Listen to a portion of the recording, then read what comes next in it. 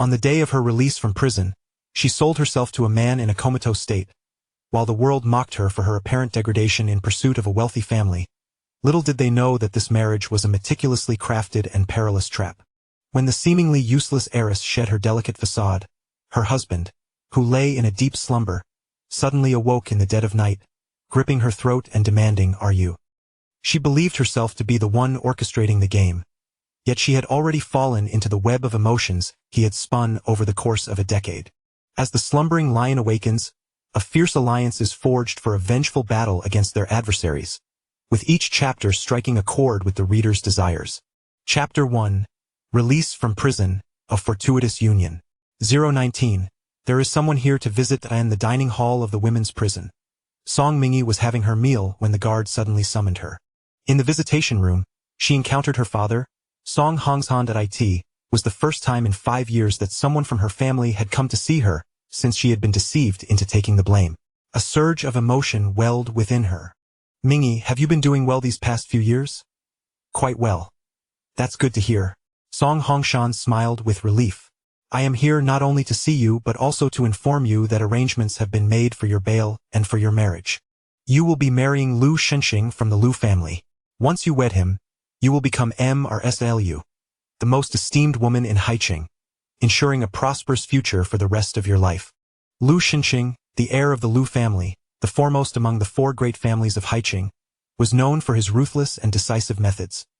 Since childhood, he had been a mythical figure, the dream man of every socialite, the one every woman desired to marry.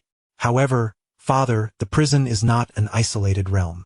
A month ago, I learned from the news that Lu Shenxing is gravely ill and has little time left. Since when did widowhood become the most desirable fate? Song Hongshan was taken aback that Song Mingi was aware of this and awkwardly chuckled.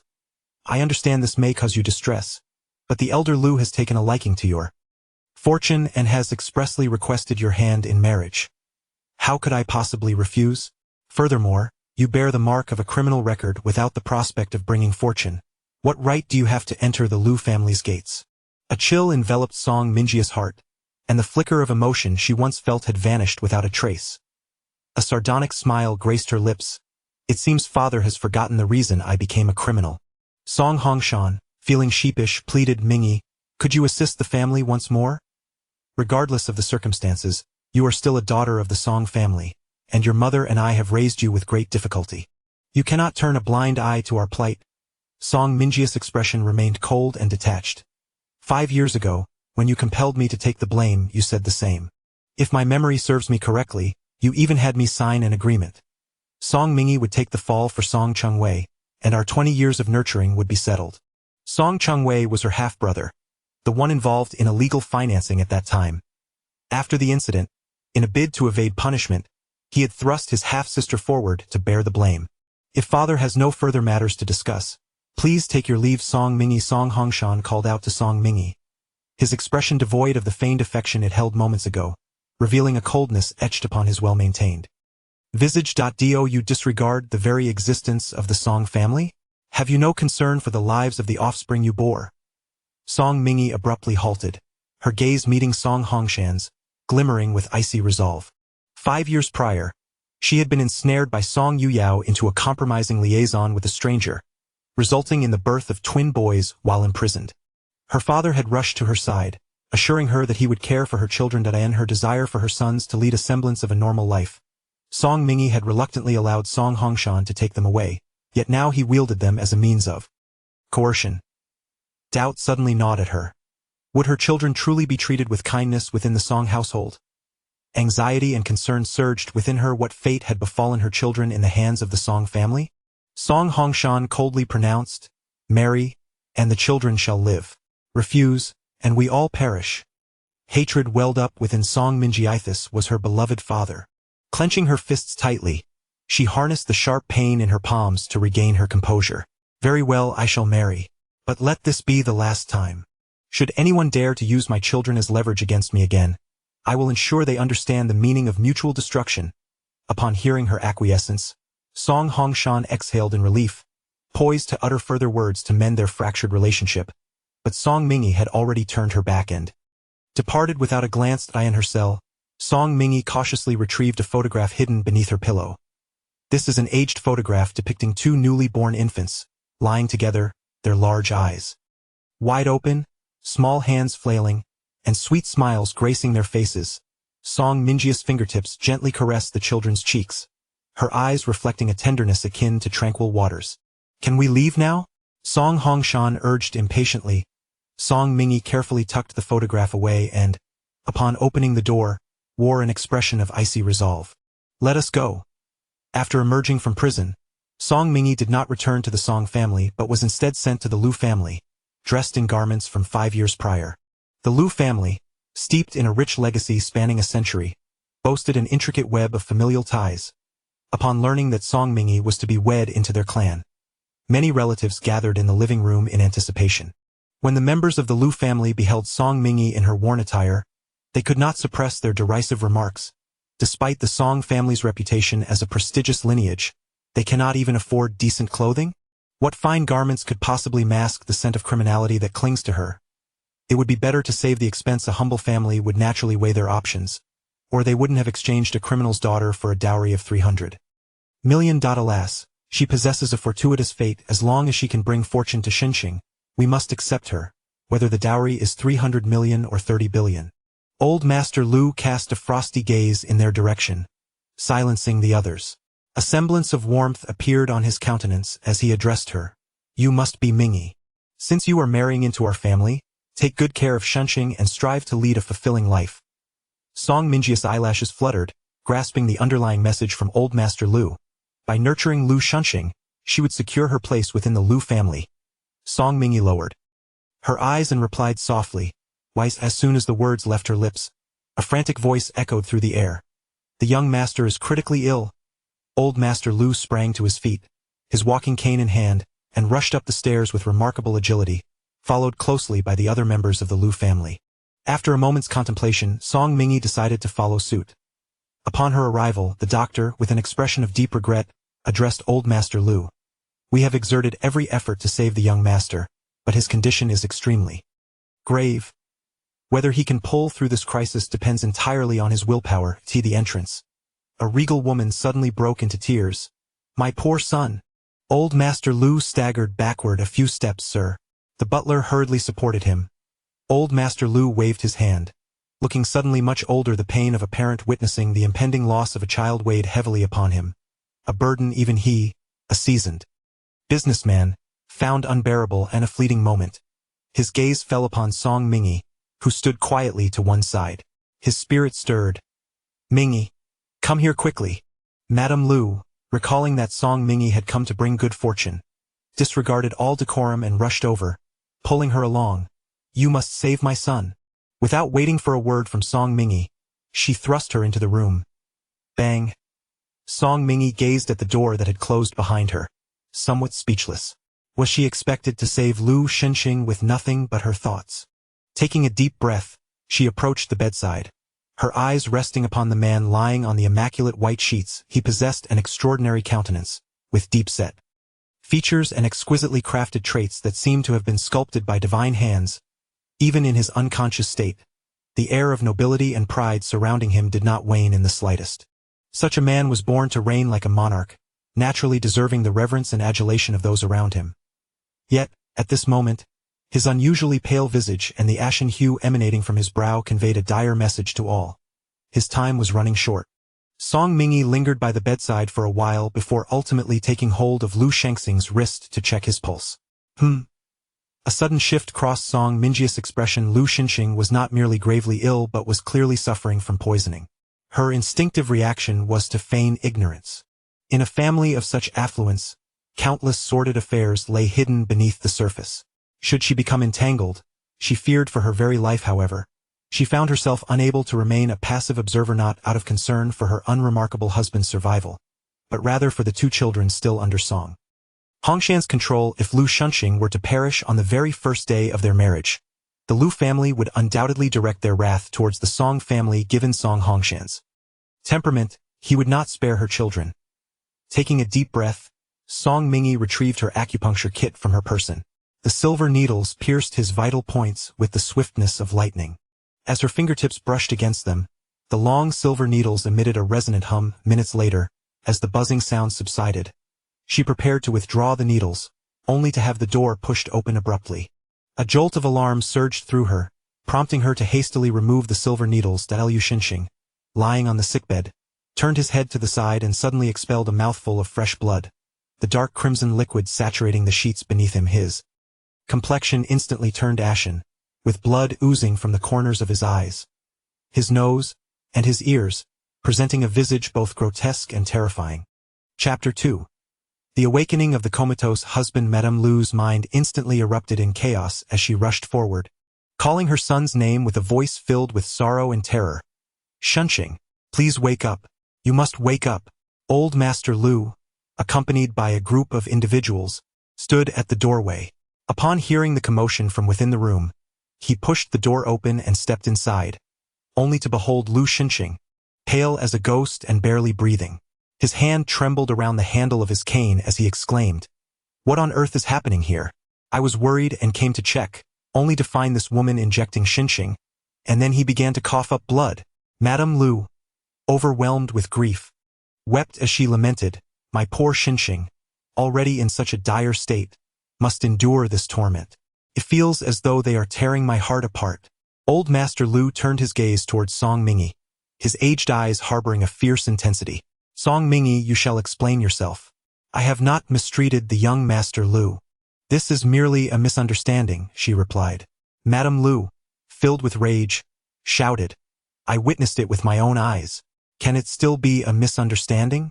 Father, the Song family has sent such a venomous woman to harm Xinxing. They must face consequences. Butler Lu, apprehend this woman at once." Old Master Lu did not intervene, his eyes fixed on Song Mingy, now solely filled with wrath. Just then, the doctor suddenly exclaimed joyfully, "This blood is expelled well. This blood is expelled splendidly. The young master lives." Old Master Lu, disregarding everything else, hurried over and inquired, "Doctor, are you saying Xinxing is all right? Is he recovering?" The doctor shook his head and remarked, "I can only say that the young master's condition has stabilized for the time being. He has survived this perilous phase." "Excellent. Excellent." The old Master Lu was overwhelmed with excitement. Since Lu Xinxing's collapse, this was the most uplifting news he had received. The doctor approached with utmost courtesy and inquired, "Miss Song, may I ask which acupuncture point you treated to induce the young master's improvement?" Mrs. Lu could not help but scoff. A mere criminal like her, can she really perform acupuncture?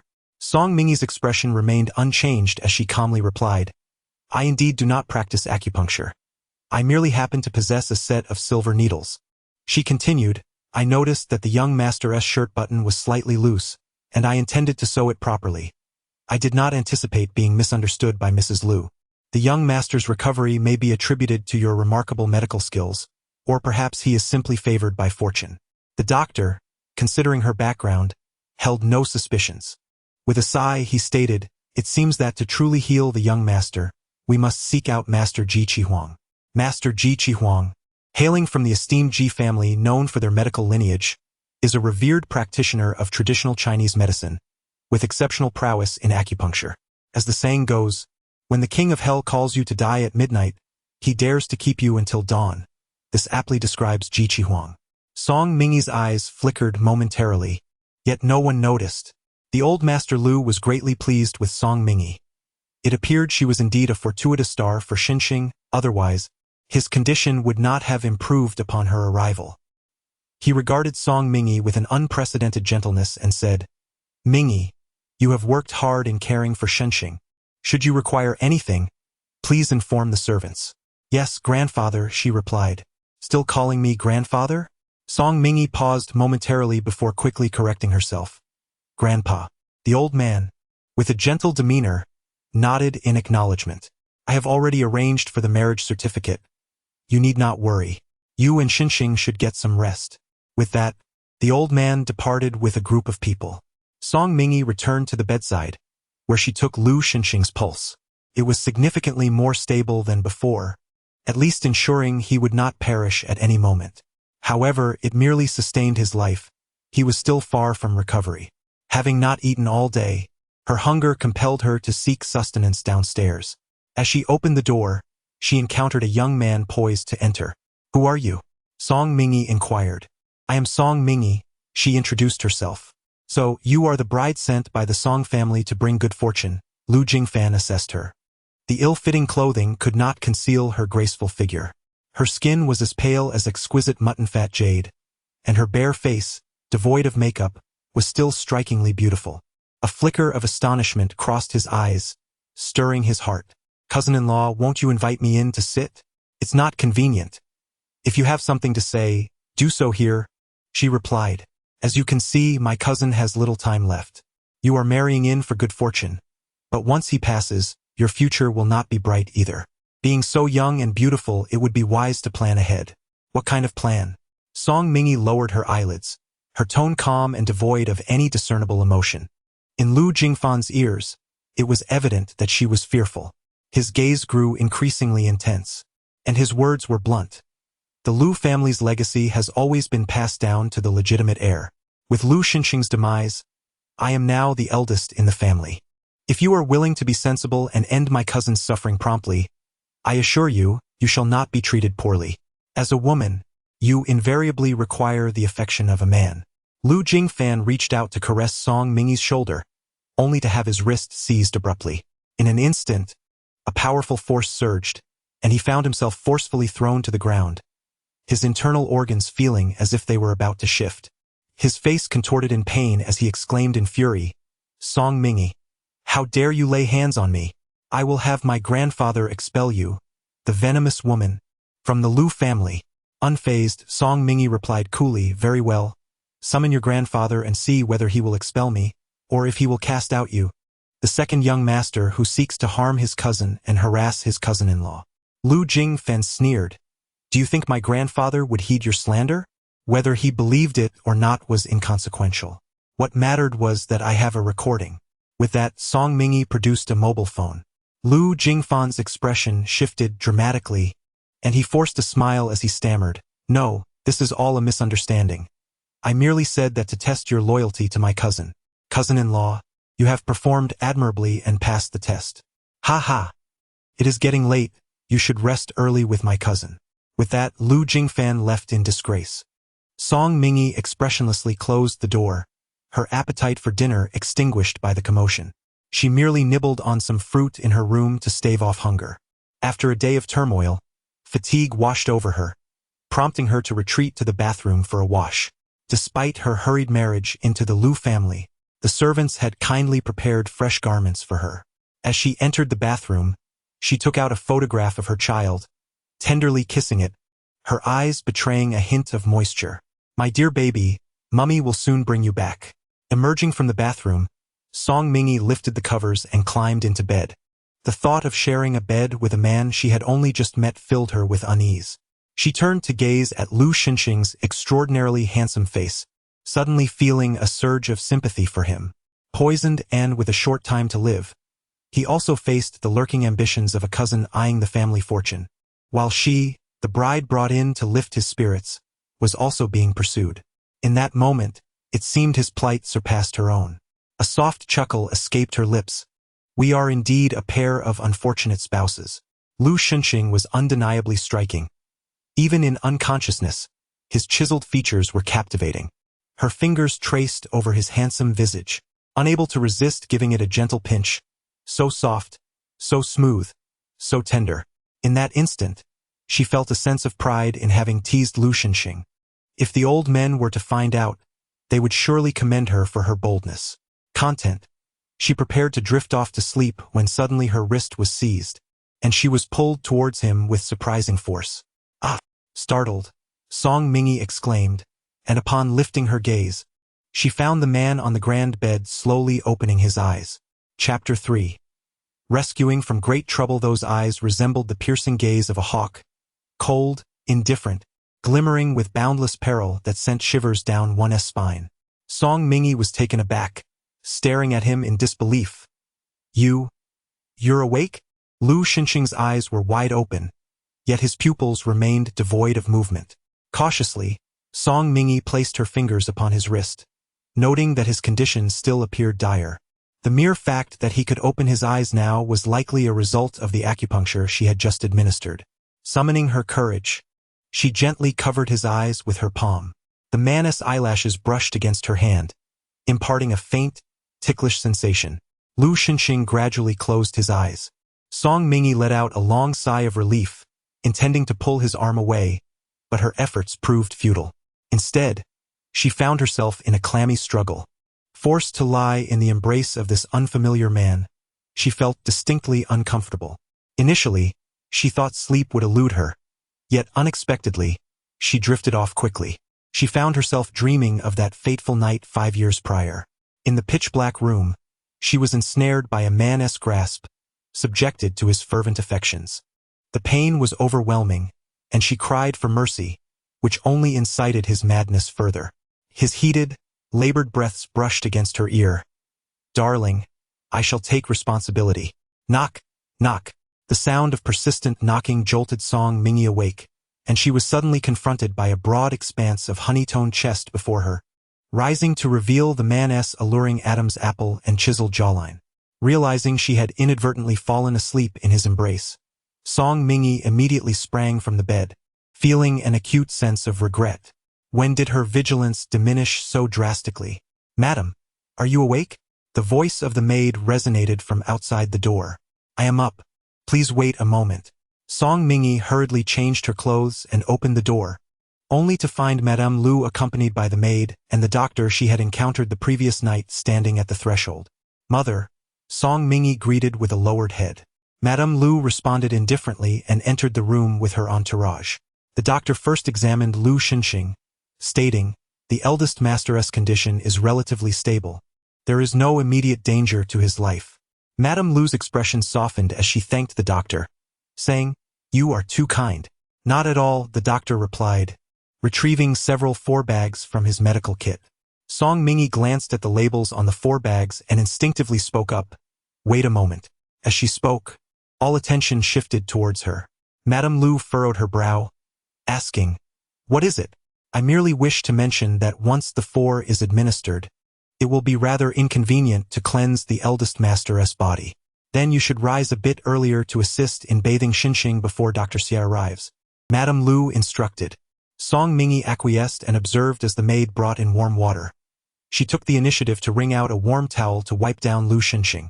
Despite being in a prolonged state of unconsciousness, the man on the bed, under the meticulous care of the Lu family, still possessed a perfect physique that could make any woman blush and flutter.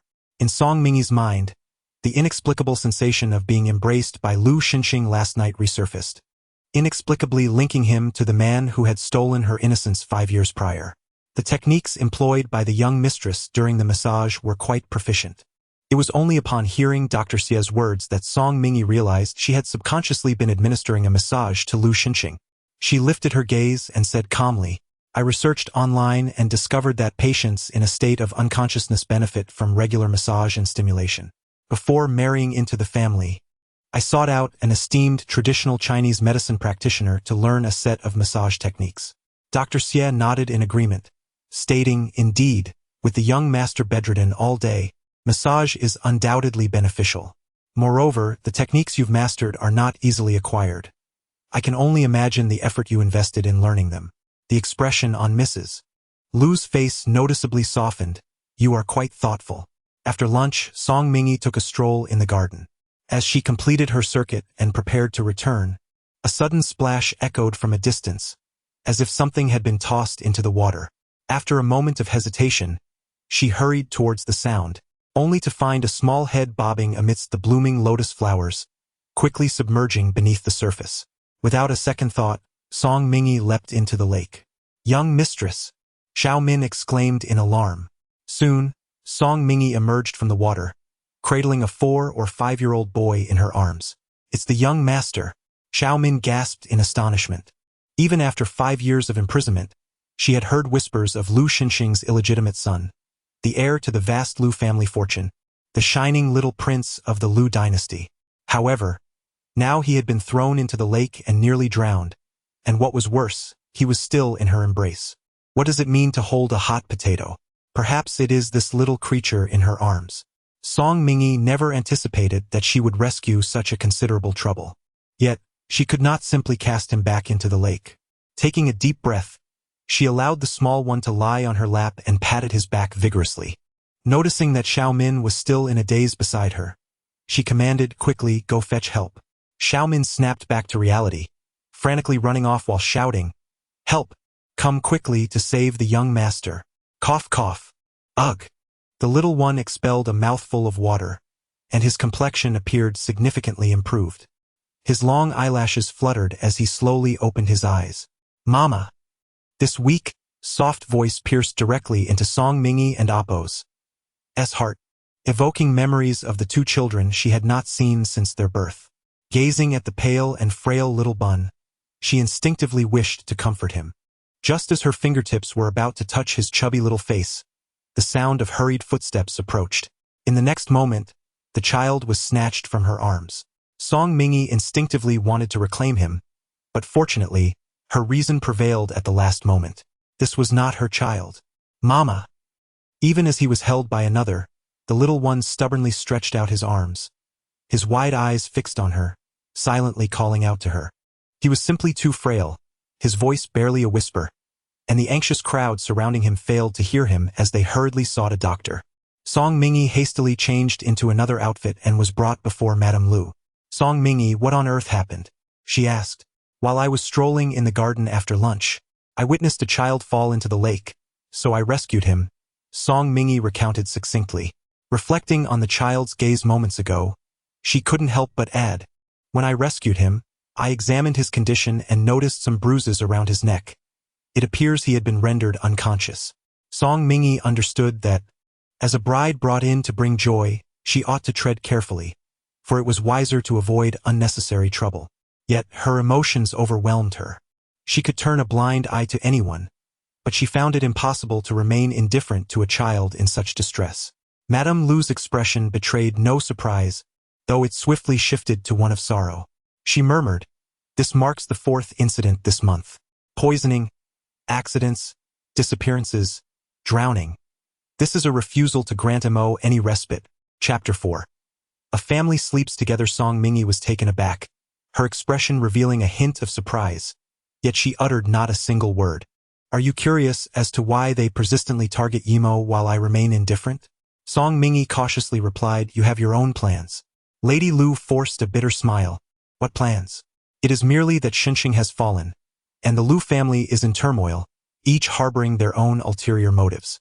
Yimo, as the next heir, is a thorn in the side of those with nefarious intentions. If one day Xinxing were to be no more, it would be their lives that would follow suit. This lavish Lu family has never been a haven of idleness and luxury." Suddenly, Lady Lu grasped Song Mingi's arm with urgency and pleading in her eyes, "You must help Xinxing recover. You must ensure he gets better, do you understand?" With a heavy heart, Song Mingi returned to her room. Lu Xinxing lay oblivious, the machines connected to him emitting a rhythmic hum. She sat by his bedside, gazing at the man in a deep coma. After a long while, she retrieved the acupuncture kit and began her work. Amidst the soft sound of the silver needles, Song Mingi's demeanor was cold, her eyes reflecting a profound stillness. After concluding the acupuncture session, Lu Xinxing began to bleed anew, blood seeping from his orifices and pores, his entire being appearing as if dredged from a pool of blood. Song Mingi wrung a warm towel and gently wiped his body, meticulously cleansing the blood from his skin, her hands unceremoniously brushing against his strong chest. The skin, the figure, the beauty simply exquisite. "I find myself fortunate to indulge in such splendor daily." Song Mingi unabashedly relished the attention of Lu Xinxing, believing it only fair to reap some benefits for the arduous acupuncture she administered to him. Her focus was entirely on Lu Xinxing's body, oblivious to the subtle movement of his eyes. This time, his bleeding was extensive, affecting even his legs. Just as Song Mingi contemplated removing his trousers, suddenly, a dry hand grasped her wrist, and a weak yet commanding voice implored, "Stop. Cease your actions. You must attend to the lower area as well, lest it becomes foul." Startled, Song Mingi slowly turned to face the man, who had now opened his eyes, revealing depths filled with indifference, severity, and a flicker of anger and menace. At that moment, the maid Xiaomin entered the room with a meal. Upon witnessing the scene, she dropped the tray with a resounding crash and fled, shrieking, "The young master is awake." Soon, the corridor echoed with hurried footsteps as Lu's grandfather, Lu's grandmother, the doctor, relatives from the Lu family, along with servants and bodyguards, flooded into the spacious room, transforming it into a chaotic throng. "All of you, get out!" Lu's grandfather bellowed, inciting the crowd to disperse hastily. Song Mingyi turned to follow suit when suddenly, her wrist was seized. Lu's grandmother, in a fervent grip, declared, "Mingyi, you must not leave. It is your efforts that have brought Xinxing back to consciousness." Old Master Lu turned his gaze, his usually stern countenance softening slightly. "Mingyi, you are a great benefactor of the Lu family. Originally, we resorted to the idea of using the eldest grandson as a remedy in a moment of desperation, yet unexpectedly, Xinxing has truly awakened." He pressed an exquisite jade bracelet into Song Mingyi's hands. "Grandfather, this is too precious," she protested. "This symbolizes the status of the eldest grandson's wife." "It is well deserved," he replied. Madame Lu also encouraged Song Mingyi. "It is a gift from the elder. You must not refuse it. Quickly thank your grandfather." Reluctantly, Song Mingyi accepted. "Thank you, grandfather." At that moment, Dr. Xie approached, removing his stethoscope. After a period of treatment, the young master's bodily functions have improved significantly. However, the nerve damage in his legs is quite severe. The risks of surgery are considerable, and I recommend conservative treatment. Madame Lu was incredulous. "Dr. Xie, do you not have confidence in performing the surgery?" With a sigh, Dr. Xie replied, "I regret to say my capabilities are limited." Old Master Lu asked in a somber tone, "What of Xinxing's other health conditions?" Dr. Xie paused for a moment before gently stating, "If the Lu family is to be blessed with a young master, it will surely prosper." The implication was that Lu Xinxing would not only be confined to a wheelchair, but would also face severe limitations in the future. Unable to bear such devastating news, Madame Lu fainted. "Madam!" The room erupted into chaos. Old Master Lu's face bore a deep sorrow. "Is there truly no remedy?" "Not entirely." Dr. Xie adjusted his glasses and continued, "If we can locate Mr. Ji Qi Huang, there is a substantial chance for the young master's recovery. However, 7 years ago, Mr. Ji Huang vanished without a trace. Countless individuals have sought him over the years, yet not a single clue has been uncovered." Song Mingyi cast a glance at Dr. Xie, a flicker of confusion evident in her eyes. Could Lu Xinxing truly be devoid of humanity? Just moments ago, while she tended to him, he had clearly. After Dr. Xie departed, others were dismissed by the elder Lu, and news of Lu Xinxing's awakening spread through Haicheng like wildfire. In the bedroom, who is she? Leaning against the headboard, Lu Xinxing exuded an overwhelming aura, particularly his piercing gaze, reminiscent of a hawk, radiating a chilling intensity that sent shivers down one's spine. His voice, slightly hoarse, commanded authority. The elder Lu, holding Song Mingyi's hand, smiled and said, "This is Mingyi, the wife I arranged for you 2 days ago." In an instant, Lu Xinxing's expression darkened, akin to ominous clouds gathering, his eyes harboring a brewing storm. Divorce. She must leave the Lu family at once. Song Mingyi's heart constricted painfully. At this moment, Lu Xinxing resembled a rampaging beast, each glance imbued with peril, causing every hair on her body to stand on end. Just as she prepared to seize the opportunity to escape, a small figure barreled toward her like a cannonball. It was Lu Yimo. The little one positioned himself protectively in front of Song Mingyi, his cherubic face set in determination, resembling a valiant warrior. "Mama, don't go." Song Mingyi gazed at the small figure blocking her path, a warm surge enveloping her heart. Since the passing of her mother, it was the first time someone stood protectively before her. Unable to resist, she reached out to gently stroke the child's head. Lu Yimo, sensing the tender caress, felt his fair cheeks flush, his eyes turning back to Song Mingyi, filled with affection and yearning. Both Old Master Lu and Lu Xinxing watched this scene unfold with astonishment. Lu Xinxing furrowed his brows in confusion. What on earth was happening? No one understood better than he the extent of his son's aversion towards unfamiliar women. Yet here he was, displaying such intimacy with one of unknown origins. Old Master Lu sighed and recounted the events of the afternoon, stating, "Since Mingy married into our family, you awakened, and she saved Momo. She is not only your benefactor but also a benefactor to the entire Lu family. I shall not permit you to cast her out. Tonight you shall both sleep together." Upon hearing this, Lu Yimo grew anxious, pointing at his own little nose and hopping in protest. I, very well, we Momo will also stay." Old Master Lu affectionately patted Lu Yimo's head, guiding Steward Lu away as they exited. With a click, the door was locked behind them. Chapter 5. Song Mingy's reluctance to divorce once the elder Lu departed. An oppressive silence enveloped the room, and the man's piercing gaze felt like a dagger aimed directly at Song Mingy. She experienced a wave of unease when, unexpectedly, a small, soft hand clasped hers. The little one was tugging at her insistently. Instinctively, Song Mingy crouched down, and in the next moment, the child's warm body nestled against her, slender arms encircling her neck. "Mommy, don't be afraid. I will protect you." Song Mingy froze. It was the first time in many years that a child had shown such affection towards her. She instinctively considered pushing Lu Yimo away, yet when she beheld the child's adoring expression, she ultimately allowed him to draw closer. Thank you." Taking a deep breath, Song Mingy lifted Lu Yimo. "I will take him for a bath." Lu Xinxing leaned against the grand bed, listening to the sound of water splashing from the bathroom, feeling an inexplicable restlessness and an unsettling annoyance. He pulled out a cigarette, thought of Lu Yimo, then set it aside, reaching for his phone to dial a number. "Yi Wangchuan, it's me." The man on the other end of the line responded with palpable surprise. "Elder Lu, you're truly awake. I just heard the news and thought they were spreading rumors. Notify the Dark Division. Resume the halted project immediately." "That's all I needed to hear," Yi Wangchuan replied, his excitement evident. He paused for a moment before continuing, "I've investigated. Before your illness, your second uncle visited the Medicine King Valley, but I couldn't uncover any further details or trace any leads." Lu Xinxing's profound gaze shimmered with a cold glint. "It's of no consequence. I have awakened now, and those phantoms will soon reveal their true forms. As long as you are aware, that's sufficient. By the way, allow me to remind you once more that your new bride is no ordinary woman. She is the mastermind behind the financing scandal that shook Haicheng 5 years ago. I had initially thought she would languish behind bars, yet in a blink of an eye, she has married you and become Mrs. Lu. Truly remarkable. She is not my wife. I shall divorce her." Yi Wangchuan breathed a sigh of relief.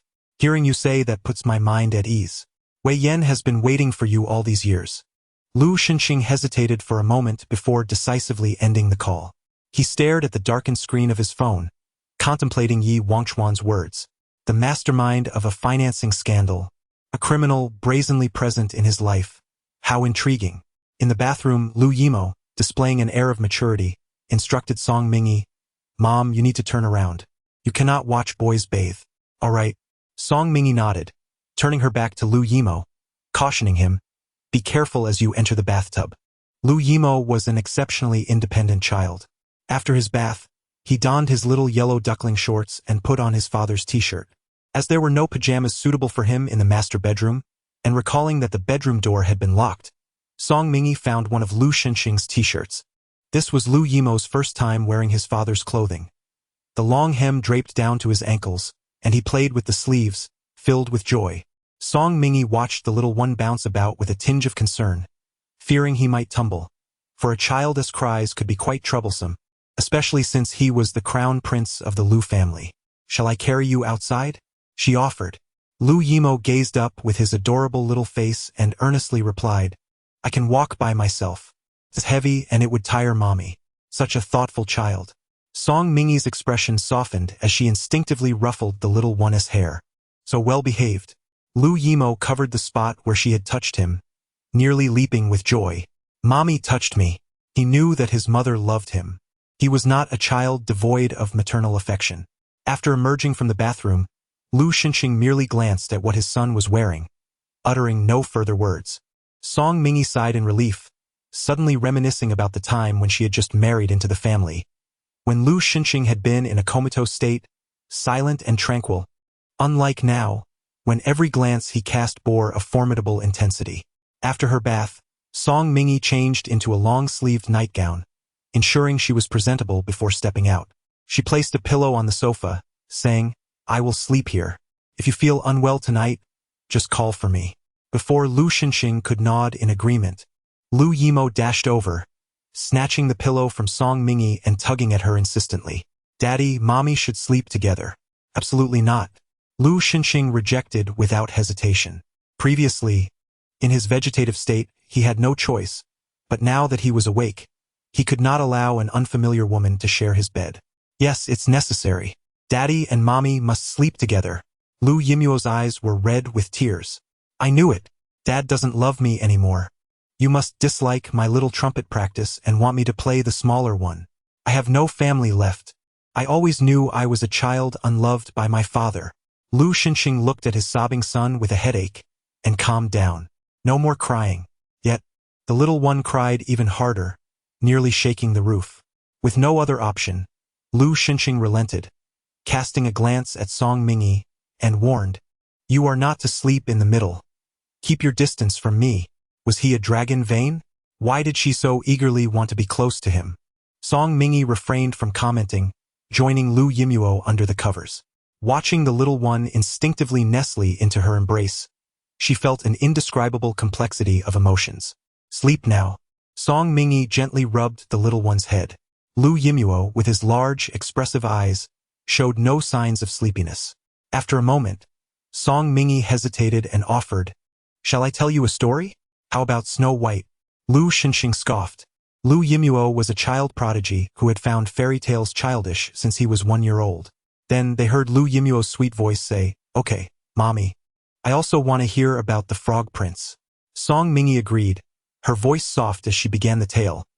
Once upon a time, there was a king. She recounted the stories of the Frog Prince and Snow White 3 times before the little one finally succumbed to sleep, gently patting his back. Her voice was as soft as clouds drifting across the sky. "Sleep now, Mother," Lu Yimo murmured, drifting into a deep slumber. Song Mingi gazed at the cherubic face of the little one, her thoughts inevitably wandering to her 2 sons, whom she had not seen in 5 long years. If they were by her side, they would have grown to be just as endearing as Lu Yimo. In that moment, Song Mingi found it nearly impossible to contain her longing and could not resist leaning in to press a gentle kiss upon the child's forehead. Suddenly, a chilling voice sliced through the air. "Speak. What is your intention?" Instinctively, Song Mingi lifted her gaze, only to meet the frigid depths of the man's eyes, instantly banishing the drowsiness from her mind. "What intention? To take advantage of my unconsciousness to become my wife, to curry favor with the old man, to deceive Yimo? Miss Song, you possess quite the cunning. Yet, I must caution you, those who dare to play games with me, be they man or woman, meet their end with the king of hell." What should have been words as soft as a lover's whisper now sent a chill of dread coursing through her veins, leaving her trembling in terror. Song Mingi inhaled deeply and replied, "Believe it or not, being chosen to bring you fortune is something I am equally reluctant about. If given a choice, I would never cross the threshold of the Lu family to become your wife. Come with me tomorrow to divorce." "I refuse to divorce," Song Mingi retorted vehemently. Chapter 6. The Return. "I will not divorce," Song Mingi resolutely declared. Her 2 children remained under the control of the Song family. She needed the identity of Mrs. Lu to assist her in reclaiming them. Once they were reunited, what would Lu Xinxing matter to her? She would not linger in the treacherous Lu household for a moment longer. Noticing Lu Xinxing's increasingly grim expression, she added, "I will agree to a divorce, but not at this moment. Please grant me some time, 3 months. We shall reconvene in March." Upon finishing her statement, Song Mingi closed her eyes, not waiting for Lu Xinxing's response. She had been tense all day, and with her soft infant cradled in her arms, she quickly succumbed to slumber. The dark room was enveloped in profound silence, amplifying the senses. Lu Xinxing perceived a faint, familiar fragrance wafting through the air.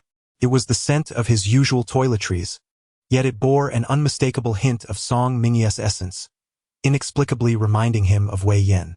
5 years prior, he had been ensnared in a scheme, and it was Wei Yan who had sacrificed herself to save him. giving birth to Momo. He wished to marry her and take responsibility, but his grandfather had disapproved.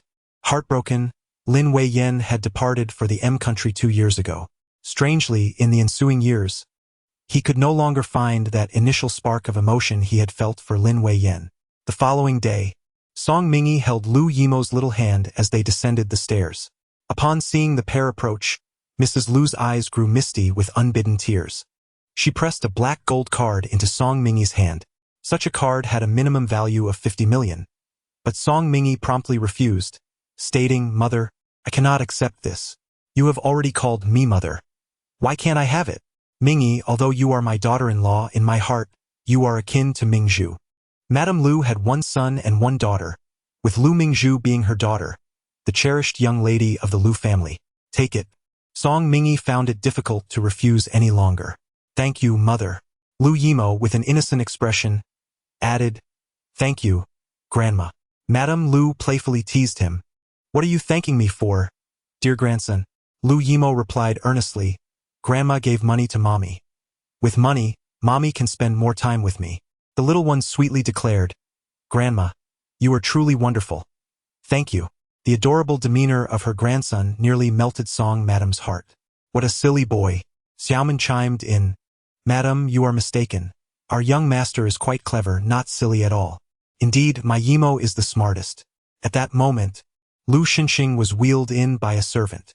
Despite being in a wheelchair, he possessed an undeniable presence, sitting upright with an air of regality. Song Mingi's smile faltered, her fingers instinctively tightening around the bank card pressed firmly into her palm. Madame Lu hurried to her son, caressing his handsome face. "This is wonderful. Xinxing, you have finally awakened." Even the most defiant of souls softened in the presence of the mother who bore him. "I'm sorry, mother, for causing you concern. What are you saying? You are my son. Who else would I worry about?" At that moment, Aunt Qian approached to announce that breakfast was ready. Madame Lu gazed at the quietly standing Song Mingi and said, "Mingi, please assist Xinxing in washing his hands." Song Mingi responded affirmatively and, pushing the wheelchair, accompanied Lu Xinxing to the restroom. Concerned that his father might be unkind to his mother, Lu Yimo trailed closely behind them like a devoted shadow. Observing her family gathered together, Madame Lu felt her eyes suddenly welling with tears. Ever since Xinxing had fallen ill, she had not dared to dream of such a scene, even in her sleep. Aunt Qian, who had been caring for Madame Lu, remarked, "Madam, please dry your tears. Today is a momentous occasion for our family." Indeed, it was a joyous day, one that filled her with immense happiness. Yet her emotions began to spiral out of control once more. Just a day prior, when Momo had fallen into the lake, despair had engulfed her. She feared that both she and Momo would follow Xinxing into the abyss. Moreover, there was her precious Mingzhu, uncertain of how the second branch of the family might mistreat her. To her astonishment, Xinxing had awakened miraculously. After breakfast, Madame Lu addressed Song Mingi. "Today, you should return to your family, right? I have asked Aunt Qian to prepare some gifts for you to take along." Glancing at the valuable tonics, which appeared to be quite significant, Song Mingi nodded.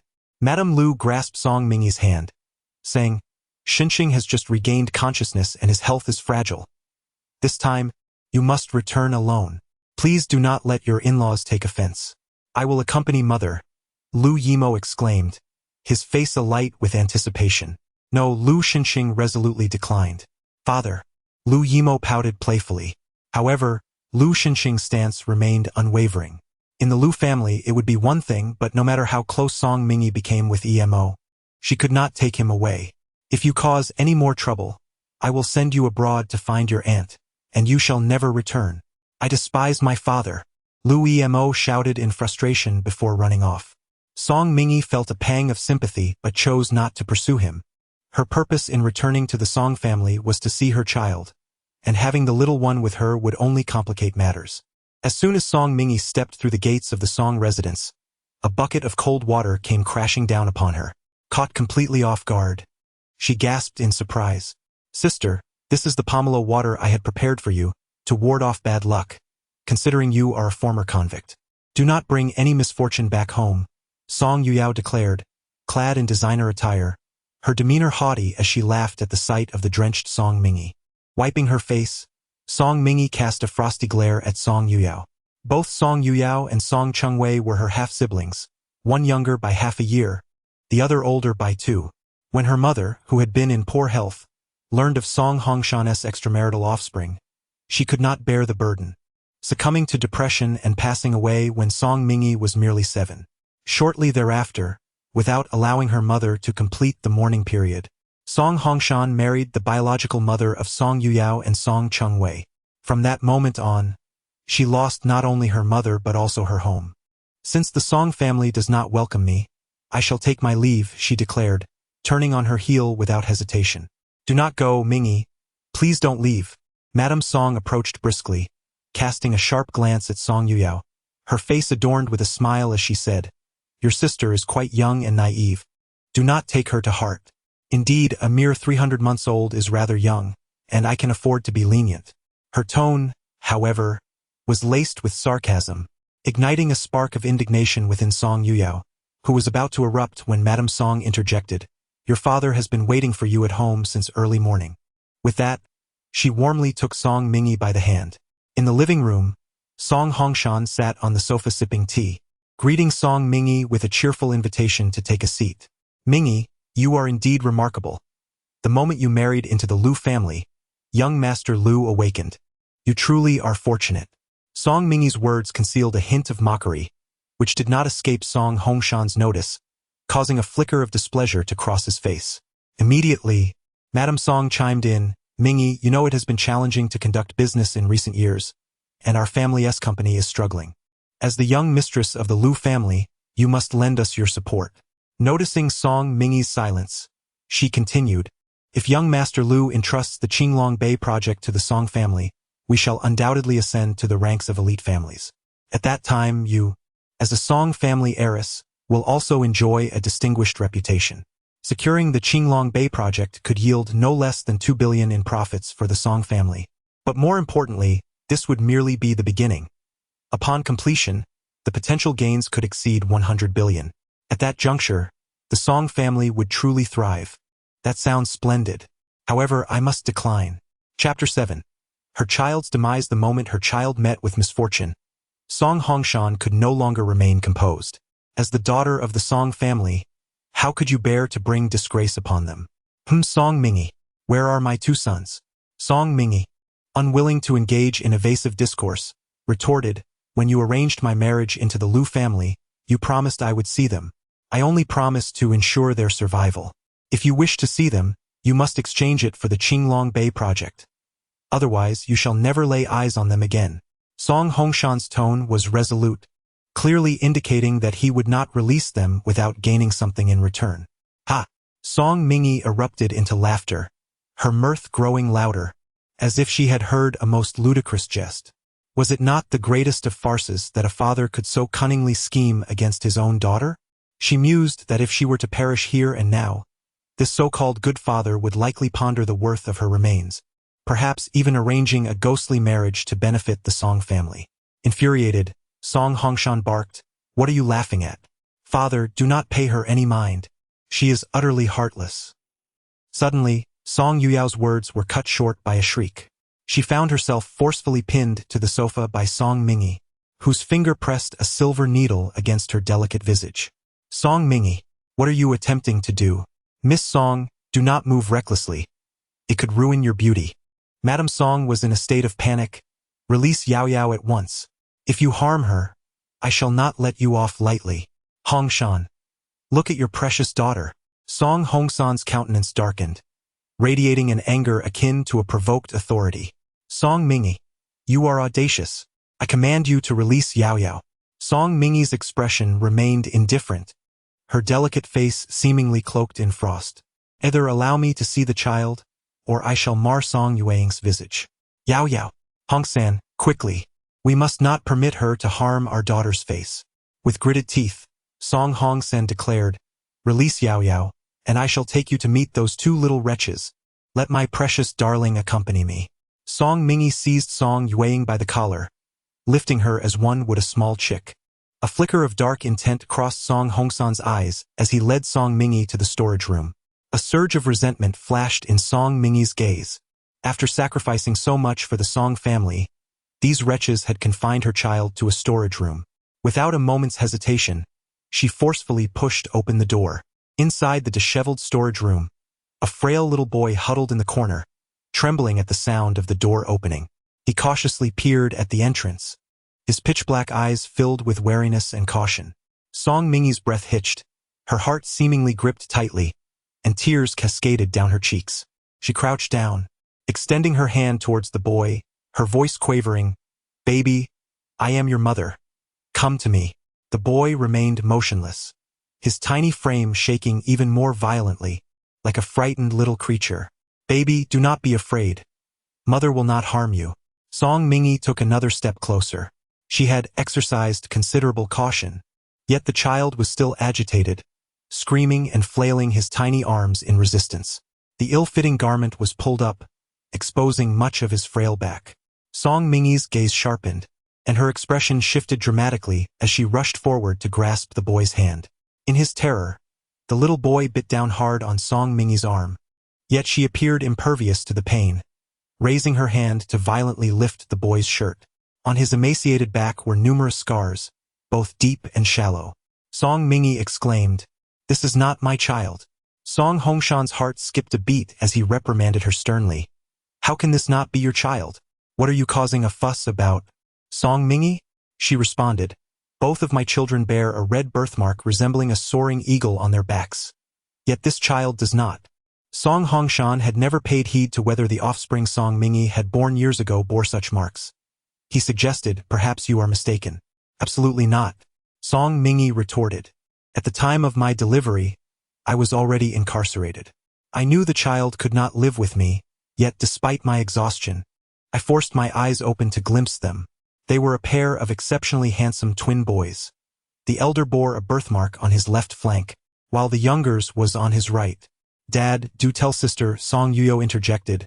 "One of her children perished shortly after returning to the Song family, and the other went missing at the age of 2. He may have become a street beggar, perhaps even begging on some roadside."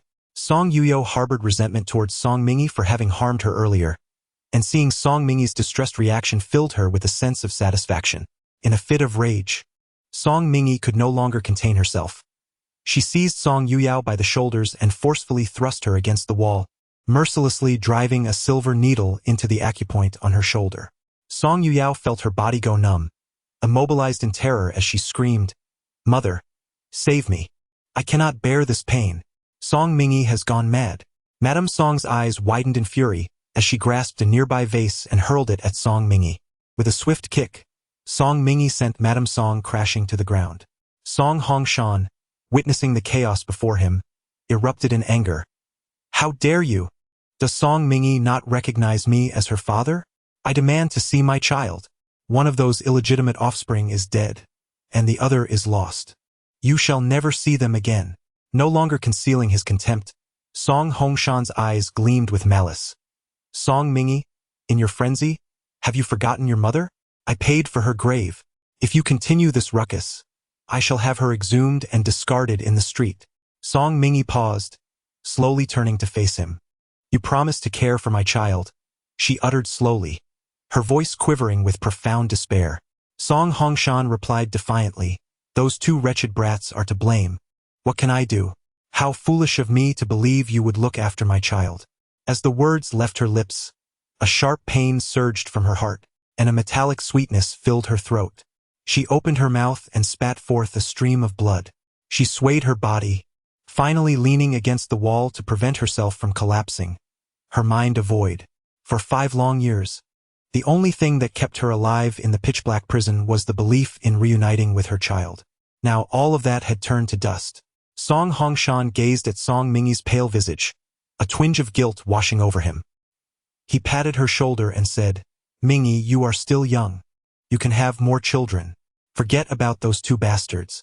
With a sharp motion, Song Mingyi shrugged off Song Hongshan's hand, her dark eyes locking onto his as she enunciated each word with conviction. "They are not bastards. They are my beloved treasures." Taking a deep breath, she spoke resolutely, "From this moment on, I sever all ties with the Song family." After declaring this, she stumbled away from the Song household. Upon exiting, she made her way to the cemetery, where light rain began to fall from the sky.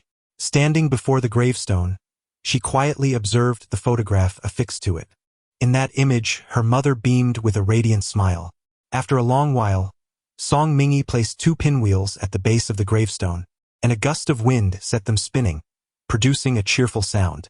Without glancing back, she descended the hill, each step bolstering her resolve. Come what may, she would find her children.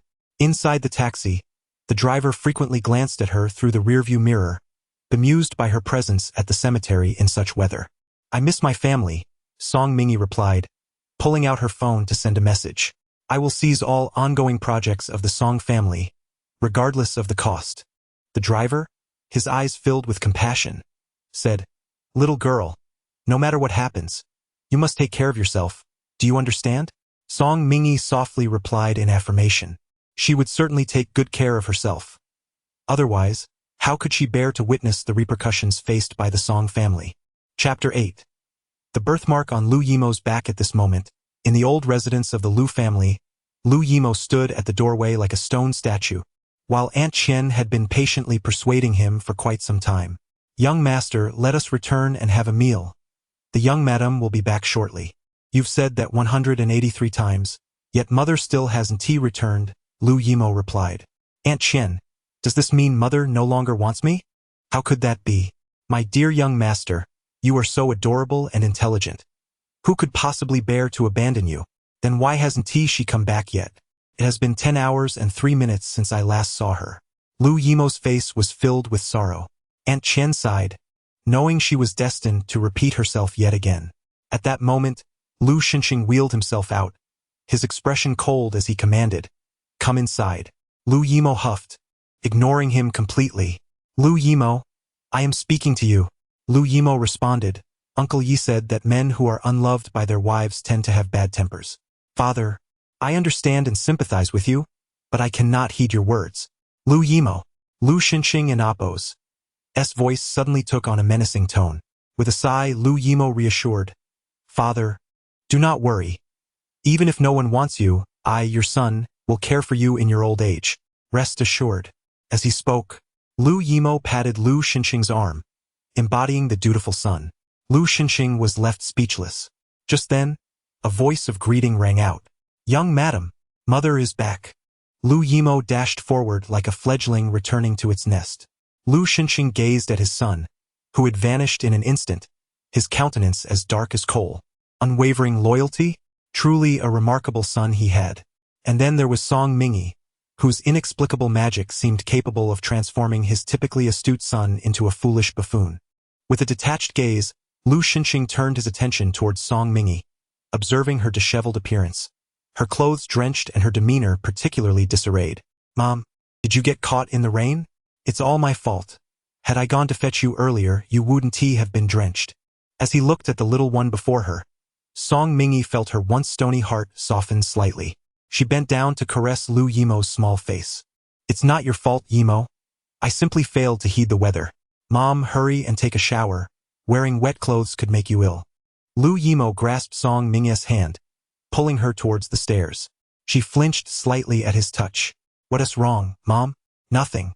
Song Mingi allowed Lu Yimo to lead her, but as they passed Lu Xinxing, her steps hesitated momentarily. In a hushed tone, she inquired, Mr. Lu? He responded tersely, his gaze cold. His nostrils flared as he observed Song Mingi ascend the stairs, and suddenly, his brow furrowed. Once upstairs, Lu Yimo urged Song Mingi towards the bathroom. As she removed her clothing, she realized that the wound on her arm, inflicted by the child, had adhered to her sleeve. With a sudden tug, she tore the sleeve away, a large patch of flesh coming loose, and blood began to flow forth. Her expression remained impassive, as if she were oblivious to the pain. As Song Mingi emerged from the bathroom, Lu Yimo stood at the door, holding a bowl of ginger syrup. Mother, please drink this, he urged. Grandma Qian says that ginger tea will prevent colds. Kneeling down, Song Mingi gently ruffled Lu Yimo's hair. Thank you, Mo. Just seeing you makes me feel much better. Lu Yimo smiled bashfully, his large eyes sparkling with joy. Having not seen Song Mingi for a day, He missed her dearly, trailing behind her like a devoted shadow. Lu Xinxing, unable to bear the sight, reached out and grasped his son by the collar, pulling him closer. It's getting late. You should return to your room to wash up and sleep. I don't want to. Mother just came back. I want to spend a little more time with her. Your mother is tired. Perhaps influenced by his son's reference to your mother, Lu Xinxing spoke the words effortlessly. Observing Song Mingyi's somewhat pale complexion, Lu Yimo obediently replied, Then I will go take a bath. Good night, mother. All right, Song Mingyi acquiesced, yet she still accompanied Lu Yimo to his room and closed the bathroom door behind him. Inside the bathroom, Lu Yimo swiftly discarded his clothes and gracefully approached the bathtub, a birthmark resembling a soaring eagle adorning his left waist. As Song Mingyi exited the children's room, she spotted Lu Xinxing waiting nearby in a wheelchair. Mr. Lu, she greeted softly, lowering her gaze, preparing to leave, only to find her wrist gently held. Please push me back to my room. Upon returning to the room, Lu Xinxing retrieved the medical kit and, upon turning, noticed Song Mingyi standing by. He instructed her to sit. Aware that her arm injury had not escaped his notice, Song Mingyi nonetheless declined, insisting it was merely a superficial wound and not worth concern. Are you attempting to elicit sympathy from me with these trivial injuries? Or perhaps you wish to surreptitiously smear the blood from your arm onto the bedsheets, leading everyone to believe that I was unable to resist you, thereby securing your position as Mrs. Lu for a lifetime? Mr. Lu's imagination is quite vivid, perhaps suited for novel writing. Shall I recommend a few websites? Then why do you refuse? Song Mingyi inhaled deeply. I can manage on my own. She rolled up her sleeve to reveal her injured arm and proceeded to disinfect it with a cotton swab dipped in antiseptic. Even with only one hand, her movements were deft. Lu Xinxing abruptly inquired, Have you studied medicine? Yes, she replied. According to the information I have, you studied fashion design in college. I learned some while incarcerated, Song Mingyi explained. After enduring multiple injuries, I acquired a bit of knowledge. Lu Xinxing chuckled lightly. You certainly do not shy away from your past. What is there to hide? It is simply the truth, is it not? Song Mingyi retrieved a roll of gauze to wrap her wound, deftly tying a knot with one hand. Rest assured, Mr. Lu, my blood shall not tarnish your sheets, nor will it lead anyone to misunderstand your virtue. After a brief pause, she added, I shall sleep on the sofa tonight. Upon encountering Song Mingyi, Lu Xinxing unexpectedly offered to sleep on the sofa, letting out a cold chuckle. You've mastered the art of feigned retreat. Song Mingyi responded. Is this the typical confidence exhibited by powerful men? Such a theatrical display. Just as she prepared to articulate her thoughts, there was an abrupt knock at the door. It was Aunt Qian. With a cheerful demeanor, Aunt Qian remarked, Young master, young mistress, the madam has sent me to retrieve some items. As she spoke, she raised her hand, and a procession of servants entered, efficiently carrying away the sofa, along with any excess pillows and bedding, even ransacking the carpet from the floor. Aunt Qian surveyed the room, which contained only a large bed, and with a beaming smile, she advised, Young master, young mistress, do rest early. With that, she swiftly closed the door behind her. Lu Xinxing. Song Mingyi. Chapter 9. Have you had enough? Lu Xinxing remarked with sarcasm. Aren't you supposed to sleep on the sofa? Go ahead. He had just suggested taking the sofa, yet he was evidently concerned about the comfort of this ancestor. How ungrateful could one be? Song Mingyi replied earnestly, I was mistaken earlier. I forgot that under Mr. Lu's circumstances, I need not be overly cautious. Her gaze instinctively drifted downward, surveying the space between the man's legs, her eyes reflecting curiosity. Lu Xinxing's expression darkened abruptly. He seized Song Mingyi's wrist and flung her onto the bed. Then he rolled over, pinning her beneath him. His robust form pressed down with an imposing demeanor that made one's heart race. Are you so concerned about my abilities? He challenged. Of course, as Mrs. Lu, I must be concerned, Song Mingyi replied. Her fingertips traced down his face, gliding across his muscular arm, each gentle motion imbued with exquisite allure. Breathlessly, she leaned closer, whispering in his ear, If you are unable, I can still sleep in the bed without fearing that you might misconstrue my intentions. Lu Xinxing froze, disbelief etched across his face. All this for the sake of sleeping in a bed? Indeed. Regardless of whether I sleep on the sofa or the floor, a night spent in discomfort will leave me sore. With 89 days left until our divorce, it is better for my health to enjoy the bed, she reasoned. Song Mingi withdrew her fingers from his wrist, gently pushing against his chest. All right, let's get some rest. With that, she slipped from beneath his arm, cocooning herself in the blankets, turning her back to Lu Xinxing. Time passed swiftly, and soon Lu Xinxing heard the steady rhythm of breathing. He could hardly believe that Song Mingi had fallen asleep so effortlessly. A sense of dissatisfaction crept over him, yet he found it difficult to pinpoint the source of his irritation, especially since Song Mingi had been so perceptive. As he realized that he was emotionally influenced by a woman, particularly one with ulterior motives who had married into his life, Lu Xinxing furrowed his brow and immediately stifled his feelings. It was perilous to be swayed by a woman like her. In the darkness, Song Mingi quietly opened her eyes.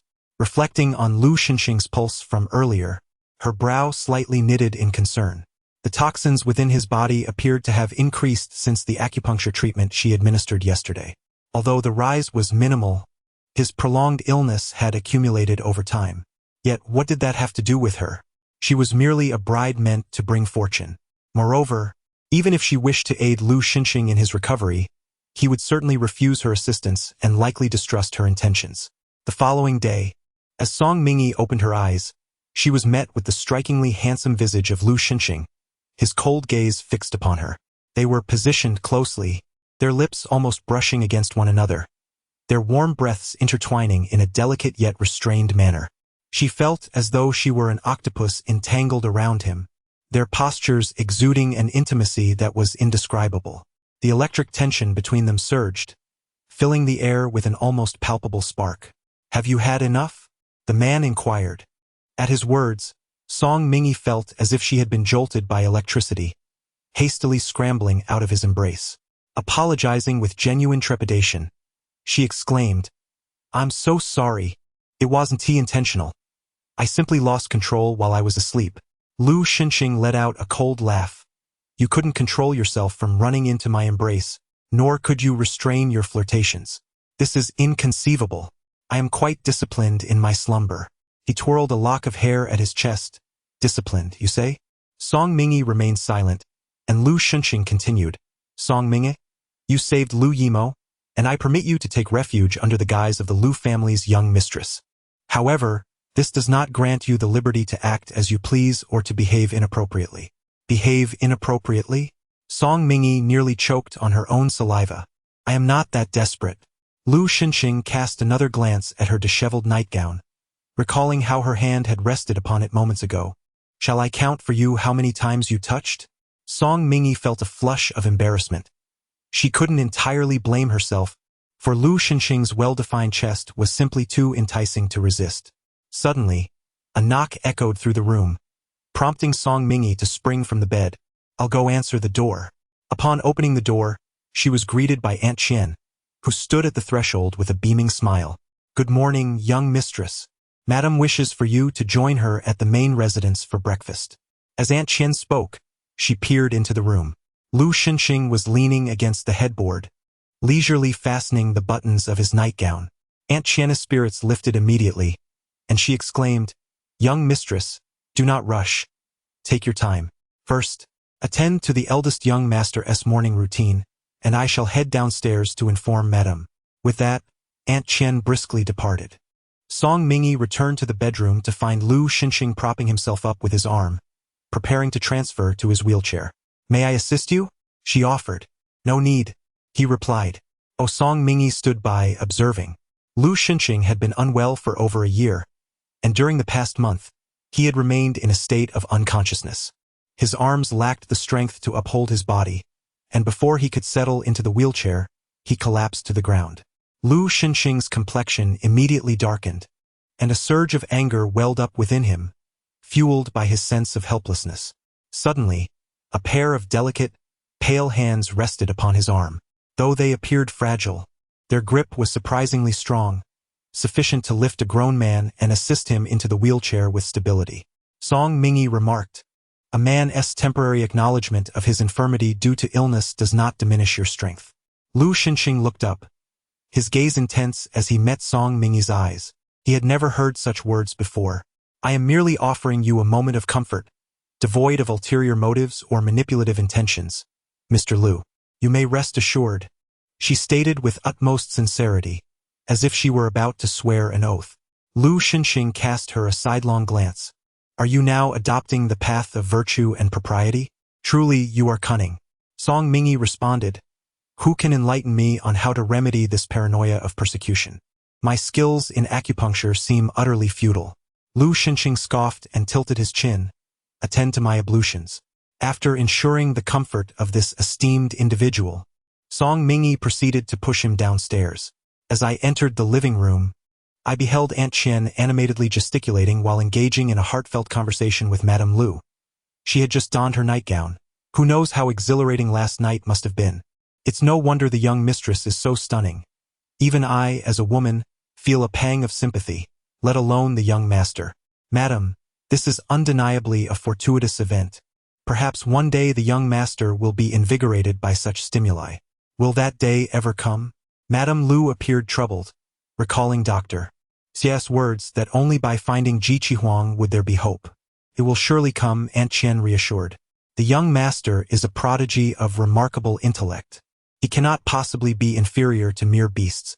Descending from the upper floor, Song Mingyi overheard Aunt Qian's remarks, causing her cheeks to flush with warmth. She had long sensed the suggestive glances from Aunt Qian, yet she never anticipated such vivid imagination from the elder. Instinctively, Song Mingyi glanced at Lu Xinxing, who sat in his wheelchair, his expression impassive, as if he had heard nothing. Very well, it seems her skills were lacking. Regaining her composure, Song Mingyi resolved to act as though she had not heard a word. Chapter 10. Do you wish to cuckold me? Madame Lu gazed upon Song Mingyi, who was personally assisting Lu Xinxing down, her face adorned with a benevolent smile. Mingyi, you have truly exerted yourself. Here, take these earrings and wear them for enjoyment. In response to Madame Lu and Appo's encouraging demeanor, Song Mingyi felt the earrings were almost scalding to the touch. Upon their arrival at the main residence, Old Master Lu and the members of the second branch were already present. Aunt Yang Chunhua, resplendent in her opulent attire, immediately remarked upon their entrance. Ah, a son awakens, and indeed the atmosphere is quite different. Look at this, arriving even later than the old master. What an impressive display. Madame Lu replied coolly, sister-in-law, what are you saying? With father present, how could we younger generations dare to claim any grandeur? Unlike you, sister-in-law, people say that the future of the Lu family will rely on you. Yang Chunhua's expression shifted dramatically. She understood the underlying implication of Madame Lu's words. The notion that the illustrious Lu family would depend solely on a woman like her was utterly absurd. What of the other Lu family members? What of old Master Lu? Eldest sister-in-law, how can you speak so?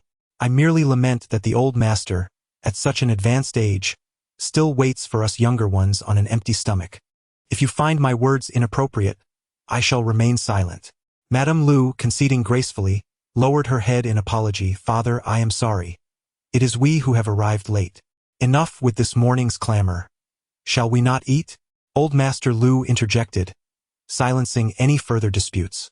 Yang Chunhua, sensing the shift, stood up and diligently attended to the old master, her demeanor suggesting to an outsider that she was indeed the matriarch of the Lu family. Madame Lu wore a somewhat despondent expression. Please have some soup and eat a hearty breakfast, Mr. Lu.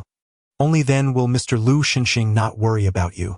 Upon hearing Song Mingyi mention Lu Xinxing, Madame Lu felt a jolt of realization. Indeed, her son had awakened, and their household was no longer just a solitary mother and child. Yang Chunhua's countenance also shifted, for they, as elders, were most aware of the caliber of Lu Xinxing. As expected, the relatives of the Lu family had begun to flatter Lu Xinxing. He paid them no heed, merely calling out to his grandfather, Grandfather, I apologize for causing you concern. I am unfilial. Knowing your unfiliality now, behave properly henceforth. Should you continue to act so thoughtlessly, I, your grandfather, shall cast you out of this home. Do you understand? After breakfast concluded, Lu Xinxing was summoned to the study by old Master Lu, while Madame Lu found herself encircled by relatives, who, given her status as a recent addition to the family, regarded her with indifference. In the eyes of the Lu family, she could be expelled at any moment, rendering any attempts to curry favor unnecessary. As Song Mingyi prepared to return to the main residence of King Zhuiwan, she was intercepted by Lu Jingfan. Looking at Lu Jingfan's overly polished face, she felt a wave of revulsion. "She's sister-in-law, there's no need for such formality between us. We are family, so please feel free." Song Mingyi nodded slightly and turned to leave. "Don't go. Your coldness towards me deeply saddens my heart," Lu Jingfan remarked, reaching out to grasp Song Mingyi, only to have her deftly evade him. Song Mingyi's eyes grew icy. "Lu Jingfan, if you dare to lay your hands on me again, do not blame me for being impolite. Sister-in-law, your cold demeanor wounds my heart. I am the only one in the Lu family who truly cares for you," Lu Jingfan retorted, a mischievous glint in his eyes. Song Mingyi raised her eyebrows, choosing silence. Lu Jingfan pressed on. "Today, you witnessed my cousin's formidable presence. If you do not devise a strategy, there will be no place for you in the Lu family. As you are aware, my cousin's health is precarious, as you must have heard from Dr. Xie. Soon, he will be rendered incapacitated, and Lu Yimo is his only heir. He clings to you. If only you could find an opportunity to have him abducted or even eliminated. Then we could have another child. Grandfather values the Lu lineage. Even in his anger, he would ensure the child's safety." Song Mingyi's expression darkened abruptly, and she raised her voice. "Lu Shenxing, did you hear that? Your cousin intends to harm Yimo and wishes for me to bear him another child." Lu Jingfan laughed. "Sister-in-law, such despicable tactics are tiresome. Once was sufficient. I am not foolish enough to be deceived again. You might as well yield to me." "Yield to you? Shall I submit entirely? No need for that. Who do you think you are? I have no desire for you." Lu Jingfan waved his hand dismissively, his impatience evident, but soon, realization dawned upon him, and his expression froze. Lu Jingfan. Upon hearing the voice, Lu Jingfan slowly turned, his demeanor transforming into one of ingratiating servility. "Be brother. Why are you out here alone? No one offers you a wheelchair, so why not grant me a chance to show filial piety?" "A chance for filial piety? To kill my son and then to adorn me with a green hat, you mean?" Lu Jingfan chuckled softly, attempting to placate. "Brother, you misunderstand. I was merely jesting. Yes, just joking. Is that so? I find it rather unamusing. Mingyi, do you find this amusing?" Song Mingyi was taken aback by Lu Shenxing addressing her so affectionately, but as soon as she hesitated, Lu Shenxing's gaze swept over, light yet laden with palpable hostility. Song Mingyi shivered. "Not amusing at all, not in the slightest. In my opinion, the one who utters such words deserves severe punishment. At the very least, they should be deprived of their means to commit further misdeeds." As she spoke, Song Mingyi's eyes shifted towards Lu Jingfan's legs. Lu Jingfan instinctively covered himself, nearly terrified. "Brother, sister-in-law, I'm sorry, but I must take my leave." Lu Jingfan's complexion turned pale, resembling a ghost in flight. "Tsk." Song Mingyi scoffed. "With such a cowardly heart, he dares to engage in schemes of greed and murder. Are you not tempted? What do you mean? To eliminate Yimo, and then nestle into Lu Jingfan's embrace, thus seizing control of the entire Lu family and becoming a figure of reverence." Song Mingyi remarked. "When I was born, my mother did not neglect me." Noticing Lu Shenxing's confusion, Song Mingyi sincerely added, "I was born with a mind." Let us not dwell on the absurdity of Lu Jingfan's folly, for even if old Master Lu were to lose his senses, it would merely result in the preservation of the child, leaving the mother behind. Moreover, I hold a deep affection for Lu Yimo. Lu Shenxing chuckled softly, clearly skeptical. He retrieved his phone and made a call, urging Lu Jingfan to awaken from his stupor. Not long after Song Mingyi arrived at Qingzhou Garden, she overheard the servants engaged in animated discussion. Has the second young master lost his mind? Swimming in the lake naked in broad daylight. How utterly embarrassing. Indeed, old master is furious and has summoned the second young master. Who would have thought he would respond that the water is refreshing and he enjoys lingering there? Song Mingyi paused momentarily before ascending the stairs. Chapter 11. Leaping into Lu Shenxing's embrace, Song Mingyi has emerged from prison, and is unlikely to return. The work she had been managing discreetly now requires her personal attention. However, she currently finds herself ensnared in the role of a bride meant to bring joy, constrained by the Liu household. Amidst her busyness, she descended for lunch later than usual, and upon reaching the ground floor, she overheard Xiaomin attempting to coax Liu Yimo. "Little master, this is the freshly prepared meal from the kitchen. It's exceptionally delicious. Please give it a try. I don't want to eat. I want milk. You only had milk in the morning. If this continues, you'll become malnourished." Xiaomin expressed her concern, but Liu Yimo remained indifferent, engrossed in his Rubik's Cube. Suddenly, upon spotting Song Mingy descending the stairs, his large eyes sparkled with joy.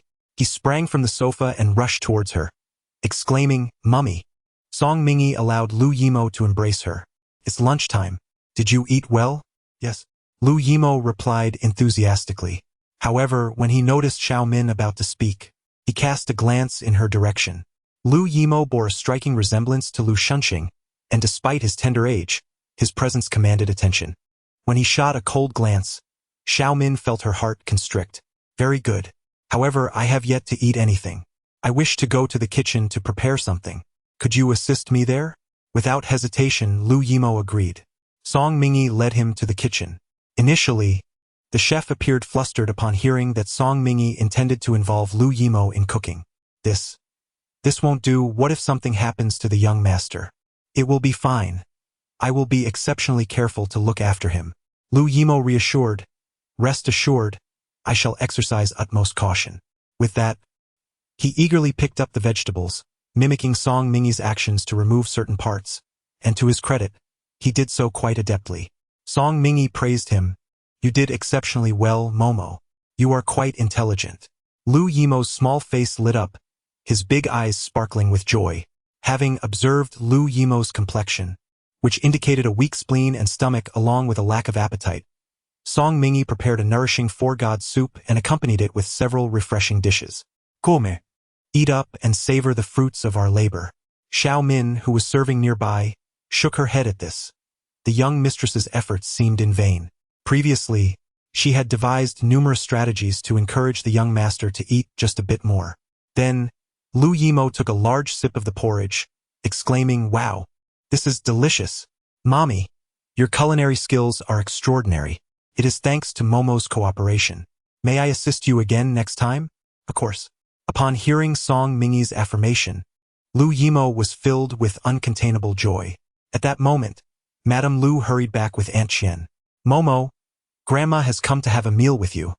Before she could finish her sentence, astonishment enveloped her, for she beheld Liu Yimo, who typically shunned meals, seated at the dining table, eating heartily. Seeing Madame Liu arrive, Liu Yimo greeted her and said, "Mommy made me four-god soup and prepared many dishes. They are all exceptionally delicious." As she spoke, she took a large bite of the eggplant. Madame Liu's gaze swept across the dining table. Being well-versed in matters culinary, she recognized that the dishes prepared by Song Mingy were nourishing for the spleen and stomach. Her expression softened immediately. "Mingy, you are truly thoughtful." Song Mingy replied respectfully, "It is my duty." Madame Liu's satisfaction deepened as she suddenly inquired, "You majored in fashion design at university?" "Yes." "Have you ever considered seeking employment? If you are willing, I could arrange a position for you in the Liu design department. If you are not inclined." "I am willing," Song Mingy interjected promptly, gazing earnestly at Madame Liu. "Thank you. It is merely a matter of words. However, as a newcomer, your initial position may not be very high, so you must be prepared for that. I understand that you have my best interests at heart." Madame Liu was exceedingly pleased with Song Mingy and Appo's attitude. With remarkable efficiency, Madame Liu swiftly arranged for Song Mingy's employment. The following day, Song Mingy arrived at Liu's. Knowing her marriage to Liu Xinxing would not endure, she instructed the family driver to drop her off a block early, opting to walk the remainder to Liu's. Upon her arrival, she noticed that the entrance was flanked by numerous senior executives of Liu's. The president was about to arrive, and everyone was on high alert. No sooner had the words left their lips than a lengthy convoy approached and halted at the entrance. Shortly thereafter, a sleek black Bugatti Veyron came to a stop, and Yan Zhang swiftly stepped forward to lower the wheelchair, into which Lu Xinxing eased himself, supported by his arm. Unlike the previous clumsiness of his falls, Lu Xinxing now exuded a composed aura of strength, even while seated in a wheelchair due to his impaired mobility. Some young women from the Lu family couldn't help but let out excited whispers, exclaiming how handsome he looked, and how he carried an impressive presence even in a wheelchair. However, Song Mingyi's brow furrowed with concern. She had previously taken Lu Xinxing's pulse, and although he had awakened, his condition was far from optimistic. He should not be expending such mental energy managing the vast Lu corporation. Ordinarily, the doctors surrounding him would have advised against it, but his insistence on doing so suggested he was courting trouble. As the saying goes, it is difficult to dissuade those intent on self-destruction, and she felt no need to intervene. With indifference etched upon her brow, Song Mingyi prepared to turn towards the design department when suddenly, she was propelled forward by an unexpected force from behind, tumbling into Lu Xinxing's embrace in front of an astonished audience. The sudden turn of events left everyone speechless, and the accompanying bodyguards immediately formed a protective barrier around them, as if any slight movement from Song Mingyi could endanger her life. Misunderstanding. I am an employee of Lu Corporation. Song Mingyi attempted to raise her head to clarify, but a sharp pain shot through her scalp as she was yanked back, her cheek once again resting against the man's abdomen. What are you doing? Lu Xinxing's handsome face darkened instantaneously, his voice emerging as a strained whisper. I apologize. Your zipper caught my hair. I will be fine shortly. Song Mingyi tugged desperately. Yet the more frantic she became, the more tightly her hair became ensnared, refusing to yield to her efforts. With each exertion, her delicate visage brushed and shifted. Lu Xinxing's temples throbbed with veins, his expression darkening perilously as he admonished in a hushed tone, Foolish woman, cease your movements. At that moment, Song Mingyi halted abruptly, acutely aware of Lu Xinxing's reaction, one that was undeniably potent. In the next instant, her cheeks flushed a deep shade of crimson, for she had never encountered such an excruciatingly embarrassing situation in her life. As thoughts of violently unfastening Lu Xinxing's trousers crossed her mind, she suddenly felt her waist ensnared. Just as she contemplated resisting, Lu Xinxing's menacing voice echoed, If you wish to perish, then continue your reckless writhing. True to his words, Song Mingyi froze, and in an unusual posture, she found herself cradled in the man's embrace as he whisked her away. Chapter 12. Call me Mrs. Lu in the office. Lu Xinxing seized a pair of scissors and ruthlessly severed Song Mingyi's hair. Startled, she clutched the patch of scalp that had been left bare and jumped up, her gaze instinctively darting towards the man's groin, where his trousers were caught at the zipper, entangled with several strands of her black hair, which danced in the air. The man's reaction had not yet subsided, glaringly evident, as he sought to assert his own prowess.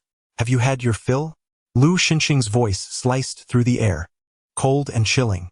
Startled, Song Mingyi quickly averted her gaze. I apologize, I shall take my leave now. Stop! Lu Xinxing called out to her. Speak. What brings you to Lu's today? As Song Mingyi met Lu Xinxing's piercing gaze, which seemed to dissect her very being, she realized she was being perceived as a woman with ulterior motives. She promptly clarified, I came to work. My mother arranged a position for me in the design department. I didn't expect to run into you. Run into me? Do you truly believe I would accept such a statement? It is indeed true. If you doubt my sincerity, just look into my earnest eyes, she replied, blinking her large eyes in an attempt to convey her innocence and harmlessness. Lu Xinxing scoffed, making it clear he believed not a word of it. Confronted by Lu Xinxing's scrutinizing gaze, Song Mingyi felt a sense of helplessness. Taking a deep breath, she earnestly stated, Mr. Lu, you needn't worry excessively. After all, it is well known that you harbor a concealed ailment. If I had any ulterior motives, I certainly would not employ such a method today. It would be far more advantageous for me to pursue a different approach. Lu Xinxing's expression grew perilous. To leave a child to the father? The veins at his temples throbbed as he pointed toward the door. Now, vanish from my sight at once. Understood. Song Mingyi leaned against the wall, contemplating Lu Xinxing's icy yet inquisitive gaze. Internally, she resolved to locate the child swiftly and vacate the Lu residence, for Lu Xinxing was a formidable adversary. If she lingered too long, all her secrets would surely be laid bare. At that moment, Song Mingyi's phone abruptly rang. It was a call from the design department. She hurried to the manager's office. Seated behind the desk was a young woman in her 20s, impeccably made up and fashionably attired, exuding an air of haughtiness. "Hello, Manager Zhang. I am Song Mingyi, reporting for duty today. Here is my information." Song Mingyi greeted her politely, placing her resume on the desk. Zhang Wanru seemed oblivious to Song Mingyi's words, issuing instructions to her assistant instead. Song Mingyi remained poised, standing quietly for half an hour before Zhang Wanru finally looked up. As if just noticing her, she furrowed her brow. "Who are you? How did you enter my office?" Song Mingyi remained unperturbed. "I am the new employee in the design department. This is my information." Zhang Wanru reached for Song Mingyi's resume, scanning it briefly before her expression shifted dramatically.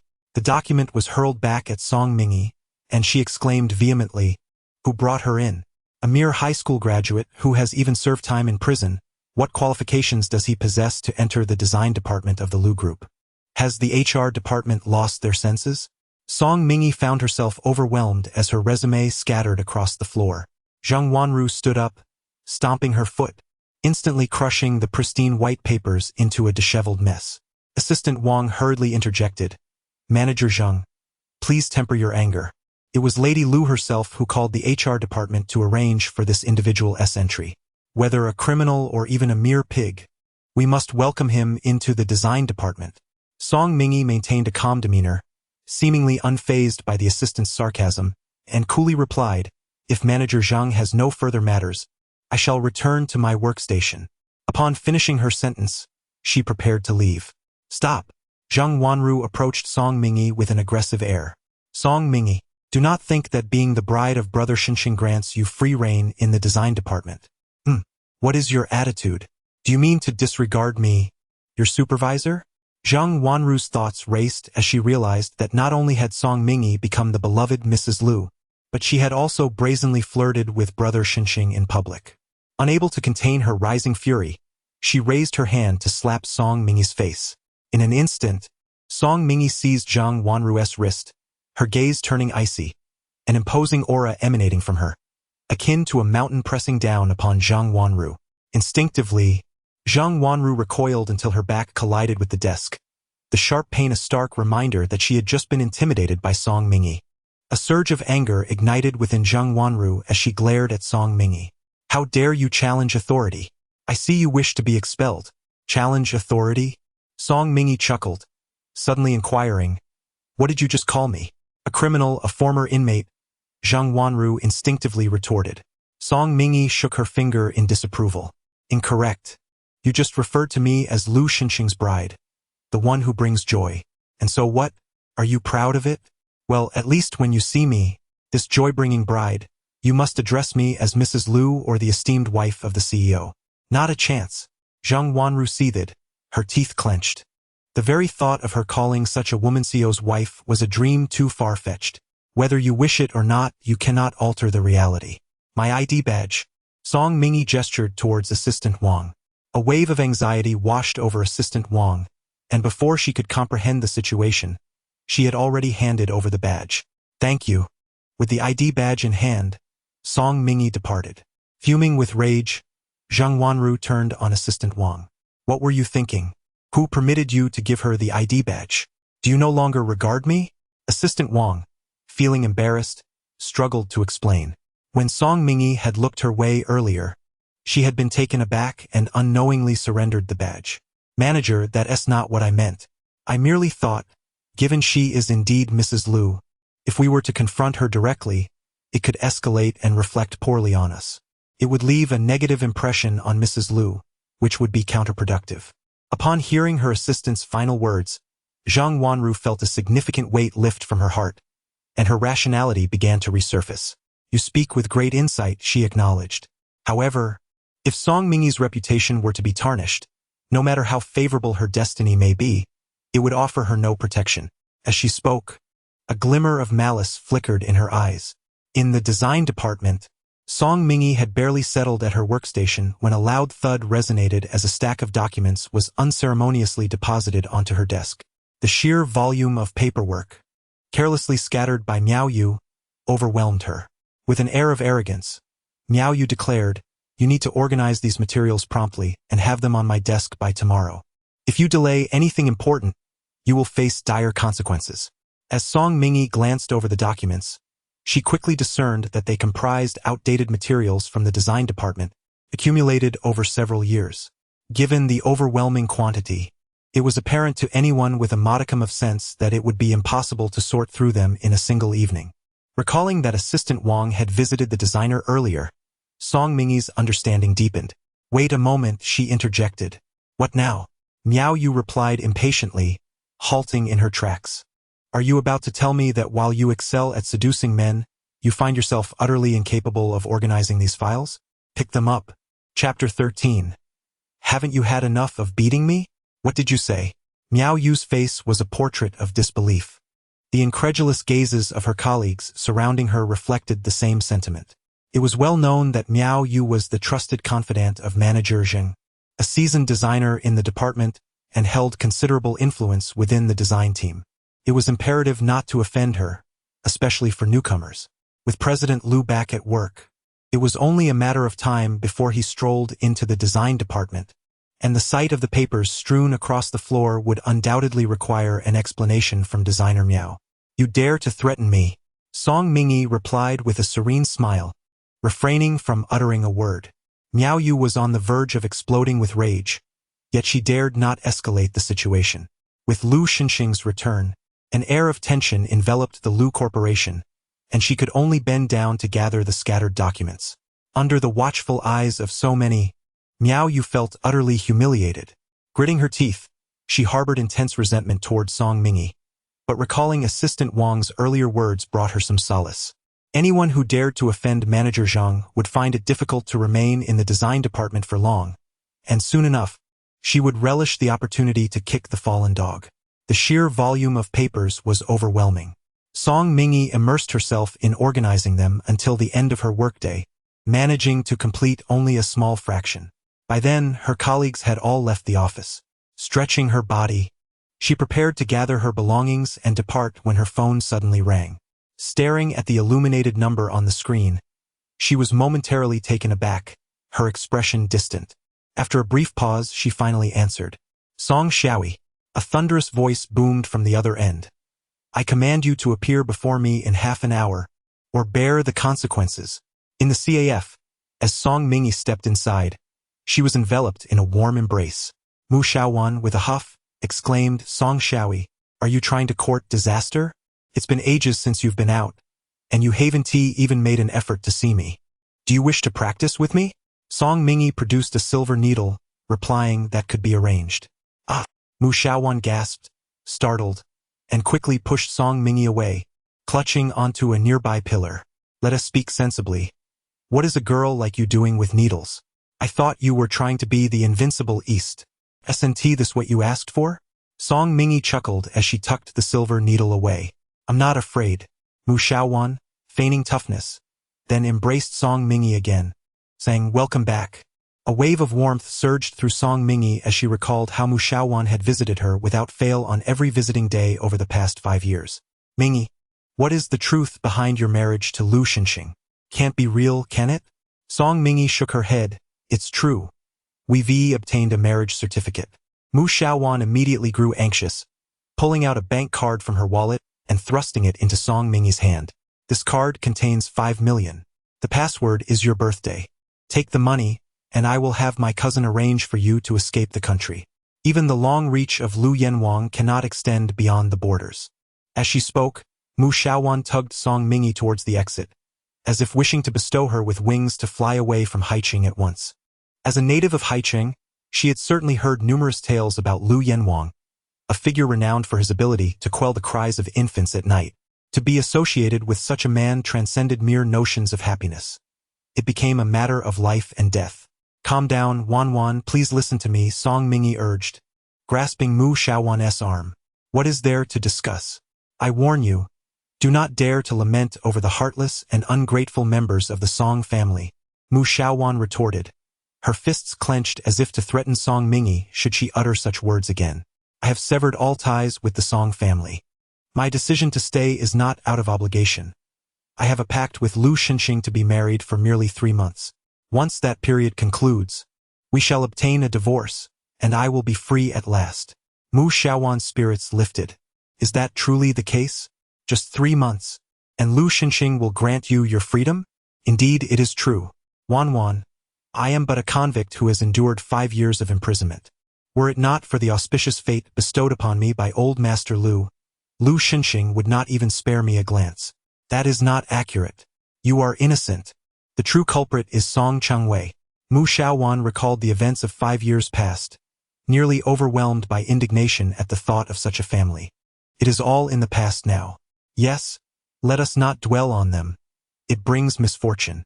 Come, let us indulge in a shopping spree at the mall.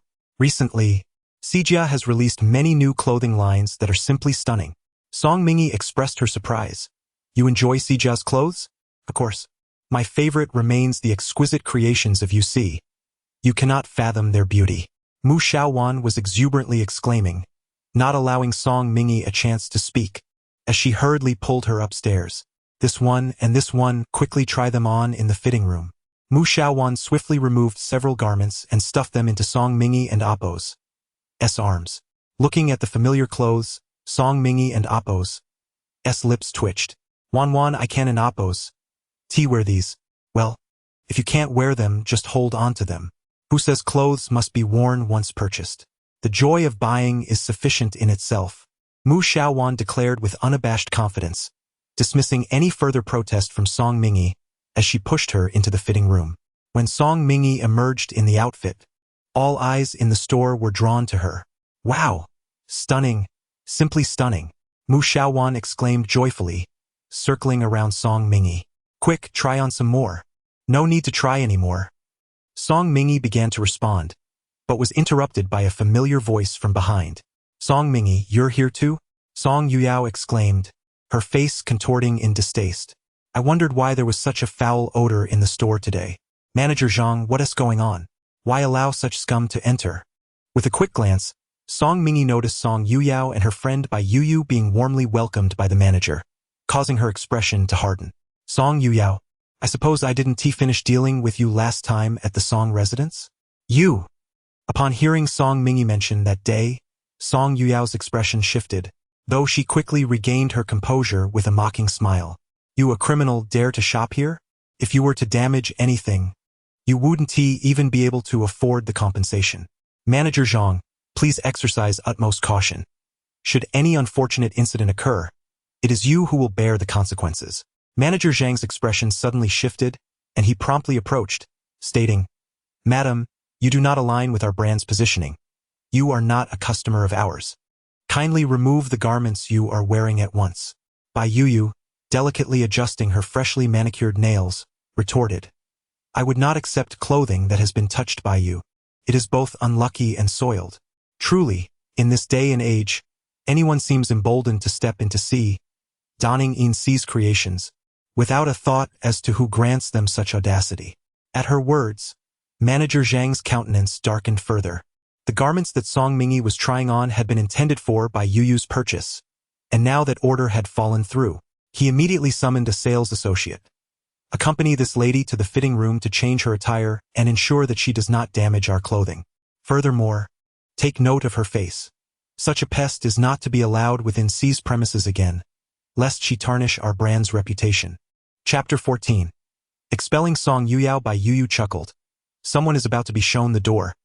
I must capture this moment for everyone to see. Mu Xiaowan was seething with indignation, standing protectively in front of Song Mingy. I dare anyone to lay a finger on Song Mingy. Song Yuyao frowned. Mu Xiaowan, as a distinguished young lady of the Mu family, why do you associate with someone like Song Mingy? Birds of a feather flock together. Perhaps your fondness for her implies you wish to tread the same path. Mu Xiaowan steadfastly supported Song Mingy, recognizing her connections within that circle. The mockery exchanged between Song Yuyao and Bai Yuyu ignited Mu Xiaowan's fury, and she pointed an accusing finger at Bai Yuyu, exclaiming, You speak the truth. You and Song Yuyao are indeed two of a kind, equally vile. However, you surpass her in honesty. At least your wickedness is transparent. unlike Song Yuyao, who manipulates you as a pawn, reaping the benefits while maintaining a pristine reputation. Look at your current standing. It is quite pitiable. Mu Xiaowan was thoroughly exasperated with Song Yuyao, who perpetually donned a facade of virtue while harboring ulterior motives. Bai Yuyu's expression shifted, her gaze turning skeptical. Song Yuyao quickly interjected. Surely you know how I treat you? Don't let Mu Xiaowan sow discord. She is simply deranged. I certainly won't be fooled. She continued, I merely wish to document this scene for posterity, to later show to Bai Yuyu's boyfriend, revealing her restless nature. Who knows when she might slip up, and her reputation would be utterly tarnished. Song Yuyao wholeheartedly agreed, asserting that while some individuals may seek their own demise, it is unjust to involve their families. Manager Zhang, you must be a witness when the time comes. Miss Song, rest assured, I am more than willing to assist in saving future victims. As she listened to several individuals mock Mu Xiaowan, the expression on Song Mingyi's face grew increasingly frigid, her eyes appearing to be veiled in frost. You are correct.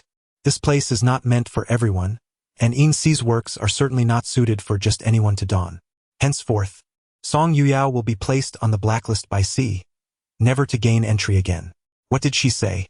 That she will be blacklisted by C, never to enter again? Bai Yuyu chuckled, finding it perhaps the most absurd joke she had heard all year. Song Yuyao tugged at Bai Yuyu, suggesting it might not be a joke, but rather a new skill of bragging that Song Mingyi learned in prison. With that, she burst into laughter. It was rare to witness Song Mingyi boast with such finesse. However, true sisters must endure. Mu Xiaowan raised her chin defiantly, stating, if you are afraid, you should promptly admit your mistakes. Afraid? We are truly terrified. Bai Yuyu retorted sarcastically, pray tell, when will you expel us and place us on the blacklist? Soon enough. I have already made the call, Song Mingyi replied, shaking her phone. You are becoming quite the performer, Song Yuyao remarked, utterly speechless. As she turned to Manager Zhang, what are you waiting for? Must we remain in the same space as such peculiar individuals? If so, we shall take our leave. Manager Zhang immediately grew anxious, his demeanor turning harsh as he addressed Miss Song. How much longer do you intend to linger in our establishment? Surely, you do not expect me to escort you out personally. Just then, a commanding voice resonated, accompanied by the hurried sound of footsteps approaching swiftly. Leading the entourage was a middle-aged man, impeccably dressed in a suit, exuding an air of authority, followed closely by his assistant and security personnel. Upon noticing this, Manager Zhang hastily advanced, slightly bowing in a display of obsequiousness. General Manager Ren, what brings you here? The newcomer was indeed Ren Suhai, the general manager of C, a figure whom Manager Zhang typically regarded with reverence. Miss Song, Ren Suhai respectfully bent towards Song Mingyi. It is truly an honor to meet you today. Song Mingyi offered a slight nod and replied calmly, let us resolve this issue. Of course, Ren Suhai promptly acquiesced, gesturing to the security personnel behind him. Clear the area. Immediately escort any unrelated individuals out. Upon receiving the command, the security guards positioned themselves in front of Song Yueying and Bai Yuyu, stating, please leave. Song Yueying's expression shifted dramatically, while Bai Yuyu raised her voice in protest. I am Bai's eldest daughter, a valued VIP client of C. Do you truly intend to expel me? Are you not afraid of my complaint? Bai Yuyu's face was flushed with arrogance. Her status as the daughter of the Bai family had always been a source of pride. Regardless, Ren Suhai continued, unperturbed, you both must vacate this premises. As for the VIP status, it will soon be rescinded. C will refund all amounts you have previously spent, and the items you purchased must be returned. From this moment forth, I hope the two young ladies refrain from donning any of C's creations in public. Otherwise, our legal team will certainly seek a meeting with you. Ren Suhai's demeanor was exceedingly resolute. Bai Yuyu and Song Yuyao's expressions abruptly shifted. They wished to voice their objections, yet the security personnel afforded them no opportunity, forcefully ushering them out. The mall, inherently vast, witnessed a steady flow of patrons even on non-holiday days, and the scene of their expulsion quickly became the talk of the crowd, leading to a mortifying spectacle. Song Yuyao and Bai Yuyu exchanged mutual accusations before departing with their faces concealed. Inside the store, Manager Zhang cast a wary glance at Ren Suhai, inquiring, General Manager Ren, are you certain that Song Mingyi is the culprit? Have you perhaps mistaken her? Silence. You will leave immediately. Where shall I go? Home. You are terminated. Once Ren Suhai resolved these matters, he approached Song Mingyi once more. Miss Song, I sincerely apologize for the unpleasant experience you have encountered. At that moment, Mu Xiaowan emerged, burdened with numerous bags, her expression strikingly surreal.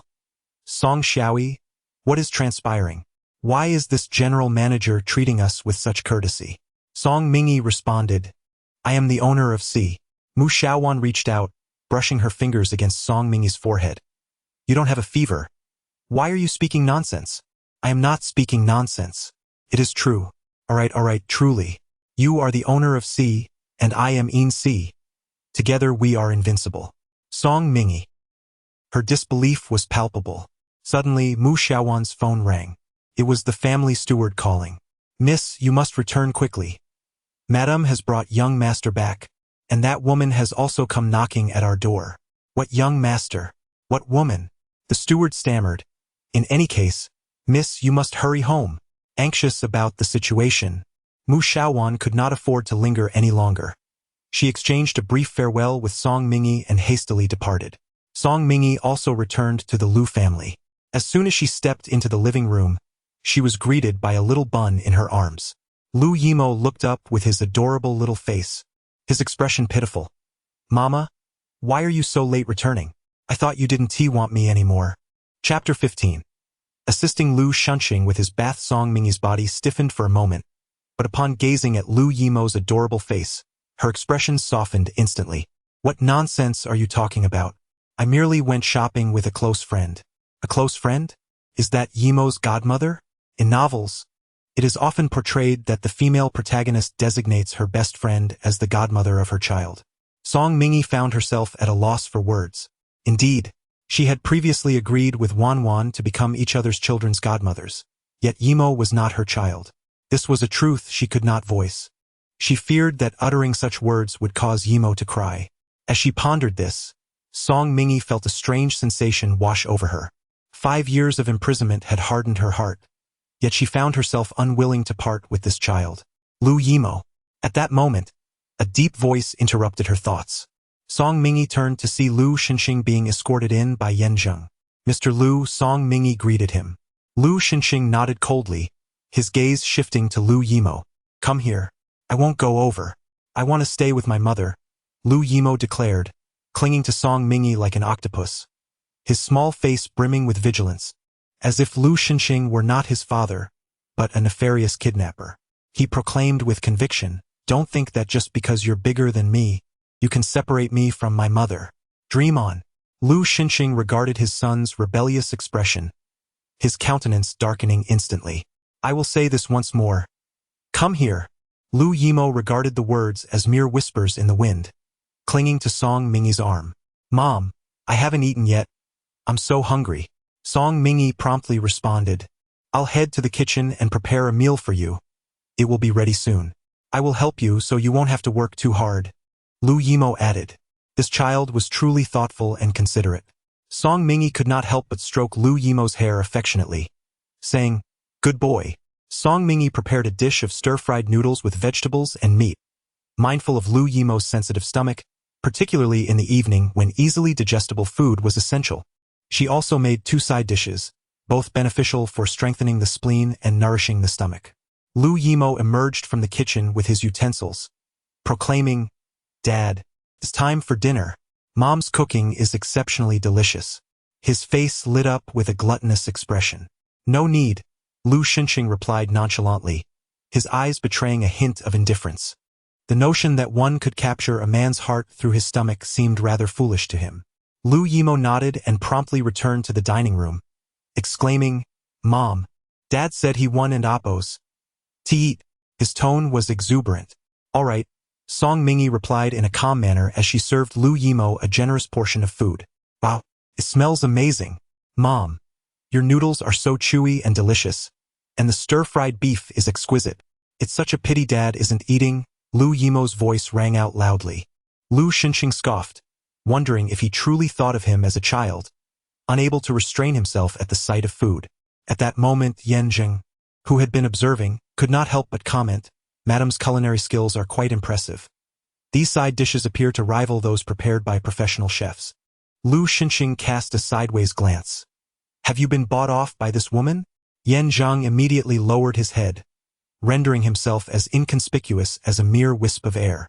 "Wow, the flavor of this tomato fish fillet is exquisite. Mother, I wish to have it again tomorrow." "All right."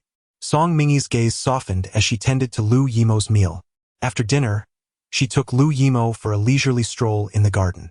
As Song Mingyi walked alongside Lu Yimo, Lu Xinxing found it hard to believe. "Assistant Yan, did Song Mingyi truly take Lu Yimo away?" "It appears to be the case," came the response. "Ha, cunning indeed. Do not think I am unaware that Song Mingyi seeks to garner my attention through such unusual antics." What infuriated Lu Xinxing further was that, apart from that single remark, Song Mingyi had not extended another invitation to him. Yan Zhang cautiously suggested, "Mr. Lu, you must be hungry. Shall I have the kitchen prepare something for you?" "No need." Lu Xinxing replied curtly, instructing, "Take me back to my room." Song Mingyi played with Lu Yimo in the garden for a while, initially intending to escort him back to his room and perhaps sneak a stay in the little one's quarters. Lu Yimo was endearing and charming, his sweet words far more delightful than those of Lu Xinxing. However, her plans swiftly unraveled when Aunt Qian appeared out of nowhere, beaming as she said, "Madam, you have worked hard. I shall take care of the young master. You may return to see the elder master." Song Mingyi replied. Mr. Lu returned with his assistant. He must be busy. Once Assistant Yan had departed, the room was left with only the young master. "Madam, I have high hopes for you," she remarked. Song Mingyi replied, "There's no need for that." Just as she was about to say more, Aunt Qian had already escorted Lu Yimo away. Upon returning to her room, Song Mingyi found Lu Xinxing engaged in a video conference, eloquently speaking in flawless French, his voice melodious and captivating. After a mere glance, she retreated to the dressing room, where upon seeing the contents, she was momentarily taken aback. The original cotton sleepwear had been discarded, leaving behind an array of delicate garments. As she fingered the fabrics, she was pleasantly surprised by Aunt Qian's discerning taste. Without hesitation, she donned a black nightgown and draped a shawl over her shoulders. When she emerged from the dressing room, Lu Xinxing had already concluded his meeting, several documents strewn across the floor. Approaching, she noticed the prominent title on the cover, Qinglong Bei Tender Document. This was precisely what the Song family coveted. Bending down, Song Mingyi collected the papers. As she busied herself with the task, a glimmer of intrigue flickered in Lu Xinxing's eyes. Just as he pondered her next move, she approached him, placing the documents on his desk. "These files are confidential. It would be problematic if I were to glimpse their contents." "Oh?" Lu Xinxing raised an eyebrow. "What would be problematic about that? Isn't the Song family eager for it?" "Indeed, the Song family desires it greatly," Song Mingyi replied with poise. "But what does that have to do with me?" Lu Xinxing chuckled. "You are quite astute. Now go run me a bath and attend to my needs." Song Mingyi did not refuse, for she had previously bathed Lu Xinxing. There was little distinction between slumber and wakefulness. Yet she was soon to be proven wrong. Though Lu Xinxing appeared alluring in his unconscious state, he lacked vitality, resembling a finely crafted doll. In contrast, the awakened Lu Xinxing exuded an extraordinary charm, leaning casually against the bath, evoking the very essence of life and vibrancy. Song Mingyi felt her nose twitching with the impending rush of blood, and she pinched the acupressure point on her finger, striving for composure. The thought of an embarrassing nosebleed was utterly mortifying. Observing the flicker of her gaze, Lu Xinxing sneered, "Song Mingyi, your true nature is finally revealed. I knew you harbored ulterior motives toward me." Song Mingyi felt more wronged than Doi herself. "When have I ever had ill intentions or schemes? I washed you with utmost professionalism, without touching a single inch of your skin. Are you suggesting I remind you of the time you took advantage of my unconsciousness, indulging in your affections?" Chapter 16. It seems quite intense. "Shall I remind you that on the day I awakened, you were unbuttoning my trousers? Or should I show you the surveillance footage of how you flung yourself into my embrace?" Song Mingyi's cheeks flushed, Even she could hardly withstand Lu Xinxing's revelations. Yet, observing the man's teasing demeanor, she felt a twinge of annoyance. With a huff, she adopted an expression of utmost sincerity. Mr. Lu, I confess to having engaged in those actions, but they stemmed from my affection for you, akin to the irresistible urge to pet a clever and beautiful dog. Lu Xinxing's expression darkened instantly. Are you calling me a dog?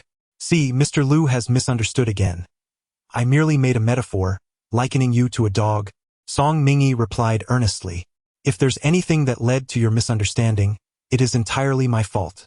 I humbly ask for your understanding. Lu Xinxing fixed his gaze upon Song Mingyi and suddenly smiled. A big dog? Song Mingyi, is it your hobby to dress? His eyes roamed over her form before his lips parted to utter two words. So flirtatious? Song Mingyi followed Lu Xinxing's gaze and surveyed herself, responding, it's acceptable, considering there are only the two of us in this room, nothing to be overly concerned about. Lu Xinxing's smile faltered slightly, and in the next moment, he forcefully yanked her into the bathtub. Caught off guard, Song Mingyi found herself firmly within Lu Xinxing's grasp as she regained her balance. She experienced a fleeting moment of rigidity, instinctively yearning to resist, yet at the instant of action, clarity returned. She could not resort to violence. Song Mingyi relaxed her body and raised her gaze to Lu Xinxing. Mr. Lu, have you had your fill of jesting? If so, kindly release your grip. Lu Xinxing fixed his eyes upon Song Mingyi. You remain remarkably composed while being pinned down by a man. Song Mingyi smiled and replied sincerely, primarily because Mr. Lu is trustworthy. You are reminding me again, aren't you? Song Mingyi, you are undoubtedly intelligent, yet still too naive. A man possesses numerous methods to pursue and torment a woman. As Lu Xinxing spoke, he suddenly closed the distance, his large hand encircling her waist, applying a gentle yet forceful pressure, causing the delicate fabric to tear. Song Mingyi's expression shifted abruptly. Just as she prepared to speak, her lips were silenced. Lu Xinxing kissed her. Not merely a kiss, but a bite, his gaze icy, akin to a predator eyeing its prey. Song Mingyi's entire body stiffened, every hair on her skin standing on end. Unable to contain herself any longer, she was poised to retaliate against Lu Xinxing when he released her. In that moment of liberation, Song Mingyi sprang from the bathtub, her wet nightgown clinging to her form, sculpting her figure like a second skin. She seized a nearby towel to envelop herself. Mr. Lu, if you have no further business, I shall take my leave. Before her words had fully escaped, Song Mingyi turned without hesitation. Lu Xinxing gazed at Song Mingyi's retreating figure, licking the blood from the corner of his lips, his expression imbued with an indescribable wickedness. If his perception had not been mistaken, Song Mingyi had just attempted to strike at him. In other words, she was far from being a delicate flower incapable of defending herself. Yet, she was merely the abandoned daughter of the Song family. Lu Xinxing picked up his phone and dialed Yi Wangchuan. Investigate Song Mingyi. Hadn't her life already been scrutinized? It was insufficient. Every detail must be examined meticulously. After a brief pause, he instructed, have the Dark Division look into it. Yi Wangchuan was taken aback. What could Song Mingyi have possibly done to warrant Lu Xinxing's mobilization of the Imperial Guards? When Lu Xinxing returned to the bedroom, Song Mingyi was already asleep. She lay on one side, turned away from him, the blanket pulled snugly from her chin to her feet, undoubtedly adhering to decorum. Lu Xinxing stared at her for a while before climbing into bed. Despite being a married couple sharing the same bed, they had somehow forged an unbridgeable divide between them. In the dead of night, Song Mingyi was stirred by the sounds of pained groans. Startled awake, she realized the moans emanated from beside her.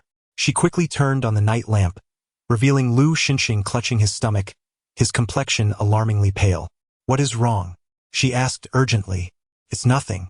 Just a stomachache, he murmured. Observing his pallor closely, she insisted, I'll fetch you some medicine. Donning her clothes, Song Mingyi swiftly returned with stomach medication and a cup of warm milk in hand. Song Mingyi suggested, if your stomach is uncomfortable, drink some milk to ease it, but limit yourself to half a cup. Thank you. As Lu Xinxing accepted the milk, his long fingers enveloped her small hand, causing Song Mingyi to flinch and nearly drop the cup. She quickly stepped back, creating distance between herself and Lu Xinxing. In the late hours of the night, Faced with such a lure, Song Mingi worried about her own self-control, fearing she might succumb to the same mistakes all women are prone to. She recited the Diamond Sutra silently, taking a considerable time to regain her composure. After taking his medication, Lu Xinxing's complexion improved significantly, and Song Mingi felt a sense of relief as she admonished him. Since your stomach is sensitive, you must eat on time. Lu Xinxing stared intently at Song Mingi, aware that the root cause of his irregular eating habits was right before him. Confused, Song Mingi wondered what madness had overtaken him. After all, it seemed only natural for such a powerful man to exhibit occasional eccentricities. It would be odd if he did not suffer from the so-called tycoon syndrome. Well then, since you're fine now, I shall take my leave. Stop, Lu Xinxing called out. Where are you going? To the guest room. Song Mingi, are you doing this on purpose? Trying to use my mother to force me into sharing a bed with you? Song Mingi was utterly perplexed, questioning how he could possibly arrive at such a conclusion. You misunderstand, truly. I simply wish to avoid being a nuisance, she declared earnestly, nearly swearing to it. Humph. Lu Xinxing made it clear he did not believe her, stating, get in bed, turn off the lights and sleep. Oh, Song Mingi obediently acquiesced. Lu Xinxing cast a glance and observed Song Mingi, who appeared to embody the demeanor of a virtuous and obedient woman. Song Mingi, he said, I am unaware of your true intentions, but whatever they may be, do not involve Lu Yimo. He is merely 5 years old, still just a child. Song Mingi furrowed her brow. Do you believe my kindness towards Lu Yimo is merely a means to an end? Is there any other reason? The casual remark fell like a bucket of cold water on Song Mingi's heart. Indeed, Lu Yimo was the young master of the Lu family. Who would not question her motives for being close to him? After a moment, she heard her own voice. I shall maintain my distance from Lu Yimo. The following day, Aunt Qian arrived early to attend to the room. Upon noticing the slight swelling at the corner of Song Mingi's lips, she gasped in surprise. Her expression instantly brightened with delight and intrigue. Your lips are even torn. It seems quite intense, she exclaimed. This is indeed wonderful news, indicating that even if the eldest young master is physically indisposed, his spirit remains vigorous and undeniably masculine. Chapter 17. The young master has kissed the young mistress's lips to the point of injury under the inquisitive gaze of Aunt Qian. Song Mingi felt a shiver run down her spine. Aunt Qian, it is truly not as you perceive. Mr. Lu is merely an unexpected incident. I understand. Aunt Qian replied with the wisdom of someone who had been through it all. She then produced her phone, clicking away to capture 2 photographs of Song Mingi, which she promptly sent to Mrs. Lu. Such a momentous event deserved to be shared with the lady of the house, to bring her some joy. Song Mingi thought to herself, is she still present? Must she be so brazenly open about it? Aunt Qian chuckled shyly, apologizing, young mistress, I am simply overwhelmed with joy and could not contain myself. And no worries, Song Mingi stammered, at a loss for words beyond that. You are truly adorable, young mistress, Aunt Qian praised, treating her with the same affection one would shower upon an exquisite piece of art.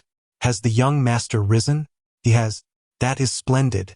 Let us assist the young master with his morning routine. The act of assisting the young master with his ablutions primarily entailed Aunt Qian drawing hot water and standing by to supervise. Young mistress, when you attend to the young master, be gentle in your movements. Avoid clutching too many towels, and your gaze should be enchanting and alluring, especially your waist. It should be supple, and how delightful it would be if you could lean into the young master's embrace. Song Mingi could endure no more. Aunt Qian, are you certain this is about washing up? Even the most coy of courtesans attempting to entice their benefactors would display more decorum than this. How could it not be? It absolutely is. Having served as a maid for nearly a lifetime, I surely understand how to care for others, urged Aunt Qian impatiently, almost pushing Song Mingi into Lu Xinxing's embrace. Finally, Lu Xinxing spoke, his voice deep. Song Mingi will take care of things here. You may attend to your tasks. Aunt Qian acquiesced with a sense of profound regret and departed. Reflecting on the photograph she had just taken, she felt invigorated and sought out Mrs. Lu to share the news. Madam, a splendid piece of news. Just now, while attending to the eldest master, I witnessed him sharing tender kisses with the young mistress, to the point of chapping his lips. Aunt Qian exclaimed with enthusiasm, with a good fortune like the young mistress by his side. It is only a matter of time before the eldest master recovers. Imagine, when the young mistress bears you 7 or 8 children, the daily commotion it will bring. Ha ha ha. Listening to the distant voices reverberating from the room, Song Mingy could not help but twitch her lips. 7 or 8. Does she truly believe I am akin to a sow? Taking a deep breath, she addressed Lu Xinxing. Mr. Lu, allow me to assist you with your ablutions. As she wrung out the towel to wipe his face, he interjected. I can manage myself. Song Mingy did not press the matter further and felt relieved at the prospect of less effort. Once they had tidied themselves, they descended the stairs to find breakfast already laid out on the dining table. Lu Yimo sat upright on the living room sofa, and upon seeing Song Mingy, he stood up and cheerfully greeted her. Good morning, Mama. Just as Song Mingy opened her mouth to respond, she recalled Lu Xinxing's warning from the previous night, retracting her hand and replying with a subdued, Suddenly, her wrist was seized by Lu Yimo, who placed her hand atop his head, tilting his adorable little face upward as he charmingly said, Mommy, you must pat my head and tell me that Momo is a good boy. Good morning. Song Mingy, unable to resist, ruffled his hair and replied, Good morning. Momo. Lu Yimo beamed with a smile, radiating satisfaction as if he had acquired the most precious treasure in the world. Lu Xinxing furrowed his brow but chose not to comment. Mrs. Lu observed the trio approaching, her gaze ultimately resting on the corner of Song Mingyi's lips. Her mind raced with curiosity, pondering what circumstances could have led her usually composed son to the point of biting someone's lips. However, out of respect for their privacy, she refrained from inquiring about the young couple's affairs. Lu Yimo, on the other hand, noticed and asked, Mommy, what happened to your lips? Oh, it's nothing, just a mosquito bite, she replied. Lu Yimo frowned. Are the mosquitoes in our house so audacious? We must spray insect repellent more frequently. Yesterday's mosquitoes shouldn't be sprayed with repellent. They are our family's treasures, Aunt Qian remarked with a teasing smile. Lu Yimo was bewildered. How could such annoying creatures be considered treasures? Just as he was about to say something, Lu Xinxing cast a cold glance in his direction and said, Time to eat. All right. After breakfast, Lu Yimo headed off to kindergarten, while Song Mingy and Lu Xinxing prepared to go to work at the Lu Corporation. As Song Mingy intended to drive herself, Mrs. Lu interjected, Why waste fuel? Let us go to work together. Then, without any further ado, she was ushered into the car. Although Lu Xinxing remained silent, the chill radiating from him was palpable, clearly indicating his displeasure. Song Mingy, seeking to appear inconspicuous, curled up in a corner, and upon noticing her demeanor, Lu Xinxing let out a soft huff, somewhat self-aware of the situation. He then closed his eyes to rest. Half an hour later, he heard Song Mingy quietly instructing the driver, You can stop here. Lu Xinxing opened his eyes, observing that they were still 2 streets away from the Lu Corporation. Indeed, Song Mingy replied, Stopping here minimizes the chance of being seen by colleagues. After she finished speaking, she pushed open the car door and stepped out. As soon as she closed the door, she darted away like a startled rabbit. Lu Xinxing gazed at her retreating figure in a state of bewilderment. Did Song Mingy truly wish to distance herself from him? While her perceptiveness should have pleased Lu Xinxing, an inexplicable sense of discomfort lingered in his heart. Realizing that his thoughts had been stirred by Song Mingy, he furrowed his brows and redirected his gaze. Drive on. Upon entering the office, Song Mingy was immediately confronted by Miao Yu, who was brimming with indignation. Song Mingy, where are the documents I asked you to organize? Song Mingy replied, They have been placed on your desk. Those are not organized documents. They are merely the original drafts, Miao retorted. Song Mingy, taken aback, exclaimed, How is that possible? Designer Miao, without having reviewed them, you cannot pass judgment. Miao Yu blurted out, With so many documents, even if you stayed up all night, you wouldn't be able to finish organizing them, let alone the fact that you left work on time last night. Song Mingy smiled slightly. It seems that designer Miao is aware that those documents cannot possibly be sorted through in a single night, even without sleep. Is this how the Lu Design Department welcomes newcomers? Miao Yu found herself at a loss for words. She dared not speak further, for fear that any misfortune would fall upon her. After Miao Yu stormed off, Song Mingi returned to her seat. As a newcomer, not only was she ignored by everyone, but she also found herself excessively idle, with no tasks to occupy her time, as though she were rendered invisible. Song Mingi remained unperturbed, utilizing this interval to address her accumulated work. After another busy day in the design department, as she was preparing to leave, she was intercepted by Zhang Wanru. Zhang Wanru stood before Song Mingi, appraising her from head to toe, as if inspecting merchandise. With her chin held high and an air of arrogance, she declared, with a family background like the Lu's, you, Song Mingi, as a mere interloper who entered through dubious means, have no place here. If you possess any sense, you should leave voluntarily. Chapter 18. The Tyrant CEO Syndrome strikes again. I apologize for my insensitivity. Song Mingi expressed with an apologetic glimmer in her eyes. You. Zhang Wanru inhaled deeply. State your terms. As long as it is within my means, I shall comply. You need not cling to Brother Xinxing and tarnish his life. Pondering for a moment while stroking her chin, Song Mingi remarked, 10 billion. Grant me 10 billion, and I shall agree to divorce Lu Xinxing. 10 billion? Have you lost your mind? Zhang Wanru retorted. This is Lu Xinxing we are discussing, the position of the young mistress of the Lu family. Asking for 10 billion is quite reasonable.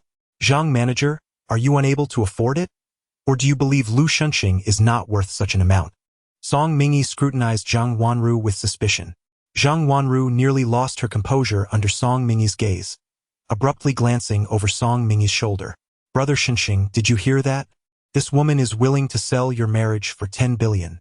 Turning to look, Song Mingi remained unfazed upon seeing Lu Xinxing, seated in a wheelchair behind her, as though her previous statement was as casual as commenting on the fine weather.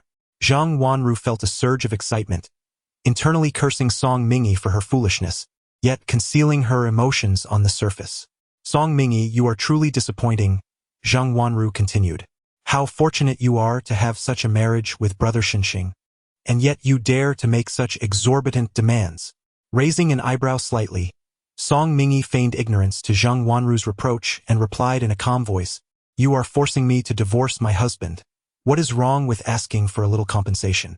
Allow me to remind you once more, when I obtained my marriage certificate with Lu Xinxing, I did not sign a prenuptial agreement. In other words, every penny he earns is entitled to my half. With this in mind, seeking 10 billion for a divorce seems excessively unreasonable. Perhaps I should consult a lawyer to divide our marital assets. Zhang Wanru's expression suddenly changed. Xinxing, did you hear what this woman said? She is insatiable. And then, Lu Xinxing's countenance remained indifferent, devoid of any emotion. You should hastily divorce her. Such a woman is utterly unworthy of you. So, Manager Zhang, are you meddling in my marriage? What gives you the audacity? Lu Xinxing's tone was detached, his calm demeanor imposing like a mountain, causing Zhang Wanru's face to blanch, her eyes reflecting sheer terror. He maneuvered his wheelchair to face Song Mingi, raising his gaze to meet hers, his voice deep. Let us depart, we are going home. Song Mingi grasped her handbag, nodded at Zhang Wanru, and followed Lu Xinxing out. Zhang Wanru stood frozen, watching the two depart together. Only when the resounding thud of the elevator doors closing echoed did she snap back to reality, suddenly feeling exceedingly embarrassed. She had indeed been reprimanded by Xinxing. It was all Song Mingi's fault. Before her arrival, Xinxing had treated her exceptionally well. She would not let Song Mingi off the hook. As the elevator reached the basement, Song Mingi prepared to leave. Lu Xinxing halted her. Where are you going? Home. Song Mingi found the situation absurd. As a mere employee, what was it like to share a car with a domineering CEO? It was essential to avoid any semblance of impropriety. Lu Xinxing was incredulous, suspecting that Song Mingi harbored ulterior motives, perhaps seeking to capture his attention through such antics. He replied coldly, Song Mingi, you would do well to remain within your bounds. Song Mingi, taken aback, recognized that Lu Xinxing's superiority complex had resurfaced. After a moment's contemplation, she earnestly suggested, How about I arrange a meeting for you tomorrow? I assure you that it will be discreet, safeguarding Manager Zhang's reputation. This way, Manager Zhang won't harbor any animosity towards me. Another word and I'll be forced to respond, he warned, his voice laced with menace. Song Mingyi promptly fell silent. If Zheng Wanru creates trouble for you, do not feel compelled to endure it. After all, she is the manager and my direct superior. What recourse do I have? Song Mingyi would never express that she was quite content to play the passive role. Very well, I shall place a call to the executive office then. At last, Lu Xinxing turned his gaze towards her, questioning, are you attempting to leverage my influence? In truth, I would not be averse to departing for a fee. Song Mingyi replied with utmost sincerity. Lu Xinxing's expression shifted to one of danger. In your estimation, am I, Lu Xinxing, worth a mere 10 billion? Lu, please do not belittle that sum. If one were to realize they are deserving of only the word mere, it would surely be disheartening. However, considering Lu Xinxing's wealth, Song Mingyi sincerely remarked, why not provide me with some marital assets upon our divorce? She gazed at Lu Xinxing with anticipation, hoping for his acquiescence. Lu Xinxing's expression darkened.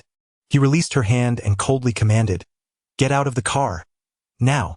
Thus, Song Mingyi was unceremoniously ejected from the vehicle. She clicked her tongue, finding his behavior exceedingly ungentlemanly.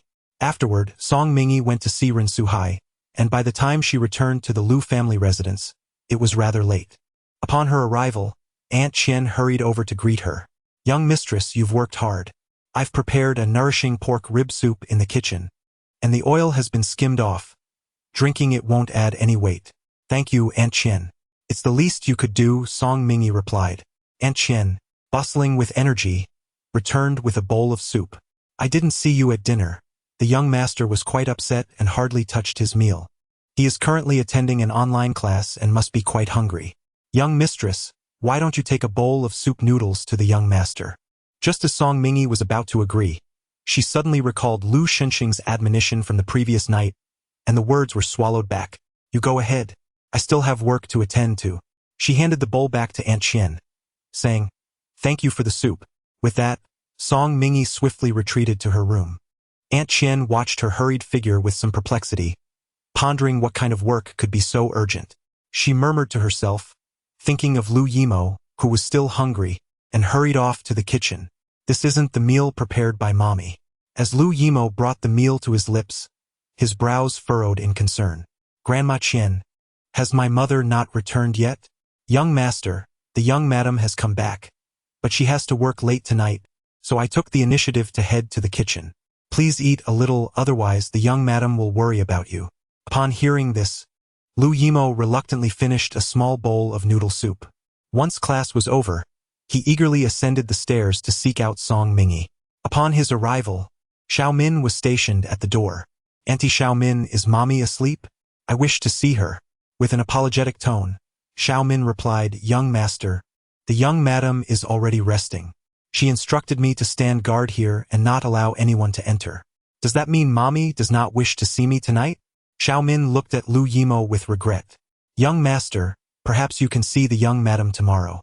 Disappointment washed over Lu Yimo, yet he did not protest. All right, I shall return tomorrow.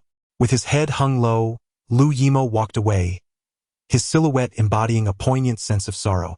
Chapter 19. Collecting some interest. Xiaomin's heart ached for him. She wished she could embrace Lu Yimo and invite him into the bedroom. Oh, how her little master tugged at her heartstrings. You've worked hard, you should return to rest early. At that moment, a cool voice echoed through the air. Xiaomin turned to find Song Mingyi standing at the doorway. Initially, she intended to inquire why Song Mingyi had not seen Lu Yimo if she was still awake. But upon encountering her frosty demeanor, words eluded her. In a daze, Xiaomin suddenly perceived that the young mistress held an aura that rivaled the eldest master. With a heart full of reverence, she departed. Song Mingyi remained where Xiaomin had just stood, quietly observing the long corridor. It was from this very passage that Lu Yimo had recently departed, dejected. In the dead of night, the door to the children's room creaked open. Song Mingyi stepped inside. The room was illuminated by a softly glowing wall lamp, casting a warm light that gently brightened the space. On the bed, Lu Yimo slept soundly, his little lips twitching adorably, an endearing sight. Song Mingyi settled beside his bed, her gaze resting upon him. She knew she ought not to be here tonight. Deep down, she understood that Lu Xinxing's words from the previous night, though harsh, served as a stark reminder. Lu Yimo was the sole fourth-generation heir of the Lu family, and especially after Dr. Xia had ascertained that Lu Xinxing had lost his ability to procreate, his status became increasingly precious, and correspondingly more perilous. As she grew closer to Lu Yimo, any misfortune that befell him would inevitably implicate her as his stepmother. As Song Mingi was about to rise, Lu Yimo whispered softly, "Mama." In that moment, her heart felt as though it had been grasped by an unseen hand. She lingered for a while longer before taking a deep breath and departing. Upon returning to the bedroom, she found Lu Xinxing had already arrived. His gaze swept over her. "Did you go to see Yimo?" Song Mingi replied, "He is already asleep," implying that a slumbering child was of no use to her. Lu Xinxing nodded in acknowledgement. Initially, Song Mingi had anticipated that Lu Xinxing might utter something further, perhaps advising her to avoid appearing before Yimo, yet to her surprise, he remained silent. She was taken aback. Today, the domineering demeanor of Lu Xinxing, the CEO, had not manifested, leaving her somewhat disoriented. Lu Xinxing maneuvered his wheelchair into the bathroom and, noticing Mingi still standing there in a daze, commanded coldly, "Come in, help me bathe." Understood. The following day, as Song Mingi opened her eyes, she was greeted by an enlarged, handsome face. Lu Xinxing's expression was somewhat grim as he warned, "Next time, do not sleep in my embrace." Song Mingi obediently responded, "All right." Suddenly, there was a knock at the door, and Lu Yimo's voice called from outside, "Mama, are you awake?" Instinctively, Song Mingi glanced at Lu Xinxing, only to find his brows slightly furrowed, his demeanor reflecting displeasure. All right, she understood.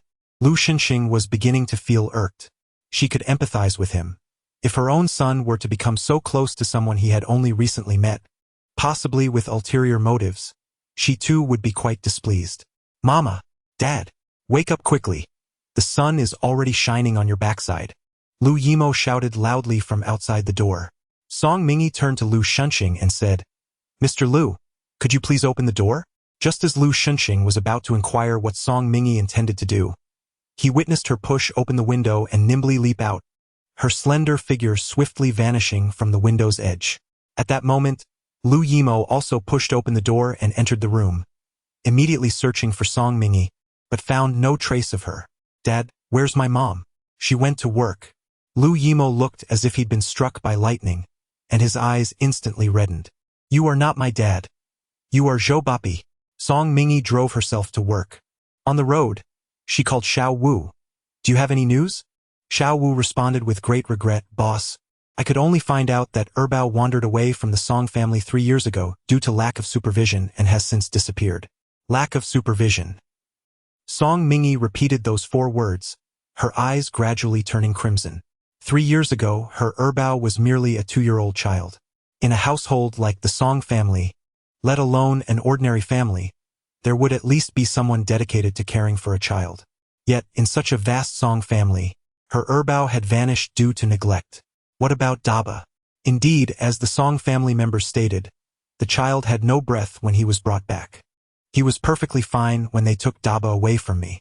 It is capable of breathing, moving, and pouting its little mouth in demand of milk.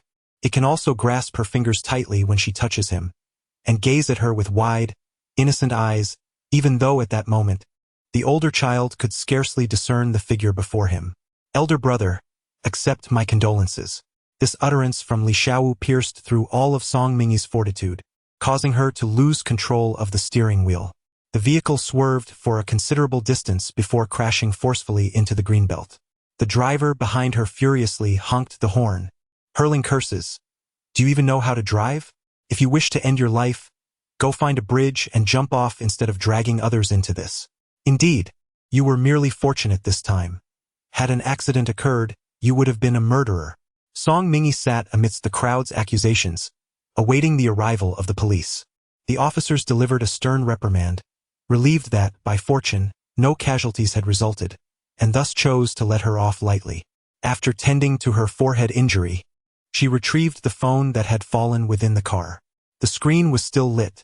The call had not yet concluded. "Hello?" Upon hearing Song Mingi's voice, Li Xiaowu let out a sigh of relief, nearly moved to tears. "Thank goodness. I finally hear your voice. Elder sister, are you alright? His tone became cautious. I am fine. Song Mingyi's gaze was frigid. Investigate the Song family.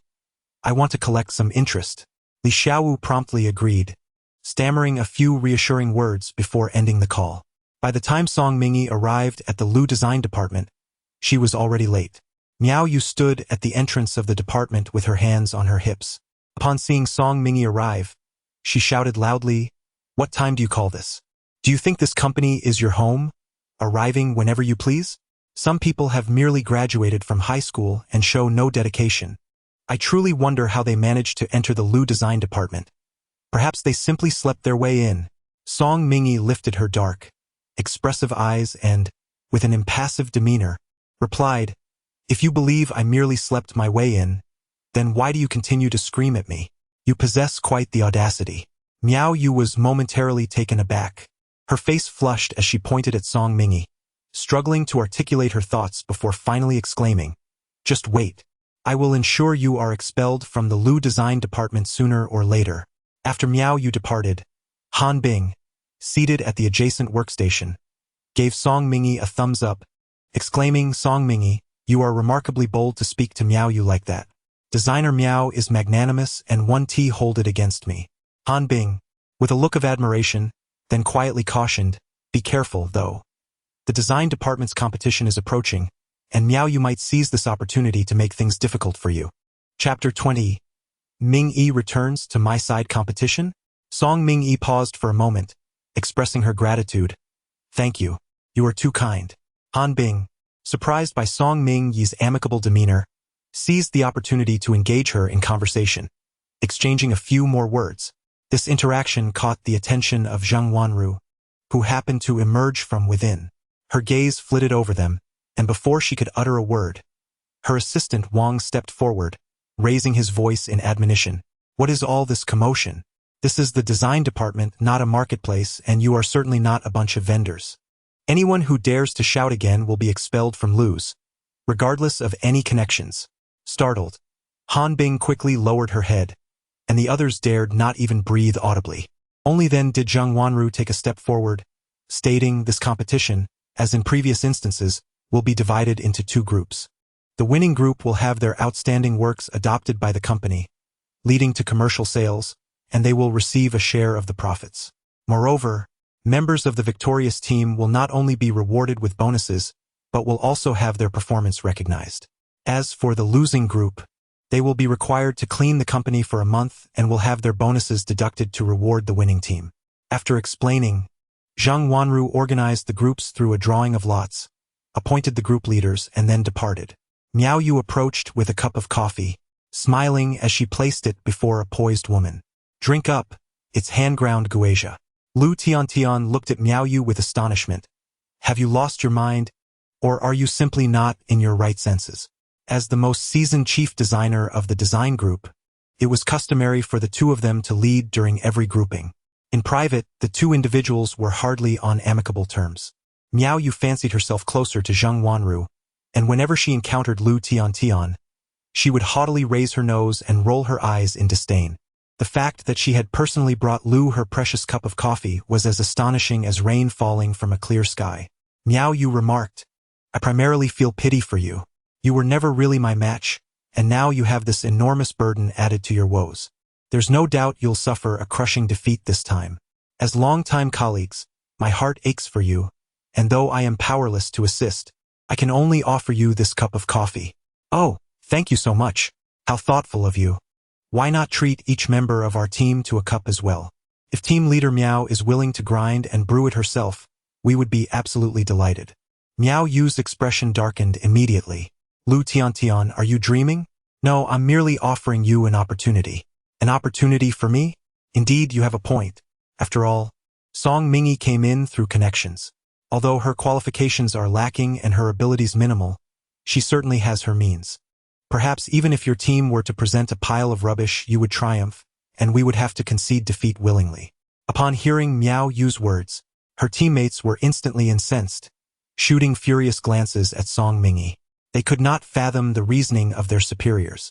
The design department of Lu Corporation was filled with talent, yet they insisted on inserting a rotten fish into the mix. If she was merely a beneficiary of connections, why not assign her to a cleaning position instead? Did she truly believe that holding such a title would elevate her status? Perhaps she thought a gilded frame would embellish her criminal identity. Lu Tiantian cast a glance and remarked, Miao team leader has resigned herself to defeat and is resorting to public opinion tactics? If that is the case, you may as well concede. It matters not, for we shall extend our assistance to you. Who claims we shall lose? This time, victory shall be ours. And then we shall compel manager Zhang to reconsider whether the design department truly requires 2 chief designers. With this declaration, Miao Yu stormed off, her demeanor fierce. Lu Tiantian clicked her tongue and turned to Song Mingyi, saying, just perform as usual and pay no heed to Miao Yu. She simply has a foul mouth. Song Mingyi was somewhat taken aback. Do you believe in me? Absolutely. I have perused your personal information. Indeed, you graduated from high school, but you pursued your university studies in the design department at Qingda, excelling throughout your time there. I have also examined your resume and the designs you created, which are truly remarkable. If those designs are indeed your handiwork, our team shall undoubtedly prevail this time. Those designs are mine. Furthermore, you misrepresented our team. We shall not merely avoid defeat, but we shall assuredly triumph. Song Mingyi spoke with such calmness, as though asserting that her involvement guaranteed victory. Though Lu Tiantian found Song Mingyi's confidence somewhat audacious, after all, Miao Yu, despite her insufferable nature, possessed considerable skill, and contests such as these often resulted in a balance of wins and losses. She refrained from voicing her concerns. Instead, she patted Song Mingyi on the shoulder, offering a gesture of encouragement. As Song Mingyi observed Lu Tiantian's spirited demeanor, a slight smile graced her lips. At that moment, her phone chimed with a message from Li Xiaowu. Upon discerning the content, a sense of surprise washed over her, swiftly replaced by a frigid smile. As the closing bell rang, Song Mingyi gathered her belongings, preparing to depart. However, she unexpectedly encountered a familiar figure at the office door, Su Shirxiu. Su had been waiting for quite some time. Upon spotting Song Mingyi, he strode toward her with purpose. He possessed an exquisite and refined appearance, his demeanor dignified, instantly evoking the image of a noble gentleman. Song Mingyi was taken aback. What brings you here? I heard you've joined the Lu design department. Su Shirxiu replied with an affectionate tone. I simply had to come and see the remarkable Mingyi. He reached out to tousle her hair. In that moment, Song Mingyi, lost in thought, was transported back to the past. Her mother, Li Wanga, had shared a close bond with Su Shirxiu's mother, and the two families lived in proximity, fostering a deep connection. They had known each other since childhood, their relationship remarkably intimate. In those innocent days, every minor achievement of hers, be it a single point gained in an exam or a mistake avoided in a problem set, would earn her Su Shirxiu's praise. He would always ruffle her hair, smiling as he declared, My Mingyi is truly extraordinary. Stepping back to evade Su Shirxiu's hand, Song Mingyi maintained a neutral expression. Thank you, young Master Su. With that, she turned to leave, only to have her wrist seized by Su Shirxiu. When his hand brushed against her wrist, Song Mingyi's reaction was intense, as if she had been struck by a venomous serpent, and she swiftly recoiled. Su Shirxiu gazed at his rejected hand, bewildered. Mingyi, why are you treating me with such coldness? Are you still holding a grudge against me for not upholding our engagement? I sincerely apologize for that, but I hope you can understand my predicament and grant me a chance for restitution, if you would. A chance for restitution? Song Mingyi retorted.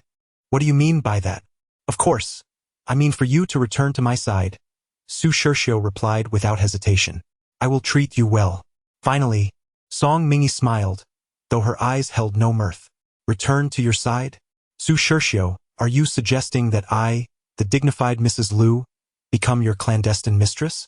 Chapter 21. Does my sister miss me? Su Shirxiu furrowed his brow. How can you say that? Mingyi, I merely wish to treat you well. Treat her well? Song Mingyi found it hard to believe that Su Shirxiu could utter such words.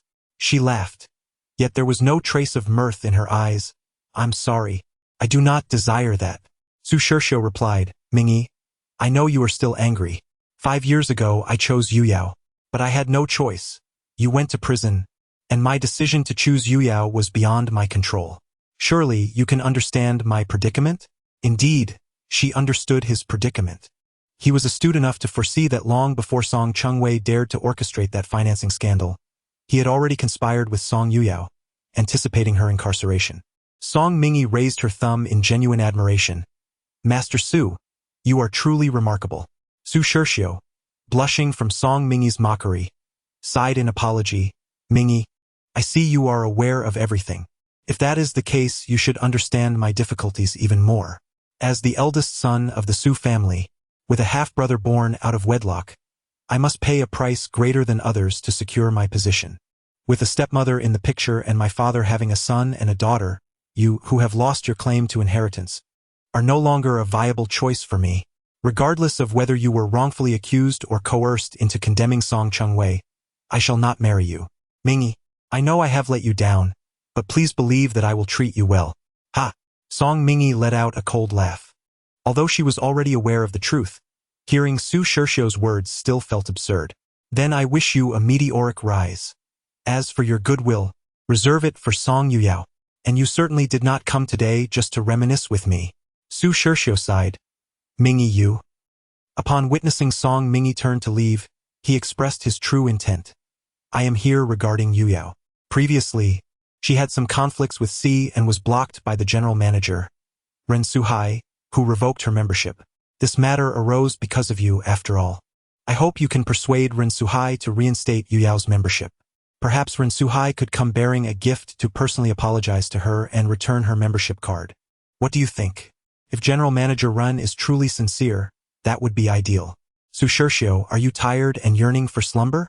If so, you should hasten home to indulge in dreams. After stating this, Song Mingyi did not spare Su Shirxiu another glance and departed. Left behind, Su Shirxiu's expression darkened. He had not anticipated that Song Mingyi, who had always been deeply devoted to him, would outright reject him. As Song Mingyi exited the Lu Corporation, Li Xiaowu was already waiting by the roadside with the car parked. Dressed in ripped jeans and a skull t-shirt, adorned with a haphazard array of silver necklaces and sporting dyed golden hair, he exuded a distinctly alternative vibe. Upon seeing Song Mingyi enter the vehicle, he became animated, rushing over like an eager puppy and excitedly rubbing against her. Boss, I finally see you. You have no idea how much I've missed you. Did you wish to be reprimanded? Xiao Wu recalled the terror of Song Mingyi and abruptly sat upright, saying with utmost seriousness, Boss, the female lead and the male lead are already in position. The grand performance is about to commence. We should make haste. No need to rush. Just as Song Mingyi's words fell, her phone chimed with a message, a text from Song Hongshan. Mingyi, I will soon arrive at the Jinling Grand Hotel. Tonight, we must devise a thorough plan. If the Qinglong Bay affair succeeds, our Song family will undoubtedly undergo a transformation, ascending to the ranks of prominent families in Haiqing. At that point, you will not only be the great benefactor of the Song family but also a treasured young lady of esteemed status. Song Mingyi withdrew her gaze. The other male lead has arrived. Let us proceed. At the Jinling Grand Hotel, a woman wearing sunglasses and a large hat pushed open the door to a dimly lit room. She was somewhat puzzled. Hasn't anyone arrived yet? No sooner had she spoken than she was enveloped in a warm embrace. Sister, were you looking for me? And with that, he leaned in to kiss her. Startled, Madame Song exclaimed upon recognizing the familiar voice. Why is it so dark? I wanted to surprise you, sister. The man, having secured Madame Song's promise to buy him an apartment, sweetly addressed her as sister. He clung to her affectionately, akin to a golden retriever. Sister, I missed you so much. Did you miss me? Madame Song was utterly taken by this charm, ready to give him the world. Of course, I missed you. Sister, why do you feel so much thinner when I hold you? Is that old man treating you poorly? The man, who is indeed accustomed to relying on others, immediately noticed that Mrs. Song had lost some weight, and he promptly came to her defense. He treats me well. It's just that I have been feeling down lately and fell ill, which is why I've lost a bit of weight. I see. Then I shall make it up to you, dear sister, by offering you all my fine possessions. As he spoke, the man wrapped his arms around Mrs. Song's waist, pressing her against the wall and kissing her deeply. Mrs. Song embraced him, reciprocating his kiss. Although she was in her 50s and maintained herself well, she could not compare to a young girl in her 20s. The affection between husband and wife had long since faded. Yet she too had her desires, and by a fortunate twist of fate, she found this young man. Mrs. Song caressed the young man's robust physique, reveling in his strength. Such youthful vitality was incomparable to that of Song Hongshan, and she found herself lost in a fervent trance. At the entrance of the Jinling Hotel, Yan Zhang had just parked his car when he caught sight of Song Mingy through the window. "Mr. Liu, why is the young lady here today? It seems she is in the company of someone else." It was a young man who appeared to be particularly close to her. Could it be that the young lady, feeling neglected by Mr. Liu, had sought solace elsewhere? Yan Zhang instinctively turned his head and saw the darkened expression on Liu Xinxing's face, the atmosphere around him growing increasingly frigid, each breath laced with an unsettling chill. "Go find out what Song Mingy is doing here today," he commanded. Yan Zhang stiffened at the order and promptly agreed. In the private room on the top floor, Song Mingy stood gracefully beside Song Hongshan, while the gathered brothers and colleagues raised their wine glasses in his honor. "Brother Song, you truly excel in raising daughters." She has impressively married into the Liu family. Although Liu Xinxing is currently incapacitated, no one in Haiqing dares to underestimate him. The Song family has secured a fortunate alliance, and prosperity is imminent. Indeed, Brother Song, you must impart your wisdom to us, so that we may also manage our own wayward daughters upon returning home. Brother Song, once you achieve great success, do not forget us. In that moment, Song Hongshan's face flushed with pride, buoyed by their flattery.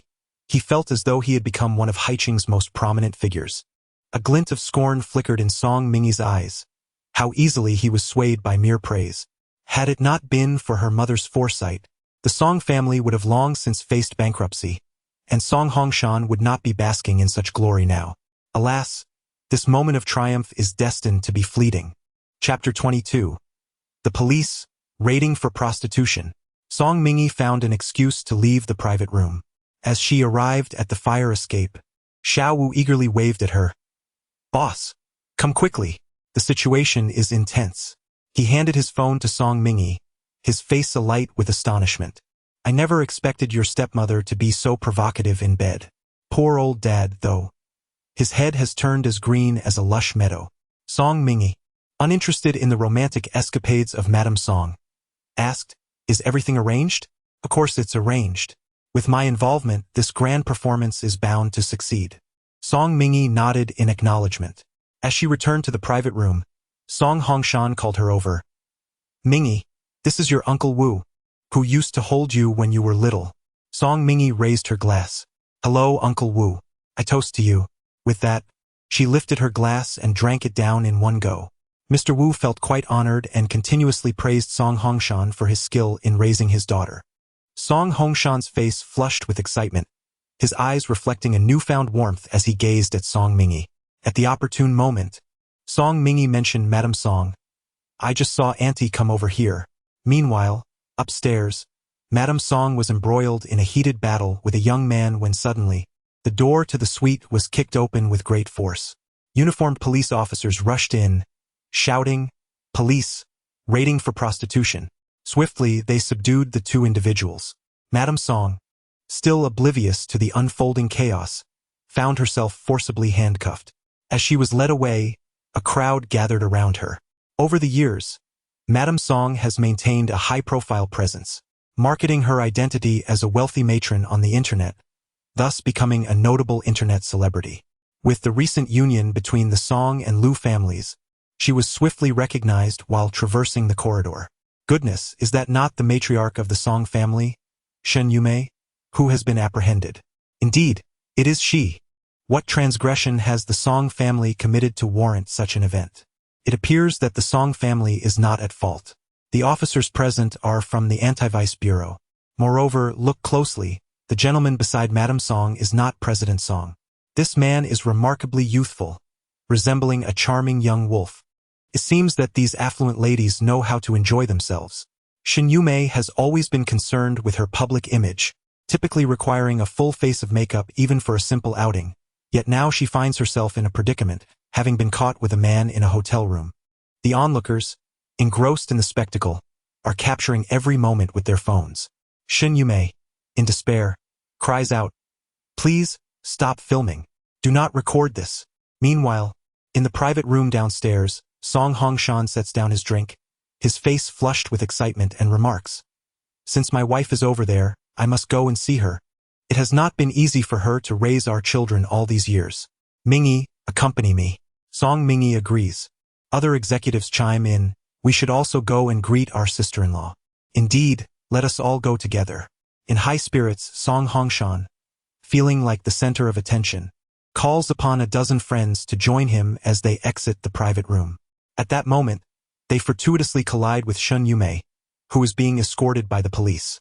Song Hongshan is left utterly bewildered.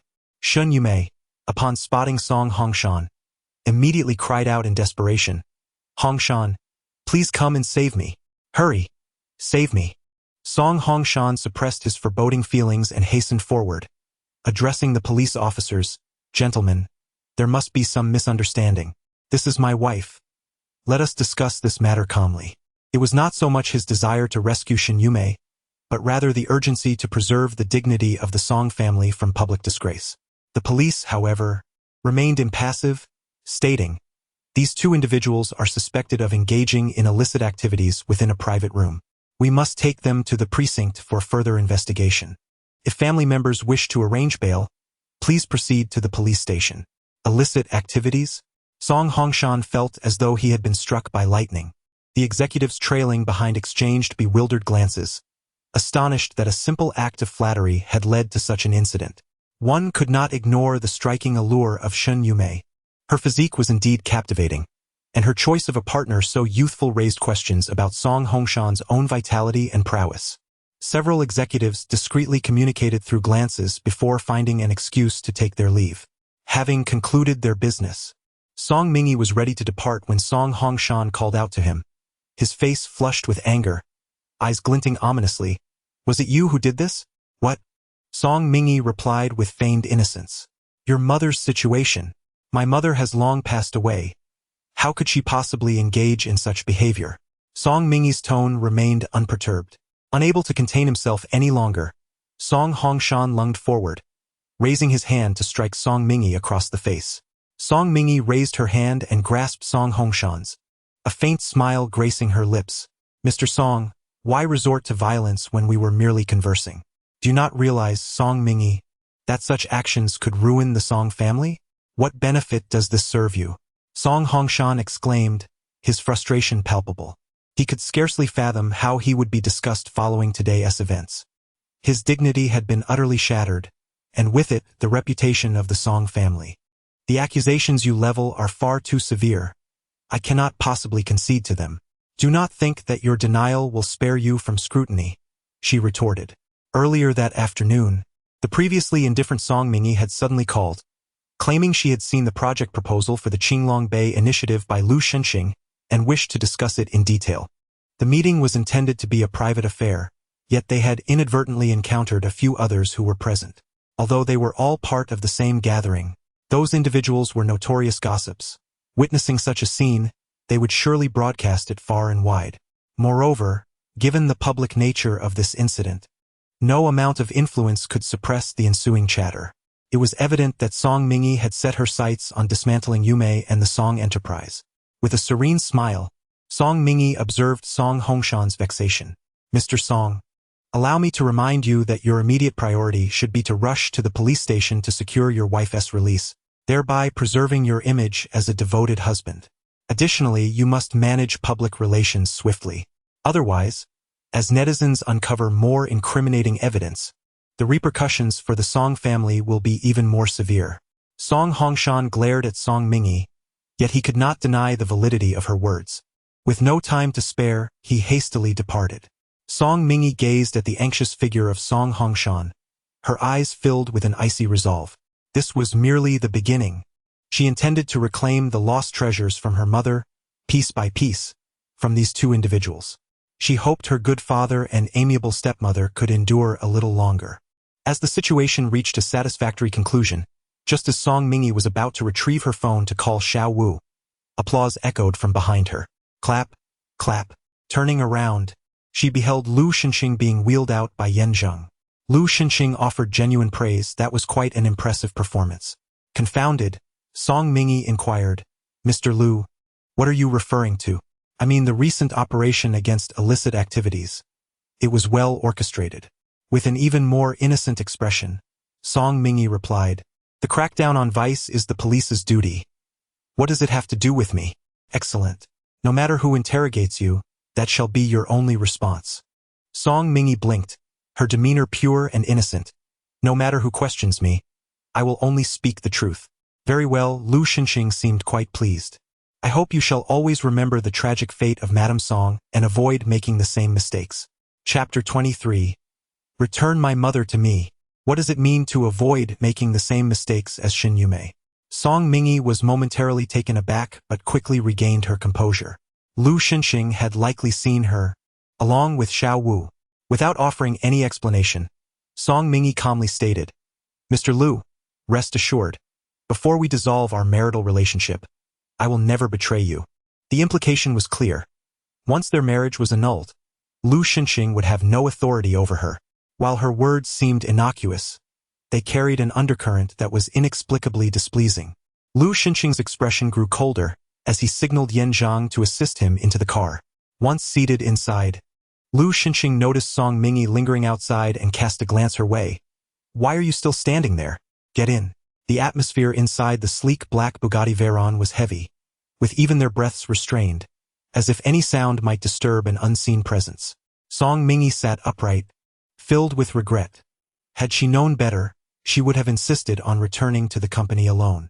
Suddenly, she noticed something outside the window and gasped, "You? Are you heading back to the Song family estate?" "Yes. I don't wish to return to the old estate. I prefer to go back to Lu's to work." Lu Xinxing's lips curled into a slight smirk, his tone frosty. "What? Do you intend to showcase your diligence before me as your employer? If that is indeed your plan, I must regretfully inform you that you are employing the wrong approach. I have always detested those who seek to gain advantage through cunning means." Lu Xinxing's stern demeanor compelled Yan Zhang, who was driving, to steal a glance through the rearview mirror. He pondered uncertainly, "Is President Lu angry? No, that can't be right." In the next moment, Yan Zhang dismissed his thoughts. This time, even he, as Lu Xinxing's assistant, found it challenging to decipher his intentions. Song Mingyi was taken aback by Lu Xinxing's remark. After a brief pause, she lowered her gaze and replied, "It's not that I particularly enjoy working overtime. I simply do not wish to return to the Lu household just yet. The Lu family harbors Lu Yimo. Regardless of how much she considers herself to be cold-hearted, she cannot maintain her icy demeanor in the presence of Lu Yimo." Lu Xinxing was momentarily stunned, unable to fathom that Song Mingyi would express such sentiments. At that moment, he felt an overwhelming sense of cruelty. Yet this thought was fleeting, quickly suppressed. Such a clumsy attempt at evoking sympathy would be foolish for him to fall for. He turned towards the Lu Corporation and remarked indifferently, "Since you wish to work overtime, I shall accommodate you." At the police station, Xin Yumei and her young companion had been there for a short while when Song Hongshan arrived with a lawyer. The formalities were swiftly completed, and Song Hongshan went to the detention room to retrieve Xin Yumei. Upon returning home, Xin Yumei hurried to keep pace with him. Seeing the terrifying expression on Song Hongshan's face sent a shiver down her spine, which was soon replaced by a surge of anger. She stepped forward, grasping his sleeve. "Hongshan, you must stand up for me. Someone is undoubtedly scheming against me." Upon recalling the moment she was taken away by the police and seeing Song Mingyi by Song Hongshan's side, Xin Yumei let out a piercing scream. "It's Song Mingyi. She must be the one behind this. She is determined to ruin my reputation." Song Hongshan raised his hand and struck her sharply. The sound echoed as Xin Yumei collapsed to the ground. Cradling her stinging face, she stared at Song Hongshan in disbelief. "You hit me. You actually hit me. You claim this is all orchestrated by Song Mingyi? Yet your association with this man began 2 years ago, at a time when Song Mingyi was still imprisoned. Could she possibly manipulate your relationships from behind bars?" With gritted teeth and a dreadful expression, Song Hongshan seethed at the thought of the compromising photo of his wife he had just received. He yearned to tear her apart for this betrayal. He had been utterly devoted to her, bringing her home as the esteemed Mrs. Song, and this was how she repaid him. Shun Yumei's heart trembled. She had not anticipated that Song Hongshan would unravel the truth so swiftly. Refusing to concede, she lunged forward, crying out in protest of her innocence. A lawyer approached, advising Song Hongshan, "Mr. Song, our immediate priority should be to leave. The longer we linger, the more detrimental it becomes for you and the Song family. This matter is far from over," Song Hongshan declared, his face ashen, as he stormed away. Shun Yumei lay on the ground, clutching her burning face, consumed by a deep-seated resentment. "Song Mingi, you are quite formidable." Meanwhile, in the design department of the Lu Corporation, Song Mingi received a text message. After reading it, she simply deleted it without a second thought. The incident involving Shun Yumei had been trending for several days, ultimately subdued through the relentless financial efforts of Song Hongshan in public relations and his shameless appeals to the esteemed old master Lu. When this matter was entrusted to Lu Xinxing for resolution, the old master deliberately summoned Song Mingi. "You need not worry about this. I shall ensure Xinxing assists in quelling it. You are now wed to Xinxing and have revived him.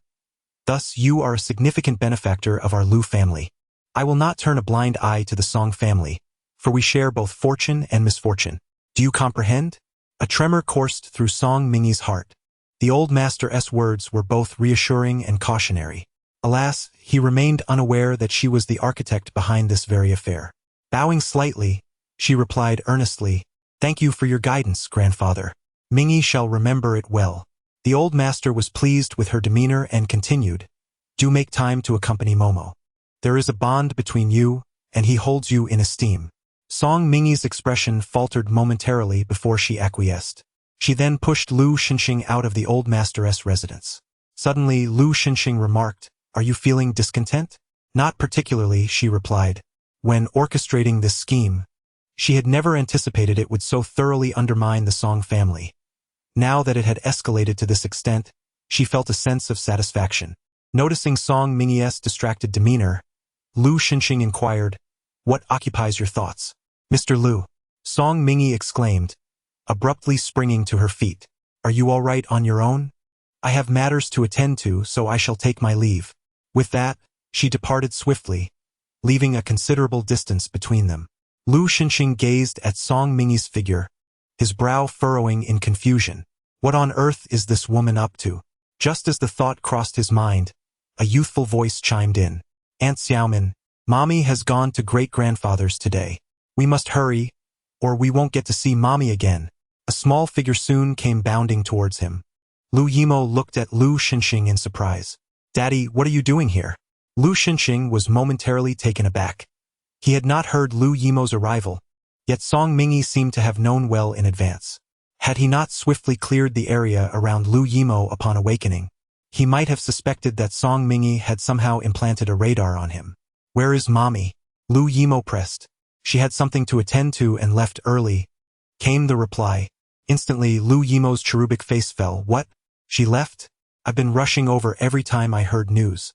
How could it coincidentally happen now?"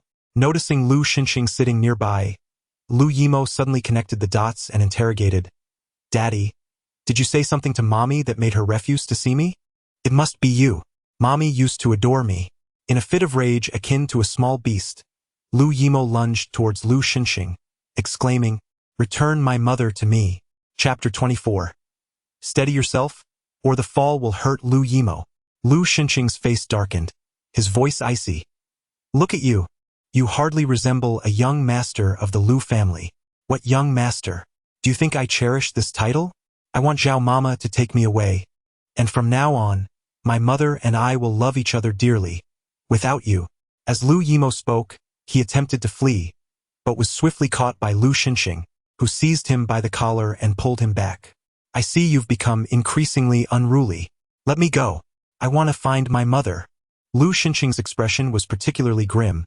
With a flick of his wrist, he hurled Lu Yimo into Yan Zheng's arms. "Take him back to Shanghai City. He is not to leave without my command." Yan Zheng promptly acquiesced, but when he looked up again, Lu Xinxing had already maneuvered his wheelchair away. "Let me go. Uncle Yan, please, I want to see my mother." Lu Yimo's eyes were red, gazing pitifully at Yan Zheng.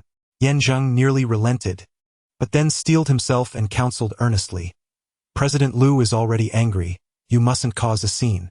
If he thinks it is Madame Liu who has been indulging you with tears and tantrums, her situation will become unbearable. Lu Yimo looked at Yan Zheng in disbelief. He would blame Mother too? Yan Zheng felt a twinge of guilt. What kind of man was President Liu to hold a child's tantrum against Song Mingy? Yet, to pacify Lu Yimo, he nodded. Young master, for the sake of Madame, let us remain calm. Lu Yimo drooped his little head, exuding an air of profound sorrow. In her haste, Song Mingy hurriedly departed from the Liu family's ancestral home, making every effort to avoid being seen by him. Upon reaching the gate, she realized she had underestimated the situation. The Liu family estate occupied the entire hill, sprawling expansively and consistently forbidding outsiders from entering. The thought of traversing the distance from the Liu family's entrance to the main road was utterly unappealing to her. Just as she contemplated calling the doorman of the Liu residence to arrange for a driver, a sleek black Bugatti Veyron came to a halt beside her. Instinctively, Song Mingy turned her head, only to see the window descend, revealing a strikingly handsome face. Lu Shenxing. Get in the car, he commanded. Without uttering a word, Song Mingy complied and entered the vehicle. The cool air enveloped her, and she suddenly felt as though she had come back to life. With heartfelt sincerity, she expressed her gratitude. Mr. Liu, thank you for offering me a ride. You are truly a good person. Lu Shenxing remained non-committal, evidently uninclined to engage in conversation. Song Mingy, recognizing the unspoken cue, fell silent, having no intention of being bothersome. Abruptly, Lu Shenxing broke the silence. The man you were with this afternoon is not suitable for you. Ah? Song Mingy responded, her expression one of confusion. That Li Xiaowu is uneducated and has been living on the fringes of society since childhood. He cannot provide you with a stable life. Having reached this point, you should cherish what you have. Only then did Song Mingy grasp Lu Shenxing's intent. Unable to suppress a smile, she spoke again, her tone now laced with sharpness. So, Mr. Liu, who do you think would be suitable for me? Surely it's not you. No, you have already warned me against harboring any delusions about you. Rest assured I, as a criminal, possess self-awareness. Lu Shenxing turned his gaze towards her. Song Mingy was indeed strikingly beautiful, with an oval face, dark eyebrows, long eyelashes, and delicately tinted diamond-shaped lips. The dim light from the roadside filtered in, casting a soft glow on her face, enhancing her femininity. Yet, her bright apricot eyes held a piercing sharpness akin to a sword and a predatory fierceness. He had been awake for several days, yet it was the first time he had seen her like this. Lu Shenxing's brows furrowed slightly, but he did not express anger. If my words have caused you discomfort, I apologize. I merely wish to remind you that if you choose to be with him, that remains your decision. As for being a criminal, I suspect you are more concerned about it than I am. Song Mingy realized her reaction had been overly intense. She straightened her posture, lowered her head slightly, and wore an expression of humility. I apologize. I was too sensitive. I understand your words come from a place of goodwill, and my relationship with Xiao Wu is merely platonic. Moreover, with any man, I will maintain my distance until after my divorce from you, so you need not worry. Song Mingy's attitude was sincere, and she provided him with assurances. Yet Lu Shenxing found her words to be quite jarring.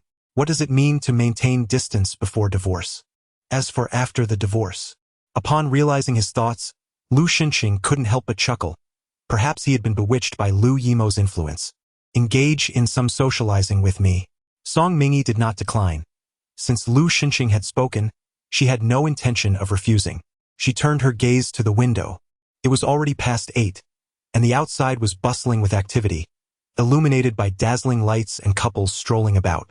After 5 years apart, the streets and alleys of Haiqing had transformed remarkably. Half an hour later, Song Mingy pushed Lu Shenxing to the entrance of a private room on the top floor of Yiping. Inside, more than a dozen people were already seated and rose in unison upon seeing Lu Shenxing. Lord Liu, President Liu, please guide us. Suddenly, a delicate voice rang out. Everyone turned to see a girl in a white dress, resembling a slender willow swaying in the breeze, standing at the back. Her features were gentle, yet she held her chin slightly high, exuding a hint of arrogance from her brows and eyes. Yi Wangchuan could not help but exclaim upon seeing her. Xinxing. She is related to Wei Yan. As Lu Xinxing's gaze shifted towards her, Yi Wangchuan promptly sealed his lips. Meanwhile, Song Mingyi raised an eyebrow slightly but remained silent. A corpulent executive approached, rubbing his hands together with a beaming smile, saying, "President Lu, this is my newly adopted daughter. She adores you and, upon learning that I was to meet you today, insisted on coming along. I simply could not refuse her request, so I brought her with me. I hope you will be understanding." Lu Xinxing's lips curled slightly into a smile. The man immediately beamed with joy and cast a knowing glance at the girl. The young woman, graceful and poised, approached with delicate steps, extending her fair hand and gazing adoringly at the powerful and elegantly dignified man seated in the wheelchair. "President Lu," she uttered, her voice dripping with admiration, sending shivers down the spine. The mere mention of President Lu made one's heart flutter. Suddenly, she gasped, her legs giving way as she leaned into Lu Xinxing's embrace. A rosy flush spread across her cheeks, her eyes sparkling with the determination of one who believes success is imminent. She was acutely aware of her beauty, yet she understood that her greatest asset was not merely her looks. Her adoptive father had informed her that she resembled President Lu's cherished muse. What man could possibly withstand the allure of such an ethereal figure? At that moment, she envisioned herself soaring to great heights. Just then, a gentle hand reached out to steady her, positioning itself protectively in front of Lu Xinxing. The young lady regained her balance, for a fall would be most unfortunate. Chapter 25. The offense against my wife. The girl's expression abruptly changed, her voice sharp. "Who are you? Who permitted you to touch me with your filthy hands?" Song Mingyi replied earnestly, "I am Song Mingyi, the wife of Lu Xinxing. According to protocol, you ought to address me as Madame Lu." "Madame Lu?" The girl clearly recognized Song Mingyi's background, her demeanor instantly shifting to one of disdain. "You're merely a minor offender, scarcely worthy of even carrying our shoes. I truly cannot fathom how you managed to enter the esteemed Yi Pin Yu Yen, let alone secure a place in the VIP room." Song Mingyi glanced over at Lu Xinxing, who sat in his wheelchair, his expression indifferent, as if he had not heard a word. Understood. She realized that this was a matter for her to resolve independently. With a smile, Song Mingyi spoke, "While my standing may indeed be insufficient to grace the Yi Pin Yu Yen, my marriage has elevated my status. My husband possesses the requisite qualifications. Is that not so, husband?" Song Mingyi's voice was so delicate, it seemed as if it might drip with sweetness. Lu Xinxing could not help but turn his gaze toward her. Song Mingyi blinked playfully, teasing, "Husband, am I not correct?" "Indeed," Lu Xinxing replied, his expression remaining neutral. Satisfied, Song Mingyi turned her attention back to the girl. "Miss, do you have any further inquiries? Or perhaps, do you believe that my husband, now incapacitated, has forfeited our right to enter the Yi Pin Yu Yen?" As she spoke, her smile persisted, yet it compelled those present to collectively draw in a sharp breath. Indeed, Lu Xinxing was incapacitated. Not only are her legs incapacitated, but it is also rumored that she is unable to engage in certain activities. Yet those present, emboldened by an inexplicable courage, refrained from voicing such thoughts. However, Song Mingyi, with unparalleled audacity, stated it outright. Yi Wangchuan, who typically held this woman in disdain, could not help but cast a glance at Song Mingyi, the brave soul. Unfazed by the gravity of her words, Song Mingyi awaited the girl's response with a cheerful smile. "I didn't mean that.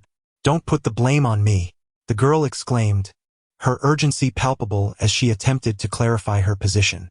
"Xueli, come back," the portly man called out hastily. The girl, referred to as Xueli, suppressed her dissatisfaction and returned, gritting her teeth in frustration. The portly man bowed slightly, his face adorned with an apologetic smile. "My apologies, Madame Lu. I have failed in my guidance, and I hope you aren't too offended. It's merely a small matter. I only hope you devote more attention to your daughter's well-being. She should at least seek the expertise of a traditional Chinese physician to improve her health. She can't always be so weak in her legs, can she?" The man expressed his gratitude. "Thank you for your advice, Madame Lu. I will certainly find a good physician for Xueli's treatment tomorrow." Song Mingyi smiled gently and refrained from further comment. Subsequently, no one lingered on the incident. It became a trivial interlude, swiftly overlooked by the crowd. Yet, Yi Wangchuan scrutinized Song Mingyi with a discerning gaze and whispered to Lu Xinxing, "Boss Lu, your auspicious bride appears to be quite extraordinary. Is that so?" Lu Xinxing replied with an indifferent expression. "Yes, a woman of her caliber does not possess such boldness lightly." Lu Xinxing wholeheartedly agreed. Indeed, it is rare for an ordinary woman to dare to send her stepmother to prison. Soon, everyone settled down, raising their glasses and exchanging toasts, the atmosphere growing increasingly warm and intimate, as if they were long-lost brothers reunited. Xueli was unwilling to let this opportunity slip away, considering the lengths she had gone to in order to be chosen by the portly man and brought before Lu Xinxing. Suddenly, she stood up with her glass in hand, drawing the attention of the crowd. With a slight tilt of her chin, she revealed her exquisite features.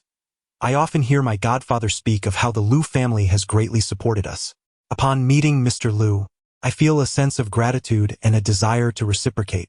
I consider myself fortunate to have encountered you, Mr. Lu, and I would like to propose a toast in hopes of receiving an opportunity for reciprocation."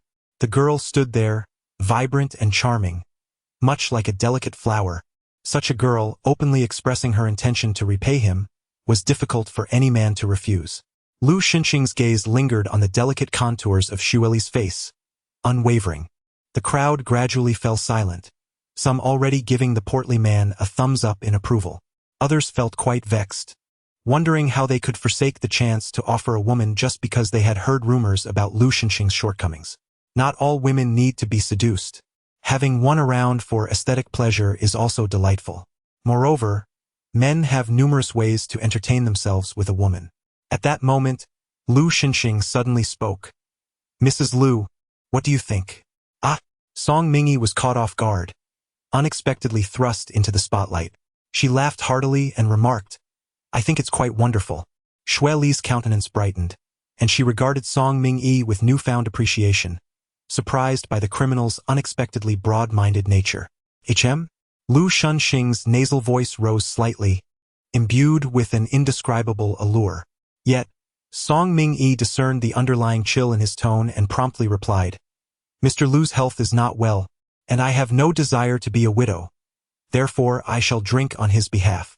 As she spoke, she did not even raise her brow, finishing her drink with ease. Her gaze swept across the gathering, a smile gracing her lips. "Is there anyone else who wishes to toast to my husband?" There was no one. "Ha ha, we have invited Mr. Lu today merely to foster camaraderie. The drinking is secondary." Song Mingyi had declared her reluctance to be a widow, and given Lu Xinxing's condition, who in High City was unaware. He had awakened, yet his body had deteriorated. "I knew all of you were reasonable individuals, and I would like to express my gratitude on behalf of my husband." With that, Song Mingyi poured another glass, tilting her head back to drink. Her words, a blend of softness and strength, dissipated any lingering discontent among the guests. Xueli, lacking subtlety, felt her face twist in frustration, unwilling to retreat so easily. She coyly addressed, "Mr. Lu." "Miss Xueli." Lu Xinxing's voice was deliberate, curiously tender. Xueli's expression shifted to one of delight. She was certain that, with her beauty, Mr. Lu would not easily part with her. Just as she was about to speak, she heard Lu Xinxing's voice. "Are you truly leaving after insulting my wife?" The abruptness of this turn of events left Xueli bewildered, momentarily at a loss for words. Beside her, Yi Wangchuan kindly interjected, "You just insulted his wife, calling her a criminal, and claimed she is unworthy of even carrying your shoes. Given that spouses are considered one entity, does that not imply that you deem my esteemed elder unworthy as well?" Upon hearing Yi Wangchuan's words, Lu Xinxing's expression darkened further. The previously smug, portly man, who had hoped to impress Lu Xinxing with his entourage, turned pale, his back instantly drenched in cold sweat. In the next moment, he lunged forward with surprising agility for his size, delivering a resounding slap to Xueli's face while rebuking her. "Scoundrel! How dare you compare yourself to the wife of young Master Lu?" The sheer force of the blow sent Xueli sprawling to the ground, her delicate features marred by the fiery imprint of his hand, rendering her too frightened to even weep. The corpulent man, however, paid her no mind as he approached Lu Xinxing, bowing low in apology. This incident was entirely my oversight. I beseech you, Mr. Lu, do not take offense. Lu Xinxing responded nonchalantly. She has offended my wife. Chapter 26. You can do it. You are amazing. Song Mingy felt a surge of indignation at the crude words she wished to utter, fully aware that Lu Xinxing was merely attempting to deflect the animosity towards him. I understand. The corpulent man chuckled nervously, as he approached Xueli with a sudden, violent grip on her hair, forcefully dragging her before Song Mingy. Song Mingy's expression darkened instantly. What are you doing? Apologize. My goddaughter has offended Mrs. Lu due to her lack of discernment. I shall compel her to apologize. With that, he kicked Xueli, urging her to kneel. Enough. Unable to bear the scene any longer, Song Mingy stepped forward and helped Xueli to her feet. You may leave. Xueli glared at Song Mingy with eyes brimming with fury. A deep-seated resentment etched upon her face. I do not require your pity, she spat, shoving Song Mingy aside and fleeing. The corpulent man, flustered, repeatedly apologized. Mrs. Lu, I am truly sorry. My goddaughter is merely young and lacks understanding. Please do not hold her actions against her. Her immaturity is a reflection of your failure to educate her properly. Is it not? Song Mingy retorted without hesitation. What kind of behavior is it to continually thrust a girl into the fray? The man's face flushed with embarrassment, caught off guard by Song Mingy's blatant disregard for his dignity, a flicker of anger crossing his features. Yet Song Mingy paid him no mind, turning to sit beside Lu Xinxing, entwining her arm with his. Darling, I wish to have some shrimp. At once, a plate of fluffy shrimp was presented before Lu Xinxing, who deftly transferred one to Song Mingy's dish. Could you peel it for me? Song Mingy pleaded coyly. My hands are in pain. Lu Xinxing raised his gaze towards her. The onlookers turned their gazes towards her, akin to spectators at a gladiatorial contest. It was evident she hailed from humble origins, foolishly believing that a mere modicum of favor from Mr. Lu would grant her the audacity to overstep boundaries. How dare she even command Mr. Lu to peel shrimp? Had she consumed the courage of a bear and the gall of a leopard? Then Mr. Lu took action. With deft fingers, he seized a shrimp and began to peel it for Song Mingy. His elegant hands moved with remarkable agility, swiftly preparing one for her plate. She consumed it in one bite, beaming as she praised. The shrimp peeled by my husband is simply divine. Without a hint of restraint, she proceeded to instruct Mr. Lu to fetch her tea, pass her dishes, and serve her food. The expressions of the others shifted from astonishment to a state of numbness. Had it not been for her face, they might have suspected that Mr. Lu had been replaced. Yi Wangchuan initially observed the scene as if it were a farce, but his demeanor soon grew serious. One must recognize that even Lin Weiyan, despite bearing Mr. Lu a son during their most passionate years, had never received such devoted attention from him. After several rounds of drinks, Mr. Lu, maneuvering his wheelchair, headed towards the restroom, with Yi Wangchuan closely following. Mr. Lu, are you truly serious? Questioned Yi Wangchuan. What do you mean by serious? Regarding your bride for good fortune? He continued, you are indulging her too much. If Weiyan were to find out, she would be displeased. And what of it? Song Mingy is the true Mrs. Lu, Mr. Lu replied. Yi Wangchuan stared in disbelief. You cannot be serious about being with that bride of good fortune. A gentle knock echoed on the restroom door, accompanied by a melodious female voice. Excuse me, is anyone in there? I merely wish to inquire, Lu Xinxing, how are you faring? Upon turning, Lu Xinxing beheld Song Mingy standing at the restroom's entrance, his brow furrowed in confusion. What brings you here? He questioned. I was concerned for you, so I came to check. Song Mingy replied with a bright smile as she stepped inside. Yi Wangchuan was taken aback by Song Mingy's audacity to enter the men's restroom, nearly losing control in his fright. Unable to contain his astonishment, he exclaimed, What the hell? Swiftly zipping up his pants, his irritation palpable. What are you doing here? Song Mingy offered an apologetic smile. My apologies, young Master Yi. I was simply too worried about my husband. But fret not, I shall not mock your inability. Yi Wangchuan erupted in indignation. Who is incapable? Who is incapable? I am the most capable. Lu Laoda can vouch for me. Oh?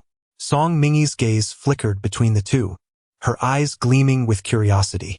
Yi Wangchuan, emboldened, asserted, when Lu Laoda pummeled me, I was the only one among my brothers who could endure the entire night. I am quite formidable. Song Mingyi responded, is being pummeled for an entire night truly something to be proud of? With a determined effort to support him, she clapped her hands, saying, Young Master Yi, you are indeed impressive, truly remarkable. After offering Yi Wangchuan a few perfunctory compliments, she turned her attention back to Lu Xinxing. Shall we depart? Lu Xinxing nodded slightly. Let us go. Yi Wangchuan, left to ponder, began to seethe after the two had exited for some time. What do you mean by you are impressive, truly remarkable? Are you treating me like a child? Infuriating. What vexed him further was that the woman had already pushed Lu Xinxing away. Song Mingyi assisted Lu Xinxing into the car, subsequently taking her seat beside him. Inside the sleek black Bugatti Veyron, Song Mingyi positioned herself by the window, with a sufficient space between her and Lu Xinxing for another person to occupy. The atmosphere within the vehicle was tranquil, the low rumble of the engine distinctly audible. Are you upset? Lu Xinxing suddenly inquired. Song Mingyi. Upon hearing her name, Song Mingyi turned her head, somewhat incredulous. Are you speaking to me? Is there anyone else here besides you? The driver, occupying the front seat, silently experienced a pang of heartache. Indeed, he was merely a tool, and tools do not count as individuals. It was primarily surprising. Song Mingyi chuckled softly. Mr. Lu, you are overthinking. I am not angry. You granted me 3 months in this marriage, merely using me as a shield. I consider it a gain. Lu Xinxing was taken aback by Song Mingyi's candidness regarding his intentions. He glanced at her, observing her placid and serene expression, devoid of any indignation from being exploited. Suddenly, he found himself perplexed by Song Mingyi. A girl with such composure could not possibly be the mediocre, timid, and somewhat inept abandoned daughter of the Song family depicted in the records. Song Mingyi felt Lu Xinxing's scrutiny. Outwardly, she remained impassive, yet internally, she was somewhat anxious, fearful that this man might discern something, leading to unnecessary complications. After a moment, Lu Xinxing remarked, I would never allow someone perceptive and obedient to suffer. Song Mingyi smiled, expressing her gratitude to Lu Zong. After Lu Xinxing escorted her back to the Lu residence, he departed, leaving Song Mingyi to occupy a grand bed, where she succumbed to a deep slumber. Though she slept soundly, she remained oblivious to the fact that the events surrounding her at the imperial banquet had already become the talk of the town. The following day, an unrelenting ring of her mobile phone pierced through the tranquility. Struggling to open her eyes, Song Mingyi answered the call. Hello, Wan Wan. As soon as the call connected, Mu Xiaowan's boisterous voice resonated from the other end. Song Xiaoyi, you've done it. You've truly made a name for yourself. The volume of Mu Xiaowan's excitement made Song Mingyi wince, prompting her to hold the phone at a distance. Once Mu Xiaowan calmed down, she inquired, What do you mean I've done it? Made a name for myself? What are you talking about? I mean, you've only been married for a few days, and you've already managed to win over Lu Yama. Mu Xiaoyi, have I ever praised you enough? You truly are a remarkable sister. From Mu Xiaowan's disjointed exclamations, Song Mingyi discerned that news of the previous night's events at the imperial banquet had spread, leading everyone to believe she possessed remarkable skills. Some even speculated that during the past 5 years, while the Song family publicly condemned her to prison, they secretly sought ways to reclaim her former suitors, and now, with the revelation, she had indeed secured Lu Xinxing's affections. Chapter 27. Addressing Lu Xinxing as Master Song Mingyi was taken aback, her mind swirling with disbelief at the vivid imagination of those around her. She switched her phone to speaker mode and set it aside, stretching languidly. The rumors, after all, were mere fabrications. I merely served as a shield for Lu Xinxing, deflecting the vile intentions of those lurking in the shadows. As you are aware, Lu Xinxing's awakening has undoubtedly disrupted many, inciting discontent among those whose interests were threatened. Mu Xiaowan found this reasoning compelling and couldn't resist inquiring. So, is Lord Lu truly incapacitated? Indeed, he is particularly unwell. Not even a uniform temptation or a seductive lingerie display would elicit a response from him. Song Mingi replied with a sigh. Mu Xiaowan lamented, since time immemorial, beautiful souls have mourned their twilight. Heroes should not be condemned to gray hair. Henceforth, the formidable Lord Lu, once feared throughout Haicheng, is to be referred to as master in a rather ironic twist of fate. Suddenly, a chill crept up Song Mingi's spine, prompting her to instinctively glance over her shoulder. There stood Yan Zheng, pushing Lu Xinxing into the room, his gaze fixed upon her with the intensity of one surveying the dead. Startled, Song Mingi sat upright. Meanwhile, Mu Xiaowan continued her incessant chatter. Fortunately, your role as a shield lasts merely 3 months. Were it to extend for a lifetime, would you not be fated to a life of solitude? That would be a most lamentable fate, especially with so many charming suitors outside. It would be a travesty to hang oneself from a crooked tree. Listening to Mu Xiaowan's ramblings sent a shiver down Song Mingi's spine. She promptly interjected, Wan, I believe it is time for me to rise and prepare for work. We shall continue this conversation another day. Agreed. A few days from now, I shall arrange a gathering, introducing you to some tall gentlemen and charming young men, merely to tantalize your senses. However, Song Mingi abruptly terminated the call, cutting off Mu Xiaowan's reckless remarks. Inhaling deeply, she presented a smile. Mr. Lu, you have returned. Have you had breakfast? She was preparing to change into another outfit before dining, when she unexpectedly overheard Mrs. Lu discussing whether she was capable or not. Misunderstanding. That was not a friend of mine, merely a telemarketer who, upon hearing some gossip, has come to spread nonsense. A telemarketer? I never imagined Mrs. Lu could engage in conversation with one. Song Mingi replied earnestly, it is primarily to alleviate Mr. Lu's worries. Last night, Mr. Lu brought me into the spotlight, presumably to ensure that news of any minor health issues concerning you circulated. Is that so? Lu Xinxing's expression was inscrutable. Indeed, those with ulterior motives will soon reveal their true selves. Mr. Lu, you did not return home last night, as you were preoccupied with these matters, were you not? Dressed and ready, Song Mingi took the wheelchair from Yan Zheng and pushed Lu Xinxing towards the bathroom. Mr. Lu, please freshen up. I shall wait for you at the door. Should you require anything, just call for me. Yet, as she took a step forward, her wrist was seized. She looked at Lu Xinxing with confusion. Mr. Lu? Song Mingi, if you think to attract me through such means, I must inform you that this approach is woefully inadequate. Lu Xinxing's demeanor was icy, his gaze piercing as if attempting to penetrate the depths of Song Mingi's heart. Mr. Lu seems to have forgotten something once again. It was you who requested that I abandon my work to accompany you to social engagements yesterday. The persona of a devoted husband you project serves merely to alleviate your own inconveniences. I am merely a tool at your disposal. Is it not a bit excessive for you to doubt me now? Is it? I could certainly be more excessive. Lu Xinxing spoke, his wrist exerting a sudden force, pulling Song Mingi into his embrace. His piercing gaze locked onto her as he descended upon her with a fervent kiss. Song Mingi's eyes widened, astonishment filling her gaze. Once she regained her composure, she instinctively attempted to push Lu Xinxing away, yet he swiftly seized her wrist instead. Thus, she found herself ensnared in his arms, caught between him and the wash basin, as he kissed her with reckless abandon. When he finally released her, Song Mingi sprang upright from his lap, raising her hand to wipe her swollen lips, indignation lacing her voice. Lu Xinxing, you have gone too far. The esteemed Mrs. Lu has remained in solitude for my sake.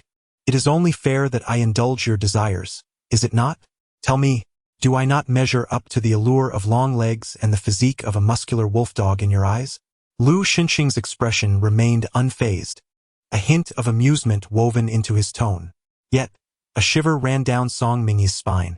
Her tendency to speak without a filter left her feeling vulnerable. Yet Mr. Lu chose to overlook such trivialities.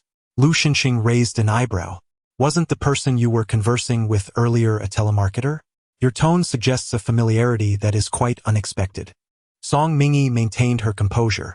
I do not know them. I merely assumed that Mr. Lu, being so magnanimous, would not make things difficult for a telemarketer, would you? Lu Xinxing's thin lips curled into a slight smile. What if I insist on making things difficult? Insist on making things difficult? Song Mingy appeared somewhat taken aback. Then nonchalantly replied, "Then let it be as Mr. Lu wishes." Lu Xinxing was surprised. "You won't try to persuade me further? Have I not already attempted to do so? Besides, Mr. Lu is hardly someone I can persuade," she retorted. Lu Xinxing gazed at Song Mingy for a while before suddenly laughing. "You are truly quite clever. Attend to my grooming." Song Mingy. As Lu Xinxing stepped into the design department of Lu Corporation, a voice called out from behind her. Instinctively, she turned around, only to be met by a swift strike aimed at her. Song Mingy quickly evaded, but the folder in her hand was knocked to the ground, scattering the design sketches everywhere. "Song Mingy, how dare you dodge?" Furrowing her brows, Song Mingy glared at Song Yuyao, feeling exasperated. "What madness are you exhibiting? Madness? Am I not simply displaying it?" Song Yuyao retorted, "You are remarkably bold to scheme against my mother." "Scheming?" Song Mingy's voice rose slightly, tinged with surprise. "When have I ever plotted against Auntie? Now my mother cannot even step outside thanks to you, and you still dare to deny it. I will kill you." Song Yuyao lunged forward like a wild animal, attacking Song Mingy. With Shun Yumei's reputation tarnished, her daughter bore the brunt of the consequences, facing countless inquiries about her mother's affair with a younger man. Even the Su family, including her future mother-in-law, has come to warn her that the Su family's moral integrity does not permit a daughter-in-law to behave recklessly in public. Moreover, Mrs. Su has frequently invited other young ladies of distinguished families to their home, with her son, Shi Xiu, in attendance, seemingly intent on finding a new daughter-in-law. All of this is due to Song Mingy. It is Song Mingy's fault. As Song Mingy evaded the frenzied onslaught of Song Yuyao, she did not notice Miao Yu picking up the design draft from the ground. Upon seeing the exquisite design on the paper, her eyes were filled with astonishment. The drawing was simply breathtaking, extraordinarily flawless. Not only was it beyond her capabilities, but even Zheng Wanru could not claim such a perfect creation. As she continued to examine it, she was shocked to discover it was indeed Song Mingy's work. How could Song Mingy have produced such a flawless piece? What right did she have to create something so magnificent? Miao Yu felt a tumult of jealousy and hatred as she discreetly captured an image of the design with her phone when no one was watching, and then left as if nothing had happened. Chapter 28 Identical Blueprints. Enough. Song Mingy grasped Song Yuyao's wrist, her expression turning icy as she coldly declared, "If you continue to create a scene, do not blame me for my lack of courtesy. Song Mingy, you are indeed all pretenses. In reality, your thoughts are treacherous and malicious." "Treacherous and malicious?" Song Mingy chuckled, genuinely perplexed by Song Yuyao's audacity to make such accusations. With a frigid gaze, she replied, "Engaging in infidelity and using your husband's wealth to support a young lover is a choice made by Madame Song herself. I did not send him to her bed. Now that the truth has come to light, you come rushing to vent your anger on me. How does confronting me absolve Madame Song of her scandalous reputation?" Song Mingy's words were exceedingly harsh, and Song Yuyao was nearly beside herself with rage, shouting in a frenzy. Impatient, Song Mingy summoned security to escort her away. Just as Song Yuyao was being dragged off, Lu Xinxing happened to emerge from his vehicle. Upon seeing him, she was instantly taken aback.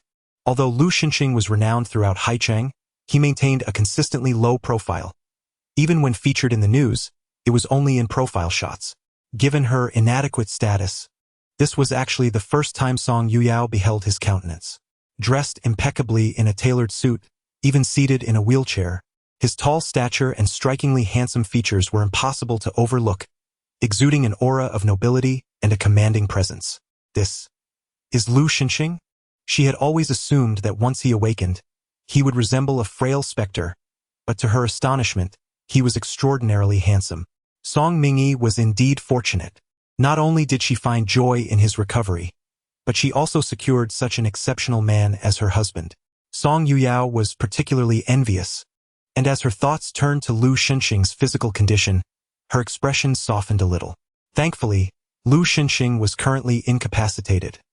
Otherwise, seeing how well Song Mingy was faring in her marriage would surely drive her to despair. When Song Mingy entered the design department, she did so precisely on time. Assistant Wang was stationed at the entrance and, upon witnessing Song Mingy clock in at exactly 9 o'clock, couldn't help but remark sarcastically. Some people are just so calculating, afraid that arriving a minute early might lead to a significant loss. Song Mingi chose to ignore her, prompting Assistant Wang to huff and walk away. Han Bing approached Song Mingi and said, "Don't mind Assistant Wang. She's just rather strict. I wouldn't take it to heart. How is your design coming along? The evaluations are about to commence." "It's finished," Song Mingi replied. "The last time I participated in a group evaluation, I was so nervous that I couldn't produce any designs. Given the short time frame this time, I'm quite pleased that I managed to complete it." Han Bing gave a thumbs up to Song Mingi in admiration. Seeing the kindness in Han Bing's eyes, Song Mingi softly uttered her thanks. Han Bing waved her hand dismissively. "Prepare yourself. Our evaluations typically begin at 9:30, and it will start shortly." However, this time Han Bing was mistaken. The evaluations had been rescheduled to the afternoon. At 3 o'clock, Song Mingi, carrying a folder containing her designs, joined her colleagues in the conference room. Upon her entrance, she noticed not only the members of the design department but also Lu Xinxing's assistant, Yan Zheng, present. The Lu group originally thrived on the foundation of fashion, and even though it has long since embarked on a path of diversification, the design department is not its most distinguished sector. Each time the design department holds evaluations, Lu Xinxing sends Yan Zheng to preside over the proceedings. For large competitions or the quarterly project evaluations, Lu Xinxing may even make a personal appearance. Yan Zheng glanced at Song Mingi, who subtly nodded in acknowledgement. Upon seeing that everyone had gathered, Zhang Wanru remarked, "Since we are all seasoned employees, I shall refrain from superfluous words. Let us proceed to submit our design drafts in order, starting with Group B, led by Lu Tiantian." Lu Tiantian nodded and presented her design. This time, her work was exceptionally striking, incorporating the currently popular feather element. The gown, a white mermaid design, elegantly accentuated the figure, adorned with a circle of feathers at the neckline, exuding both sensuality and opulence. "Designer Lu's creation is splendid," someone remarked. "Indeed, it is particularly beautiful. I feel a strong urge to purchase it," another added. Zhang Wanru also acknowledged Lu Tiantian with a nod, saying, "Well done." Lu Tiantian expressed her gratitude and continued to showcase the works of others. Overall, everyone's submissions were commendable, yet they lacked a certain brilliance and felt somewhat conventional. Next, it was time to present Song Mingi's work.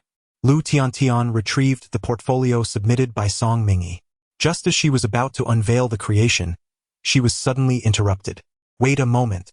Lu Tiantian turned to Miao Yueying and inquired, "Miao designer, do you have any insightful perspectives?"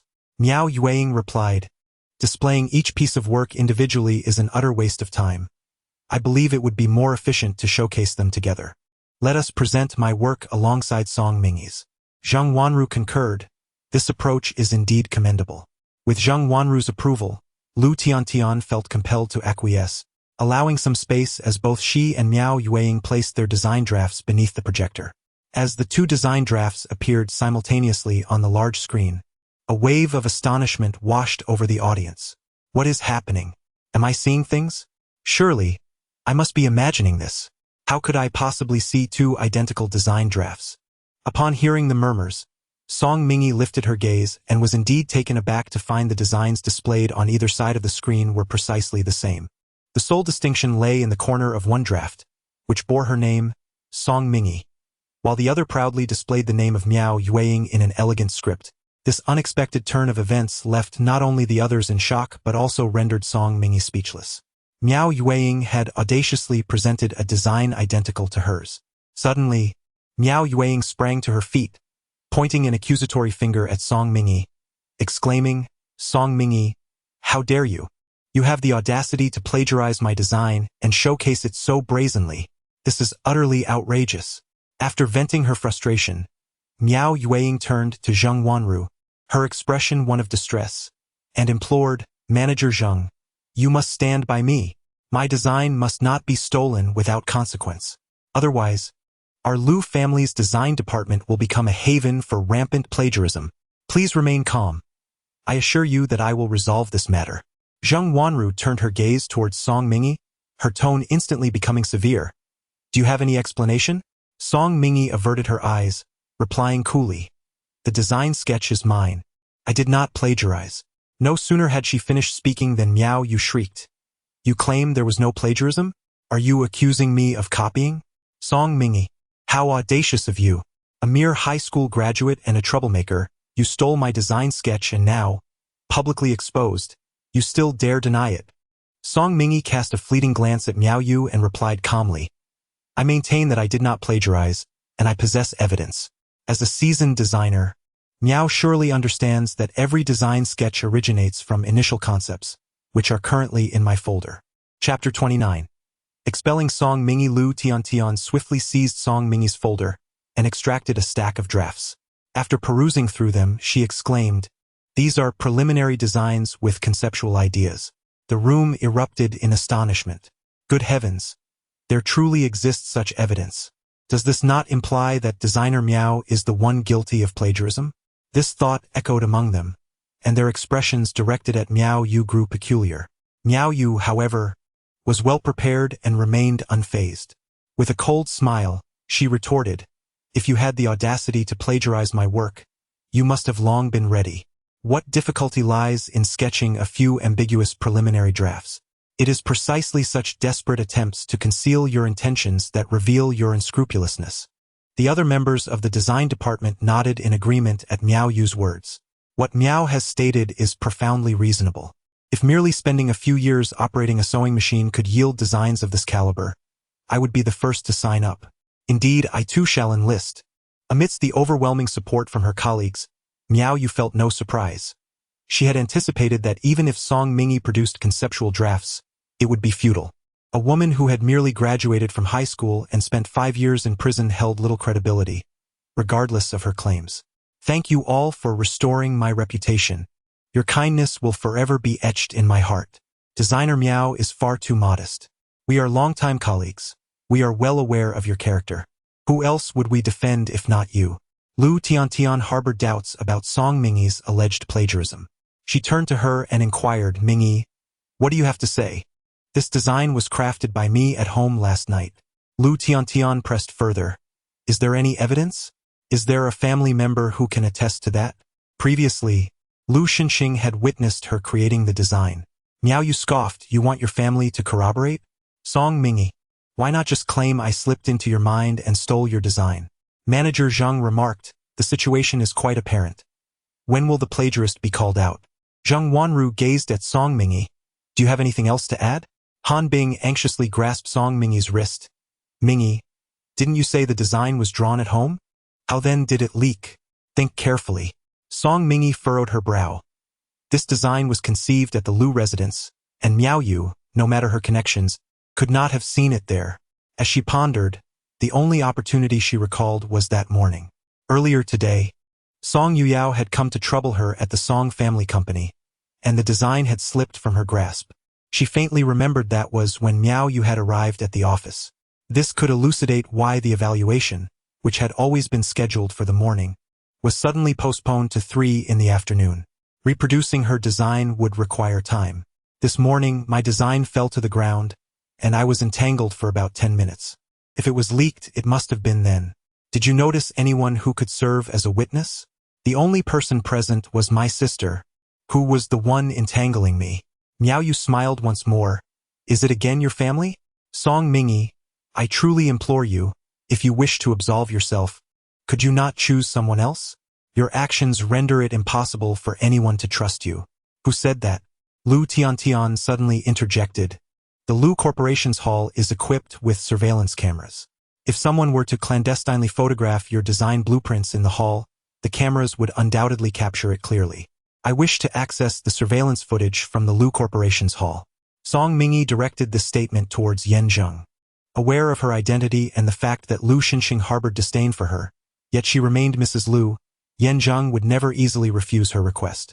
Indeed, after a moment of contemplation, Yan Zheng responded, Please hold on, I will make a call. He stepped out of the conference room to place the call. Immediately, the discussions within the conference room intensified, as colleagues from Group A of the design department rallied to comfort Miao Yu. Miao Yu, displaying an air of magnanimity, expressed, Thank you all for your concern. There is no need for worry. The innocent will clear their name. Hardly had her words finished when the conference room door swung open, revealing Yan Zhang wheeling in Lu Xinxing, who was seated in a wheelchair. Everyone promptly rose and greeted in unison, "Good day, President." Lu Xinxing's gaze swept across the room before lingering on Song Mingyi for a brief moment. Yan Zhang stepped forward, declaring, "All right, let us commence." The manager of the security department emerged, ready to display the surveillance footage. All present fixated their attention on the large screen, their expressions tense as they observed the rapidly flashing images. Only Miao Yu sat relaxed in her chair, her head bowed, with a slight smirk gracing her lips, concealed by her cascading hair. Having committed the act, could she possibly leave behind any glaring flaws? Soon enough, gasps of astonishment echoed through the room. What was missing? Indeed, how could the surveillance footage jump from 8:50 to 9:30? What on earth was happening? Allow me to check. The security department manager stepped forward, scrutinizing the footage for a considerable time before finally stating, "Mr. Lu, the surveillance video around 8:50 this morning malfunctioned and recorded nothing." Han Bing expressed her deep disappointment. How could this be? If we could just locate that segment of video, we could identify the plagiarist, yet the footage has encountered issues. However, Song Mingyi remained composed. Since Miao Yu had meticulously plotted to steal her design, she must have been prepared. It was unlikely she would allow a mere video to turn the tide in her favor. Just now, it had merely been an experiment. Han Bing, filled with anxiety, exclaimed, "So what shall we do now?" Miao Yu rose, stating, "Has this commotion been sufficient? Please, let us not waste any more of everyone's time. We all have families. Many of us wish to return home to spend time with our children." Her words were met with fervent agreement. Indeed, for this selection process, I have not spent time with my child for several days. You cannot imagine how my daughter asked me yesterday, "Mom, why do you never stay with me at bedtime?" My tears nearly fell as I hurriedly assured my child that I would accompany her tonight. Yet now, I find myself delayed once more due to the plagiarism issue. Zhang Wanru turned to Lu Xinxing and said, "Mr. Lu, the situation has become quite clear. It is time to announce the outcome, is it not?" Lu Xinxing replied calmly, "So, Manager Zhang truly believes the matter has been thoroughly investigated?" Under Lu Xinxing's penetrating gaze, Zhang Wanru felt a wave of trepidation, as though all her darkest thoughts were laid bare before him. Gritting her teeth, she asserted, "Yes, the surveillance footage has been reviewed, and there are no further doubts. The plagiarist is Song Mingyi." She then directed her gaze at Song Mingyi, saying, "You know full well that Lu Corporation has a zero-tolerance policy towards plagiarism, yet you dare to commit such an act. Do you not regard our company's rules and the decorum of the design department? What audacity!" With that, Zhang Wanru summoned the security personnel, commanding, "Remove Song Mingyi from the premises. She is henceforth barred from entering Lu Corporation." Chapter 30. The truth. The security guards entered, observing Lu Xinxing, yet none dared to act impulsively. Zhang Wanru, witnessing this, grew solemn and admonished, "What are you all waiting for? Are you expecting President Lu to personally invite you?" Noticing that Lu Xinxing remained silent, the guards cautiously approached Song Mingyi. Yan Zhang, unable to contain himself, whispered, "President Lu." Lu Xinxing lifted his eyelids, about to speak, when he saw Song Mingyi rise. The guards tensed at her movement, questioning, "What do you intend to do?" "I intend to do what I should," Song Mingyi replied, sidestepping the guards and striding purposefully towards the manager of the security department. "May I use the computer?" "What do you need the computer for?" The manager responded skeptically, "I have already attempted to recover the surveillance footage, but it is utterly irretrievable. There's no point in exerting yourself." "You?" The manager regarded Song Mingyi with suspicion. "This footage has been completely deleted. I employed numerous methods to no avail. It would be futile to try. Thank you for your advice, but I would still like to give it a shot." Song Mingyi took the computer from the manager's hands, smiled at her, and her fingers began to dance swiftly across the keyboard.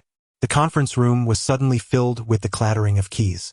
In such a critical moment, one still had the presence of mind to feign nonchalance.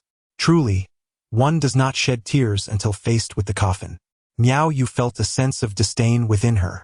Rising to her feet, she spoke with righteous indignation. "I am aware that Song Mingyi's devious schemes have been laid bare.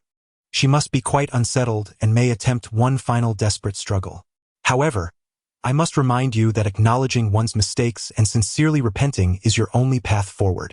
Yan Zhang, feeling a tinge of urgency, quietly inquired, Mr. Liu, do you require assistance? Yan Zhang held a low opinion of Song Mingyi. To put it plainly, even if Lu Xinxing were to suddenly entertain carnal desires and seek a woman for diversion, he would never consider arranging for Song Mingyi, as her status is far too insignificant. Nonetheless, she is currently the wife of young Master Liu. If she were to be expelled on charges of plagiarism, it would bring great shame upon Mr. Liu and could potentially serve as a weapon for the second branch to wield against him. If he cannot even manage his own spouse, how can he possibly oversee the Liu Corporation? Let us first observe Song Mingyi's intentions. Lu Xinxing's tone remained unperturbed, devoid of any worry. Miao Yu, unable to restrain herself, urged, Manager Zhang, the situation is now abundantly clear. When can we expect justice? She added, if our design department cannot even guarantee the most fundamental fairness and impartiality, I must express my profound disappointment, and I believe my colleagues would feel the same. The members of the design department remained silent. Naturally, who would dare to speak out in front of Lu Xinxing, unless they were quite reckless? Zheng Wanru stood up, addressing Lu Xinxing. Mr. Liu, considering the prolonged delay in this matter, should we not announce the resolution soon? Lu Xinxing calmly remarked, what do you believe should be announced regarding the outcome of this matter?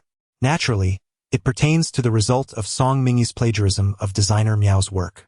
Zheng Wanru replied with conviction, how could a high school graduate like Song Mingyi possibly understand how to draw a design? She must have been fearful of failing her task and thus seized the opportunity to surreptitiously photograph designer Miao's designs. Did Song Mingyi not present any other evidence? Lu Xinxing impatiently interrupted Zheng Wanru. Miao Yu interjected. Song Mingyi claimed that the design was completed at home, and her family witnessed her drawing it. With a mocking smile, she added, what does it matter if family members testify? I could easily have my family vouch for me too. Upon hearing Miao Yu's words, Zheng Wanru's complexion drained of color. While others might be unaware of who Song Mingyi referred to as family, she knew Lu Xinxing. This implied that Lu Xinxing had indeed seen Song Mingyi drawing the design. Miao Yu continued her mockery. Actually, Song Mingyi should have called someone over just now. It would have been amusing to see what kind of person could be complicit with her. Miao Yu, Zheng Wanru interrupted her, her expression turning cold. What nonsense are you spouting? Miao Yu was taken aback. She had not anticipated Zheng Wanru's reprimand. She quickly convinced herself she understood her intent. I see. It's my oversight. After all, the family of such a criminal could very well be involved in illicit activities themselves. They have no right to step foot in our Lu group. Silence yourself. Zheng Wanru scolded sharply, her eyes betraying a hint of panic as she looked at Lu Xinxing. Xinxing. It is my failure in supervision that has led to this unfortunate incident. Perhaps we should consider this matter settled, since it has not resulted in any adverse consequences. Before Lu Xinxing could respond, Miao Yu interjected with an indignant cry. How can this be acceptable? She has plagiarized my design. It must be addressed unequivocally. I concur with designer Miao. The issue of plagiarism must be thoroughly clarified, Song Mingyi declared, connecting her laptop to the projector. Fortunately, the surveillance footage has been restored. Let us observe the events for ourselves. On the projector screen, a segment of the surveillance video began to play. In the footage, Song Mingyi was entangled with a young girl clad in designer attire. At that moment, the documents in her hand slipped to the ground, scattering the design blueprints across the floor. The quality of Lu's surveillance cameras was exceptional, capturing the fallen drawing in clear detail. Soon after, another individual approached, picking up the design and scrutinizing it for a moment before surreptitiously snapping a photo with her phone. Once she completed this act, she returned the design to its original place and hastily turned to leave, her face clearly visible on the large screen. Indeed, it was Miao Yu. The conference room erupted into astonished murmurs, with attendees exchanging incredulous glances and whispers. It was truly designer Miao who had stolen Song Mingyi's work. This was unexpected. Designer Miao possessed considerable design talent and had no need to resort to theft. Han Bing weakly remarked, while designer Miao possesses remarkable skills, Her work pales in comparison to the masterpiece created by Song Mingi. The crowd concurred. Not only did Miao Yu's work seem trivial in the shadow of Song Mingi's creation, but even Lu Tiantian's designs appeared unsophisticated. It could be said that Song Mingi's oeuvre transcended theirs entirely, establishing a distinct divide.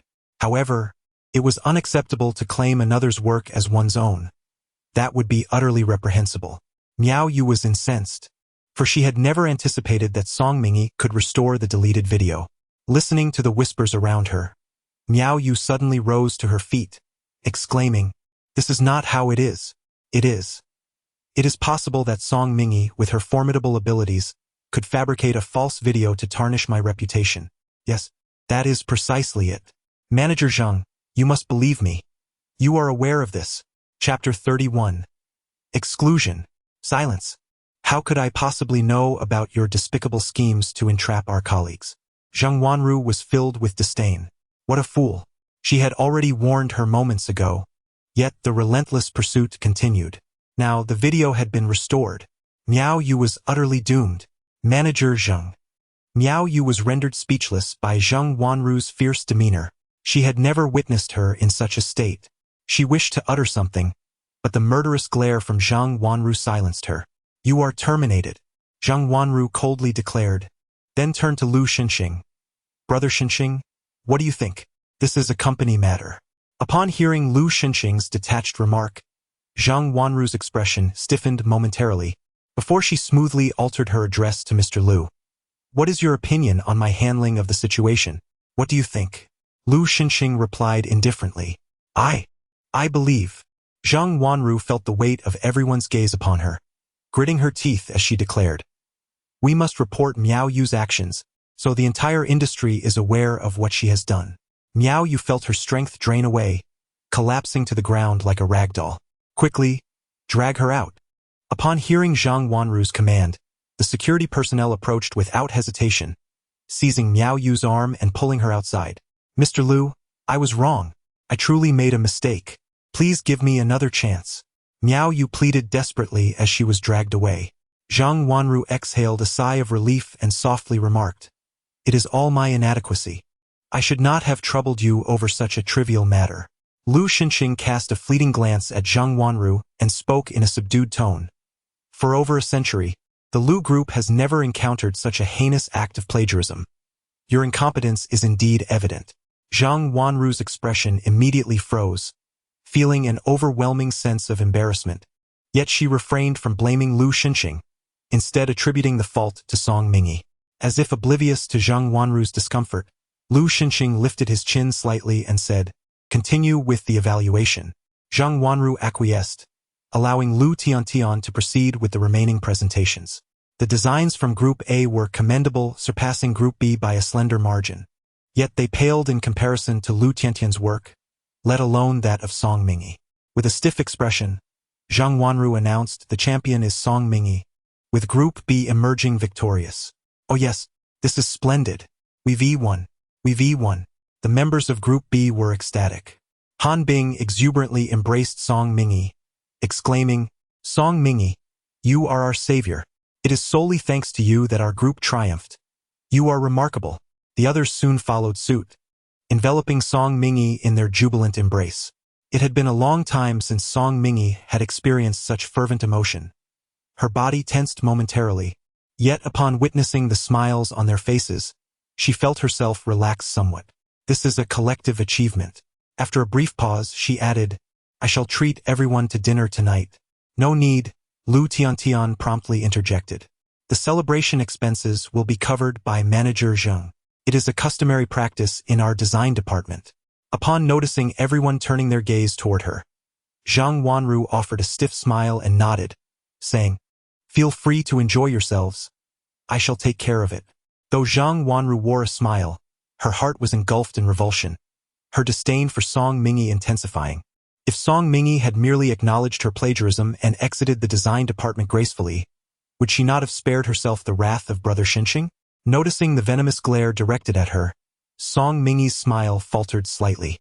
At that moment, Miao Yu burst in, wailing as if she had found her savior, collapsing before Zhang Wanru. "Manager, you must save me. I cannot be expelled. Otherwise, my life will be utterly ruined. Zhang Wanru, irritated by Miao Yu's presence, retorted curtly, it was Brother Xinxing's decision to remove you from the design department and to notify the entire industry. Do you believe I can contravene his orders? What am I to do? Miao Yu was in a state of panic. Being dismissed from the Lu design department was already a dire predicament. The thought of being reported to the entire industry left her with no semblance of hope. How should I know what you ought to do, since you have been dismissed? It would be wise not to linger in the design department. If Brother Xinxing discovers this, he will accuse me of incompetence. Miao Yu, sensing Zhang Wanru's utter disregard for her plight, became frantic, blurting out, Manager, I only acted with your permission. Miao Designer, Assistant Wang swiftly interrupted, I understand your urgency, but you must remain calm and refrain from speaking recklessly. Miao Yu's expression froze, clearly recalling Zhang Wanru's ruthless tactics. Taking advantage of the moment, Assistant Wang pulled her away. Zhang Wanru flicked the dustless cuff of her sleeve and disdainfully exclaimed, Fool! Little wretch! After returning to the Song family, Song Yuyao could no longer contain her fury. What has happened to Yao Yao? Shen Yumei inquired as she descended the stairs, the first time in days since she had been released from prison by Song Hongshan, who had callously struck her afterward. For the past few days, she had secluded herself in her room to recover. Mom! Song Yuyao threw herself into Shen Yumei's embrace, sobbing uncontrollably. Shen Yumei, alarmed, pressed for details, and soon learned the unfolding events from Song Yuyao. It turned out that Song Yuyao was incensed by Song Mingyi's tarnishing of her reputation, and had sought out the Lu family to confront her, only to be ejected by security at Song Mingyi's behest. Mom, I've lost all face. Song Yuyao lamented, her distress palpable. Shen Yumei's heart ached for her daughter, and just as she was about to offer words of comfort, the front door was forcefully swung open. Song Hongshan stormed in, his fury evident. Upon seeing him, Shen Yumei felt a jolt of fear and cautiously approached. Hongshan, you're back? Are you hungry? Shall I have the kitchen prepare a bowl of noodles for you? Without a word, Song Hongshan shoved Shen Yumei aside and confronted Song Yuyao with a stern tone. Song Yuyao, who permitted you to cause a scene at the Lu family? Do you not think the Song family is chaotic enough already? I did not create a disturbance at the Lu family. I went to confront Song Mingyi. Song Yuyao retorted, her anger escalating. Did that little wretch Song Mingyi call to complain? I knew that vile woman could only resort to such underhanded tactics. Silence. Song Hongshan was enraged. What do you look like now? Calling someone a wretch with every breath. Have you lost all semblance of a refined lady? Song Yuyao, already feeling aggrieved by her situation with Song Mingyi, found herself further tormented by Song Hongshan's scathing remarks. Unable to bear it any longer, she screamed, I knew it. Now that you see Song Mingyi as the young mistress of the Lu family, you are eager to curry favor with her. Song Hongshan, possessing a fierce sense of pride, found himself utterly provoked by her words, and without restraint, raised his hand to deliver a sharp slap. Yao Yao. Shen Yumei rushed forward to shield Song Yuyao. However, Song Hongshan's hand struck her face instead. Shen Yumei fell to the ground, her already troubled cheek now searing with pain, her ears ringing, and her mind engulfed in a fog of confusion. Chapter 32. Just a criminal mother. Song Yuyao lunged forward, positioning herself protectively in front of Shen Yumei, exclaiming, Are you going to hit me? Then do it. Come, strike my face. With her neck arched defiantly, she continued, If you kill me and my mother, you will be able to ingratiate yourself with Song Mingyi, that esteemed Mrs. Lu. Yao Yao. Shen Yumei grasped her daughter tightly, urgently imploring, Do not speak to your father in such a manner. Apologize at once. Song Yuyao wore a stubborn expression, unwilling to relent.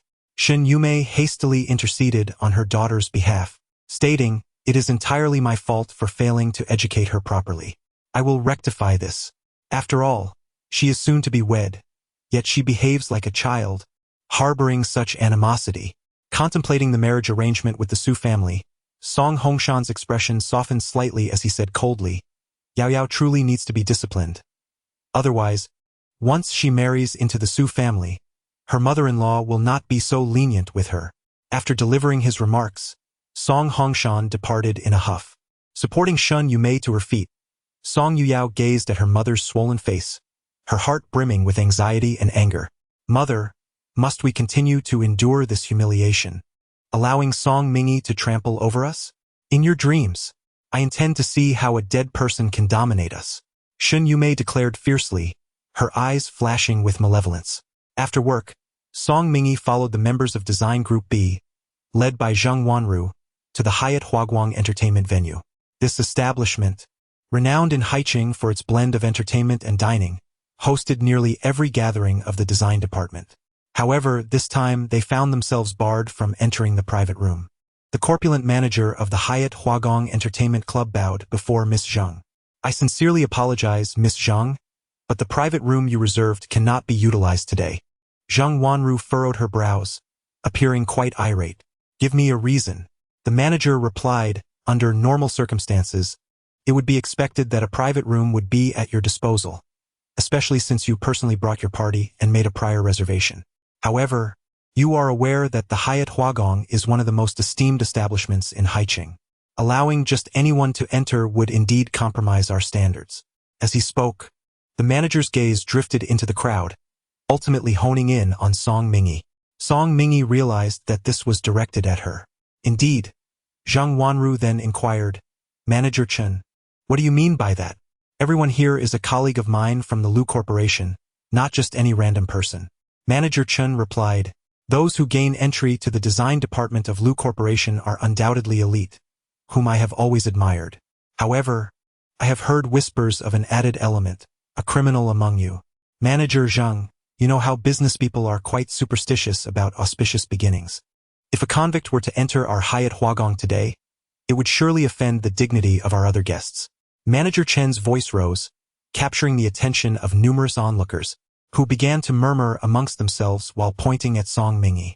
Who would have thought that such a beautiful young lady could have a criminal past? Manager Chen's actions are truly commendable. He is indeed considering the well-being of everyone. Given my status and identity, I cannot possibly associate with a labor reform inmate. Upon hearing the unanimous support from everyone, Manager Chan straightened his corpulent figure and declared loudly, Miss Zheng, you have heard the opinions of everyone. Do not put me in a difficult position. Zheng Wanru appeared quite troubled, but eventually spoke, Song Mingi, you see, there is truly no other way. We cannot allow your past mistakes to hinder everyone's celebration. How about this? I will give you 500 yuan to dine on your own. With that, she swiftly produced 500 yuan and extended it towards Song Mingi. Song Mingi gazed at the pink banknotes before her and then at Zheng Wanru's triumphant expression. She understood all too well that Zheng Wanru's actions were deliberate, intended to humiliate her and isolate her further. The approach was crude yet particularly loathsome. Noticing that Song Mingi remained unmoved, Zheng Wanru pressed on. Take it. Do not delay everyone any longer. They are all waiting to eat. Exactly, we're all hungry. We cannot let one person's past errors cause everyone to suffer, chimed in another voice. You have gone too far. Han Bing could no longer contain herself and exclaimed angrily, has everyone forgotten? It is thanks to Manager Zheng that we are celebrating today, and you speak so callously without a shred of conscience. A colleague from the design department interjected, even without Song Mingi, we would not necessarily lose. Do you truly believe that team leader Lu Tiantian is inferior to a newcomer like Song Mingi? Upon the utterance of those words, Lu Tiantian's expression soured slightly. Though she was magnanimous, it was unsettling for her to be overshadowed by the newcomer, Song Mingi. A faint smirk played upon Zheng Wanru's lips, her eyes glimmering with satisfaction. Even if Song Mingi proved her innocence and clinched the championship, what of it? The notion of establishing a foothold in the Lu design department was but a fanciful dream. Han Bing's cheeks flushed crimson.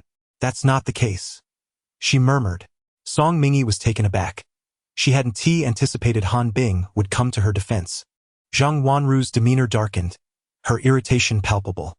Han Bing grasped the situation. You, a pristine high achiever, associating with someone like Song Mingi, what does that signify? Do you wish to lower yourself to their level? Song Mingi is not of inferior status. She possesses a kind heart. Han Bing retorted resolutely. If she must leave, then I shall depart alongside her.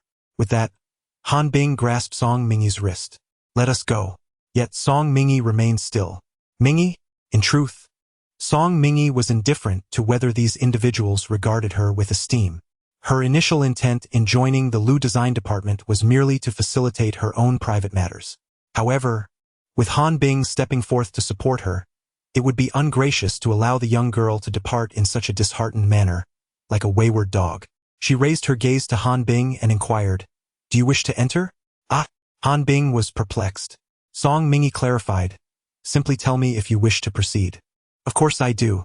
Song Mingi revealed a smile, saying, "All right, let us proceed inside." "Just you? Securing a private room?" Upon hearing Song Mingi's words, her colleagues couldn't help but laugh. "This is the Hyatt Huagong Club. Do you think it's a roadside stall?" I suspect that aside from operating a sewing machine, Song Mingi had also minored in crosstalk during her time in prison. Han Bing, feeling somewhat awkward, tugged at Song Mingi's sleeve. "Mingi, we could celebrate elsewhere. There will be plenty of opportunities in the future. It's all right, trust me." Song Mingi reassured her with a comforting smile, pulling out her phone to make a call. Once the call connected, Song Mingi instructed, "This is Song Mingi. I am at the Hyatt Huagong Club. Please arrange for a private room." Chapter 33. It was high time to withdraw. The assembly could not suppress their laughter. "Oh dear, I might just die of laughter. I am Song Mingi, and I have arranged a private suite at the Hyatt Huagong Club." "How magnificent!" Zheng Wanru raised an eyebrow and addressed Manager Chun. "Manager Chun, my subordinate insists on securing a suite at the Hyatt Huagong Club. What do you think?" Manager Chun, with a tone of disdain, replied, "I'm afraid I have not received any such call, nor do I expect to. Let me reiterate, our Hyatt Huagong Club is not a place where just anyone can enter, let alone arrange a private suite." As soon as Manager Chun finished speaking, his phone rang. The big boss was on the line, instructing, "Arrange a top-floor suite for a certain young lady." Manager Chun inquired, "Which young lady? Is it within your purview to question the name of such a prominent figure? In any case, she is already at the entrance, so ensure she is well received and do not be negligent." "I shall return shortly." The big boss reiterated his instructions before hanging up. Manager Chun, bewildered, gazed at Song Mingi. She had just made a call, and soon after, he received a call from the big boss with such a serious tone? Could it be that, aside from being the ordinary employee described by Miss Zhang, she harbored some extraordinary identity? Just as Manager Chun was lost in thought, Zheng Wanru's phone rang. Answering the call, she said, "Father." Chairman Zheng spoke. "I have requested the Hyatt Huagong Club to upgrade your suite and arranged a rare bottle of Romani Conti, in gratitude for their support in your endeavors."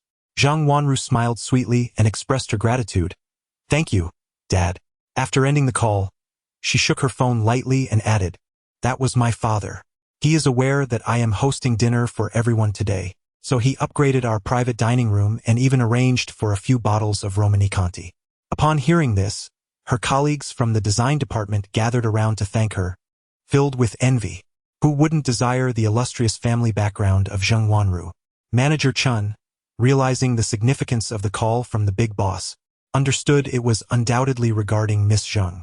The Zheng family had indeed flourished over the years, earning their place among the elite, and as the most cherished daughter, it was only natural for the big boss to treat her with such gravity. As for Song Mingi, she was merely putting on airs. Manager Chun scoffed dismissively and summoned the security guard, pointing at Song Mingi. "Remove her from the premises." The guard approached Song Mingi, who furrowed her brow and looked at Manager Chun. "If you intend to expel me, you better be certain." "Certain? What is there to contemplate about getting rid of you?" Manager Chun replied, already exasperated. He was solely interested in associating with influential figures and had no regard for someone as insignificant as Song Mingi. At that moment, a member of the design department chuckled derisively. "Just a moment ago, someone was pretending to make an important call. I thought they actually had some clout, but it turns out to be nothing but a bluff. How laughable. Poor Han Bing. Why would she entangle herself with someone like Song Mingi?" Zheng Wanru, displaying unexpected compassion, remarked, "If Han Bing doesn't join us soon, do you genuinely wish to be expelled as well?" The security personnel, having received instructions from Manager Chun, adopted a particularly stern demeanor. "Please leave, miss." Han Bing tugged at Song Mingi's sleeve, urging, "Mingi, Let us depart. Song Mingy furrowed her brow in irritation, pondering the incompetence of these individuals. How could they fail at such a trivial matter? Since they were unwilling to leave voluntarily, it seemed they would resort to force. As the security guard prepared to rudely expel Song Mingy, he scoffed. What an absurdity! A criminal wishing to enter the Hyatt Huagong?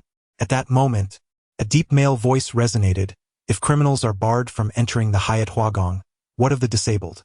As the words fell, a man in a wheelchair gradually came into view. He possessed striking features and an air of nobility. Even in his incapacitated state, his presence was so commanding that it deterred direct gazes. Lu Xinxing had arrived. Yan Zhang stood behind him, resembling a mere aide. Zhang Wanru was the first to approach, exclaiming, "Brother Xinxing, what brings you here?"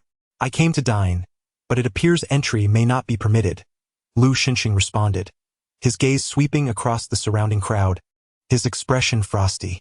"It would be unfortunate to offend your esteemed company." The individuals who had just spoken hastily interjected, "What does Mr. Lu say? With you present, this is the most esteemed place of all." Clearly, Mr. Lu must have misheard. "We wholeheartedly welcome this young lady. As for the so-called criminal, who among the youth has not erred? Once corrected, there is no need for such harsh reproach." A few others discreetly slipped away, anxious to avoid being remembered by Lu Xinxing. Manager Chun was drenched in sweat, his once straight back now hunched over as he obsequiously remarked, "Mr. Lu, this is all a misunderstanding." Just as he spoke, a hurried sound of footsteps echoed in the air. A middle-aged man entered, accompanied by a group of bodyguards. Upon seeing Song Mingy, his eyes brightened, but as he moved to greet her, he noticed her discreet signal and hesitated momentarily before altering his course. He approached Lu Xinxing, bending slightly in a gesture of deep apology. "Mr. Lu, your presence truly honors us. The private room is prepared. Please follow me." Lu Xinxing cast a glance at Song Mingy, observing her stillness and frowning in displeasure as he chided. "What are you waiting for? Hurry inside." "Oh, let us go then," Song Mingy replied with composure, pulling Han Bing along as they followed Lu Xinxing into the elevator. Zhang Wanru nearly ground her teeth in frustration but ultimately decided to follow suit. The middle-aged man personally escorted them to the private room, and upon turning around, he spotted Manager Chun trailing behind him like a quail. Recalling the foolishness of Chen's earlier actions, his expression darkened. "You are dismissed. Leave at once." Inside the private room, the design department members cautiously took their seats. Although they had seen Lu Xinxing, the president of the Lu Group, numerous times, this was their first occasion sitting together. They whispered excitedly among themselves, "This must be the top VIP room of the Hyatt Huagong. It is incredibly luxurious and spacious. Were it not for the president's favor, we would never set foot in such a place. All of this is for Song Mingy." The president only stood up because he saw her being put in a difficult position. Do you think the president has taken a liking to her? Perhaps, given her stunning beauty. Zhang Wanru listened to the murmurs of the crowd, and her anger flared up instantly. Gritting her teeth, she shouted at them, "Silence! What nonsense are you spouting?" The others, frightened, quickly shut their mouths, not daring to utter a single word. Yet, Zhang Wanru remained unsatisfied, especially when she saw Lu Xinxing allowing Song Mingy to sit beside him. It nearly drove her to a fit of rage. Song Mingy was merely a lowly bride brought in to bring joy. Now that Brother Xinxing has awakened, she should be dismissed and has no right to sit beside him. Chapter 34. Prefer to starve. "Mr. Lu, may I take your order?" The esteemed boss entered, holding the menu with a respectful smile upon his face. Lu Xinxing inclined his chin slightly. "Song Mingy, please place the order." The server promptly placed the menu before Song Mingy. "Miss Song, your turn to order." Without hesitation, she took the menu and began selecting dishes, subsequently passing it to Han Bing to continue. Han Bing, trembling slightly, chose her dishes. After glancing at the menu, Song Mingy added a few more items before handing it back to the server, entirely disregarding Zhang Wanru's presence. Zhang Wanru felt a surge of anger, nearly grinding her silver teeth in frustration. This Song Mingy was truly insufferable. Han Bing, positioned closely beside Song Mingy, whispered, "Mingy, what is your relationship with Mr. Lu? This is the first time he has shown such protectiveness over someone." "There is indeed a connection," Han Bing's eyes sparkled with curiosity, sensing the depth of their relationship. Then, she heard Song Mingy respond, "It's merely a superior-subordinate relationship. His protectiveness must stem from a desire for me to generate substantial profits for him. You expect me to believe that?" Han Bing expressed her skepticism. "Why not? With my design talent, is it not plausible for me to earn money in the future? How could that be?" Song Mingy's designs were breathtaking, rivaling those of master designers. With a smile, Song Mingy replied, "See, that is the confidence bestowed upon me by my abilities." As the meal progressed, Song Mingy excused herself to the restroom. As she stepped out of the private room, the prominent boss who had been waiting nearby immediately approached her, addressing her as Sister E. Trembling, he expressed, "It is my lack of oversight that has caused you such great distress today." "My grievances are trivial," she replied, "but the damage to the reputation of the Hyatt is irreparable." The boss nodded fervently, assuring her, "It will not happen again," while flatteringly adding, "I still wish to continue earning money for you, Sister E." The Hyatt Huagong was ostensibly his, yet in reality, it belonged to Song Mingy.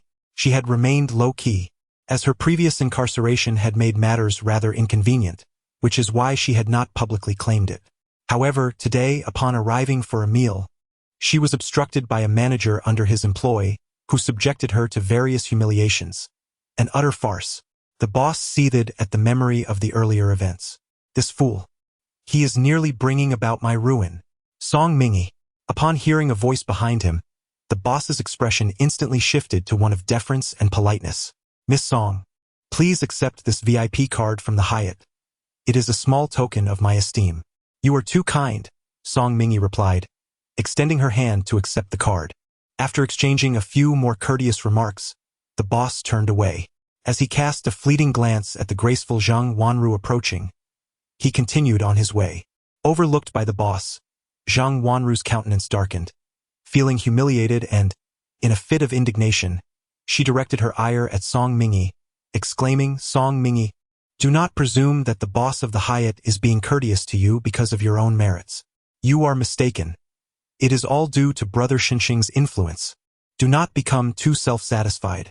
Song Mingy gazed at Zhang Wanru with a hint of perplexity and remarked, "Am I truly so pleased with myself?" She continued, "Even if I were, what of it? Lu Xinxing is my husband. Our fates are intertwined, and his honor is inherently mine. Is there any issue with that? Intertwined fates? You are hardly worthy," Zhang Wanru retorted furiously. "You, a former convict, have merely relied on luck to bring fortune to Brother Xinxing.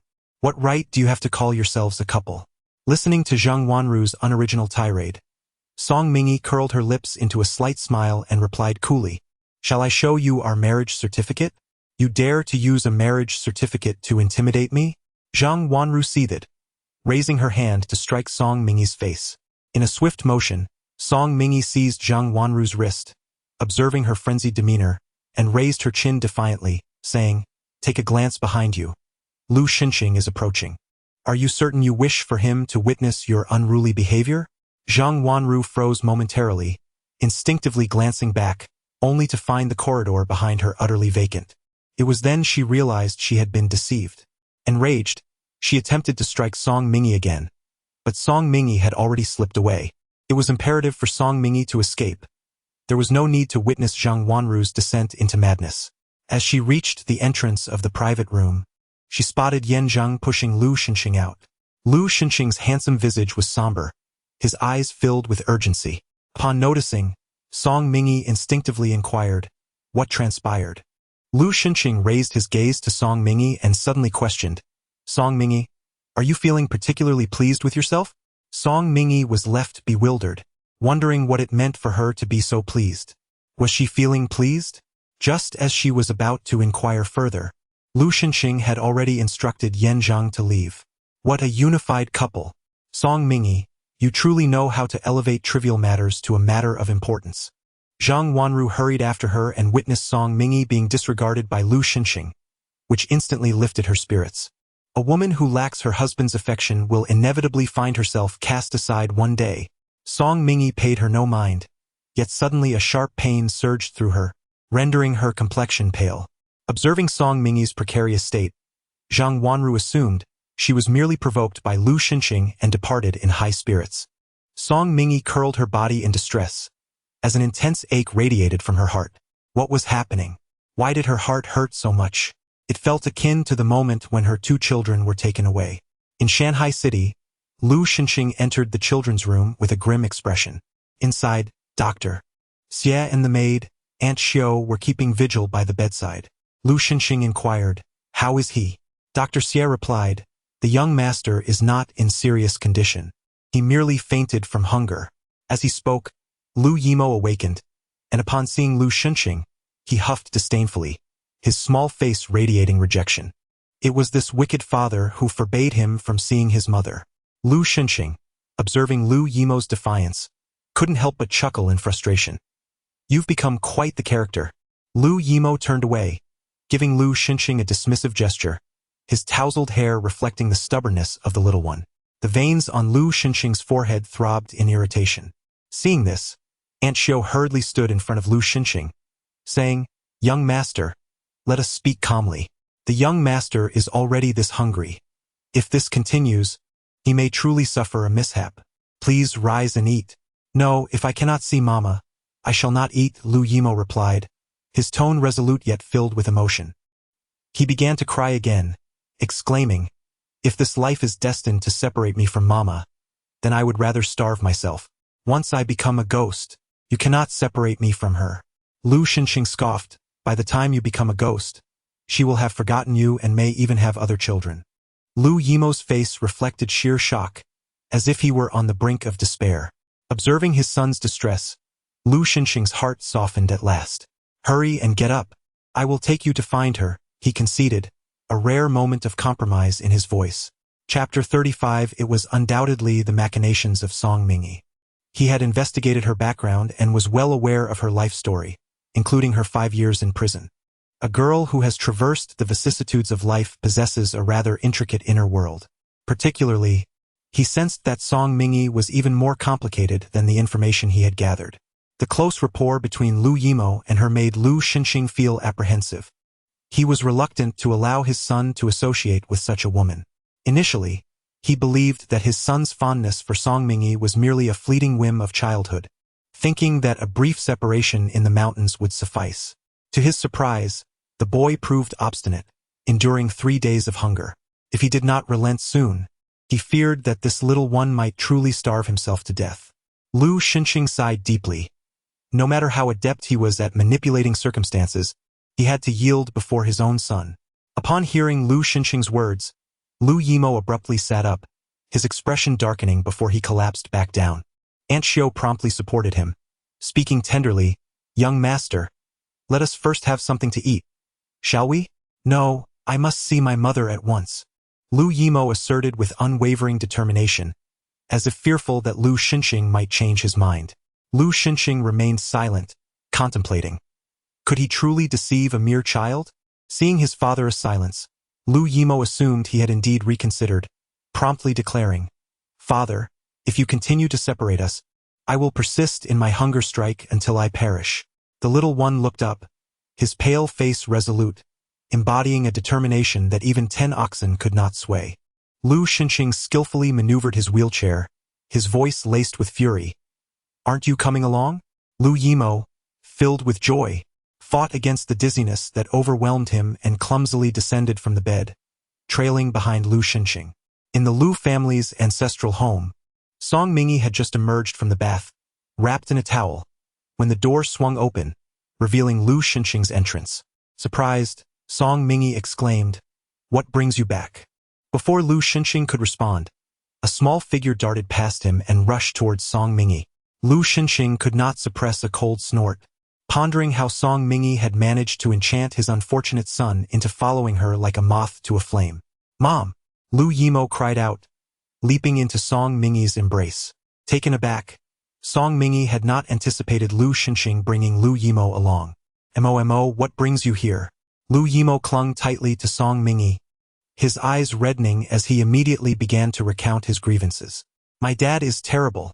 He locked me in a dark room to prevent me from seeing you, and he even hit me. He mistreats me.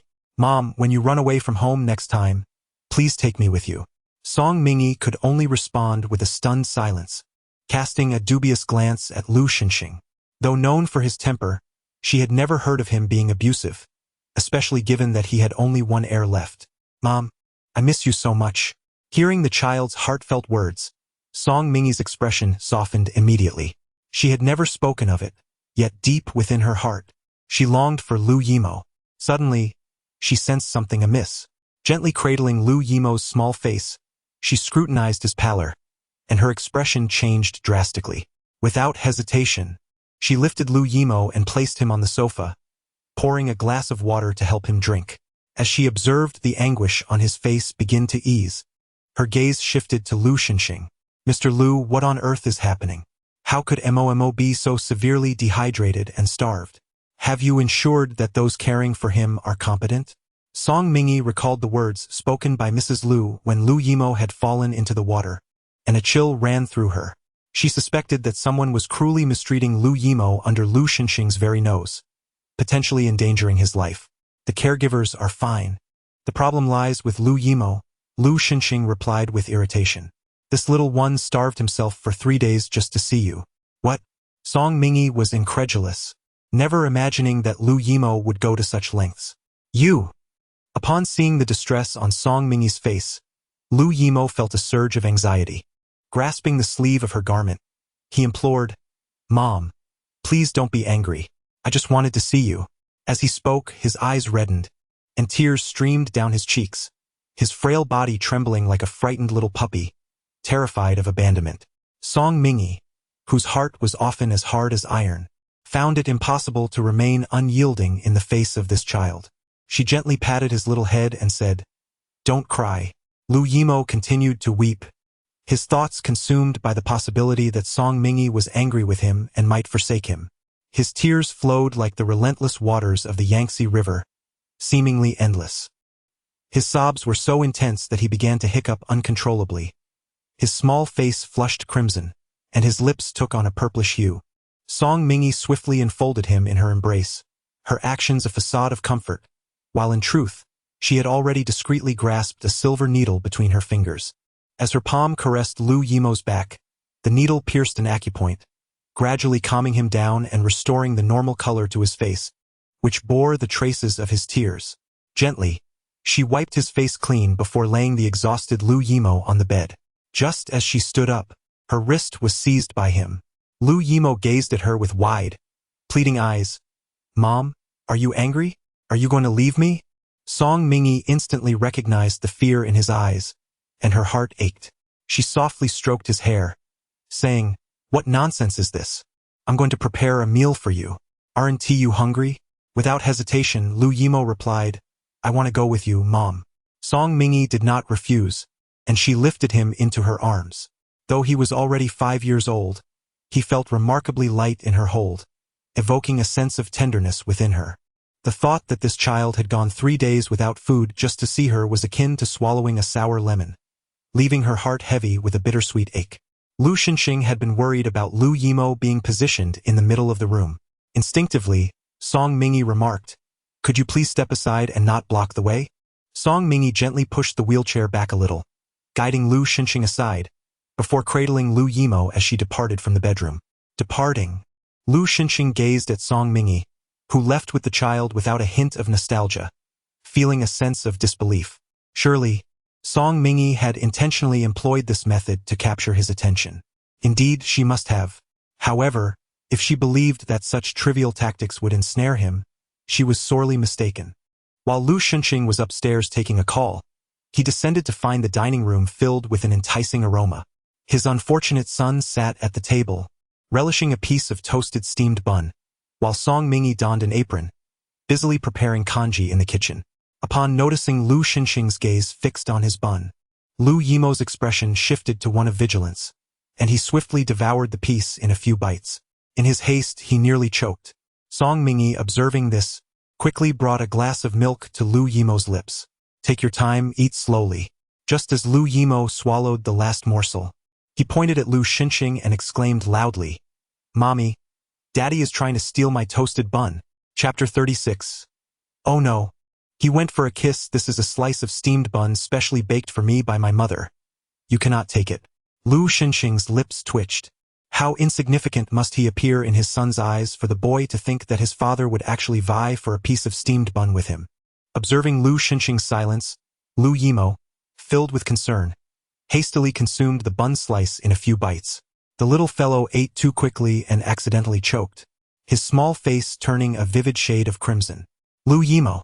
Lu Xinxing swiftly maneuvered his wheelchair over and held out a bottle of prepared milk powder to his son's lips. Hearing the commotion, Song Mingy hurried over, and upon seeing Lu Yimo and Appo's flushed face, she promptly patted his back. At last, Lu Yimo successfully swallowed the morsel lodged in his throat. Clinging to Song Mingy, he pitifully exclaimed, "Mom, you finally arrived. Dad just tried to snatch my bun." Song Mingy was somewhat skeptical. After all, it seemed rather implausible for a domineering figure like Lu Xinxing to steal from a child. However, recalling how starved Lu Yimo had appeared earlier, she tactfully suggested, "Mr. Lu, Yimo has a delicate constitution, and being so young, he cannot take medication. The best remedy is dietary nourishment. Steamed buns can stimulate his appetite, making them quite suitable for him at this moment. If you are feeling hungry, perhaps you should eat something else." Lu Xinxing. At last, Lu Xinxing comprehended why Lu Yimo adored Song Mingy so much. Perhaps she was the only woman in the world who would genuinely believe he would compete with his son for a slice of steamed bun. Lu Xinxing took a deep breath and exclaimed, "Just eat yours." "Oh," Song Mingy replied, and then proceeded to the kitchen to serve rice. It was only her and Lu Yimo. She treated him as if he were merely a figment of the air. Unable to contain himself, Lu Xinxing asked, "What about mine?" Song Mingy was taken aback, as if she had not anticipated Lu Xinxing would speak up. With an apologetic tone, she replied, "I didn't realize you still needed to eat." The muscles on Lu Xinxing's forehead twitched. Didn't he consume food like everyone else?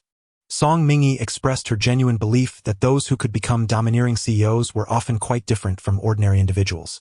Noticing Lu Xinxing's gaze fixed upon her, she stood up and said, "I'll go summon the chef. There's no need for such trouble. This will suffice." Song Mingy appeared somewhat conflicted and gently suggested, "Mr. Lu, I really should call the chef." "Why?" Lu Xinxing asked, slightly irked, not expecting Song Mingy to refuse him. Song Mingy explained, as the saying goes, "To capture a man's heart, one must first capture his stomach. It's not that I am unwilling to share this meal. I am primarily concerned that Mr. Lu might misinterpret my intentions." Lu Xinxing was incredulous. "You worry that I might fall in love with you?" "Not at all. I am not that conceited. It's merely a precaution, to ensure Mr. Lu is at ease," Song Mingy replied, her eyes filled with sincerity and a smile that radiated warmth. "There is no such possibility," Lu Xinxing stated curtly, maneuvering his wheelchair upstairs. Oh no, it seemed Lu Xinxing was upset, even refusing to eat. But what did it matter? She wasn't hungry.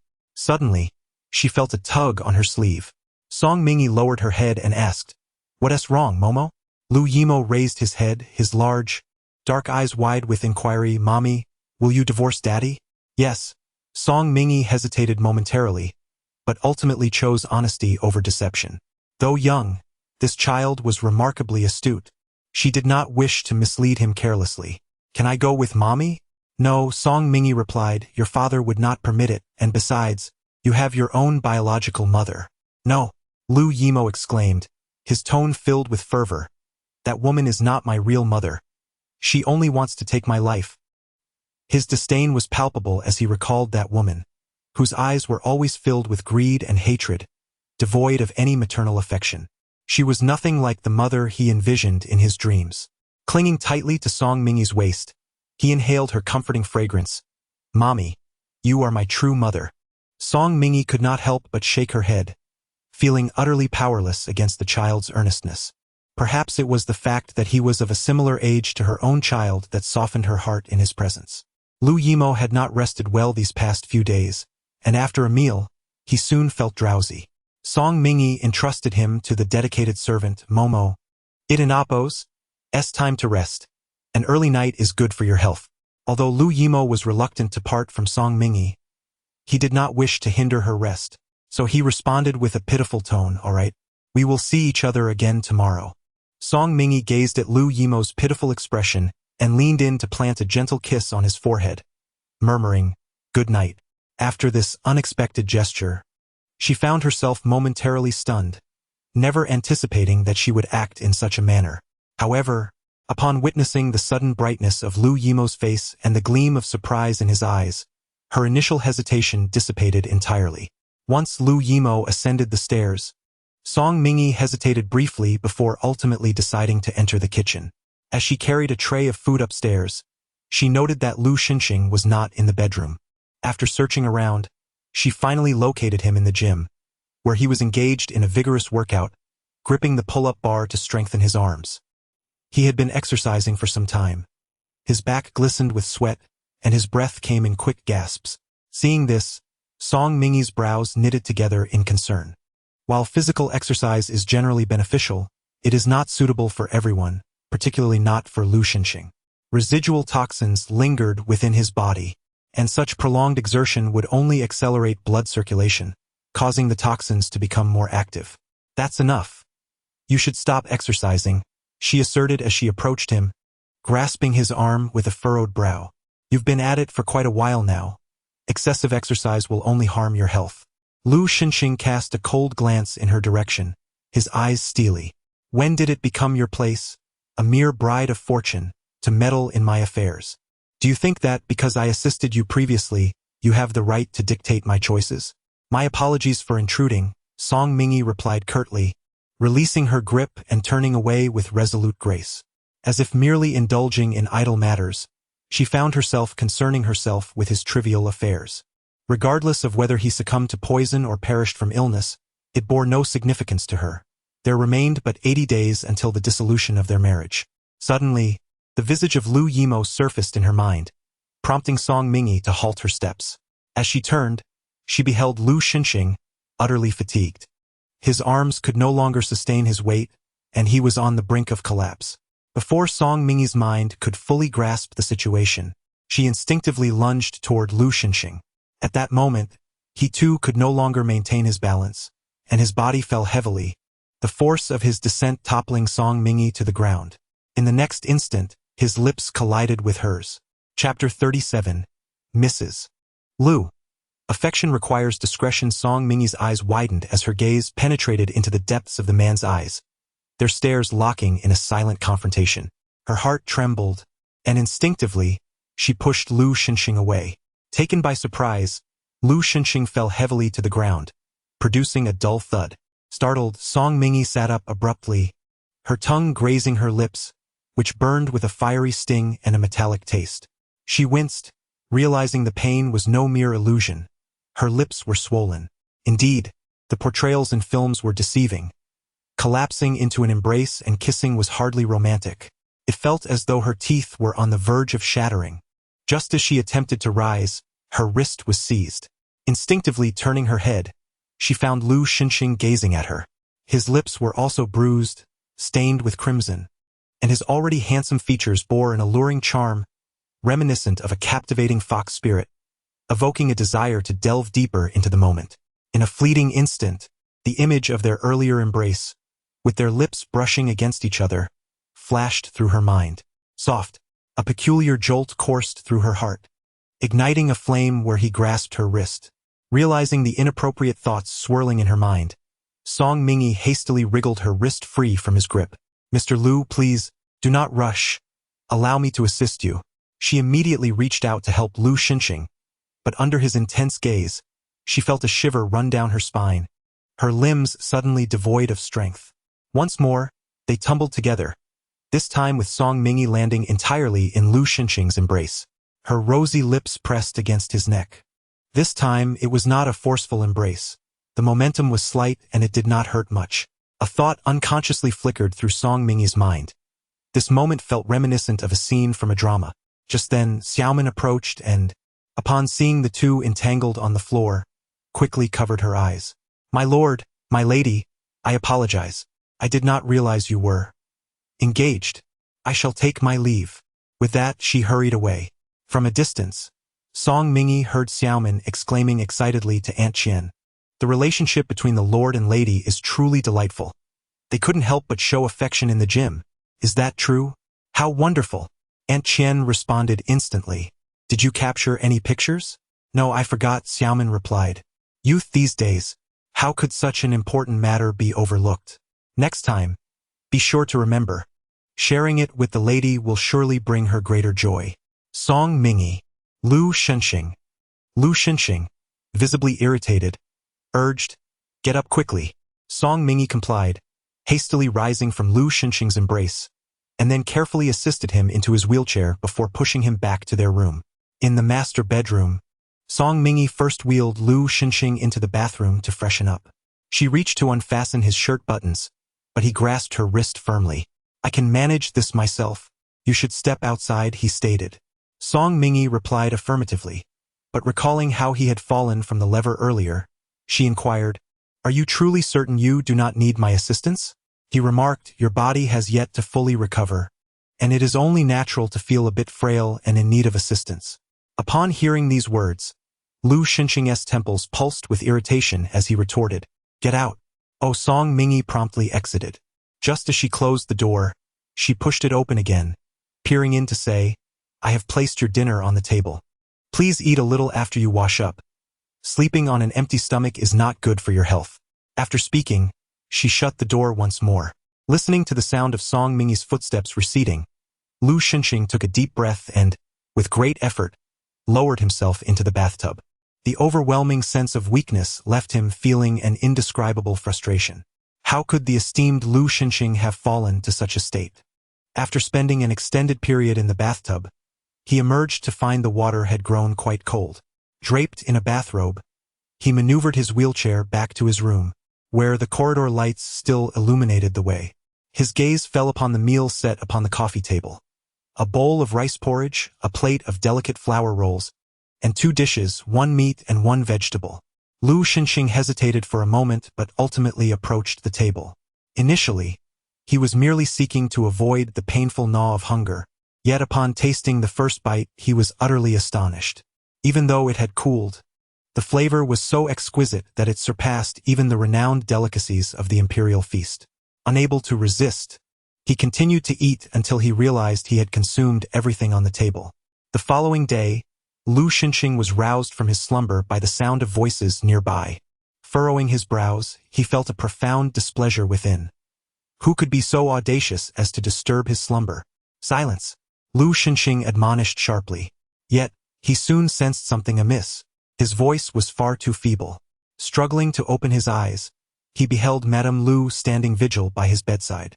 Son, you have finally awakened, she exclaimed, tears of joy brimming in her eyes. You frightened your mother to death. Dr. Xie interjected, Mr. Lu, you are not severely harmed. It is merely a chill. A dose of antipyretics will suffice. Aunt Qian hurriedly escorted Dr. Xie out. Lu Shenxing, filled with remorse, replied, Mother, I am sorry for causing you concern. Without needing to inquire, he understood the extent of his mother and Appo's worry upon his sudden illness. I am fine. I must express my gratitude to Mingyi. Had she not promptly noticed your fever and summoned Dr. Xie, you might have endured greater suffering. Song Mingyi quickly added, Mother, it was the least I could do. She would never disclose that upon noticing Lu Shenxing's alarming condition the previous night, she had swiftly administered an injection. However, given the uniqueness of his condition, even she was unable to bring his fever down in a short span of time. Thus, she had only called for Dr. Xie once Lu Shenxing's situation had stabilized. These details remained her solitary secret, one she would not share with anyone. I know you are a good child, Madame Lu said, grasping Song Mingyi's hand and gently patting it before placing it in Lu Shenxing's palm. A flutter of emotion coursed through Song Mingyi, compelling her to glance at Madame Lu. Mother, Madame Lu remarked, I understand that you are newlyweds, deeply in love, and it is natural for you to be inseparable. However, one must always be mindful of the occasion. Look at this indiscreet display of affection. It has led to a fever, has it not? Such behavior must not be repeated. Song Mingyi realized that Madame Lu had misunderstood the situation, believing that Mr. Lu had fallen ill due to their playful antics at the gym yesterday. Mother, it is not as you think. Mr. Lu and I are innocent. She was aware of Lu Xinxing's frail health but did not anticipate his fragility to such an extent that it resulted in illness. With a hint of sorrow, Song Mingyi cast a glance at Lu Xinxing, wondering how he could be so oblivious to his own physical condition. Did he truly need to subject himself to such turmoil? Surely, retreating to his room to rest would have sufficed. Lu Xinxing, perplexed, pondered the meaning behind the woman's expression of melancholy. Chapter 38. Song Mingyi has been kidnapped. Madame Lu grasped Song Mingyi's hand, saying, "Mingyi, I understand that this situation has caused you distress, yet you must believe that it is merely temporary. You see, even Xinxing, who was previously in a comatose state, has awakened. His minor issues will soon be rectified, and when that time comes, he will surely compensate you generously." As she spoke, she slipped a black card into Song Mingyi's palm. "Here, take this and treat yourself to something you enjoy after work." Song Mingyi, taken aback, responded, "Is money the answer to every disagreement?" She declined, "Mom, I do not need money, but if you do not require it, why not accept it? You must take it, or I shall be displeased." Unable to resist her insistence, Song Mingyi reluctantly accepted it, saying, "Thank you, Mom." Madame Lu smiled, the lines around her eyes softening with warmth. "Spend quality time with Xinxing. I assure you, you will not be treated poorly." With that, Madame Lu departed with the housekeeper. Song Mingyi handed the card to Lu Xinxing, stating, "Mr. Lu, this is for you. Please accept it." He glanced at it and replied nonchalantly, "Consider it a token for your attentive care of Lu Yimo." Song Mingyi understood his implication all too well, yet she felt compelled to clarify, "I care for Momo because he is sweet and endearing, not for monetary gain." However, the words lingered on her tongue before she swallowed them back. What was the point of such an explanation? It might only lead Lu Xinxing to suspect her intentions were ulterior. Moreover, for someone like him, matters solvable with money were hardly matters at all. "Mr. Lu, do you intend to rest at home or proceed to the office?" "Going to the company." "Very well." Song Mingyi was not at all surprised. Although Lu Xinxing, the domineering CEO, could be somewhat narcissistic at times, his dedication to his work was commendable.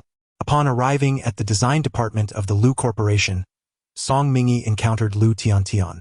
"Sister Lu," Song Mingyi greeted politely. However, Lu Tiantian merely glanced at her without uttering a word before departing. Song Mingyi felt a twinge of surprise. Just as she returned to her workstation, Han Bing approached her. Leaning in closer, Han Bing whispered, "Song Mingyi, you've truly offended Sister Lu this time." Confused, Song Mingyi inquired, "What happened? You still don't know? Manager Zhang just announced that you will be named chief designer in the upcoming meeting. Sister Lu has spent 9 years at Lu Corporation to attain this position, and you've only been here a few days. Do you think she will take this lightly? Not just her, but others as well." Han Bing listed several names. Miao Yu has left, and her position has opened up. Originally, she was the most promising candidate for advancement, but now that spot has been taken by you. Do you think they are pleased? Han Bing looked at Song Mingyi with sympathy. "Mingyi, you've truly made enemies everywhere. The days ahead will be quite challenging." Song Mingyi had not anticipated such a turn of events. That's rather unfortunate. She had initially intended to quietly spend a few months at Lu Corporation, waiting to resign after her divorce from Lu Xinxing, but now that seemed a distant dream. Han Bing urged Song Mingyi, "What are you still hesitating for? Hurry and find Manager Zhang to tell him that you do not wish to take on the role of chief designer." Song Mingyi inquired, "Do you believe Manager Zhang would easily change his mind?" "No," came the reply. "Well, then I shan't waste my efforts." However, she added, "But if this appointment does come through, you will find yourself ostracized." Song Mingyi turned to Han Bing and asked, "Would you isolate me?" Han Bing shook his head, assuring her, "Never, we are friends." "Then it wouldn't be called isolation." Song Mingyi smiled at Han Bing. "Let's proceed with our work." Song Mingyi chose not to resign from her position as chief designer, and this news swiftly spread throughout the design department. All eyes turned towards her with a different gaze, and she found herself increasingly isolated. Even Han Bing, who had been quite close to her, suffered as a consequence. Yet, Song Mingyi remained unfazed by such petty tactics. It was Han Bing who bore the brunt of the situation, returning occasionally in a huff. Song Mingyi suggested, "Perhaps it would be best if you kept your distance from me. That way, They wouldn't take their frustrations out on you. Absolutely not. Han Bing replied stubbornly. If they want me to distance myself from you, I refuse to comply. That would mean I am too amenable. I intend to remain close to you. Han Bing was resolute, even changing his workspace to sit closer to her. Song Mingy felt exasperated but refrained from voicing her concerns. In the afternoon, Song Mingy received a call from Xiao Wu.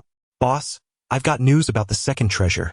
Sources indicate he was spotted at the Angel Orphanage 3 years ago. Without hesitation, Song Mingy requested leave and drove to the Angel Orphanage. Upon her arrival, she gazed at the establishment before her. The welfare institution appeared dilapidated, with a sign half fallen and the main gate rusted and weathered, while the entrance was littered with fallen leaves. Song Mingy felt a twinge of confusion. This establishment did not seem to be functioning normally. Just as she contemplated calling Xiao Wu for clarification, the gate suddenly swung open, revealing a limping man. Are you here to find a child? He inquired. How did you know? She replied, intrigued. The man chuckled. It's evident from your decent attire, your youth, and the grave expression you wear at the entrance. Anyone who appears thusly at a welfare institution is invariably here to search for a child. Song Mingy remained silent. Come inside. There are few children left here. Perhaps fortune will favor you in reclaiming the child you discarded. The phrase the child you discarded pierced Song Mingy and Appo's heart like a steel blade. She longed to assert that she had never abandoned her child. But such an explanation felt futile, so she quietly followed the man inside. The interior of the welfare institution was even more desolate and forlorn, exuding an atmosphere of abandonment, devoid of any semblance of life. Song Mingy furrowed her brow. Where are the children? Bring them out, and I shall wait here. Right here? You seem rather heartless. Having come this far, you do not wish to step inside and see the children? The limping man reproached her. Yet, Song Mingy replied, I have matters to attend to. I shall return another time. As her words lingered in the air, she turned on her heel to depart. The limping man's expression shifted abruptly as he witnessed her intention to leave. He immediately pursued Song Mingy, moving with such agility that one would hardly suspect he had a limp. As he chased after her, he shouted, What are you all standing there for? Come out and capture her. Soon, 2 more individuals emerged, one wielding a spray canister, dousing her face with it. Song Mingy managed to run a few more steps before collapsing to the ground, unconscious. The limping man caught up and, with a look of disdain, remarked, This woman is quite clever. She nearly escaped. A van drove in, and they swiftly abducted Song Mingy, vanishing into the distance. At that moment, in the Liu family estate, Liu Yimo heard the sound of the vehicle and immediately leapt from the sofa, rushing towards the entrance. Mom, he called sweetly, but his expression fell instantly upon seeing that it was Liu Xinxing who entered. Dad, why is it you? Liu Xinxing's gaze swept over him. If it's not me, then who else could it be?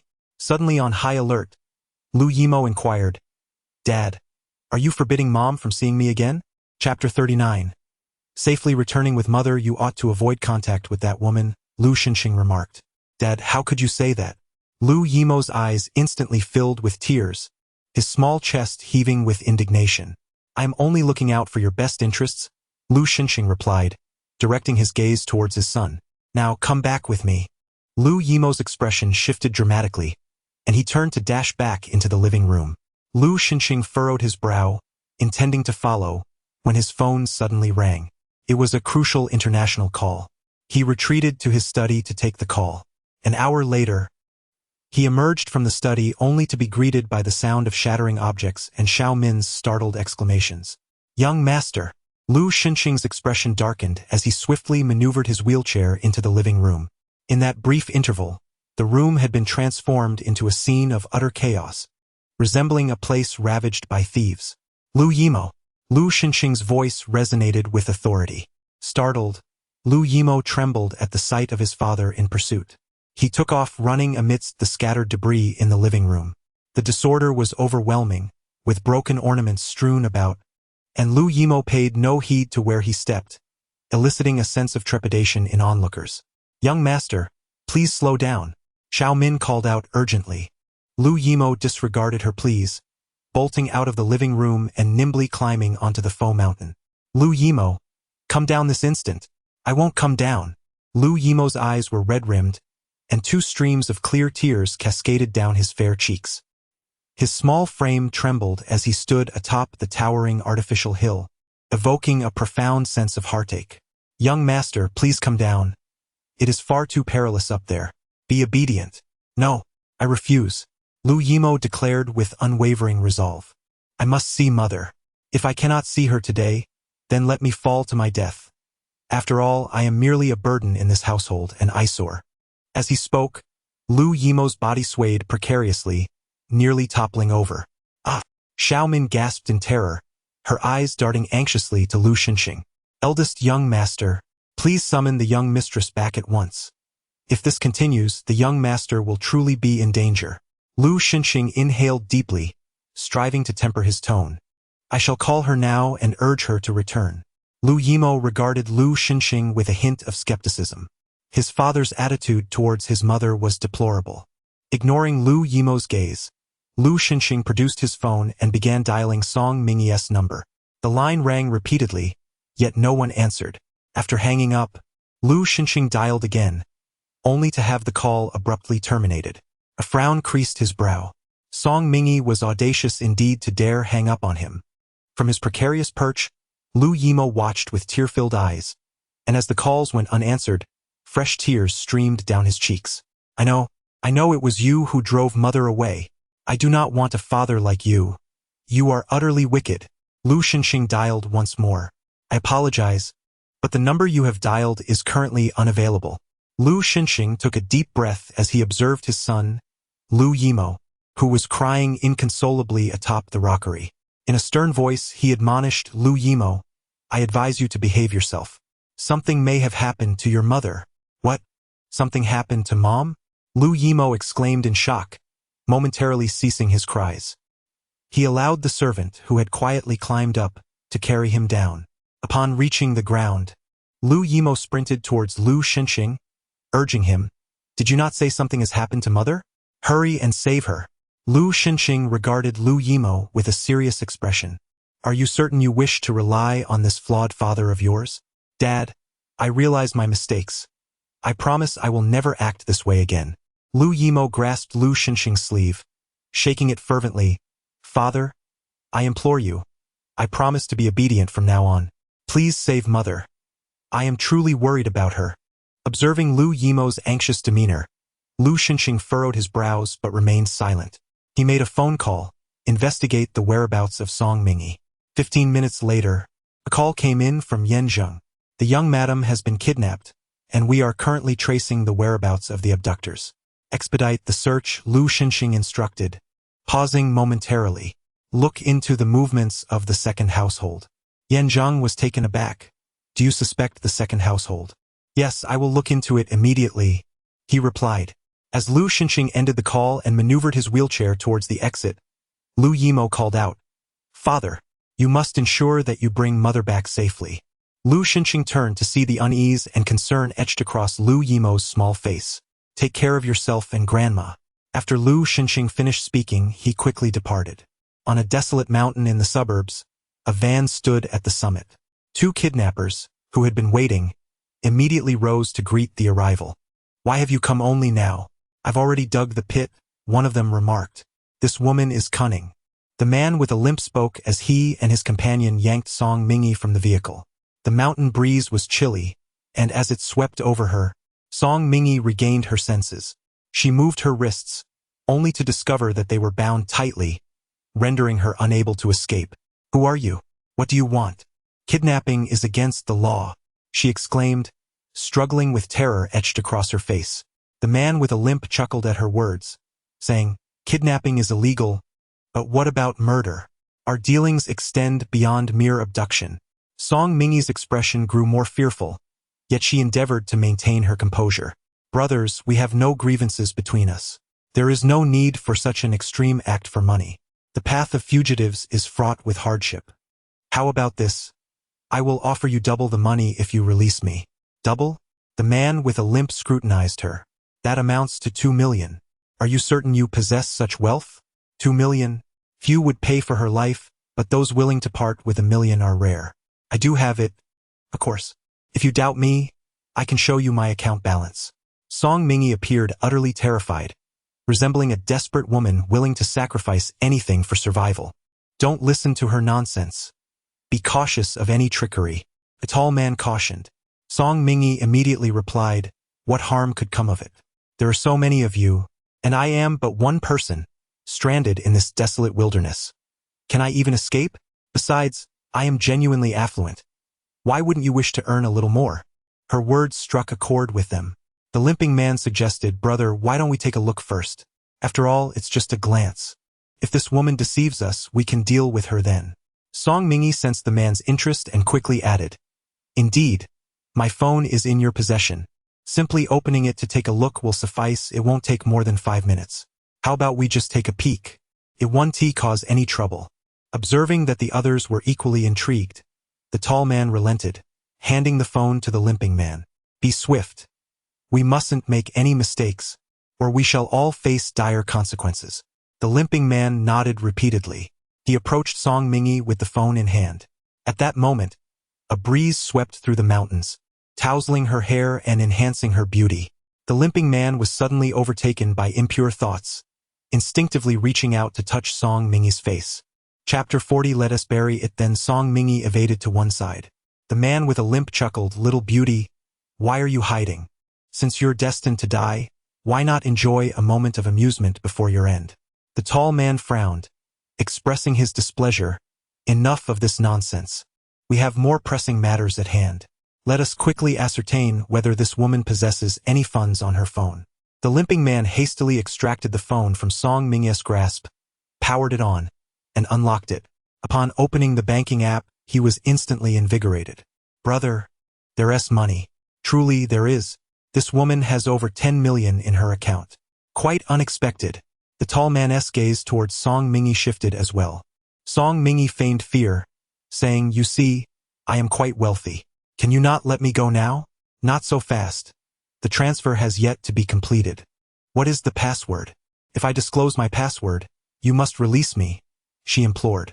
Oh please, do you think I would be deceived by a mere woman?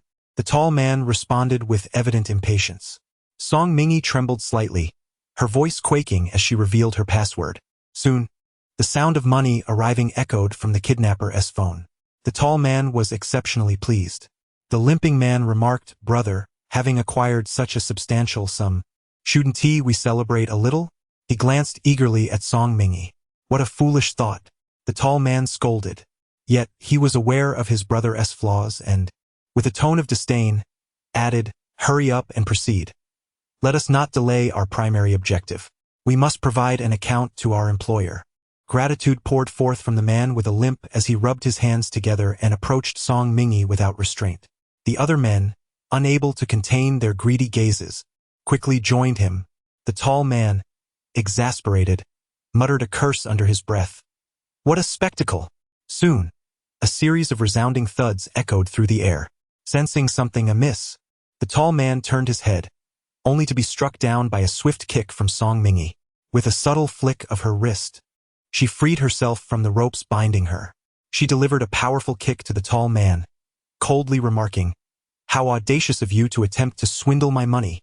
The tall man lay unconscious, utterly motionless after the blow. Song Mingi then retrieved some ropes from the van, binding the remaining kidnappers with deft precision. With a casual yet forceful motion, she tossed them into a large pit that had been previously excavated, as if discarding lifeless swine. The 5 bandits suddenly regained consciousness, their eyes fluttering open to find Song Mingi standing beside the pit. Her slender figure melded seamlessly with the shadows, and her eyes gleamed with a chilling light under the moon's glow, reminiscent of a celestial demon descending from the heavens. Even the most audacious of the kidnappers felt a tremor of fear creep into their hearts. The man with the limp stammered, who are you? What do you intend to do with us? Song Mingi couldn't help but smile. I am the one in peril, yet you inquire about my identity? Is it not somewhat amusing? Indeed, it seems so. Faced with someone as formidable as you, we yield. What exactly do you desire from us? The tall man pressed on. Admit defeat, and let us converse. Song Mingi spoke in a low, oppressive tone, demanding, who orchestrated my abduction? who revealed the details regarding the child. From the moment she alighted from the vehicle and stood before the welfare institution, she was acutely aware that this was a ruse. Nevertheless, she pursued clarity regarding their intentions, unaware of the extent to which these individuals would go to seal their own fate. "Resign yourselves. We shall not divulge anything," declared the tall man with unwavering resolve. The other 4 kidnappers echoed his sentiment with righteous indignation, insisting, "Do not expect us to betray our employer." Song Mingi nodded appreciatively. "Very well, you are commendable. Since you refuse to speak, allow me to bury you." Her voice turned icy as she grasped a nearby shovel and began to fill the pit with earth. The kidnappers, bespattered with soil, could not contain their anger and hurled insults at her. Ignoring their outbursts, she continued her task with a mechanical efficiency, swiftly covering their bodies with a shallow layer of dirt.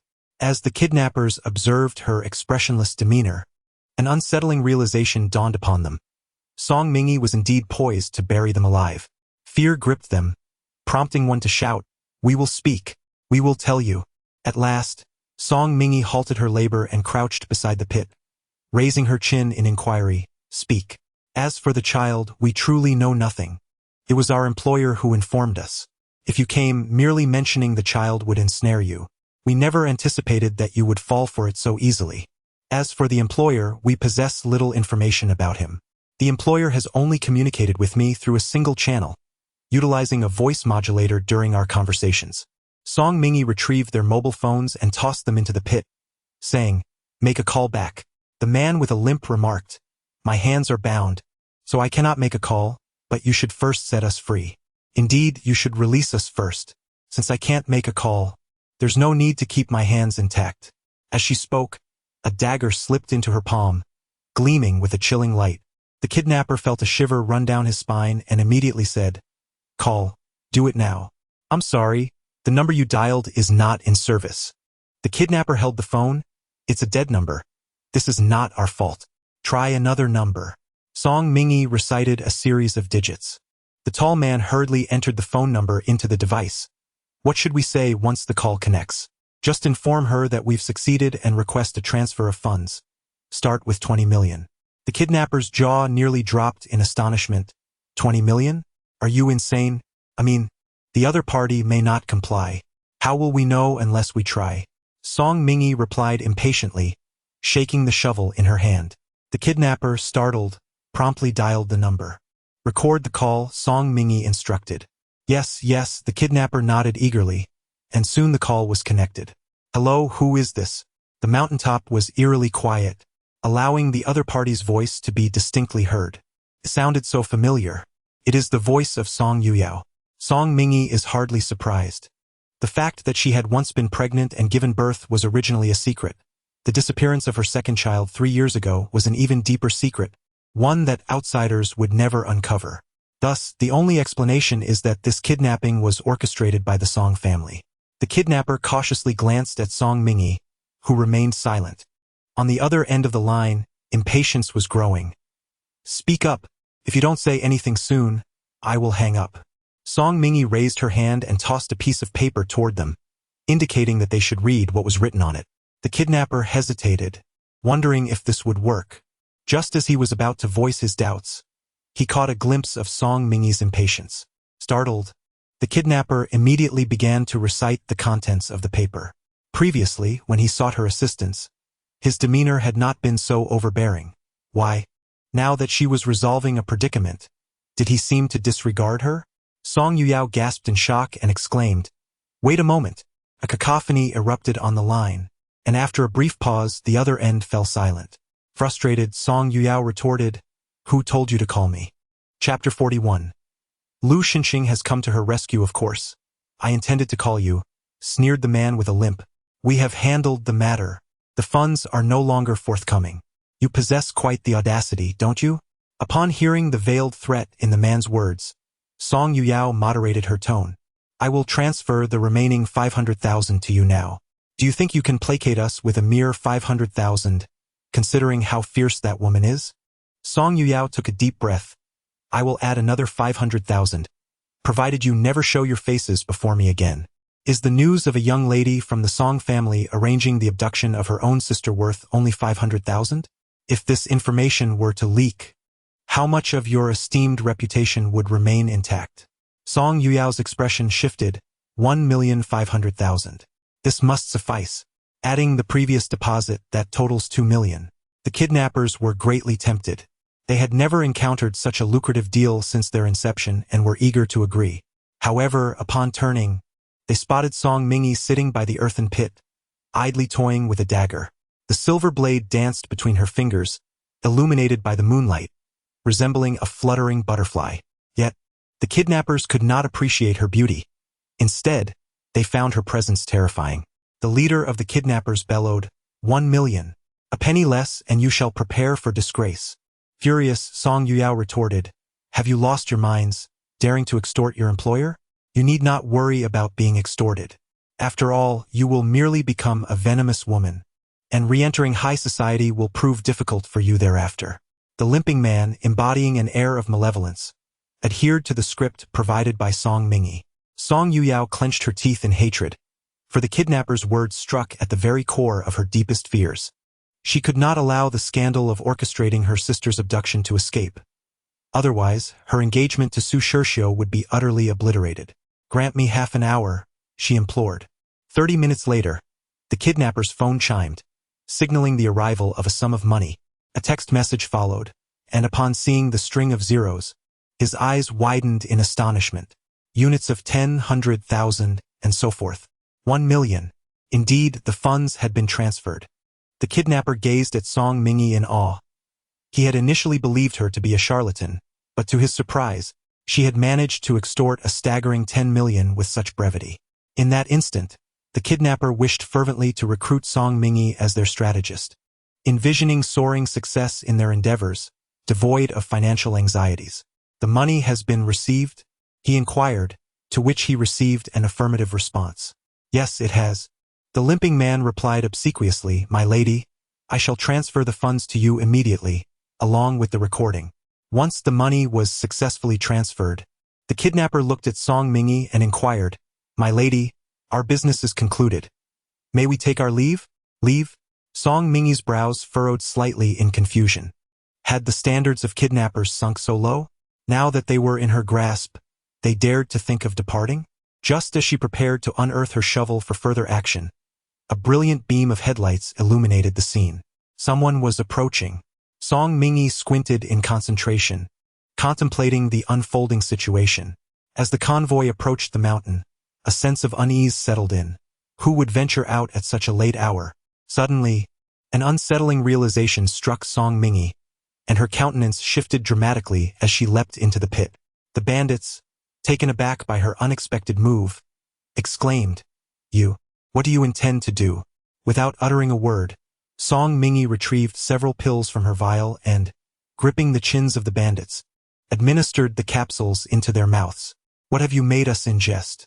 One bandit inquired, a hint of confusion in his voice. To their surprise, the pills were sweet and remarkably smooth, almost delectable. Poison, she stated coolly. The bandits paused in disbelief, then erupted into laughter. You must be joking, dear lady. Are we in some historical drama? Poison. Indeed. Yet, Song Mingy remained silent, her gaze fixed upon them unwaveringly. Their laughter soon faded, replaced by a pained expression as one of them stammered, you must be jesting. Before he could finish, the bandits were seized by excruciating abdominal pain, as if their insides were being twisted by knives. They writhed on the ground, pleading for mercy. Please, let us speak. Whatever you desire, just tell us. There's no need to waste poison. With a silver needle poised in her hand, Song Mingy swiftly pierced it into their sides, momentarily alleviating their agony. She then untied their bonds and commanded, climb up. Obediently, the bandits ascended like agile monkeys. Now pick up the shovel, she instructed. The bandits complied, but with only 2 shovels available, a scuffle ensued among the 5. Eventually, they ceased their quarrel upon witnessing the displeasure etched across Song Mingy's face. As the command fill the soil echoed through the air, the kidnappers froze, exchanging bewildered glances among themselves. Am I hearing things? Is my hearing failing me? My aunt is instructing me to fill the soil. Indeed, I heard it too. Hurry up. The urgency in Song Mingyi's tone intensified. Startled, the kidnappers shivered and promptly began to shovel dirt into the pit. Initially, they proceeded with caution, but upon witnessing that Song Mingyi was not resisting, they were seized by darker thoughts. If they buried this woman alive, that 10 million would be theirs. With this thought, they worked with renewed vigor. Suddenly, the sound of a car engine reverberated in the night. Who could be arriving at such a late hour? Just as the kidnappers pondered this, they found themselves surrounded.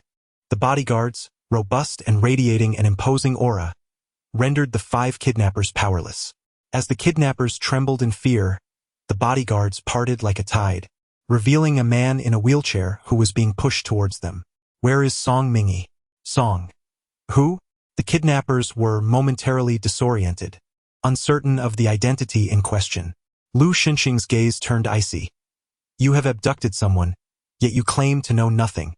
The kidnappers suddenly comprehended that Song Mingyi was indeed the aunt in question. Aunt. Mr. Lu, the young mistress is at the bottom of the pit. A voice, stern and commanding, interrupted their conversation. The young mistress has been buried alive. Lu Xinxing's expression shifted dramatically as he commanded the bodyguards to push him forward. Song Mingyi has been rescued from the pit by Yan Zheng. She is covered in dirt and appears to be in a state of unconsciousness, evidently having suffered significant injuries. Hand her to me, he demands. Yan Zheng replies, Mr. Lu, allow me to hold her. Lu Xinxing's gaze sweeps over, prompting Yan Zheng to fall silent as he gently places Song Mingyi in Lu Xinxing's arms. Lu Xinxing gazes down at Song Mingyi. The once sharp-tongued Song Mingyi lies pale in his embrace, causing his heart to constrict with discomfort. He averts his gaze, now focusing on the kidnappers wailing and cursing on the ground, and chuckles. These individuals possess quite the audacity, a trait I find rather appealing. Let us entertain ourselves with them. Upon hearing Lu Xinxing's command, a bodyguard steps forward. The kidnappers, frightened, are on the verge of revealing the truth when they suddenly notice Song Mingyi, cradled in Lu Xinxing's arms, opening her eyes and staring at them. Chapter 42. A debt of gratitude. A life-devoted Song Mingyi's gaze was serene yet sent shivers down the spines of the kidnappers, causing their hairs to stand on end. They abruptly fell silent, trembling with fear as they clutched themselves tightly. It was terrifying. She was nothing short of a harbinger of doom. The thought that the woman on the other end of the phone was the source of their troubles made the kidnappers wish they could reach through the signal and tear her apart. At that moment, someone stepped forcefully on their backs. The kidnappers cried out in pain. Yan Zheng bent down, leaning in close with an air of admiration, saying, To dare to abduct the wife of young Master Lu, I must commend you as a warrior. Kidnapper, why young Master Lu's wife? Damn it, wasn't it agreed that she was just an ordinary woman without any background? What kind of ordinary woman is a harbinger of doom like this? The Lu family. When Song Mingyi was brought back by Lu Xinxing, Dr. Xie was already waiting in the room. Dr. Xie approached to examine her. He nodded in acknowledgement and promptly began a physical examination. Seizing the opportunity, Song Mingyi slowly regained consciousness, initially staring blankly at the ceiling. After a moment, as if recalling something, she suddenly screamed, Ah, no, don't kill me, mother. Lu Yimo immediately rushed over, grasping Song Mingyi's hand. Don't be afraid, you are safe now. Momo, Song Mingyi weakly called out. Mother is here. Are you feeling unwell anywhere? The innocence of the child was unmistakable, with worry etched plainly upon his face. Song Mingyi felt a pang in her heart, as if something had stirred within, bringing a touch of warmth to the depths of her being. Her voice was soft and soothing. I am well. There is nothing to worry about. A deception. Suddenly, Lu Yimo's eyes glistened with unshed tears. His voice choked with emotion. I heard that Mom was kidnapped and nearly buried. If Dad hadn't intervened, I might never see her again. Unable to contain herself, Song Mingyi enveloped Lu Yimo in her arms. The little one's frail body trembled against her, resembling a frightened creature, vulnerable and pitiable. Song Mingyi's heart softened, and she gazed at Lu Yimo with a tenderness she never knew she possessed.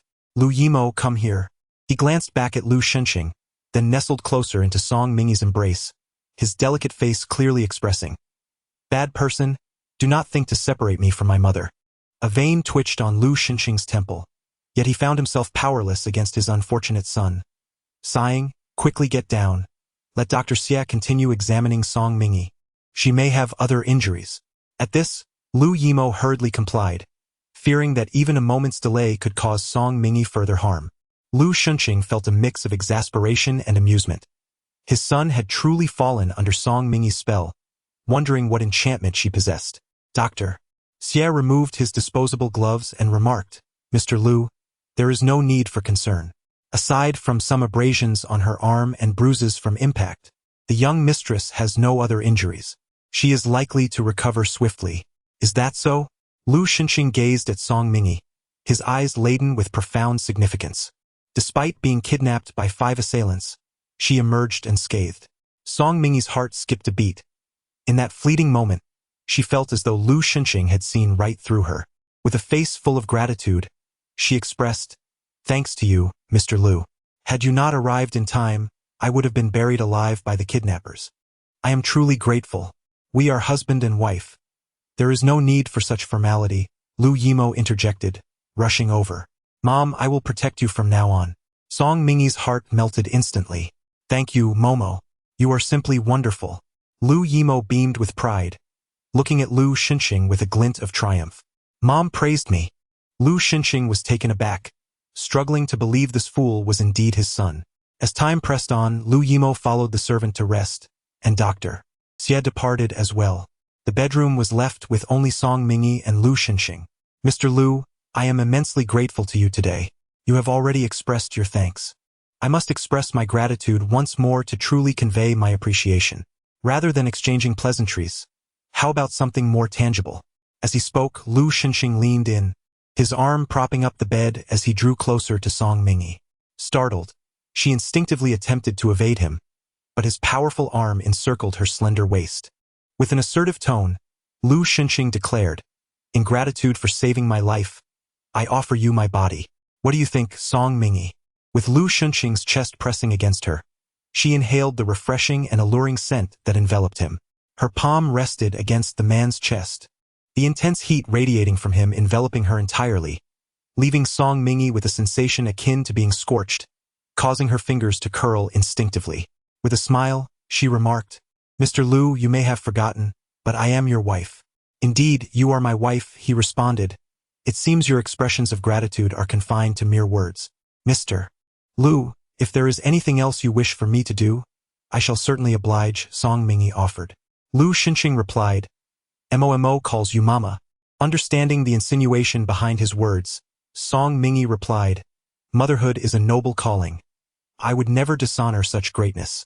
Pleased, Lu Xinxing suddenly inquired, "Do you know who was behind your abduction this time?" Song Mingyi shook her head. "No, I have no leads. It seems you have made quite a few enemies." With sincerity, she added, "It could also be that Mr. Lu has offended many, and I am simply unlucky." In other words, she was the one caught in the crossfire. Lu Xinxing narrowed his eyes. "Are you suggesting that I have implicated you?" Song Mingyi quickly replied, "It is my own failure in social conduct that has led to today's misfortunes." Lu Xinxing appeared satisfied. Just as he intended to release Song Mingyi, a sudden numbness coursed through his arm, rendering him momentarily powerless. In an unexpected turn, he found himself collapsing onto her, pinning her against the large bed, his lips pressing firmly against her delicate ones. Song Mingyi's eyes widened in astonishment, her eyelashes fluttering uncontrollably. At that moment, the door swung open. "Madame Lu, Mingyi, I have heard that you—" Before she could finish her sentence, she caught sight of Song Mingyi entwined with Lu Xinxing on the bed, and promptly closed the door with a resounding slam. Lu Xinxing, realizing he was atop Song Mingyi, abruptly rolled to the side. What had just occurred was merely an accident. Song Mingyi turned her head slightly, her ears aflame. Although she had borne 2 children, her experience with kissing a man was non-existent. During her previous relationship with Su Shixiu, their most intimate moments had been limited to holding hands. Yet, within these past 2 days, she had found herself in close proximity to Lu Xinxing on 2 separate occasions, albeit both were unforeseen. As Lu Xinxing turned his head, he noticed the deep crimson hue of Song Mingyi's ears, and when he recalled the soft sensation from moments prior, An inexplicable feeling stirred within him. Chapter 43. Song Mingi defends Lu Xinxing. The following day was the 15th day of the lunar month. According to the customs of the Lu family, breakfast on the 15th was to be served at the main residence of the elder Lu. The events that transpired the previous day at Qingzhou Garden, along with the incident of Song Mingi's abduction, had become common knowledge within the Lu household. The elder Lu had inquired about her. Mingi, I am already aware of yesterday's events. I shall have Xinxing handle this matter personally, so you need not worry, he assured her. Song Mingi rose respectfully. Thank you, grandfather. There is no need for such formality among family. Yang Chunhua's voice was sharp and cutting. Indeed, there is no need for such politeness. Perhaps this is the calamity that Xinxing has brought upon us. Xinxing may be exceptional in many regards, but his ruthlessness is unmatched. He surrounds himself with numerous bodyguards, ensuring his safety. Meanwhile, you, poor thing, have suffered so terribly. Your fortune must be particularly good. Had luck been less favorable, who knows what might have befallen you?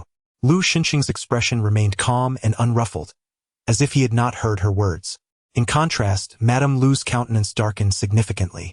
Chunhua, how can you speak so? Am I wrong? Yang Chunhua retorted. Song Mingi spent 5 years in prison, surrounded only by fellow inmates. Who else could orchestrate such a grand abduction? It seems that only Lu Xinxing could be capable of such a thing. Although Mingi has just joined our family, it is my duty as her aunt to ensure she knows the truth. The elder Lu bellowed. Silence. You chatter too much. Father, I am merely speaking a word of justice, she replied, her voice now tentative, though when she looked at Song Mingi, her gaze was that of one observing a pitiable creature. Song Mingi remarked, Aunt Heir is right. I truly ought to know the truth. Upon hearing Song Mingi's agreement, Yang Chunhua's face brightened with a smile. I knew Mingi would understand my concerns. Song Mingi replied, Aunt Heir, you should thank Xinxing. No need for bowing. A simple cup of tea will suffice. Yang Chunhua's expression stiffened, irritation flickering across her features. What are you saying? Since when do elders serve tea to juniors as a gesture of gratitude? If Aunt Heir and Xinxing were merely ordinary elder and junior, then even if the elder spoke thoughtlessly, the junior would have to endure it, given their position. However, the situation is far from ordinary. Xinxing is not only Aunt Heir's junior but also the president of the Lu group and the head of the Lu family.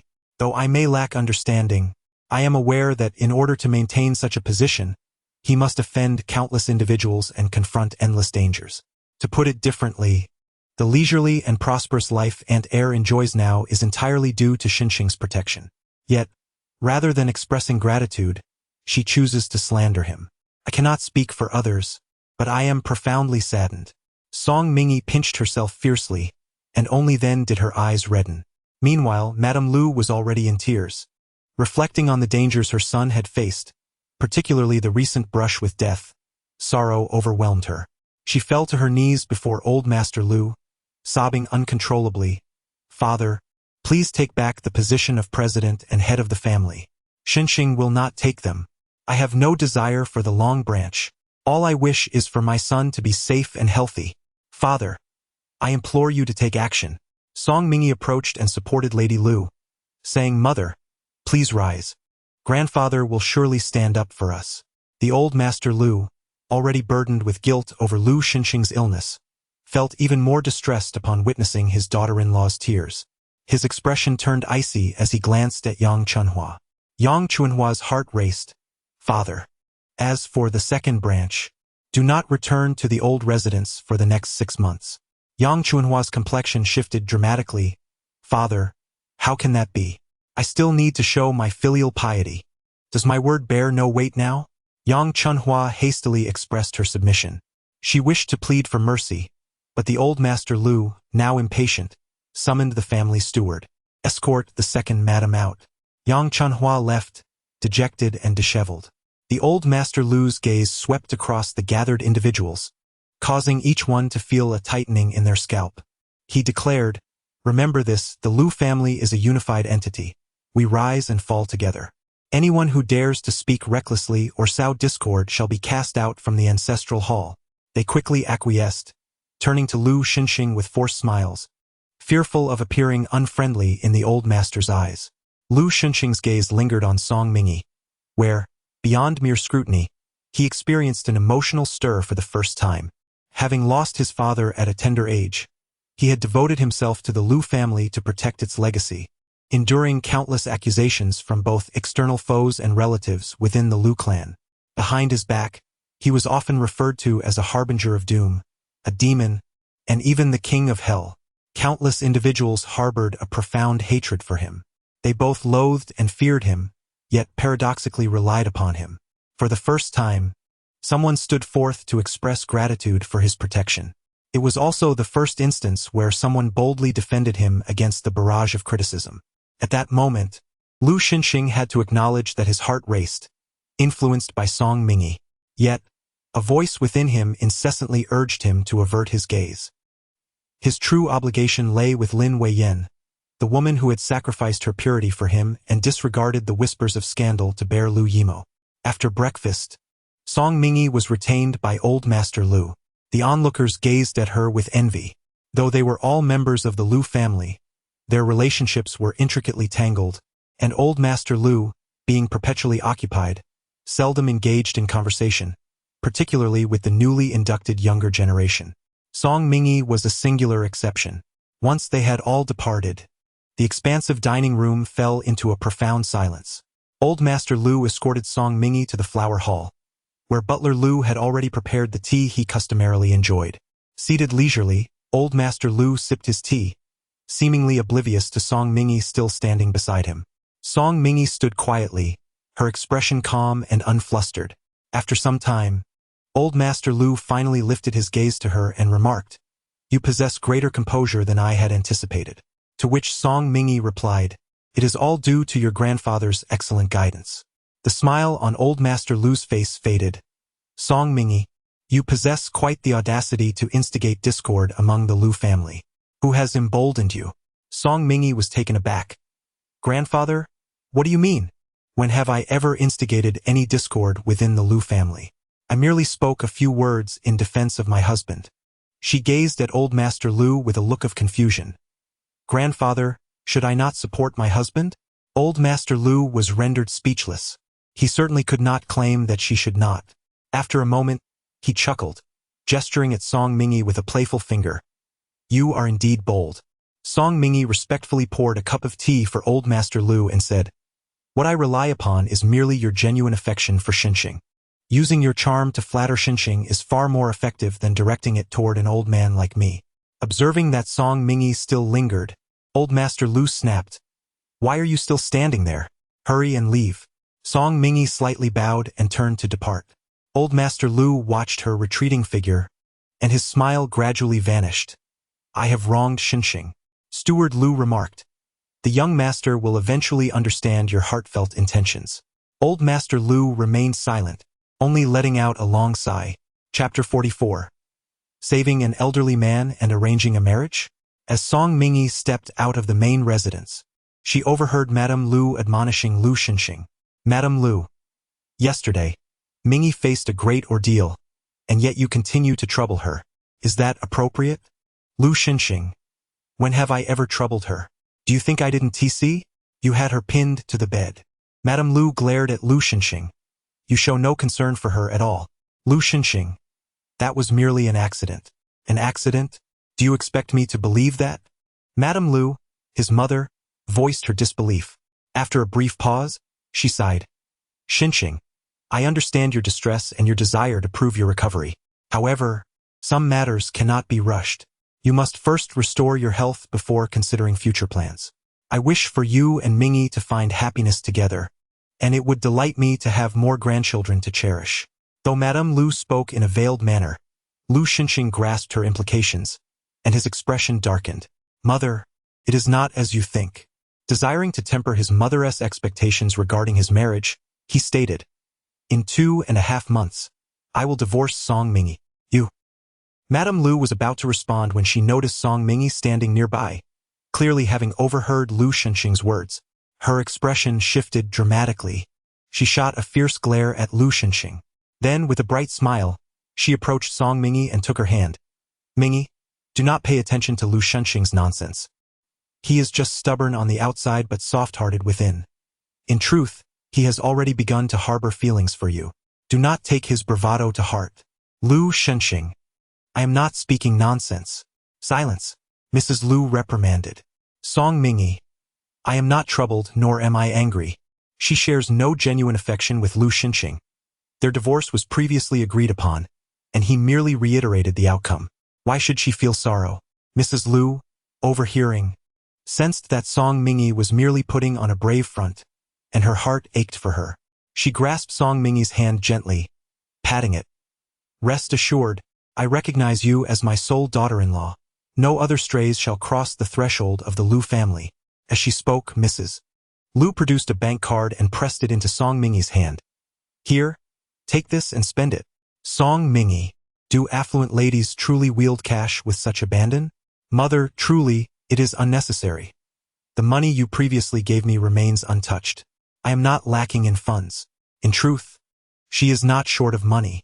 Moreover, while money is easily acquired, the repayment of favors is not. Fearing that Mrs. Lu would insist, Song Mingyi quickly declared she was heading to the office and dashed away. Mrs. Lu, watching her retreating figure, exclaimed, Mingyi is a wonderful child, yet she is too honest, too timid to accept even a little pocket money. Lu Shenxing. Is it possible that Song Mingyi is employing a strategy of feigned indifference? The moment his words fell, Mrs. Lu's hand flew across, delivering a sharp slap. The sound echoed, her maternal instincts unyielding. Mrs. Lu, irate, exclaimed, What feigned indifference? Mingyi is already the esteemed Mrs. Lu. Not only is Lu family wealth hers, but so are you. What could she possibly wish to capture? Lu Shenxing. He once again questioned whether Song Mingyi possessed the ability to cast spells. Otherwise, how could both Mo and his mother have fallen under her enchantment? Suddenly, he recalled the moment during breakfast when Song Mingyi stood before him, and his heart felt as though it had been stirred by an unseen breeze. It was calm, yet undeniably present. After leaving the Lu residence, Song Mingyi did not head to the Lu Corporation. Instead, she turned the car around toward the Song family home. She lowered the window, allowing a warm breeze to swirl inside, tousling her hair. While waiting at a red light, she rested her arm on the window and cast her gaze toward the bustling street outside. Her attention was drawn to a crowd of people gathered at the roadside, their voices filled with panic. Doctor, is there a doctor here? Hello, is this 120? We have a patient, and his condition seems quite serious. Please hurry. What are you talking about? He and Appo's old enough to be wandering around by himself. He might be faking it for sympathy. Whoever helps him is in for trouble. Step aside. I'm a doctor. Hearing their discussions, Song Mingyi disregarded everything else, flung open the car door, and hurried into the throng. In the center of the crowd lay an elderly man, appearing to be in his 60s, clutching his chest. His face a deep shade of purple, and he was barely conscious. The situation was critical. Song Mingyi's expression shifted, and she quickly began to search the old man's pockets. The elderly man suffered a sudden cardiac arrest. Although this condition is perilous, if medication is administered promptly, the situation can stabilize swiftly. However, upon reaching for the medicine bottle, she discovered it was empty. No medication remained. Without a moment's hesitation, Song Mingyi produced a silver needle and pierced several acupoints on the elderly man's body, her fingertips deftly flicking the needle, which emitted a low, resonant hum. The onlookers gasped, exclaiming, Young lady, how can you recklessly jab someone with a needle? This elderly gentleman is in a critical state. Your actions could lead to disaster. With a calm glance at the crowd, Song Mingyi replied, I am targeting the Tianmen, Hemen, and Renmen acupoints. This technique, known in medical terms as the 3 heart-strengthening needles, serves as an effective emergency measure in the absence of specialized cardiac medication. As soon as she finished speaking, the elderly man's consciousness began to return. With a groan, he slowly opened his eyes to see a young girl kneeling beside him, her serene visage radiating tranquility. Weakly, he inquired, Young lady, were you the one who saved me? It was merely a small effort, Song Mingyi replied softly. Noticing his intent to speak further, she raised her hand to halt him. You have just regained consciousness and are quite frail. Please refrain from speaking for now. Allow me to say one last thing. The elderly gentleman, straining to speak, asked, "Young lady, are you married? I have a rather inept grandson who is still single. Would you consider being his wife?" Song Mingi was taken aback, pondering how in this day and age, rescuing an elderly man might lead to an arranged marriage. A marriage steeped in torment and deep affection is hardly necessary. I am married and have already borne 2 sons. Your grandson stands no chance. As Song Mingi spoke, she produced a silver needle and began to administer it with precision. The elderly gentleman immediately lost consciousness. The world fell silent. Song Mingi let out a long sigh of relief, unable to restrain her existential inquiry directed at the heavens.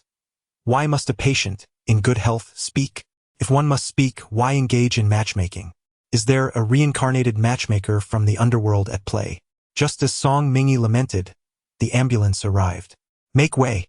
The accompanying doctor rushed from the vehicle with a stretcher, weaving through the crowd. "Where is the patient?" "Here." Song Mingi pointed to the elderly man lying on the ground and explained. "It is a case of sudden cardiac arrest. His condition has stabilized, but he still requires transport to the hospital for further treatment. The needles in his body can be removed upon arrival at the hospital." With that, Song Mingi departed with an air of nonchalance. Chapter 45. Who can afford to remain sane? In the Song residence, Song Yuyao reclined on the sofa, her face adorned with a mask, as she perused the latest fashion magazine while listening to music. Her gaze fell upon a new gown that occupied a staggering 8 pages of the publication, eliciting a deep-seated resentment that made her grit her teeth. HANDCUFFS creations had always been remarkable, and this particular design was nothing short of extraordinary. To don a gown crafted by her would guarantee an entrance that would outshine all others, and the mere thought filled her with limitless ambition. Yet, such brilliance was no longer within her reach. She had been blocked by C. From that fateful day until the end of her days, she would forever be deprived of the opportunity to wear C's masterpieces, and as for the originator, HANDCUFFS creations would remain utterly inaccessible to her. Song Yuyao recalled the heated argument she had with Ren Suhai, during which he had condescendingly declared, "No one can claim possession of C. You merely safeguard it for the next generation. Furthermore, your character does not align with the ethos of our brand. Therefore, I must apologize." Fury ignited within her, and she hurled the magazine to the floor, cursing that wretched Song Mingi. If it weren't for her, I would not have been blocked by C. Nor would I be the subject of mockery from so many. As she seethed with rage, wishing she could exact 1,000 forms of vengeance upon Song Mingi, commotion erupted outside the door. "You cannot enter. The young lady has expressly forbidden you from stepping foot into the Song residence." Impatient and already in a foul mood, Song Yuyao snapped, "Who is making such a racket outside?" The servant hastily replied, "Miss, it is Song Mingi who has arrived." Song Yuyao and Amp, Oppo's expression suddenly darkened. "Make her get out." No sooner had the words left her lips than the door was forcefully pushed open, and Song Mingi strode in. Upon seeing Song Mingi, Song Yuyao sprang up in anger, exclaiming, "Who let you in? You truly have audacity to barge into the Song residence." "Audacity?" Song Mingi chuckled. "You are correct. My courage is indeed considerable. Would you care to experience it?" In the next moment she acted swiftly, seizing Song Yuyao's wrist and dragging her up from the sofa, pulling her all the way to the balcony and forcefully pressing her against the railing. Song Yuyao let out a scream, crying out, "Ah, Song Mingi, what do you intend to do? What do you think I intend to do? Of course, I am going to go mad." Song Mingi responded slowly, a smile creeping onto her face. "You dared to have someone kidnap and bury me alive. If I do not lose my mind, who would I be doing justice to?" "Wah! What kidnapping?" Song Yuyao faltered, her heart racing, but quickly regained her composure, stating defiantly, "Do not think I am unaware. You merely seek to use this as an excuse to extort money from the Song family. Let me tell you, your scheme will not succeed. So, you refuse to admit that you arranged for my kidnapping?" "I did not do it. What is there to admit?" "Song Mingi, you spent 5 years in prison learning nothing but how to falsely accuse others. I should have kept you locked away longer, so you could die a criminal serving time." Song Yuyao's tone was venomous. Song Mingi remained unfazed. Ever since Song Hongshan had married Shun Yumei, she had heard such malicious words on more than one occasion and had long since learned to remain calm. With one hand pressing down on Song Yuyao and the other deftly manipulating her phone, Song Mingi swiftly played a recording. Is the news of the young heiress from the Song family hiring someone to kidnap her own sister worth 500,000? If this information were to leak, how much of your esteemed reputation would remain? The color drained from Song Yuyao's face as she listened to the recording of her conversation with the kidnapper. It's a lie. All of it is fabricated, she exclaimed, lunging for Song Mingi and Appo's phone, only to be pushed further away. The upper half of Song Yuyao's body was almost suspended in midair, and the impending fear of falling sent her into a panic-stricken scream. How intolerably loud! Be quiet! Song Mingi snapped. Instantly, Song Yuyao fell silent, terrified that if Song Mingi lost her grip, she might very well break her neck. Now speak. What were you thinking? Daring to hire someone to kidnap me, even contemplating burying me alive? That is truly ruthless. I did not. I have no idea what you were talking about. The facial mask on Song Yuyao's face had already slid off, and as a gust of wind blew, she shivered at the sudden chill. Song Mingi shook her phone and said, "Since you claim to be unaware of what I am saying, that is even better. I shall hand this recording over to the police. I hope that when the time comes, your claim of ignorance will prove useful." Song Mingi. Panic seized Song Yuyao, and she cried out, "You must not.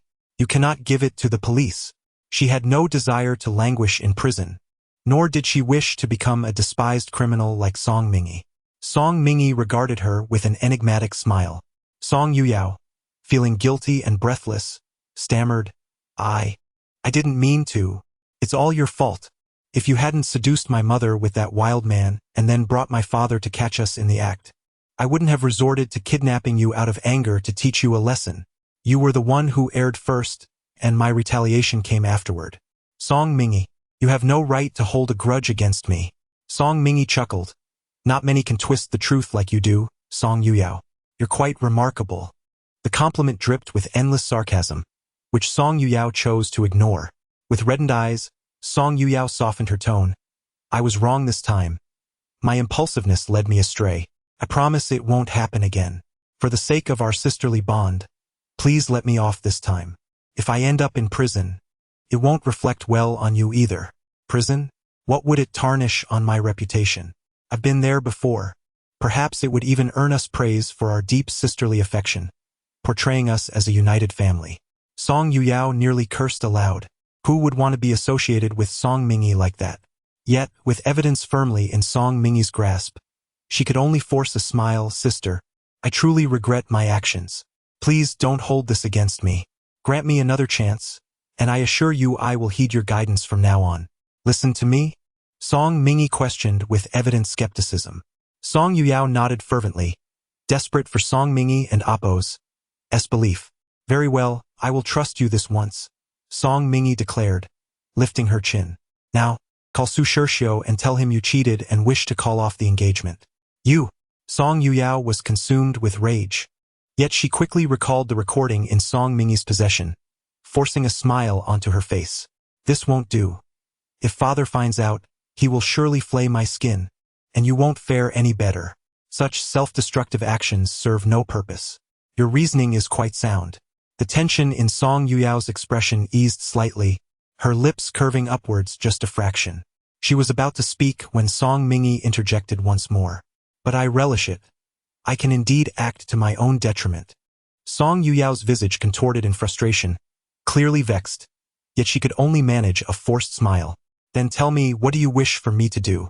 I shall comply, with the exception of breaking off my engagement with Su Shirshio. Song Mingi. No, sister, I implore you, do not consign me to imprisonment. Song Mingi regarded Song Yuyao's pitiable countenance for a moment before finally responding. Very well, I shall grant you another chance. Song Yuyao, you must not let me down. Of course, she would not send Song Yuyao to prison. That would be far too lenient for the misdeeds she and her mother had committed. Now that she was free, she intended to reclaim every bit of what they owed her, what they owed to both children, piece by piece. Chapter 46. Is the bride decided like this? With a forceful motion, Song Mingi hurled Song Yuyao to the ground.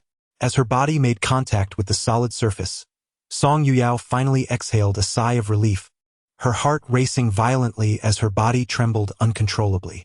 In that moment, she truly believed that Song Mingi would push her from the heights above. The very thought that Song Mingi dared to treat her in such a manner filled Song Yuyao with a consuming rage, wishing she could tear her sister apart. Yao Yao, the expression in your eyes towards me is quite displeasing. It leads me to misunderstand that you harbor grievances against me. And no, not at all, Song Yuyao stammered, quickly donning a flattering smile. Yes, just like now, Song Mingi remarked, playfully patting Song Yuyao's cheek with a grin. What a delightful smile. Do maintain it. Without lingering further, Song Mingi departed. As she descended the stairs, she chanced upon Shen Yumei, who was hurrying towards her. Song Mingi nodded in acknowledgement before continuing on her way. Shen Yumei rushed upstairs and found her precious daughter seated on the floor. She immediately approached and helped her up. Yao Yao, what has happened to you? Song Mingi. It was Song Mingi. She almost pushed me down. What? Shen Yumei's expression darkened. What madness has Song Mingi unleashed again? Who knows? Noticing the evasive glint in Song Yuyao's eyes, Shen Yumei furrowed her brow and asked sternly, speak quickly. What exactly transpired? Well, it's nothing much, I had someone kidnap Song Mingi. Song Yuyao stuttered as she recounted the events. Shen Yumei was on the verge of madness, forcefully pressing her finger against her daughter's forehead. What is wrong with you? Kidnapping Song Mingi was one thing, but leaving her such a significant handle against us? Will we not be at her mercy in the future? Song Yuyao felt a twinge of regret and replied, it is mainly because Song Mingi has been excessively overbearing. Seeing you wronged pains me deeply. Upon hearing her daughter's words, a flicker of comfort crossed Shen Yumei's heart. This matter is not without alternatives. Song Yuyao's eyes suddenly sparkled with curiosity. What alternative?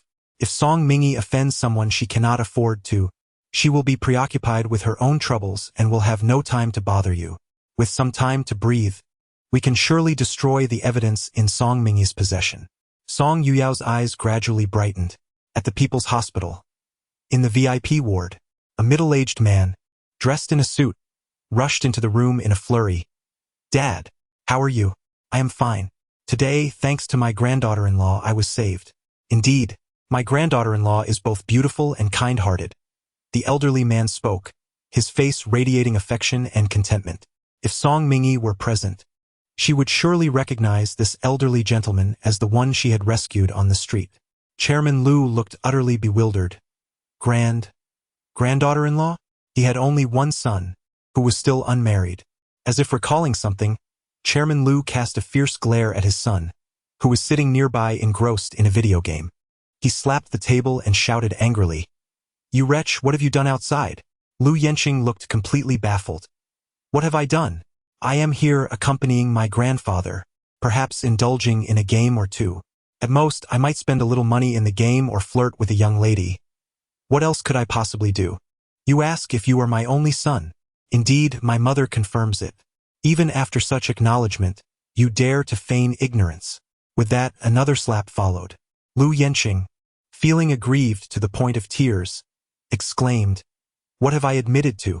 Pray tell, whom have you entangled with outside that has caused such a ruckus at grandfather's place? Chairman Lu gritted his teeth and replied, Your grandfather has declared today that it was his granddaughter-in-law who saved him. Grandfather, when have I ever introduced a girl to you? You must explain this to my father, or he might just beat me to a pulp. Old Master Lu interjected, This time, it is not Yenqing's fault. He has yet to meet his granddaughter-in-law. After she saved me, I immediately chose her as the destined granddaughter-in-law of the Lu family. Lu Yenqing. Chairman Lu inquired, Which young lady has captured your esteemed attention so? Old Master Lu lamented, I forgot to ask the name of my granddaughter-in-law. Although Song Mingi had informed him that she was already married with 2 sons, Old Master Lu dismissed this as mere evasion. She appeared far too youthful to be wed. Chairman Lu. Lu Yenqing could not help but retort, Grandfather, are you truly this reckless regarding my marital affairs? Saddens me. Chairman Lu gently suggested, Father, should we not allow the 2 children to interact before discussing further matters? No, I am absolutely certain. She is my granddaughter-in-law. Besides her, I recognize no one else. Old Master Lu cast a glance at the father and son, snorting softly, "Do not presume my judgment to be hasty. Although I am unaware of my granddaughter-in-law's family background, her demeanor unmistakably indicates that she is no ordinary person.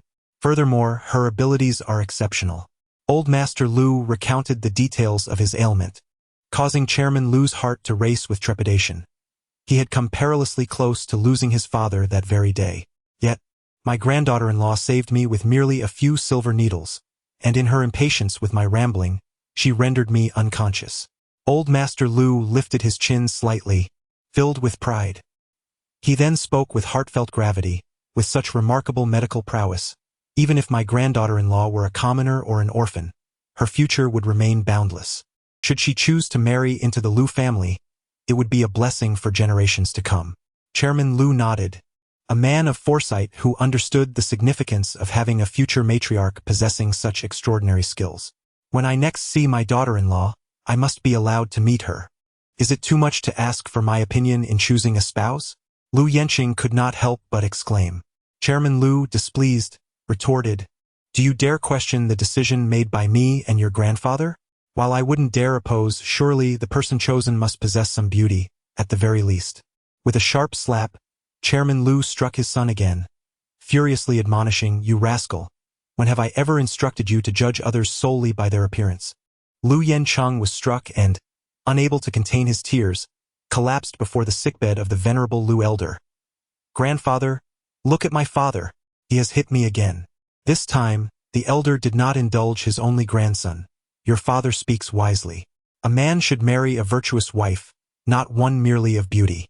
How can you focus solely on such superficial appearances?" Lu Yencheng huffed. "Am I superficial? What of it? A beautiful face is pleasing to behold, even when at home." Chairman Lu retorted, "What did you say?" "I said I am going out to meet clients. When I encounter my future wife, I would like to present myself well." Lu Yencheng replied. The elder was pleased. Go on, go on." Upon exiting the ward, Lu Yencheng's countenance immediately hardened. He spat in disdain. "Who was that yellow-haired girl who had managed to deceive my grandfather? If I find out, she shall surely regret ever being born into this world." Chapter 47. "Will you undress yourself, or shall I assist you?" Lu Yencheng, filled with determination, was suddenly interrupted by the ringing of his phone. Upon glancing at the flashing number on the screen, a roguish smile spread across his face. He answered the call with a teasing tone. "Miss Song, what a pleasant surprise to receive your call. Of course, I wanted to present a gift to young Master Lu." Song Yuyao replied with a playful laugh. "What kind of gift? A beautiful woman, perhaps?" Lu Yencheng's curiosity was piqued. "Indeed, a beauty that could captivate young Master Lu at first sight." Song Yuyao's voice dripped with malice. "I wonder if you're interested?" As Lu Yencheng's excitement echoed through the line, Song Yuyao hung up, turning to the nearby Shin Yume and declared, "It's done." Having provoked Lu Yencheng, Song Mingyi will surely face dire consequences. Meanwhile, Song Mingyi stood quietly in the office, her gaze cast downward. Zhang Wanru, seated behind her desk, was engrossed in her work. It was not until 2 hours later that she finally looked up, surprised to see Song Mingyi still there. "Why are you still here?" Zhang Wanru inquired. Song Mingyi replied, "Manager Zhang has not given me any instructions." "Is that so? How forgetful of me." Zhang Wanru slapped her forehead in frustration. "I apologize. I got so caught up in my tasks. Brother Xingxing asked you to deliver a set of clothes to him. He has an important event to attend tonight." Upon hearing this, Song Mingyi realized she had been set up by Zhang Wanru, yet she bore no trace of anger. "Understood, I shall go deliver it now." As Song Mingyi spoke, she picked up a nearby garment and turned to leave. Zhang Wanru, in disbelief, exclaimed, "Song Mingyi, are you really leaving just like that? What else should I do?" Song Mingyi replied, seemingly perplexed, "Does Manager Zhang have any further instructions? Or have you forgotten something?" "No." "Then that is good." With that, Song Mingyi exited the office. Zhang Wanru was taken aback by her abrupt departure, her expression darkening instantly. She had anticipated that the delay would deter Song Mingyi from delivering the clothing, which would present her with an opportunity. However, to her surprise, Song Mingyi displayed no fear whatsoever. Unable to contain her frustration, Zhang Wanru hurled the pen in her hand onto the floor, cursing under her breath. Meanwhile, Song Mingy smoothly entered the CEO's office, holding a suit. Yanjing, upon seeing her, could not help but say, "Madam, why have you arrived only now? President Liu has been waiting for quite some time. There were some unforeseen circumstances." She replied, "You should hurry inside. President Liu was quite irate just moments ago." Yan Zhang then knocked on the door of the CEO's office, announcing, "President, the madam has arrived." As Song Mingy stepped inside, she found Lu Xinxing seated at his desk, clad in a black shirt, engrossed in his work. He did not lift his head, seemingly unaware of her presence. The atmosphere was thick with tension, his low pressure and sullen demeanor indicating his profound anger. Song Mingy hung the clothing on a nearby rack and inquired, "Where is the medical kit?" Lu Xinxing did not respond to her question. Song Mingy remained unperturbed, her gaze sweeping around the room until it fell upon the medicine cabinet. She approached it and retrieved the first aid kit. "Mr. Liu, would you prefer to undress yourself, or shall I assist you?" Lu Xinxing, engrossed in his documents, barely glanced up, as if he were captivated by a flower upon the page. With a sigh, Song Mingy moved behind Lu Xinxing, grasping the armrests of his wheelchair, and effortlessly pulled him away from the desk. This abrupt distance ignited Lu Xinxing's frustration. "Song Mingy, what are you doing?" he snapped. "Do you truly believe that my mother and Mo's fondness for you grants you the audacity to behave so brazenly in my presence?" Shaking her head, Song Mingy replied earnestly, "Of course not, Mr. Liu. I am merely concerned for your injury. The variety of your antics is ever increasing." She continued, "I noticed discarded clothes in the nearby trash bin, and you are already dressed. In other words, you had no need to have the design department send clothing to you. Yet, you chose to do so, which can only imply one thing: you are injured." The precise location of the injury was somewhat ambiguous, but Song Mingy had an inkling. Noticing Lu Xinxing's lack of response, she boldly stepped forward to unfasten his belt buckle. "Song Mingy." Lu Xinxing seized her wrist, his expression a tempest of anger. "You are being outrageous. Indeed, I may be somewhat audacious today. However, my boldness is for the sake of Chunqin. He is exceptionally gifted, yet still too young to navigate the world without the protection of his father." Lu Xinxing scoffed. "Such glibness. No wonder you managed to deceive that foolish Chunqin." As he spoke, the grip on Song Mingy's wrist gradually loosened. "I am genuinely sincere towards Chunqin," she declared, suddenly yanking down Lu Xinxing's trousers, revealing his two smooth, robust thighs. This man was truly blessed.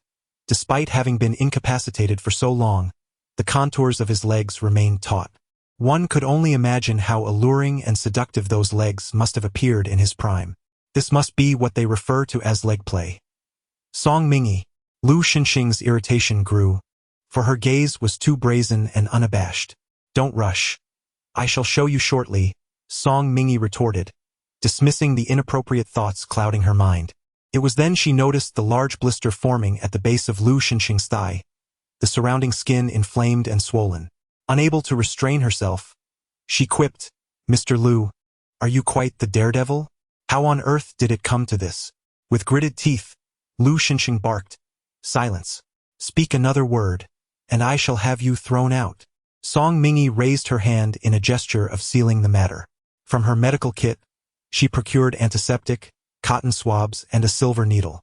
Her movements were fluid and instinctive, yet Lu Xinxing scrutinized her actions with a sense of incredulity.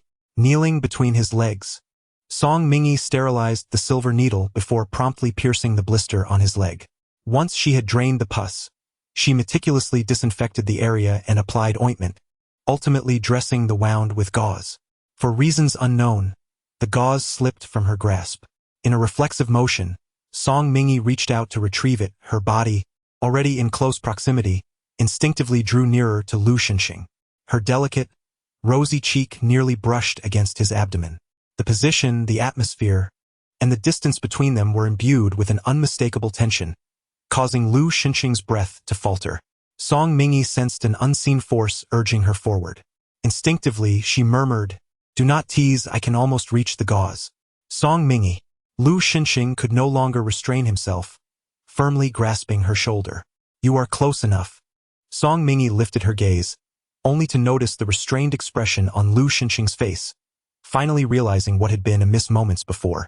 Her complexion flushed a deep crimson, and just as she was about to utter a word, the office door was suddenly thrust open. Chapter 48. Indeed, Song Mingyi is quite the seductress. Mr. Lu, I would like to discuss this year's promotional plan with you. Zhang Wanru's voice abruptly ceased. She stared in disbelief at the scene before her, utterly dazed. Yanjing, who had entered shortly after, was equally taken aback.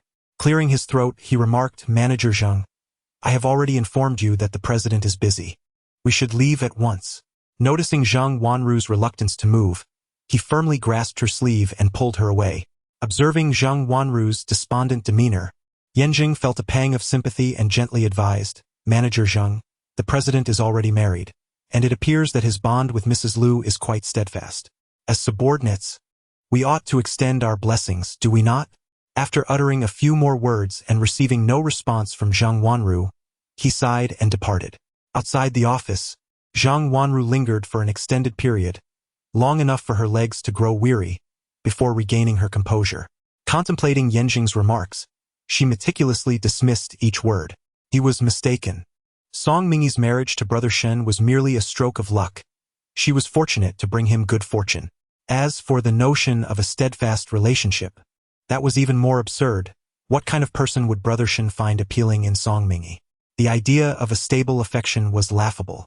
What transpired moments ago was undoubtedly a shameless seduction orchestrated by Song Mingyi. Yes, it must be so. That wretched woman, Song Mingyi. She would never let her off the hook. Inside the office, abruptly, someone burst in, causing Song Mingyi to forcefully push her wheelchair, sending Lu Xinxing a considerable distance away. The back of the wheelchair collided heavily against the filing cabinet positioned against the wall. Had it not been for Lu Xinxing's timely grip on the handrail, he would have been forcefully thrown to the ground by the immense impact. The file cabinet endured a tremendous blow, causing documents to cascade down in a chaotic flurry, resulting in utter disarray. Lu Xinxing's expression darkened instantly. Song Mingyi replied. It was an accident, you know. She hurried over to remove the files from Lu Xinxing's body. I'll bandage you up. It will be quick. This time the task went smoothly, and the bandaging was completed swiftly. Lu Xinxing's complexion improved slightly. Song Mingyi exhaled in relief, stating, If there's nothing else, I shall take my leave. She expressed her eagerness to depart. Come back. Lu Xinxing called her back, tilting his chin slightly. Put on my trousers. Are you not worried that I might seize the opportunity to do something else?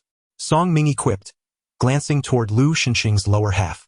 Lu Xinxing smirked with a predatory glint. Indeed, I have been too indulgent with you, Haven Ti?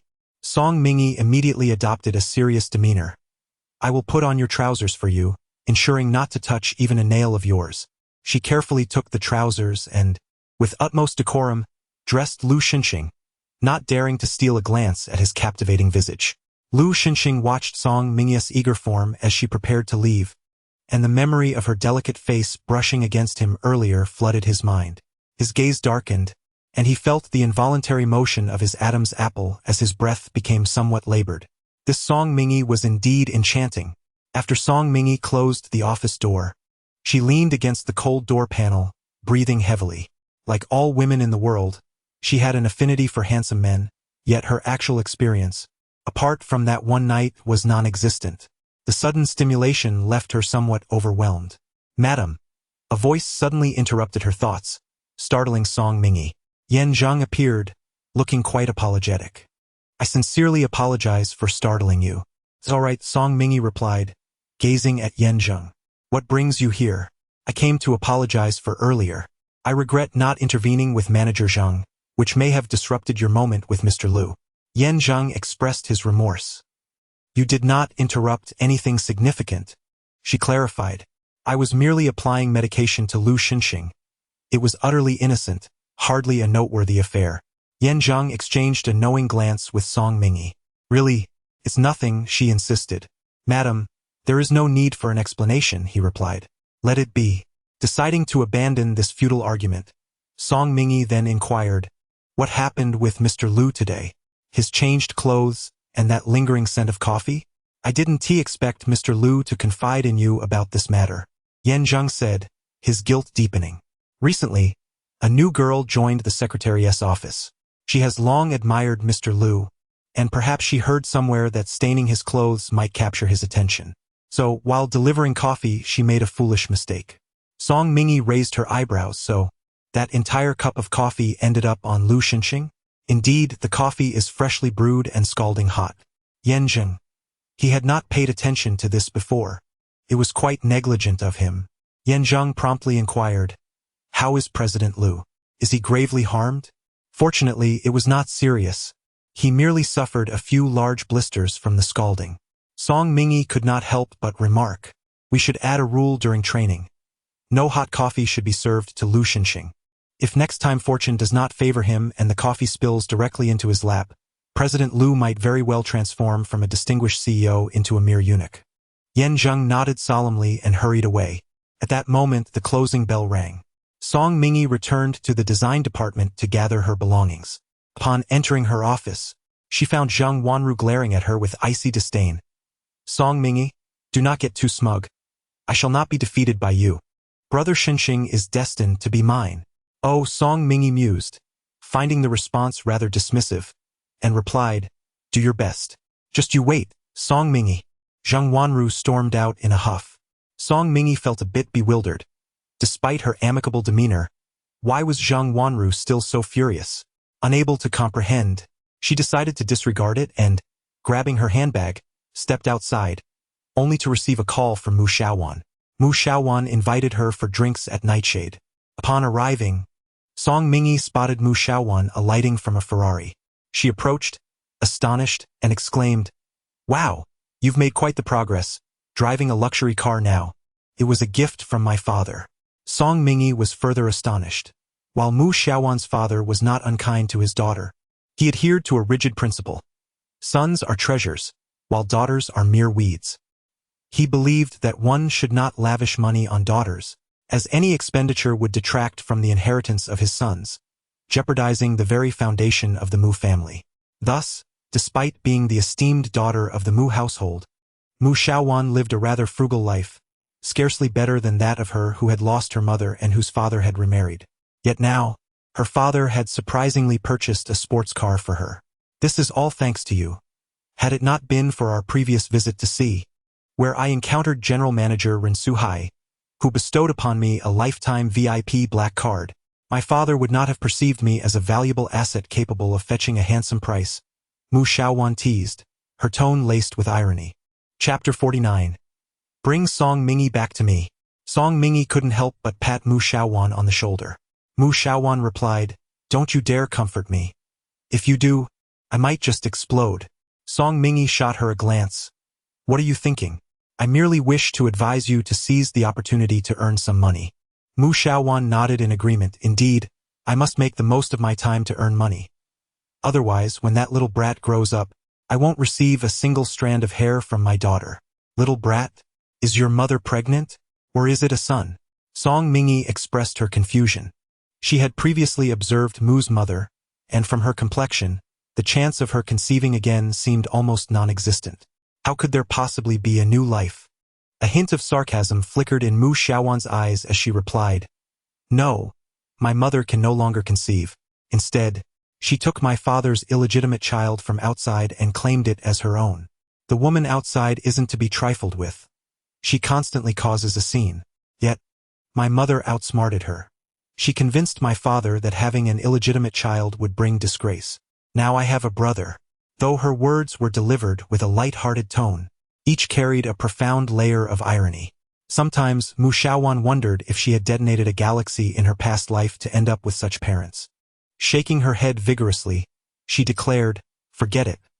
Let's not dwell on these nonsensical matters. Let's drink, and we won't return until we are intoxicated." Mu Xiaowan picked up a bottle of brandy, ready to pour a drink for Song Mingyi.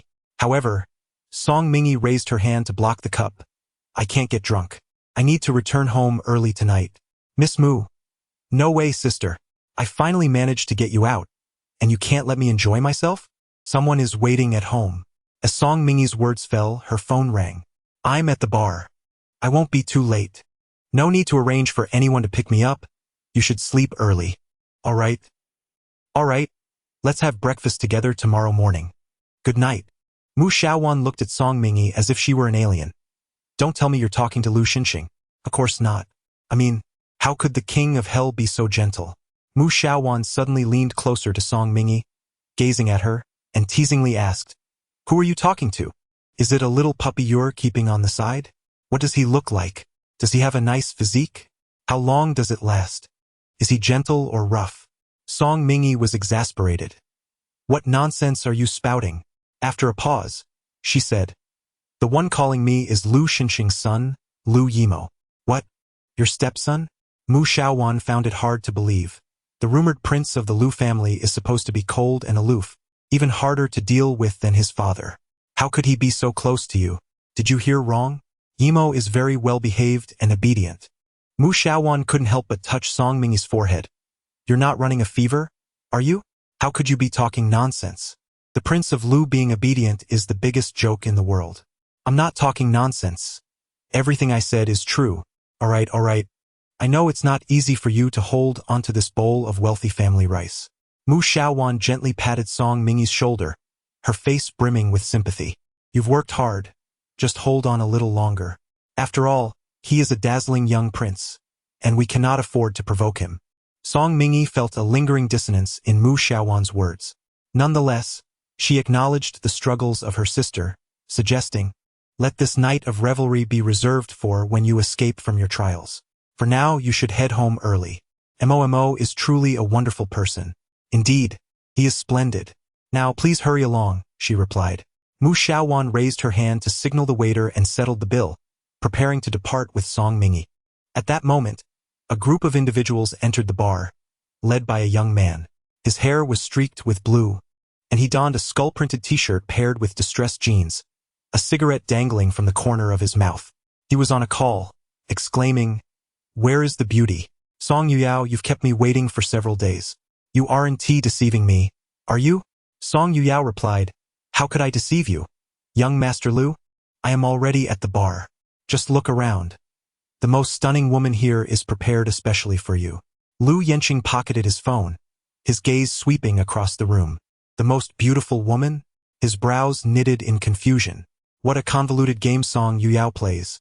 Where could such a paragon of beauty be?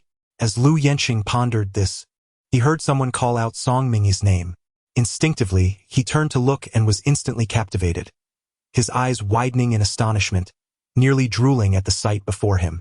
She was breathtaking. What a stunning woman. He desired that woman. Lu Yanqing immediately approached and positioned himself in front of Song Mingyi. Observing the sudden appearance of this debauched young man, Song Mingyi furrowed her brow and remarked, You are obstructing my path. Please step aside. Do not be hasty. My presence here is indeed a fortuitous blessing for you, Lu Yanqing replied, his eyes gleaming as he admired the frown that adorned Song Mingyi's face. She was beautiful, even more so than before. With a grin, he continued, Sister, do not push me away so resolutely. Come, let us retire to a more private setting to converse. I assure you, you shall come to relish this experience. Wouldn't you agree? Those behind him erupted in raucous cheers. Indeed, our young Master Lu is formidable and charismatic, a veritable conqueror of the night. One encounter lasts an hour. Yes, by aligning with our Lu, you shall discover the true essence of a woman's ecstasy. Did you hear? My prowess is evident to all, and your fortune lies in my interest today. As Lu Yanqing spoke, he reached out toward Song Mingyi's face. However, before his hand could make contact, it was seized, and an overwhelming force sent him spiraling to the ground. As his back collided heavily with the earth, he was left utterly bewildered. The companions trailing behind him could hardly comprehend the scene before them. They had not anticipated that any woman in Haiqing would dare to confront Lu Yanqing. Disgusted, Song Mingyi cast a glance at him and grasped Mu Xiaowan's hand, saying, Let us go. The entourage that had accompanied Lu was momentarily stunned, but once they regained their senses, they surged towards Lu Yanqing in a frenzy. Young Master Lu, are you all right? Lu Yanqing, supported by his bodyguards, gazed at Song Mingyi, who was on the verge of departing the bar, his expression darkening. Pursue! Bring that woman back to me. The bodyguards who accompanied Lu Yenqing hastily gave chase. As Song Mingyi grasped Mu Xiaowan, just stepping out of the bar and Oppo's doorway, they were swiftly encircled by a throng. Mu Xiaowan trembled with fear yet resolutely positioned herself in front of Song Mingyi, courageously declaring, "Mingyi, you must go first. I will hold them off. If we are to leave, we shall do so together." Upon hearing this, Mu Xiaowan was immediately incensed. "What heroics are you displaying now? Hurry and leave. There is no need for contention. None of you shall escape." Lu Yenqing approached, flanked by his bodyguards, his countenance grim as he fixed his gaze upon Song Mingyi, stating, "My dear, you are surrounded by my men. I wonder where you believe you can flee? If you know what is good for you, strip down and lie still, awaiting my arrival." Chapter 50. You are not worthy. Do you still wish to sleep with me? It seems that fall wasn't hard enough. Song Mingyi curled the corner of her lips, her eyes brimming with icy disdain. Oh, quite fierce indeed. Once you find yourself in young Master Lu's bed, you shall be tamed. This woman is akin to a wild stallion in need of breaking. The onlookers jeered, clearly believing that no one could truly resist Lu Yenqing. Well said. Once I have subdued her, I shall present her to you all, showcasing just how docile this woman can be. Lu Yenqing reached out to seize Song Mingyi, his eyes glinting with ulterior motives. Song Mingyi furrowed her brow and retaliated with a powerful kick. Lu Yenqing fell to the ground, rolling several meters before tumbling down the steps and colliding with a vehicle, finally coming to a halt. The companions who had accompanied Lu Yenqing were utterly stunned, their gazes fixed on Song Mingyi as though they were witnessing a ghost. Has this woman lost her mind? The Lu family has held considerable power over the years, ranking among the most illustrious families in Haicheng, and Lu Yenqing is their sole heir, cherished and revered by his family. Those who associated with Lu Yenqing always treated him with utmost care, never daring to lay a finger on him. Yet, here was Song Mingyi, having struck him and done so with considerable force. Song Yuyao, hiding nearby and watching in secret, had long suspected that Song Mingyi's temperament would inevitably lead to conflict with Lu Yenqing. She knew that once she provoked him, calamity would surely follow, yet she never anticipated that Song Mingyi would actually strike him. A sense of elation washed over Song Yuyao. Having offended Lu Yenqing is tantamount to incurring the wrath of the Lu family. When the Lu family members come knocking, she is eager to witness how Song Mingyi will meet her demise. Mu Xiaowan stood in stunned silence. While she too believed Lu Yenqing deserved a beating and that kick had indeed been splendid, he was, after all, Lu Yenqing, the sole scion of the Lu family's vast estate. The Lu family held him in the highest regard. Now that Song Mingyi had reduced him to this state, trouble was undoubtedly looming on the horizon. "Let us go. We must leave swiftly," Mu Xiaowan urged, pulling Song Mingyi down the steps in haste. Seeing Song Mingyi attempting to flee, Lu Yenqing, gritting his teeth against the pain, managed to rise. As she passed by, he suddenly seized her wrist. "Running away? You've injured me and still wish to escape? What a delusion!" With her head bowed, Song Mingyi replied, "That kick didn't hurt at all, did it? Release me." Lu Yenqing trembled in fear. Just moments ago, he had found Song Mingyi more fearsome than his own father, and the terror in his heart compelled him to loosen his grip. Upon realizing that he had been intimidated by a woman, Lu Yenqing's embarrassment morphed into rage. "You little wretch, you refuse a toast and instead choose punishment." "Punishment?"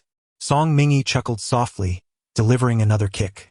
Lu Yenqing crashed heavily against the wall behind him, spitting blood from his mouth. "You're not worthy," Song Mingyi stated coolly, taking Mu Xiaowan's hand and departing. Behind them, chaos ensued.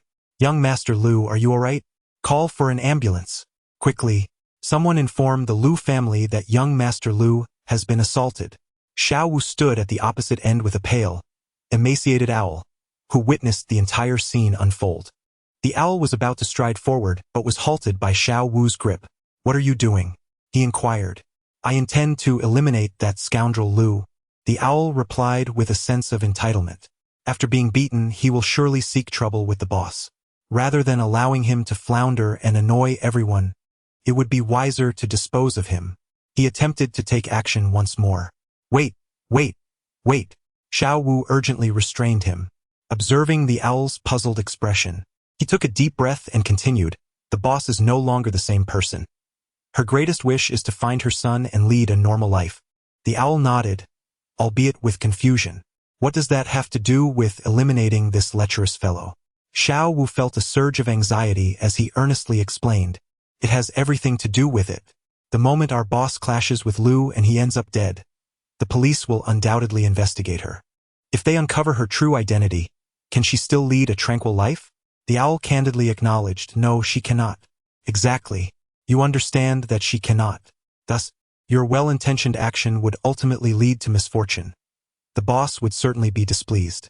The owl and Appo's demeanor softened, though he remained somewhat dissatisfied. So we just watch Lu create trouble for the boss? Of course not. We can warn the Lu family, making them aware of who they can and cannot provoke. After pondering this, the owl finally nodded and declared, I must go personally. His words were laced with a palpable intensity. In the Ferrari, Mu Xiaowan remarked, turn at the upcoming intersection. There's a park where we can stop. A date? Song Mingyi teased. I would indeed like a date, but I'm merely inviting someone to view the car. Viewing the car? Are you planning to sell this Ferrari? Why, I thought you cherished it. Selling the car would allow you to escape with the money, Mu Xiaowan replied. At that point, you could go abroad. No matter how powerful the Lu family is, it would be feudal overseas. You should stay away for a decade or so. No need. What do you mean, no need? If you dare to refuse me at this critical moment, I will smash your face, Mu Xiaowan declared, shaking her fist in a mock display of ferocity. Then, with a serious tone, she continued, Song Xiaoyi, the Lu family is truly formidable, and Lu Yanqing is particularly troublesome. You must quickly seek refuge. Really, no need. Have you forgotten? I am now married to Lu Xinxing. Even if I am merely a bride meant to bring good fortune, I am still the young mistress of the Lu family. If Lu Yanqing wants to confront me, so be it. Besides, he is in the wrong in this situation. He deserves to be punished. Indeed, you are wed to the king of hell, Lu. Mu Xiaowan suddenly brightened. No matter how powerful the Lu family is, they must yield before the Lu family. This is splendid. You needn't run for your life anymore. Song Mingyi smiled. Yes, rest assured, nothing will go awry. Mu Xiaowan nodded, her expression considerably more relaxed.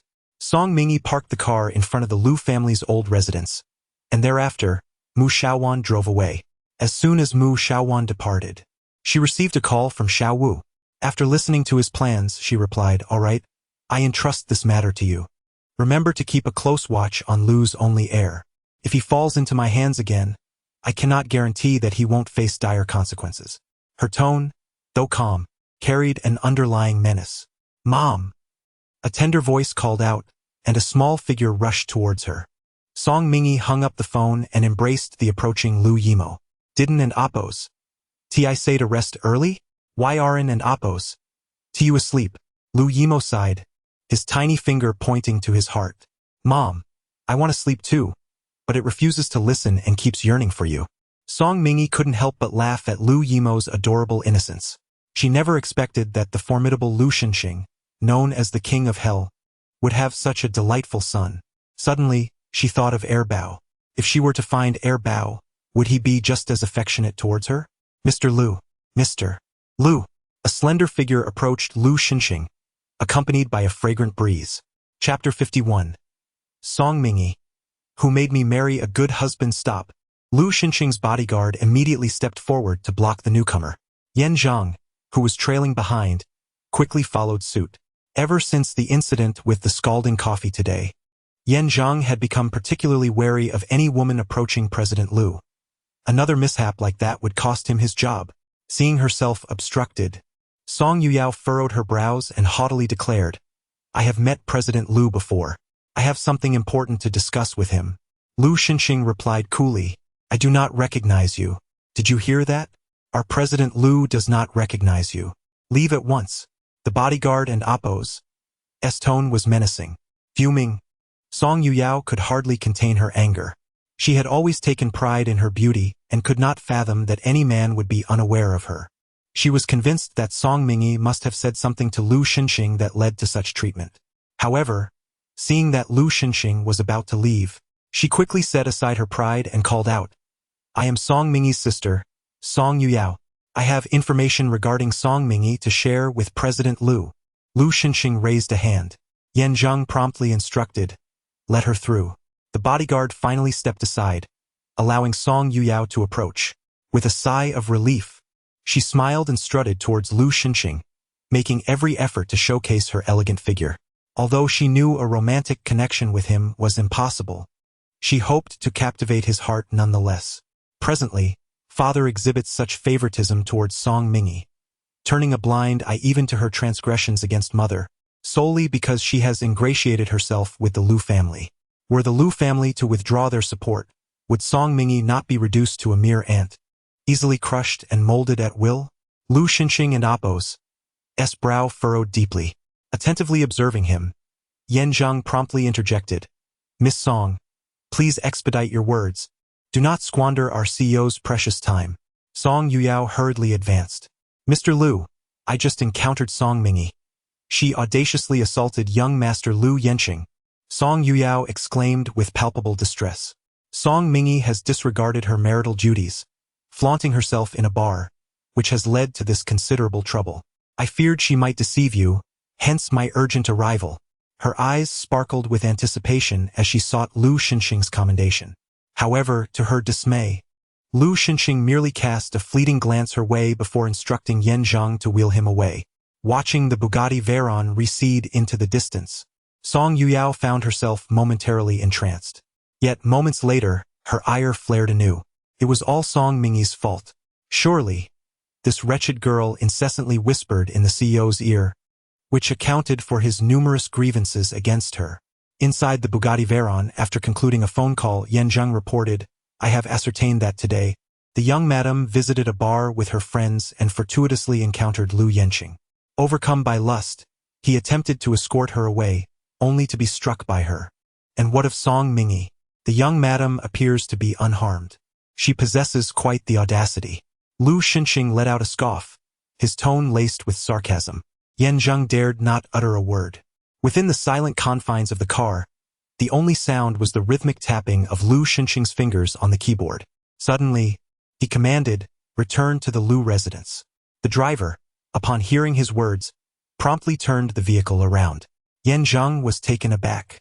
An important video conference was scheduled for that evening, necessitating the presence of the CEO.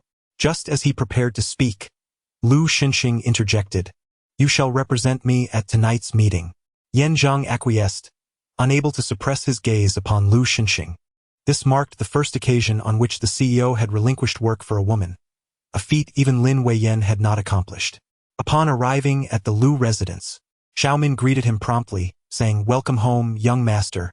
"And her?" he inquired. "The young mistress is reading a story to the young master." A sudden thought struck Lu Xinxing. He recalled that Song Mingyi was narrating fairy tales to Lu Yimo, tales that the 2-year-old had long outgrown. Yet now, he was captivated by this woman's storytelling. Xiaomin cautiously suggested, "Shall I fetch the young mistress for you?" Lu Xinxing nodded slightly. Surprised upon learning that Lu Xinxing was seeking her, Song Mingyi opened the door to her bedroom. There, she beheld Lu Xinxing disrobing, his shirt buttons undone, revealing his robust and well-defined chest. Instantly, memories of the tactile sensation of his muscular frame during her acupuncture sessions flooded Song Mingyi's mind, causing her fingertips to tingle with anticipation. "Apologies, it was not my intention. I hurried over upon hearing Xiaomin mention that you were looking for me. Please, close the door and come here." Song Mingyi thought to herself that Lu Xinxing must be oblivious to how easily his words could be misunderstood. Fortunately, she possessed a steadfast character and would not entertain any wrongful thoughts. Lu Xinxing instructed, "Help me remove my trousers." Song Mingyi regarded Lu Xinxing with surprise. He noticed her expression and his demeanor darkened. Gritting his teeth, he retorted, "What are you thinking? I asked you to change my bandages." "Oh," Song Mingyi replied, suddenly recalling that Lu Xinxing was indeed an injured man. She opened the medical kit that had been set aside, retrieving antiseptic, cotton swabs, and ointment for burns, then approached Lu Xinxing to assist him in removing his trousers. Although the area of his injury was somewhat awkward, familiarity had eased the process this time. As Lu Xinxing observed Song Mingyi's actions, he unexpectedly inquired, "Did you strike Lu Yenqing at the bar today?" Song Mingyi paused momentarily, then smiled as she responded, "Is this news already common knowledge? So you truly did hit Lu Yenqing?" "Yes, he deserved it. Whether he deserved it or not is beyond my concern. What I do know is that you possess quite the audacity to confront Lu Yenqing. Indeed, my courage stems from my good fortune in marrying a wonderful husband, which grants me the confidence to stand up for myself." Lu Yenqing scoffed, "Song Mingyi, you are quite the flatterer, but such tactics hold no sway over me." Song Mingyi frowned and replied disapprovingly, "Mr. Lu, I must admit, your words are not to my liking. What do you mean by flattery? I speak only the truth." With a serious expression, she continued, "I know Mr. Lu better than anyone. He is fiercely protective. As long as I remain his wife, he will shield me unwaveringly. It is this understanding that empowers me to raise my fists in defiance when faced with danger, ensuring my own protection. I am acutely aware that only through this means can I genuinely alleviate Mr. Lu's burdens." Lu Yenqing raised an eyebrow. "So, by your reasoning, I should be grateful for your thoughtfulness. Am I correct?" Song Mingyi waved her hand dismissively. "No need for that. We are destined to be husband and wife. Even if only for 3 months, it is a connection to cherish." Upon hearing her mention the 3-month duration, an inexplicable irritation flickered within Lu Yenqing, albeit fleetingly, and he soon brushed it aside. Chapter 52. It is said that your esteemed son has taken a liking to my wife. With a disdainful scoff, Lu Yenqing dismissed the remark. Song Mingyi smiled as she deftly bandaged his wound. "Mr. Lu, it is done." Lu Yenqing gazed at Song Mingyi for a moment before averting his eyes. "I am hungry." Immediately, Song Mingyi replied, "I shall prepare a bowl of vegetable noodles for you, Mr. Lu." In no time, she returned with the noodles, light and devoid of any meat. Taking a bite, Lu Yenqing was pleasantly surprised by its taste. He glanced at Song Mingyi and remarked, "If you are willing, after the divorce you could be my personal chef." Song Mingyi responded, "I appreciate the escape route you have provided, Mr. Lu, but I must decline. I am rather possessive and could never bear to watch my former husband flaunt affection with another woman." Lu Yenqing raised an eyebrow, intrigued. "I did not expect you to harbor such thoughts." As he spoke, a slight smile tugged at his lips, and his spirits inexplicably lifted. Meanwhile, in the VIP ward of the People's Hospital, Chairman Lu and his wife, Liang Suyun, arrived just as Lu Yenqing regained consciousness after a fainting spell. Liang Suyun looked at her son and Appo's pale and haggard face, her heart aching with concern. Anger surged within her. "Who dares to lay a hand on my son like this?" One of Lu Yenqing's attendants explained, "I do not know. Young Master Lu was merely conversing with a woman at the bar when she suddenly became violent. We warned her that he is the son of the Lu family, yet she paid no heed." Furious, Liang Suyun exclaimed, "How brazen! I am eager to discover which vixen dares to disregard the Lu family in such a manner." At this moment, Lu Yenqing awoke, tearfully exclaiming, "Mother, you have finally arrived. I nearly missed seeing you." Chairman Lu furrowed his brow and remarked, "Did I not expressly forbid you from frequenting establishments such as bars? Have my words fallen upon deaf ears?" Lu Yenqing recoiled, recalling his father's disciplinary methods, and clung to Liang Suyun, pleading, "Mother, I am in so much pain. You must intercede on my behalf." Liang Suyun, heartbroken, responded, "Is this truly the time to dwell upon your son's escapades at a bar? The paramount concern now is to seek vengeance for my son. A distinguished scion of the Liang family should not suffer in silence. Otherwise, it would render him a subject of ridicule." Lu Yenqing added, "My mother is right. We must capture that woman, Song Mingyi, so that I can impart a lesson to her, making her aware that my interest in her is indeed a privilege for her." Before Chairman Lu could utter a word, a voice filled with menace echoed through the room. "Lu Gongzi, what a grand display of power! I am eager to see how you intend to teach Song Mingyi a lesson." With that, the door to the hospital room was flung open with a resounding bang. Lu Yenqing immediately erupted with fury. "Who the hell are you? Does my business require your input?" "Ah!" Before Lu Yenqing could finish his statement, a slap landed squarely on his face. Liang Suyun screamed and lunged forward, shouting, "Who are you to strike my son?" Chairman Lu and Appo's expression darkened as he inquired, "Might I ask your identity? Is it not excessive to strike someone without uttering a word?" I am Ren Suhai, accompanying Night Owl. I took out my business card and presented it to Director Liu with a broad smile. This individual who resorted to violence is my esteemed master, I declared. The expression on Director Liu's face tightened slightly. I, Ren Suhai, the general manager of C, am backed by a mysterious international fashion designer. Over the years, with the substantial support of this enigmatic designer, C has emerged as the sole contender capable of rivaling the esteemed Liu's design house in the fashion industry.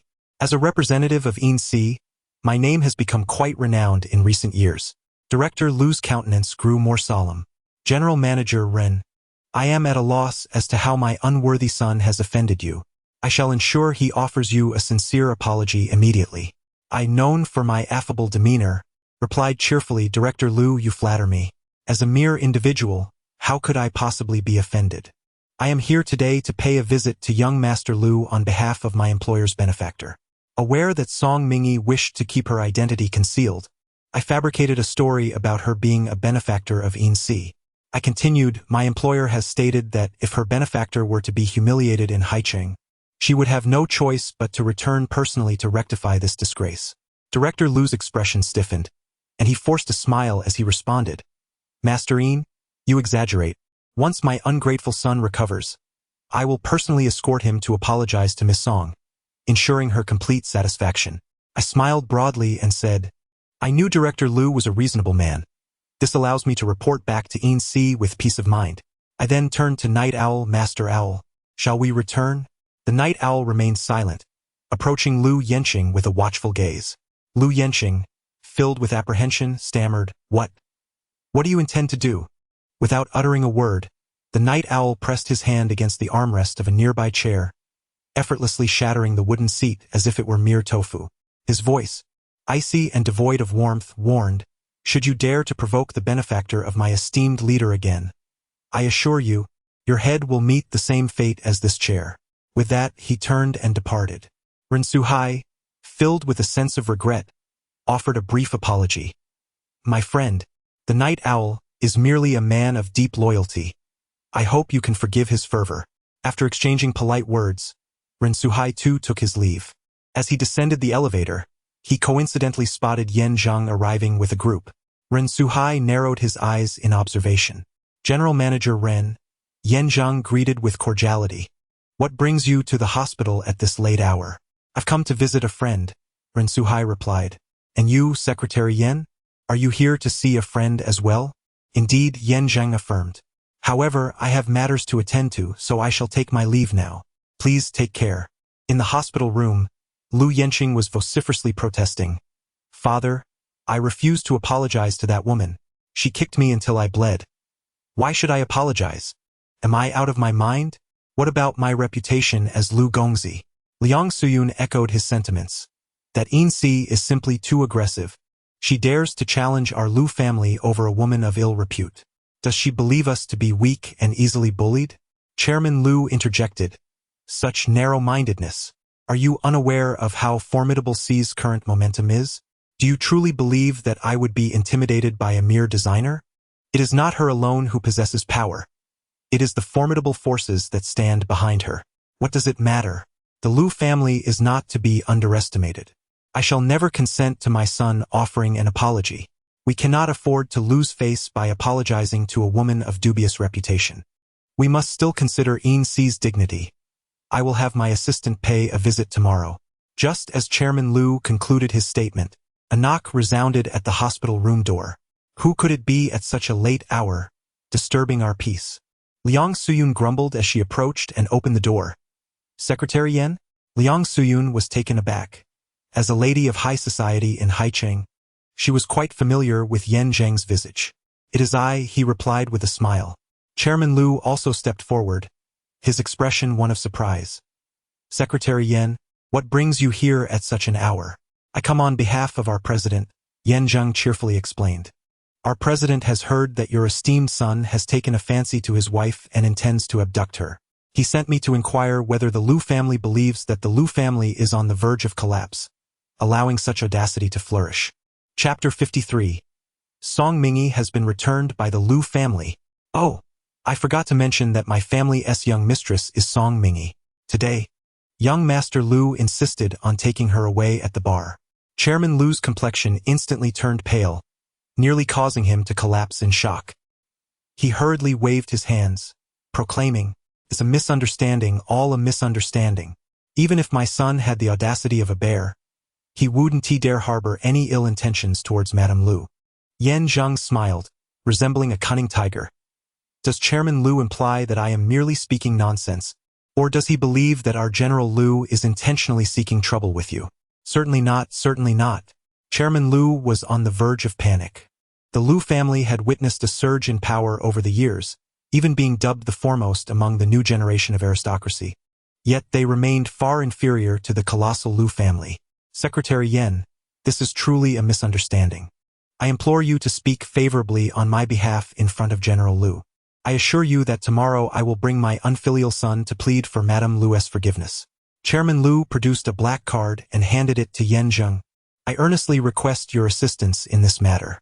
After some polite refusals, Yan Zheng finally accepted the card. With your sagacity, Chairman Lu, the Lu family will undoubtedly flourish under your leadership. Chairman Lu courteously saw Yan Zheng off, then exhaled deeply, collapsing into his chair like a puddle of mud, finally realizing that his back was drenched in cold sweat. Liang Suyun frowned, another man stepping up for Song Mingyi. She truly possesses a remarkable ability, managing to incite so many men to come to her defense in just one evening. Lu Yancheng expressed his frustration. Dad, what is wrong with you? How could you so cowardly agree to apologize just now? I refuse to go. I cannot afford to lose face. Chairman Lu, unable to contain his anger, struck his son across the face, exclaiming, "Silence." Liang Suyun immediately rushed over, her heart aching at the sight of her son's swollen face. She couldn't help but shout at her husband, "What are you doing? Why are you hitting our son? Look at what you've done to his face. How is he supposed to face others now? How can he face anyone? It would be better if he couldn't." Chairman Lu gasped, "Do you not understand? The woman he harassed is Lu Xinxing's wife." Liang Suyun retorted, "And what of Lu Xinxing's wife? Everyone knows she is merely an uncherished bride brought in to bring joy. As for Lu Xinxing, I admit he was formidable in the past, but he has become disabled. A cripple, even if he still sits in the president's chair due to former glory. How much can he truly accomplish?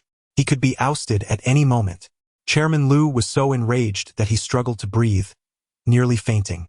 "Darling," Liang Suyun, somewhat alarmed, urged, "Please, do not overexert yourself. Your blood pressure is high.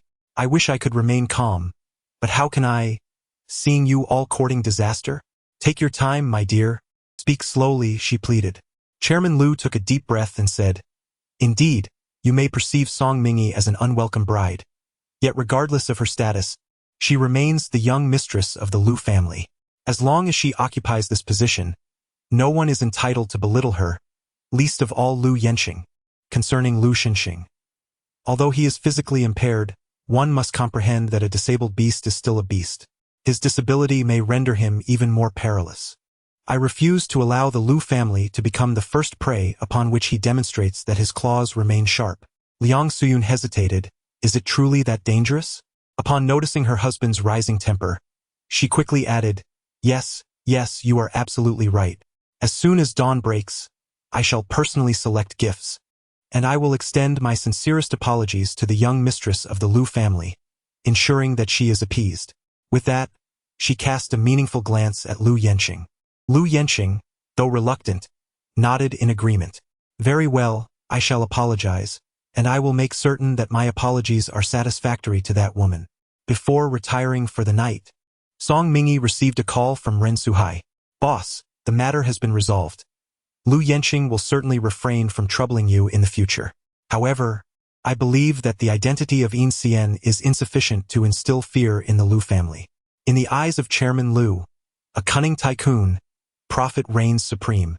Even a life-saving grace must take a back seat." Song Mingyi was neither surprised nor concerned as she replied, "As long as that illegitimate son of the Lu family ceases to create disturbances, I am content. In the Lu family, I am merely a bride of fortune. My only wish is to quietly endure these 2 months. Indeed, my dear boss, as we exited we encountered Yan Zheng. who appeared to have also visited the sickroom of the young Master Lu. Song Mingyi was momentarily taken aback, unable to fathom why Lu Xinxing would permit Yan Zhang to make an appearance. Understood, she replied. Please investigate whom Lu Yanxing met prior to seeking me out, or rather, who drew his attention towards me. Ren Suhai, momentarily stunned, promptly agreed. After concluding the call, Song Mingyi tapped on an eagle icon on her phone and, after replying to several messages, received a WeChat from Ren Suhai. Before seeking her, Lu Yanxing had met Song Yuyao. Song Yuyao. Song Mingyi's fingertips traced the 3 characters on the screen, devoid of any surprise. Her stepsister seemed perpetually anxious about her demise. Nevertheless, given her stepsister's enthusiastic and cordial demeanor, it would be rather ungrateful not to reciprocate in kind. Song Mingyi. A voice resonated from within the room. She concealed her phone, suppressing the chill in her gaze, and donned her customary expression before re-entering the chamber. Mr. Lu, do you have any instructions? Lu Xinxing, with a furrowed brow, expressed his dissatisfaction. Get into bed. Song Mingyi hesitated, harboring reasonable suspicions that Lu Xinxing intended something unspeakable. Lu Xinxing discerned the implication behind Song Mingyi's expression and, irate, countered, Are you intentionally attempting to mislead Aunt Qian into believing that I forced you out of the room, prompting my mother to intervene on your behalf? Absolutely not, Song Mingyi declared with utmost sincerity, nearly swearing an oath. Lu Xinxing scoffed, clearly unconvinced. He coldly commanded, Come up here and sleep. The night passed in silence. The following morning, Song Hongshan received alarming news. Last night, Song Mingyi had provoked the young master of the Lu family at a bar and had severely injured him. Upon hearing this, Song Hongshan furrowed his brow in dismay. What is Mingyi thinking? How could she act so recklessly? Shun Yumei sneered. Song Mingyi has always been audacious. Provoking Lu Yanxing is hardly surprising. Hongshan, if you wish to preserve the Song family, it would be wise to sever ties with Song Mingyi sooner rather than later. Song Hongshan, displeased, retorted, Is it truly serious enough to warrant such drastic measures? Mingyi is currently. Yes, she is indeed the wife of young Master Lu. Shun Yumei interrupted, a cold smirk gracing her lips. Yet, regrettably, her status is merely nominal. The Lu family would not jeopardize their standing with the Lu family for her. At that moment, Butler Shun approached to report. Sir, Madam, the Lu family has returned Song Mingyi. Chapter 54. Learning the meaning of being obedient like a dog. What? Song Hongshan suddenly leaped up, bewildered. How did you get sent back? Shin Yumei sneered. It's over. I fear the Song family is doomed. Hongshan, you must seriously contemplate how to explain this to the shareholders once you return to the company, and how to justify it to your parents a century from now. Would they not be furious to discover that you sacrificed the Song family's legacy for an ungrateful daughter? Song Yuyao descended the stairs, fortuitously overhearing this conversation. A glimmer of triumph flashed in her eyes. She knew her scheme was effective. With a feigned expression of concern, she said, Dad, I understand your attachment to Song Mingyi, but Mother raises a valid point. We cannot jeopardize the entire Song family and the Song Corporation for one individual.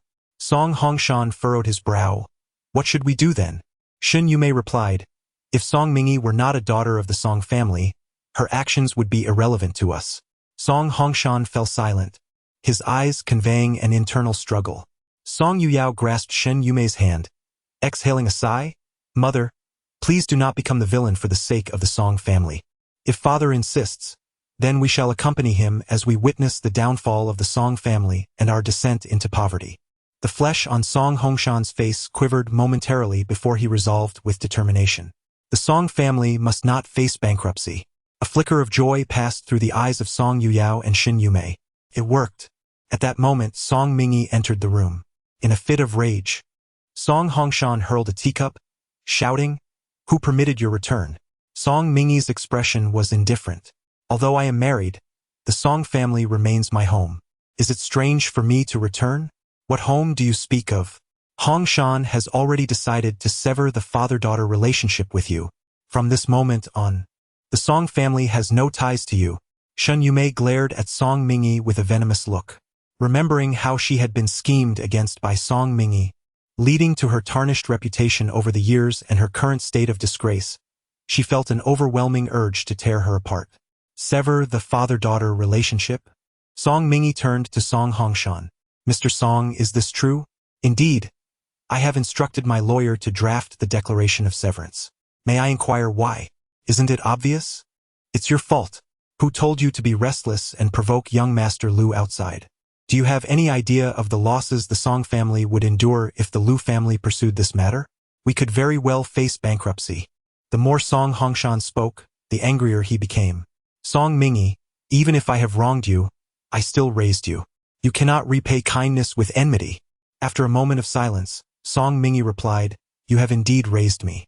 Though you are cold-hearted, selfish, and have exploited me in countless ways, I will ultimately acknowledge the grace of your upbringing.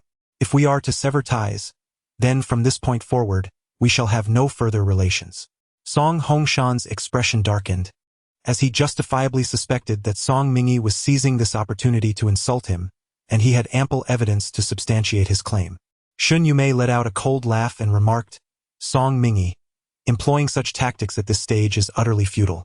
I advise you, if you possess any sense, to swiftly depart from the Song family and find a place to conceal yourself. Perhaps doing so may spare your wretched life. Song Mingi, unperturbed by Shun Yumei's words, turned her gaze towards Song Hongshan and inquired, What is your stance, Mr. Song? Without missing a beat, Shun Yumei interjected, Hongshan, do not be foolish. This is hardly the time for compassion. She continued, Consider the fate of the Song family. Are we truly prepared to witness its downfall with our family cast out?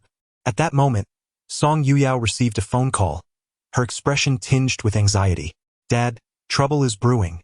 Chairman Lu and young Master Lu are coming to seek retribution. Their vehicle has just left the hospital and will reach our home in no more than half an hour. Resolute, Song Hongshan declared, I will instruct my lawyer to promptly publish a statement on the Song Group's official website, severing my paternal ties with Song Mingi. With urgency, he made the call. 2 minutes later, the announcement of Song Hongshan's disavowal of his daughter appeared on the Song Group's website, deliberately amplified by hired commentators to ensure widespread visibility. Within mere moments, news of the severed relationship spread like wildfire. As a precaution, Song Hongshan ordered his lawyer to invest heavily in hastening the separation of Song Mingi's household registration. Meanwhile, Shun Yumei summoned the servants, rummaging through the remnants of Song Mingi and her mother, casting their belongings into the courtyard, which quickly descended into chaos. Shun Yumei stood atop the high steps, her gaze cast down upon Song Mingi, accompanied by Song Yuyao. Take these antiquated possessions and leave. From this moment forth, you are no longer associated with the Song family. Song Mingi's expression was frigid as she retrieved a suitcase, meticulously placing her mother's scattered belongings inside. Among them was an already weathered jewelry box made of rosewood, which had become further damaged from the fall, its lock now askew. With great care, Song Mingi packed the jewelry box, recalling how dearly her mother had cherished it during her lifetime. Song Yuyao, her face etched with sympathy, interjected, Mother, she is still my father's child. Perhaps we ought to grant her 10,000 yuan to assist her in finding her own path. Yao Yao, your kindness is commendable, but regrettably, some individuals are inherently malicious and utterly unworthy of your goodwill. With a hint of resignation, Song Yuyao continued, Song Mingi, do not hold my mother accountable. Your prior actions have been excessively egregious. Consider this. If you kneel and apologize to my mother, expressing your remorse, I might persuade her to grant you a few more thousand. How does 50,000 sound?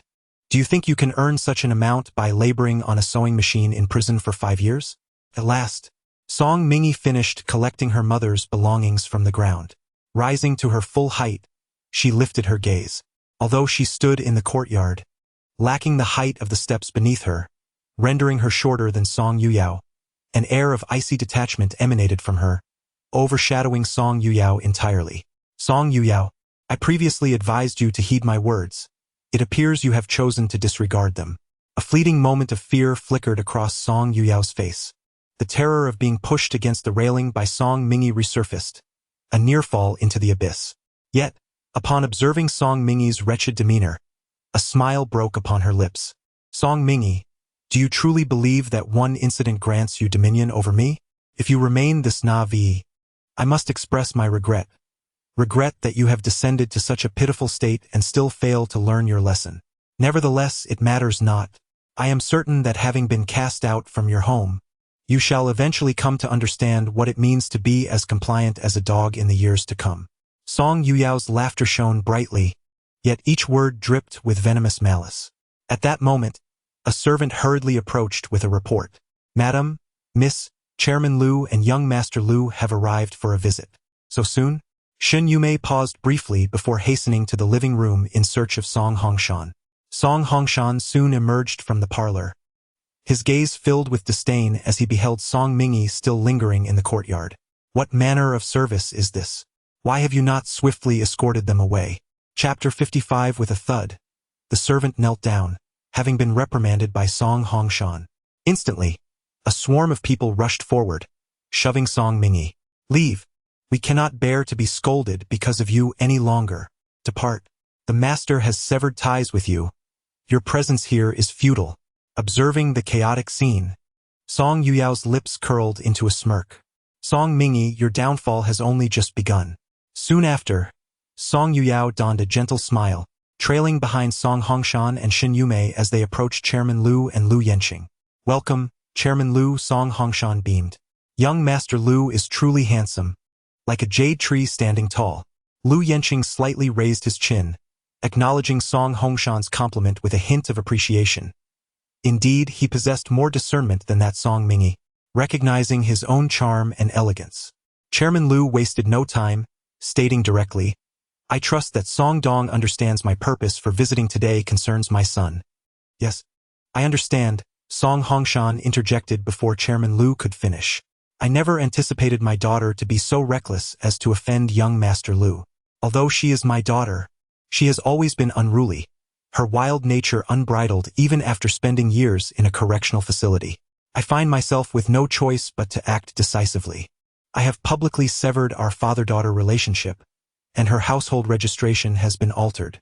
From this day forth, aside from sharing the surname Song, she shall have no further connection to the Song family. Chairman Lu was somewhat taken aback. You have not only severed your father-daughter relationship with Miss Song, but also transferred her household registration? Shen Yumei, standing nearby, chuckled and replied, Indeed, Song Mingyi lacks understanding, but as her parents we are aware of right and wrong. Rest assured, regardless of how the Lu family or young Master Lu chooses to deal with Song Mingyi, our Song family will not utter a single word of protest. Song Yuyao, with a louder voice, insisted, Sister, since you have yet to depart, hurry and apologize to young Master Lu. While her tone appeared courteous, a glimmer of anticipation sparkled in her eyes. She was eager to witness the sight of Song Mingyi groveling, and she was curious to see how Mingyi would dare show her face again in the future. Chairman Lu followed their gaze and, upon seeing Song Mingyi, understood why his son had acted foolishly. Song Mingyi was extraordinarily beautiful. Her skin was like cream, her features exquisitely refined, captivating all who beheld her. However, what drew attention the most was her demeanor, cold and elegant like a plum blossom, utterly irresistible. Yet, when Chairman Lu's gaze met Song Mingyi's eyes, his heart momentarily stopped before racing wildly. It was almost unbelievable that he perceived an imposing presence emanating from such a young girl. Song Mingyi was no ordinary individual. Chairman Lu quickly arrived at this conclusion. After all, although Song Mingyi had entered the Lu family through a marriage of convenience, the fact that she could draw the attention of the Lu family's young heir and prompt Lu Xinqing to personally visit her spoke volumes of her remarkable capabilities. Regardless of whose family it may be, possessing such an extraordinary daughter would surely elicit uncontrollable laughter. Ironically, the Song family has severed ties with her, and what is even more amusing is their apparent fear that Song Mingyi might cling to them, as they have even relocated her household registration. Are you Song Mingyi? I am. Song Mingyi's voice was devoid of emotion, her expression unyielding, showing no sign of disturbance even in the presence of Chairman Lu. Chairman Lu nodded, but suddenly his demeanor darkened, and he reprimanded, Come here and admit your mistakes. Song Yuyao stared wide-eyed at Song Mingyi, not even daring to blink. It seemed that Song Mingyi was about to face dire consequences. She would forever remember the first time she laid eyes on Song Mingi in her childhood. At that time, the old woman, Li Qingge, was still alive, and Song Mingi sat gracefully at the piano, adorned in a pristine white ball gown, as beautiful as a princess. In stark contrast, she, as an illegitimate daughter, could only navigate life cautiously alongside her mother. At that moment, she felt an overwhelming envy and vowed to ensure that Song Mingi would experience the injustices she had endured. Today, that vow was finally realized. From this point forward, the Song family would belong to them. The once esteemed young lady of the Song family would descend into obscurity. Then, with a thud, someone knelt heavily on the ground. However, it was none other than Lu Yanqing who knelt. His action left Song Hongshan in a state of shock. Xin Yumei was equally stunned. Song Yuyao was utterly bewildered, murmuring, "Could it be that young Master Lu is injured so severely that he cannot even stand? Indeed, it must be so. If it were not for his physical condition, how could Lu Yanqing possibly be kneeling on the ground?" Chairman Lu completely disregarded them. When he approached Song Mingi, his face was already adorned with a broad smile. With utmost politeness and humility, Chairman Lu even slightly bowed. "Miss Song, I sincerely apologize for my poor parenting, which has caused you such great distress. I have brought my wayward son here today to formally apologize to you, hoping you might consider it his first offense and grant him an opportunity for redemption." With these words, Chairman Lu positioned himself in an exceedingly humble stance. What astonished everyone present even more was that the notoriously arrogant Lu Yanqing, known for his defiance, earnestly stated, "Miss Song, I am deeply sorry. It is entirely my fault. Please, in your magnanimity, do not hold a grudge against a mere fool like me. Treat me as if I were nothing." The crowd was nearly driven to madness. Song Yuyao could not contain herself and exclaimed, "Young Master Lu, have you lost your senses? Is it possible that this woman, Song Mingi, possesses some kind of sorcery? Indeed, it must be that Song Mingi has some magical powers. Otherwise, how could the typically haughty Lu Yanqing possibly kneel before her and utter such words? Magical powers? What nonsense!" Lu Yanqing sprang to his feet, striking Song Yuyao across the face. "If it weren't for your ridiculous claim of presenting me with a gift, would I have been so foolish as to provoke my sister Yi?" Song Yuyao was left stunned. She had never anticipated that Lu Yanqing would resort to violence against her. Xun Yumei gazed at the handprint on her daughter's face, her heart aching profoundly. "Lu Gongzi, how could you resort to violence against Yao Yao while speaking so reasonably?" She lamented. "Would it be acceptable for me to strike her as well? I could hardly bring myself to wish her harm." Lu Yanqing spat, his eyes filled with malice. Hearing the warning in his father's voice, Lu Yanqing knelt once more, lowering his head, presenting a picture of innocence, a stark contrast to the wild dog-like demeanor he had exhibited moments earlier. "Sister Yi, I beg for your forgiveness. If not, my father will surely beat me to death." He pleaded with genuine emotion, tears spilling from his eyes uncontrollably. Song Mingi felt a sting in her eyes. "Get up," she commanded. "No, I want tea. If you don't forgive me, I shall remain here," he retorted. Song Mingi was unyielding. "Then stay kneeling. May you never rise again." Instantly, Lu Yanqing stood up. "How could I? Since Sister Yi has allowed me to rise, I wouldn't dare remain kneeling." He forced a smile, presenting his large face to Song Mingi. "Sister Yi, you are concerned for me. Surely you have forgiven me, haven to you?" Chapter 56 Scoundrel. Song Mingi questioned, "When have I ever felt pity for you?" "Just now," Lu Yanqing replied with firm conviction. "You made me stand up, so you must be concerned about my aching knees." Song Mingi was at a loss for words. "You're overthinking it." Lu Yanqing quickly produced a carefully prepared gift. "This is a ruby I acquired at an auction. I believe it perfectly complements your formidable and majestic persona, so I hurried to present it as an apology. You simply must accept it." Chairman Lu cast a glance at the gift his son had prepared, and a flicker of approval crossed his face. "At last, you've done something right. It seems this son of mine is not entirely foolish. He can still redeem himself." Lu Yanqing beamed with pride. "Of course, I personally selected it. How could there be a mistake?" Chairman Lu's expression darkened, and he swatted at his son. "Young master? Who do you think you are calling young master? Your father?" Lu Yanqing turned his head, seeking refuge behind Song Mingi. "Sister, Protect me. Song Mingy retorted. When did I become your sister? Lu Yenqing immediately responded.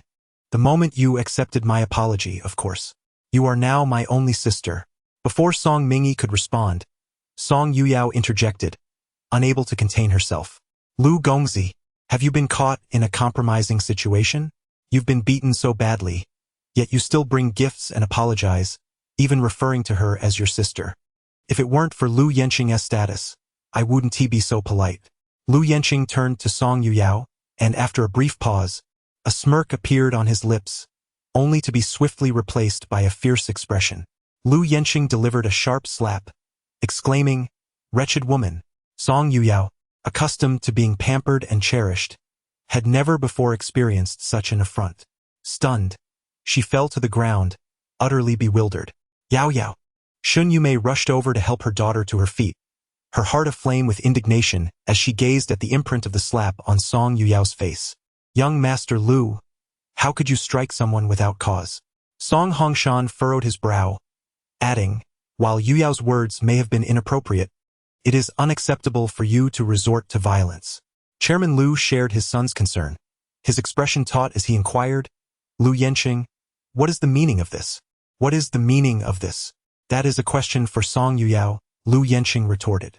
Young Master Lu, I apologize if my unwitting words have offended you. Please forgive me, Song Yuyao hastily interjected. Lu Yenqing, observing the pleading in her eyes, allowed a sneer to flicker across his visage. You wish for me to remain silent? On what grounds? Today, I must elucidate why I sought out my sister Yi. It is precisely because of Song Yuyao. Young Master Lu, Song Yuyao exclaimed. Ignoring her, Lu Yenqing continued, one day, I received a call from Song Yuyao, who claimed she had a beauty to present to me, emphasizing her exceptional allure. Being a man of appetites, I could not resist the allure of a beautiful woman and readily agreed. Just yesterday, she informed me that I could meet this gift at the Nightshade Bar. When I first laid eyes on my sister Yi, I was captivated by her beauty, believing her to be my present. Alas, in the course of events, I inadvertently offended her. She lured me into committing such a grave mistake. Chairman Song, you yourself must admit whether your daughter deserves punishment. Lu Yenqing's tone was aggressive, each word infused with an imposing gravitas. Song Hongshan felt the weight of the moment and instinctively nodded. She does. Since you also believe she does, then should I be compensated for my losses? Indeed. Hongshan. Shin Yumei suddenly seized Song Hongshan's wrist. Startled, he snapped back to reality, his expression turning bleak as he realized the gravity of what he almost uttered. He shot a glare at Song Yuyao before forcing a smile. Young Master Lu, it seems that Yao Yao and Mingy had a minor quarrel, merely jesting. This incident is simply a misunderstanding, a playful exchange between sisters. Wouldn't you agree, Mingy? As Song Hongshan spoke, he frequently cast furtive glances at Song Mingy. Song Mingy was well aware of Song Hongshan's intent, yet, why should she assist? Chairman Lu interjected. We are unaware of how the sisters previously frolicked, but now, Miss Song is no longer your daughter. My earlier statement online was merely said in anger. At that moment, Song Hongshan and Appo's phone rang. It was a call from his lawyer. Upon answering, the lawyer's voice echoed from the other end. Chairman Song, Miss Song Mingy's household registration has officially been removed from the Song family. Chairman Lu regarded Song Hongshan intently. Song Hongshan silently ended the call, feeling a wave of embarrassment. It's all a misunderstanding. I was simply too enraged earlier. Chairman Lu sneered, angry enough to sever the father-daughter bond and even remove one from the household registry. Chairman Song truly has a formidable temper. Ridiculed in such a manner, Song Hongshan felt an overwhelming sense of shame. Upon noticing Song Mingy standing by as if unaffected, he was consumed by frustration. Song Mingy, why don't you say something? Song Hongshan chuckled, you ought to clarify things for your father in front of Chairman Lu. Otherwise, he might think I am an unloving father. After laughing for quite some time without a response from Song Mingy, he grew increasingly awkward. Mingy, do say something. You are the one who wishes to sever our father-daughter relationship. I have nothing to say. From this day forth, I will cut all ties with the Song family and have no further association. Can a moment of anger be taken seriously? As for your household registration, I will have my lawyer restore it. No need. I find this arrangement quite satisfactory.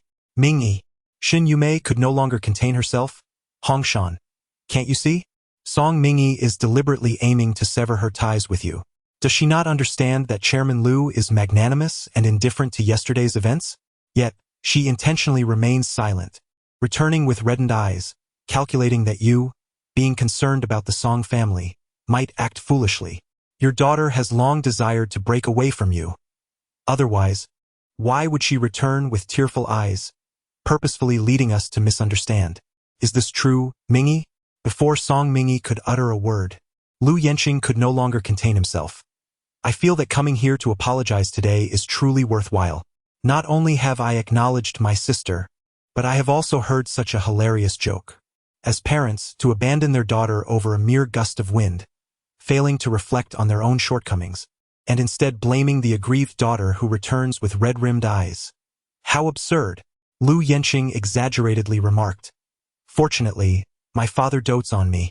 If I had a father like Chairman Song, or a family like Madame Song and Song Yuyao, I would surely be ground to dust and oppose. His words were akin to trampling on the dignity of Song Hongshan and the others without a hint of remorse. Yet, they found themselves at a loss for words. Sister Yi, you have suffered, but from now on, I shall cherish you. With that, he opened his arms towards Song Mingyi, as if inviting her for an embrace. Chapter 57. Song Mingyi and Oppose.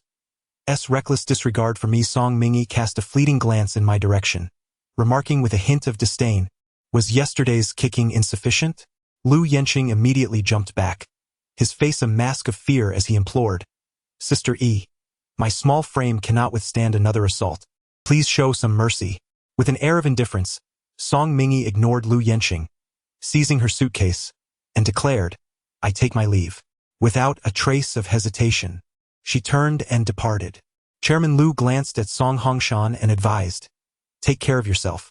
Lu Yenqing suddenly leaned in close to Song Yuyao, flashing a wide grin that revealed his pearly whites. Miss Song, our little game is far from over. Just you wait. With that, he hurried after her, calling out, Dad. Sister Yi, wait for me. Once they had left, the Song family's living room fell into a profound silence. Song Yuyao, simmering with indignation, muttered, this is utterly outrageous. Just as her words trailed off, Song Hongshan and Oppo's hand struck her, sending her crashing to the floor. Clutching her swollen cheek, she cried out in disbelief, Dad, how could you hit me? Hit you? Let me be clear. If I cannot win Song Mingyi back, I shall indeed strike you again. Hongshan, how can you speak to your daughter in such a manner? You know very well this is not Yao Yao's fault.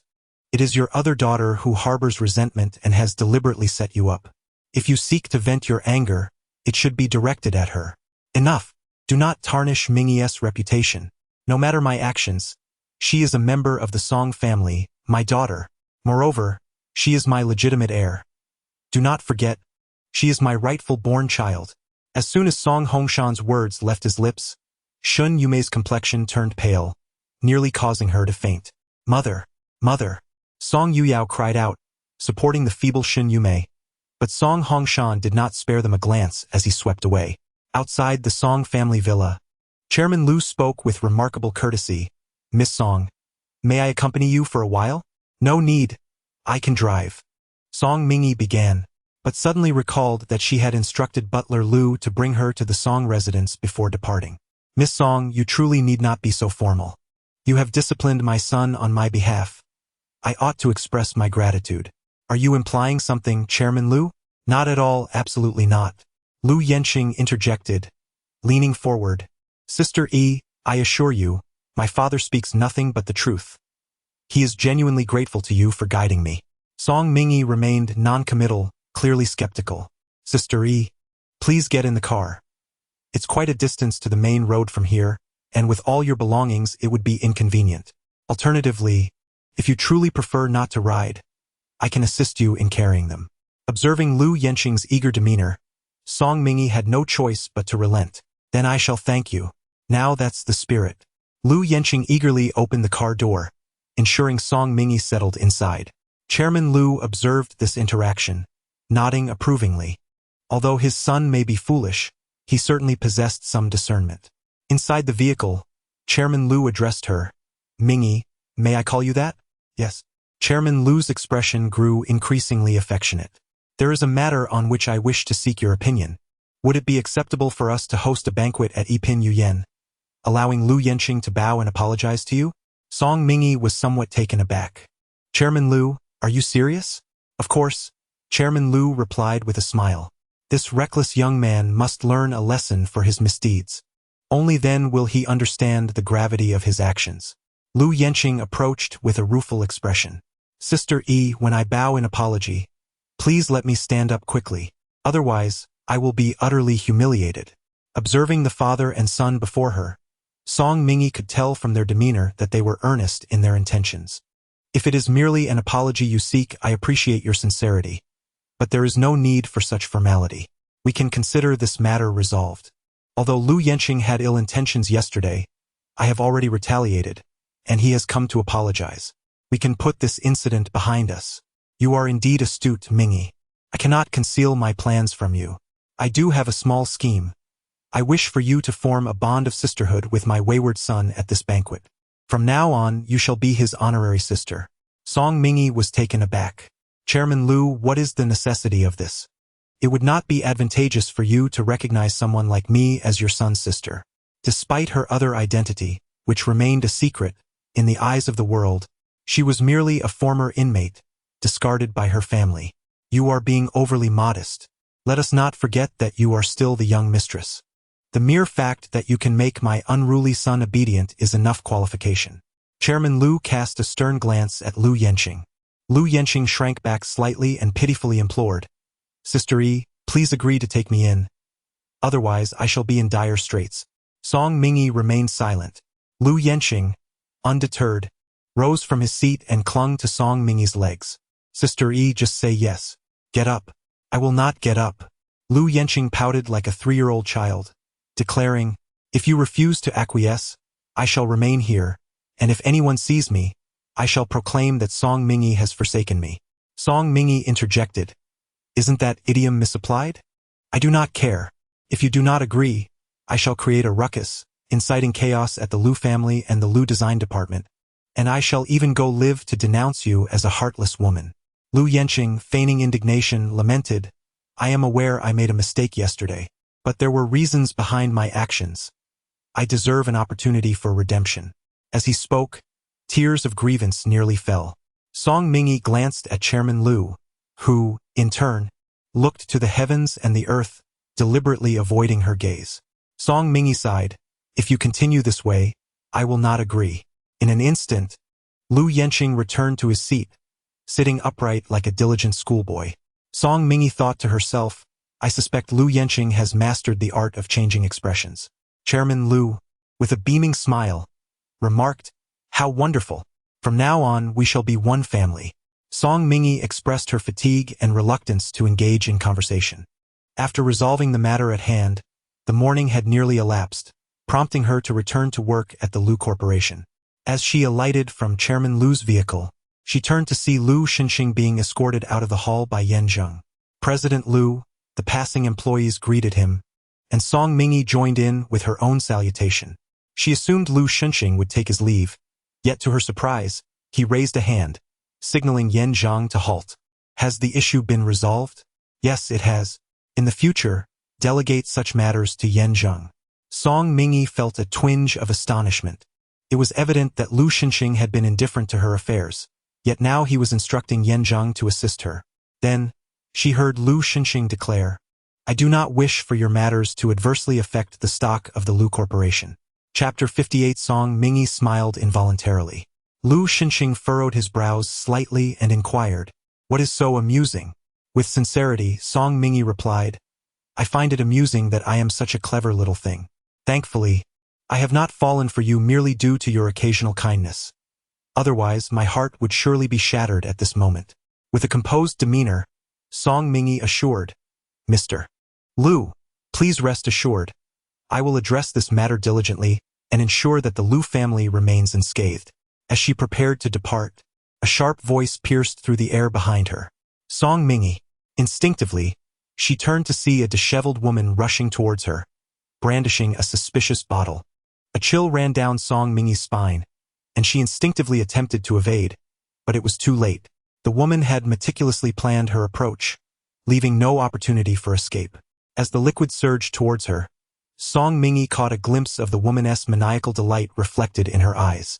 At that moment, a powerful force enveloped her. In the next instant, she found herself pressed into a warm embrace, inhaling the refreshing and crisp scent reminiscent of a snow-covered pine. Then came a muffled groan. "Mr. Lu!" Yan Zheng shouted.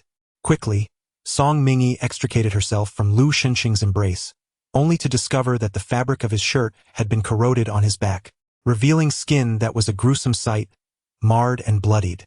An indescribable stench lingered in the air. Song Mingy recognized it as the acrid scent of sulfuric acid eating away at flesh. "Hurry! Take President Lu to the hospital." Upon hearing Yan Zheng's voice, Song Mingy suddenly regained her focus. She immediately rushed to push the wheelchair, only to be grasped by Lu Xinxing at her wrist. The pain in his back had rendered Lu Xinxing's handsome face pale, his features contorted in agony, and the palm that held her wrist was damp with perspiration. Lu Xinxing furrowed his brows and exclaimed, "Fool! There's sulfuric acid on the wheelchair. Do you wish to lose your hands?" Only then did Song Mingy fully come to her senses. Taking a deep breath, she replied, "I understand." Just as Lu Xinxing intended to instruct Song Mingy to stay close, her hand slipped from his grasp. In the next moment, he felt a sudden lightness. Song Mingy had lifted him into her arms, cradling him like a princess. Song Mingy. The veins on Lu Xinxing's temples throbbed as his complexion darkened. "What are you doing? I know you're in pain." Song Mingy's tone was unusually gentle, reminiscent of soothing Lu Yimo. "Be good. I'll take you to the hospital to treat your wounds shortly." "Put me down," he demanded. "All right, I'll set you down in a moment," she replied, glancing at Yan Zheng. "Is the car ready?" "Why yes, it's ready," Yan Zheng responded reflexively. For some inexplicable reason, at that moment, he felt as though the one speaking was Lu Xinxing.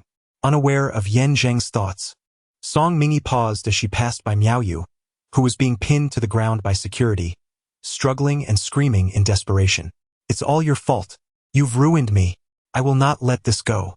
Miao Yu's voice was sharp and piercing, filled with a venomous hatred that sent shivers down one's spine.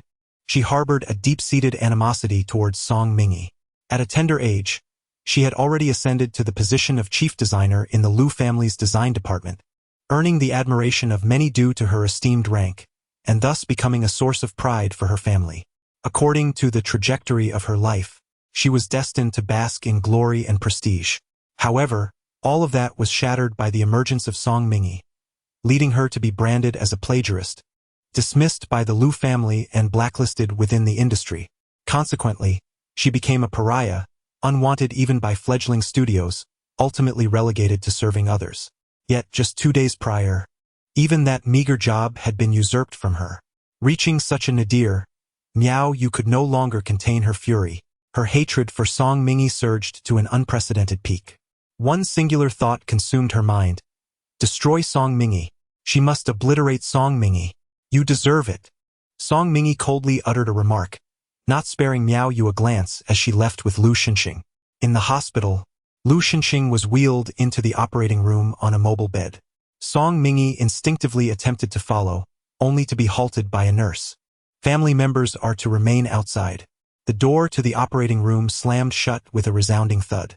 Song Mingy stood there, dazed, staring at the illuminated red light, taking a long time to process the moment.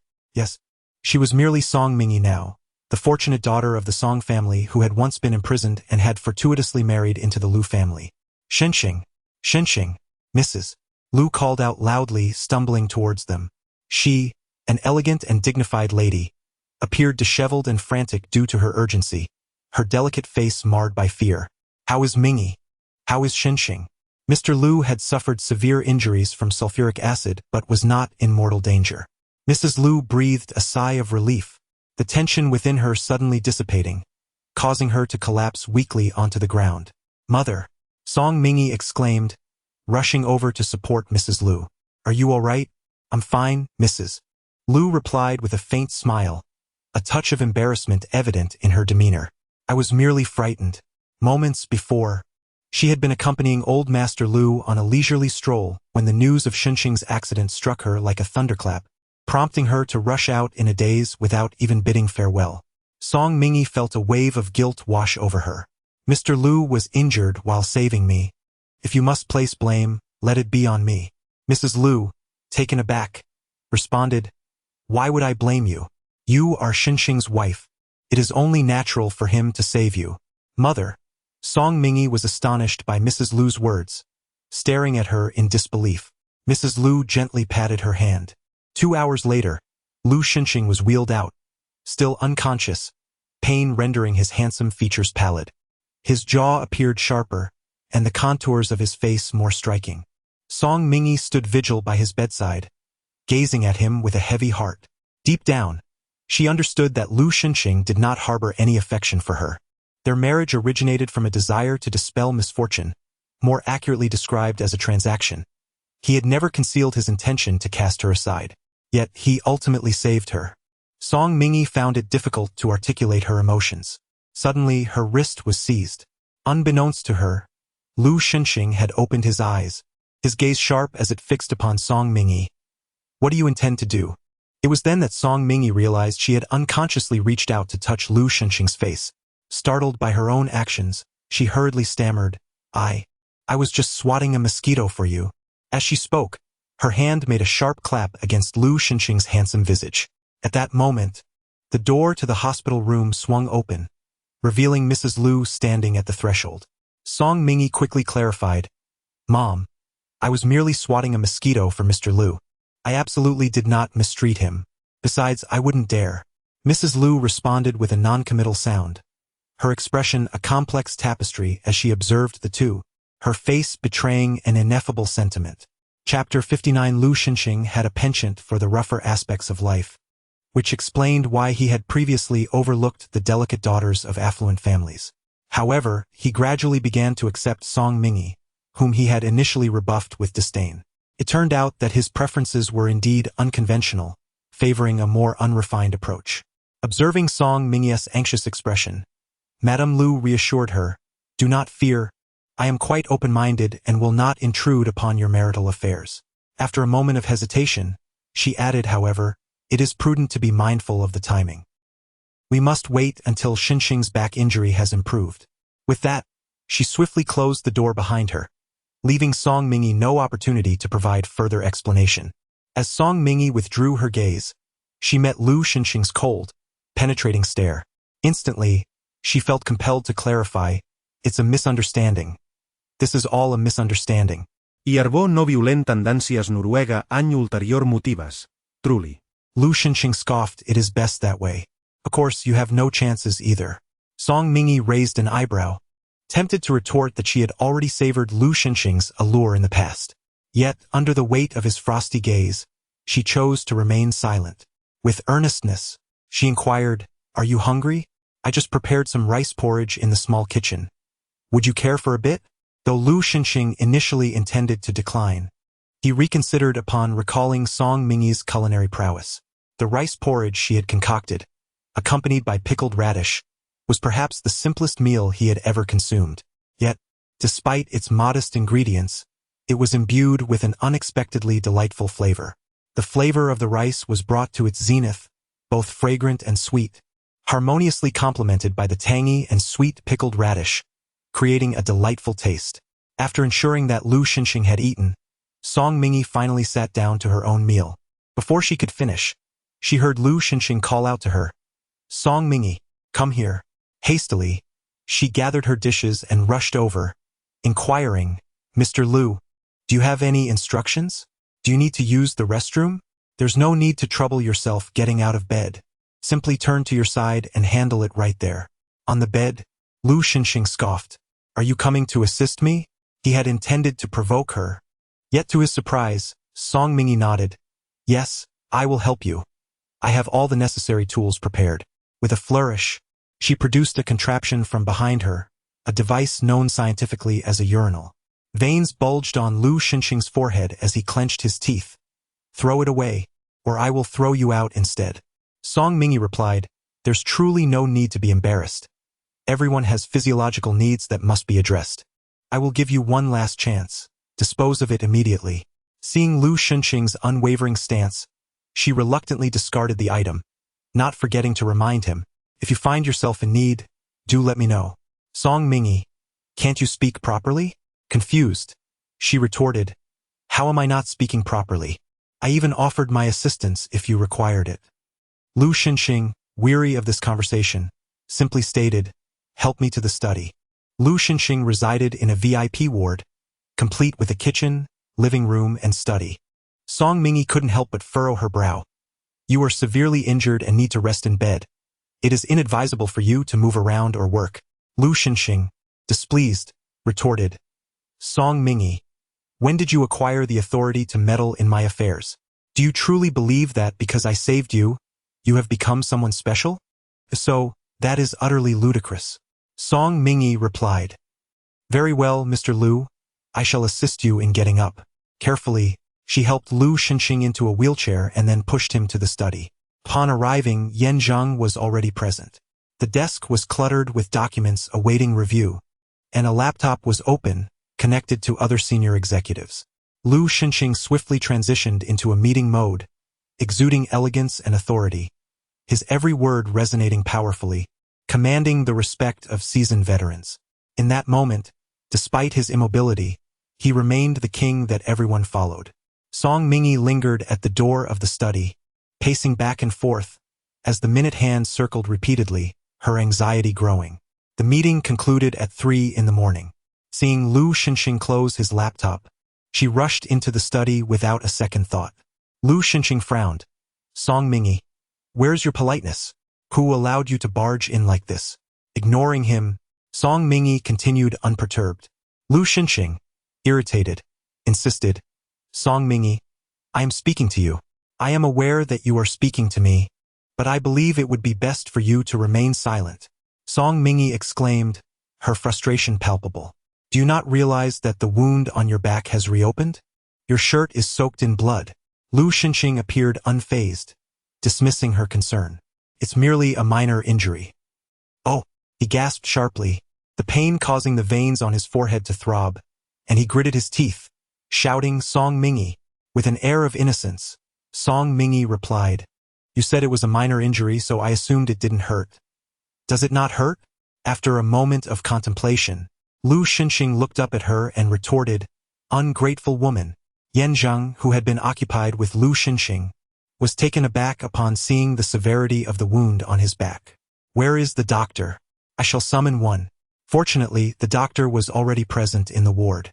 Yan Zheng expressed his gratitude to Song Mingy and promptly wheeled Lu Shunxing back to the room. The doctor, upon examining Lu Shunxing's back, furrowed his brow in concern. However, out of respect for Lu Shunxing's status, he refrained from reprimanding him. While treating the wound, the doctor remarked, Mr. Lu, your injury is quite serious. Please take great care of your health. Otherwise, you will be the one to suffer. I am aware. I will be cautious, Lu Shunxing replied. Once the doctor had completed the dressing of the wound, he provided Song Mingy with a multitude of precautions before departing, leaving her in a state of unease. Her mind was consumed with worry, particularly regarding the toxins that remained within Lu Shunxing's body. Deep down, she felt an overwhelming sense of apprehension. As the saying goes, what is meant to be good often turns bad. Song Mingy's fears were soon realized. 5 days had elapsed. Yet the wound on Lu Shunxing's back not only remained unhealed but had also become infected. Day and night he was tormented by pain, causing him to lose so much weight that he was nearly unrecognizable. Mrs. Lu visited daily, her face always adorned with a bright smile. However, once outside the ward, she would retreat to the corridor, shedding tears. As a mother, her anxiety for Lu Shunxing was profound, a torment that words could scarcely alleviate. Lu Yimo also came numerous times, his cherubic face etched with concern. He would grasp Song Mingy's hand, tilting his sweet face upwards, inquiring, Mom, when will Dad get better? Very soon. Really? Indeed. Song Mingy gently patted Lu Yimo's small head. She had not deceived him. Upon realizing the grim state of Lu Shunxing's wound, she had already taken action. Each night, while Lu Xinxing slumbered, she would administer a needle to induce a deep sleep, followed by applying a medicinal ointment of her own concoction. Yet, Lu Xinxing's body was exceedingly frail, burdened with toxins, and this severe injury, coupled with her clandestine efforts, rendered the healing process painfully slow. Chapter 60. Are you indirectly kissing me? In the hospital room, Lu Xinxing gradually opened his eyes. The door was not completely closed, and if one listened closely, they could hear Song Mingy comforting Lu Yimo. Her voice was gentle and filled with patience.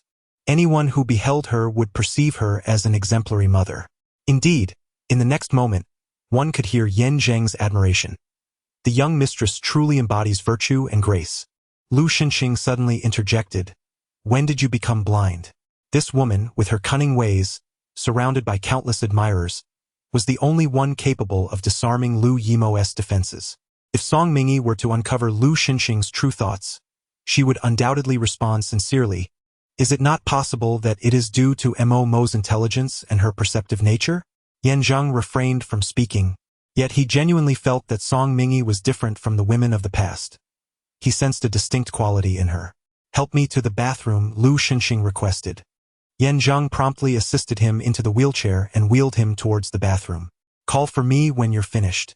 Yan Zheng closed the bathroom door behind him as he exited.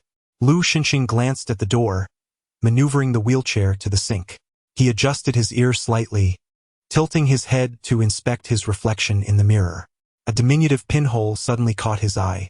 Lu Xinxing and Appo's expression gradually turned icy. Upon returning from escorting Lu Yimo, Song Mingy discovered that Lu Xinxing was no longer in bed. "Where is he?" she inquired. "Mr. Lu has gone to the restroom." "How long has it been?" "About 10 minutes. I went to take a look." "Soon." Song Mingy's voice resonated. "Mr. Lu, how are you? Is there anything you need assistance with?" She called out several times, but received no response from Lu Xinxing.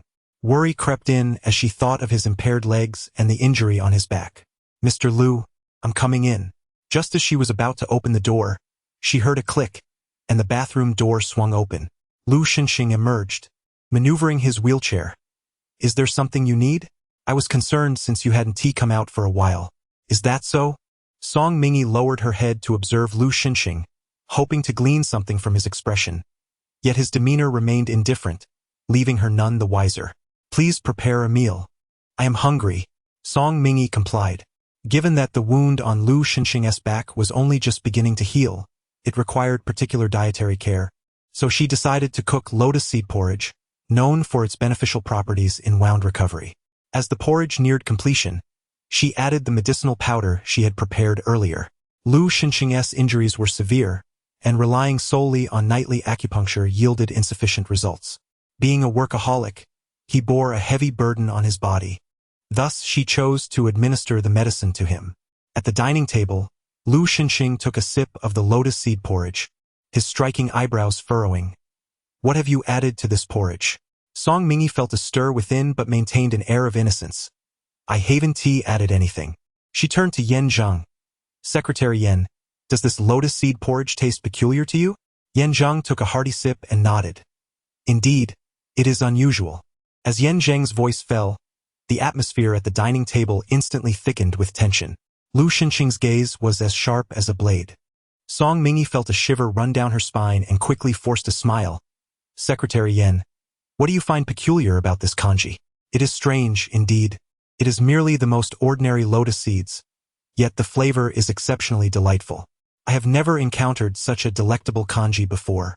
As Lu Xinxing's secretary, his stature was elevated by the admiration of ordinary people. He had tasted numerous exquisite dishes, yet it was the first time a simple bowl of kanji had left him so astounded. He struggled to articulate the taste, feeling that even the finest delicacies paled in comparison to this bowl of kanji. Song Mingy, with utmost sincerity, addressed Secretary Yan. "May I make a request of you?" "Please, madam," he replied. "In the future, could you complete your sentences in one breath? Speaking in halves may lead to misunderstandings." With a playful tone, she added, "Otherwise, Mr. Lu might think I have poisoned the kanji." As she spoke, She scooped a portion of kanji from Lu Xinxing's bowl into her mouth, only to express her discontent. These lotus seeds lack sufficient sweetness.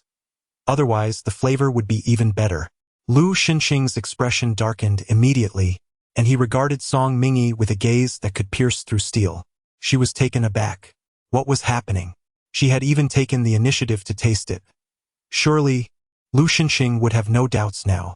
Alas, it seemed that having a palate more discerning than a dog's nose was indeed troublesome. Despite her caution, she still managed to detect an odd flavor in the kanji. To demonstrate that the bowl of porridge was indeed unproblematic, Song Mingyi took another spoonful. Lu Xinxing's expression darkened further, and he could no longer contain himself, remarking, "Song Mingyi, you have used that spoon before, haven't you?" Song Mingyi paused, her countenance momentarily bewildered. Lu Xinxing continued, "You have consumed from the same spoon I have. How is this not akin to an indirect kiss? Song Mingyi, do you harbor ill intentions towards me?" Startled, Song Mingyi hastily waved her hands, exclaiming, "No, I never thought such a thing." Lu Xinxing narrowed his eyes, retorting, "Are you implying that I am not worth your good intentions? Of course not. You are quite handsome. Any normal woman would undoubtedly find you alluring." Song Mingyi blurted out before immediately covering her mouth in horror. Oh no, she had let her true feelings slip. Lu Xinxing scoffed, "You certainly possess audacity." As he uttered this, he lowered his head and began to drink the porridge. Song Mingyi hesitated, grappling with her thoughts. If Lu Xinxing claimed that her use of the spoon constituted an indirect kiss, what was he doing now? Was he knowingly transgressing boundaries? However, when Lu Xinxing's gaze subtly shifted towards her, all her words were swallowed back. In the stillness of the night, Lu Xinxing lay on the bed, peacefully asleep, his breathing steady as he entered a deep slumber. Song Mingyi opened her eyes in the darkness, turning to look at Lu Xinxing, softly calling, "Mr. Lu? Lu Xinxing?" She called several times, but there was no response from him. Song Mingyi switched on the lamp and, after observing Lu Xinxing for a moment without any sign of movement from him, retrieved her acupuncture kit from her pocket. The slender silver needles glimmered with a cold light under the bright illumination. With meticulous care, Song Mingyi wiped them with disinfectant, her gaze unwavering, thus failing to notice the subtle flutter of Lu Xinxing's eyelids as he slowly opened his eyes. Before long, she had disinfected all the needles in her hand and knelt beside Lu Xinxing. The silver needle shot forth like a bolt of lightning, but in that instant, her wrist was firmly grasped. Startled, Song Mingyi lifted her gaze to meet Lu Xinxing's watchful eyes. His gaze was icy, yet remarkably lucid, devoid of any trace of sleep. Lu Xinxing enunciated each word deliberately. "Song Mingyi, what are you doing?" Chapter 61. Possessing an attractive face and figure, Song Mingyi's mind was in a daze. In truth, she had sensed that since the lunch they shared, Lu Xinxing had begun to harbor doubts about her. Yet, she never anticipated that Lu Xinxing would be awake. I am exercising," Song Mingyi declared, shaking her other arm with sincerity etched across her delicate features. "I have been suffering from insomnia, so I thought some physical activity might aid my sleep." Lu Xinxing's thin lips curled into a faint, icy smile. "Exercising while holding a silver needle?" With a sudden grip, Lu Xinxing tightened his fingers, causing Song Mingyi's wrist to tingle with pain, rendering her fingers weak, and the silver needle slipped from her grasp onto the sheets. Lu Xinxing's gaze fell upon the fallen needle. "Song Mingyi, do you not owe me an explanation?" With genuine intent, she replied, "If I were to say that I aspire to master the flying needle technique of the legendary Dongfang Bubi, would you believe me?" Lu Xinxing scoffed derisively. "Do you take me for a fool?" "Certainly not, Mr. Lu, you are astute and formidable," Song Mingyi flattered. "Then why resort to such a clumsy deception against me?" "Truly, I speak from the heart," she insisted, picking up the silver needle with her other hand. With a flick of her middle finger, the slender, soft needle embedded itself deep into the wall, quivering as it remained half-submerged. Lu Xinxing's pupils constricted in disbelief. Song Mingyi continued, "In pursuit of mastering this flying needle technique, I practiced diligently each day. To keep my secret concealed, I have taken to training at night, never imagining it would lead Mr. Lu to misconstrue my intentions. I sincerely apologize." Song Mingyi spoke with profound sincerity and heartfelt regret.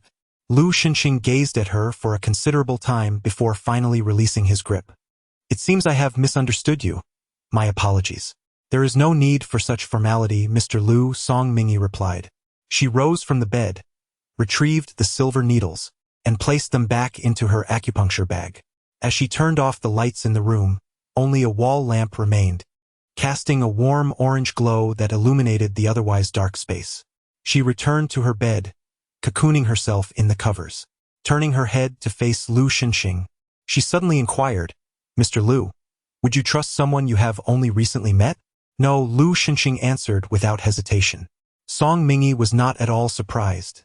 In truth, she would not trust him either. Thus, she realized her folly. Her inclination to surreptitiously treat Lu Xinxing was rather astonishing. It appeared she still harbored a touch of that messianic complex. Withdrawing her gaze, she lifted her eyes to the outline of the crystal chandelier on the ceiling, a silent smile gracing her lips. The following day, the treatment she had administered to Lu Xinxing had indeed borne fruit. During the morning rounds, the doctor joyfully informed them that the wound on Lu Xinxing's back had begun to heal. Based on the rate of healing, it was expected that within a week, the wound would form scabs. Upon hearing this, Mrs. Lu sighed in relief, her hands clasped in gratitude as she repeatedly thanked the doctor. Thank you, doctor. Thank you. You are too kind, Mrs. Lu, the doctor replied, as he attached an 4-drip to Lu Xinxing before departing. Song Mingyi prepared a hot water bag, pressing it gently against the 4-line. Madame Lu gently grasped Song Mingyi's hand and said, My dear child, do not overexert yourself. Sit down for a while. You have endured much these past few days. Song Mingyi shook her head, replying, It has not been burdensome. My contributions are merely small acts of caring for daily needs. However, Madame Lu disagreed, asserting, How can you diminish it to mere trivialities? As a wife, your ability to care for your husband is indeed the greatest merit. Song Mingyi smiled quietly, choosing not to respond. Madame Lu continued, Today, with me here to watch over Xinxing, you should take this opportunity to relax. Song Mingyi, feeling no need for pretense, acknowledged that she had some personal matters to attend to. After departing from the hospital, Song Mingyi met with Xiao Wu and Ren Suhai. Once she had completed the tasks at hand, she called out to Xiao Wu, Is there still no news regarding heir Bao? Xiao Wu shook his head, expressing deep regret as he replied, We have only managed to uncover that heir Bao was seen at the Angel Welfare Institute 3 years ago. Unfortunately, that place has since closed down, and all the children have vanished, leaving no trace of heir Bao. Song Mingyi parked her vehicle in front of the Angel Welfare Institute and stepped into the dilapidated establishment. Previously, when Song Yuyao had orchestrated her kidnapping, the information provided was not entirely false. Heir Bao had indeed been present at the Angel Welfare Institute. As Song Mingyi wandered through the facility, observing each blade of grass and tree, she felt a fleeting vision of a small figure. The tiny child wobbled over, and upon seeing her, the little face lit up, sweetly calling out Mama as it rushed towards her. Instinctively, Song Mingyi opened her arms to embrace, only to find herself grasping at empty air. The small figure before her has vanished into thin air. It was an illusion. Song Mingyi's eyes suddenly regained their clarity. What she had just witnessed was merely a figment of her imagination, a manifestation of her deep yearning for her child. Heir Bao, she murmured, her eyes glistening with unshed tears, but in the next moment, she wiped them away. She vowed within her heart that regardless of where heir Bao might be, whether at the ends of the earth or beyond, she would find her. Without lingering at the orphanage, Song Mingyi departed. Along the way, she dialed a call to Xiao Wu. Prepare a house for me. The property at Yujingwan is currently undergoing renovations. It will be ready in about 2 months. Once your divorce is finalized, you can move in directly. It and Appos. It's too late, she continued, lowering her car window just a bit, allowing the wind to tousle her hair. The engagement between Lu Xinxing and myself cannot endure much longer. Last night, while administering an injection to Lu Xinxing, she had been caught in the act. Although she managed to conjure an excuse to placate him, she was acutely aware that he would not take her word for it. He would undoubtedly investigate her true identity. Despite her efforts to conceal it, the formidable reputation of Lu Yanwang was not to be underestimated. Should he choose to dig deeper, her secrets would be irretrievably exposed.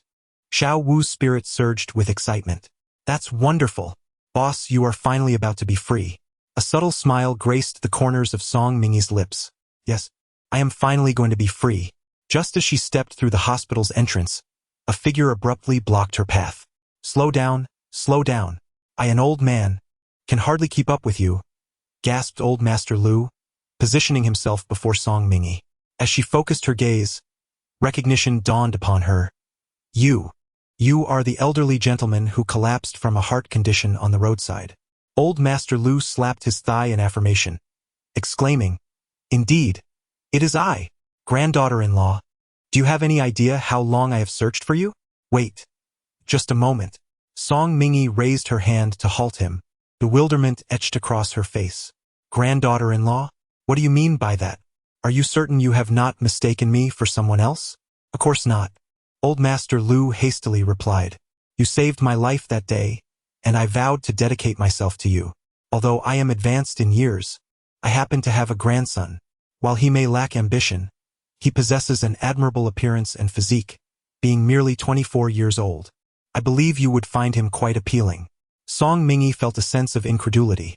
She surmised that Old Master Lu was quite the salesman, undoubtedly a master in this art in his earlier days. Chapter 62. Old Master Lu. Let my grandson be your backup. Song Mingyi took a deep breath and said, Old Master, I am truly married, and I have even borne a son. I am not worthy of your kind intentions. Old Master Lu expressed profound regret. How could the granddaughter-in-law he had finally set his sights on be so prematurely wed? Unwilling to accept this fate, Old Master Lu inquired, How is your relationship with your husband? Song Mingyi was taken aback. Her feelings for Lu Xinxing. Images of Lu Xinxing's demeanor flooded her mind. Cold, skeptical, dismissive, and distant. Such a dynamic was not what a marriage should embody. The only solace was that she had never envisioned a long-term future with Lu Xinxing. Old Master Lu, wise to the ways of the world, quickly perceived the underlying tension and remarked, the slogan posted by the Civil Affairs Bureau states, Marriage is for happiness, and so is divorce. At your tender age, you ought to prioritize your own well-being. Distance yourself from the sources of your unhappiness and those who bring you discontent. Granddaughter-in-law, should you require assistance, do not hesitate to speak to your grandfather. I assure you, I will not let you suffer. Song Mingyi observed Old Master Lu's eager disposition, as if he were ready to facilitate her divorce at a moment's notice, and felt a wave of exasperation. She promptly replied, There is no need. My husband and I have reached a mutual understanding. Initially, her intention with Lu Xinxing was merely to engage in a 3-month marriage. Now that a month had passed, particularly after the events of last night, the union could end at any time, rendering any further effort unnecessary. Old Master Lu, with a spirited demeanor, promptly stated, Since we have established a mutual understanding, it is prudent to make early preparations. You young people often claim that the best way to forget a past relationship is to seek a new one. While I cannot guarantee much, I can assure you that my grandson possesses an exceptionally handsome visage. Old Master, even if it comes to that, I shall not contemplate marriage in the near future. That is perfectly fine. Before you consider such matters, allow my grandson to be your backup, your fish in the pond. When you are ready to deliberate, we can elevate him to a more prominent position. Song Mingyi thought to herself, Is this grandson truly the old man's own flesh and blood? What kind of grandfather would suggest his grandson take on the role of a mere backup or a fish in a pond? The crux of the matter is that the granddaughter-in-law must be exceptional. If I do not showcase my strengths, how could my family's grandson stand a chance? Old Master Lu chuckled heartily, unabashedly acknowledging the fact that his grandson was merely a decorative cushion. Song Mingyi interjected, Please refrain from calling me granddaughter-in-law. Simply address me as Song Mingyi. Very well, granddaughter-in-law. Song Mingyi sighed. Old Master Lu retrieved his phone. Let us exchange contact information. He diligently added all of Song Mingyi's details. WeChat, QQ, DingTalk, text messages, and Feishin. Upon seeing that Song Mingyi had accepted all requests, he beamed with satisfaction. Granddaughter-in-law, let us set the time for next Sunday afternoon to have a meal together, and you may meet my troublesome little rascal. Song Mingyi replied, There is no need to rush. You seem to have no objections, so it is settled then. Now you may attend to your business. Old Master Lu was particularly elated, waving his hand and humming a tune from a Huangmei opera as he departed. Song Mingyi couldn't shake the feeling that she had misdiagnosed Old Master Lu. Otherwise, how could he be suffering so severely from hearing loss and amnesia? Upon returning to the ward, she found that Madame Lu had already left. Lu Xinxing was no longer sprawled on the bed. Instead, he sat in a wheelchair, being assisted by Yan Zhang as he donned his clothes. This was supposed to be a simple task.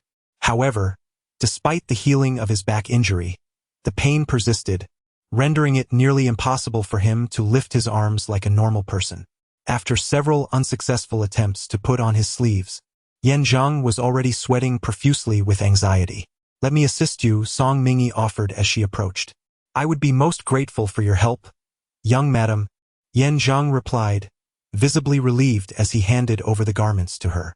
Lu Xinxing glanced at Song Mingyi, but chose not to utter another word. As she unfolded the shirt in her hands, she gently instructed, "Lift your arm, a bit to the left, yes, just like that." Under Song Mingyi's guidance, Lu Xinxing swiftly managed to wear the shirt. Next came the suit jacket. Lu Xinxing looked up at Song Mingyi, surprised.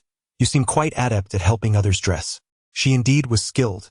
After the two children were taken away years ago, her longing had compelled her to create 2 cloth dolls to dress and care for, and just moments ago, she had merely treated Lu Xinxing as one of those dolls.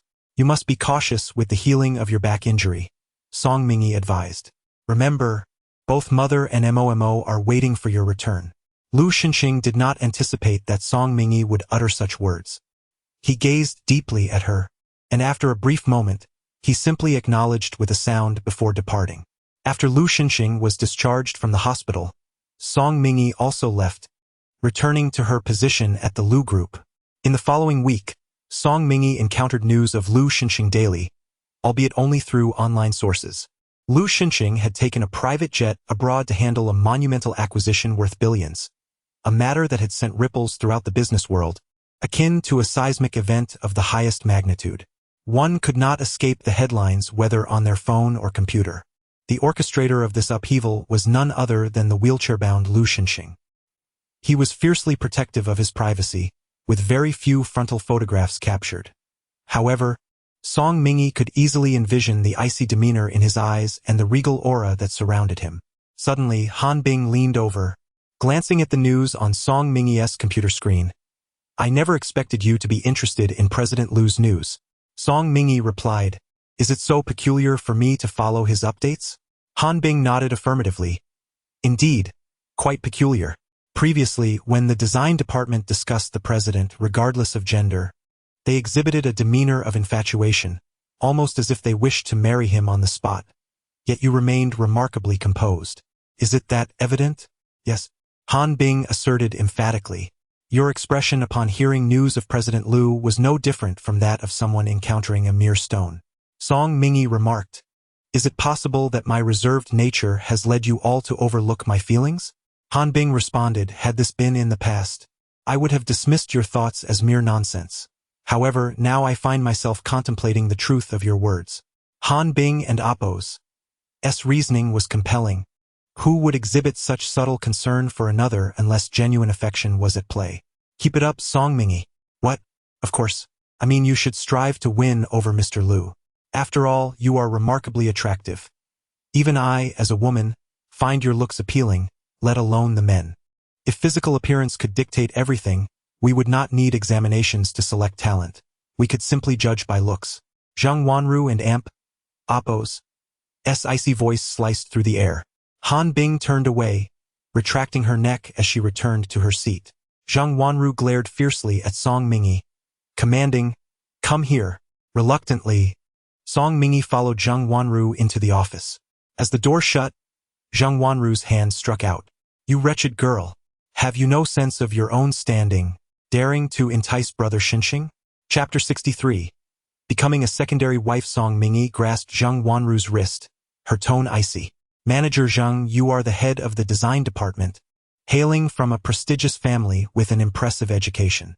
How can you behave like a shrew and resort to violence so easily? Are you not afraid of the consequences of your reckless words?" "What have I said recklessly?" Song Mingyi and Oppo's gaze turned frosty. Are you coveting Lu Xinxing? Manager Xing, have you forgotten that I am already married to him? Whether he loves me or not, he is my husband, and I am the rightful Mrs. Lu. As for you, Song Mingyi's tone dripped with disdain. You don't even qualify as a mistress. Zhang Wanru seethed with rage.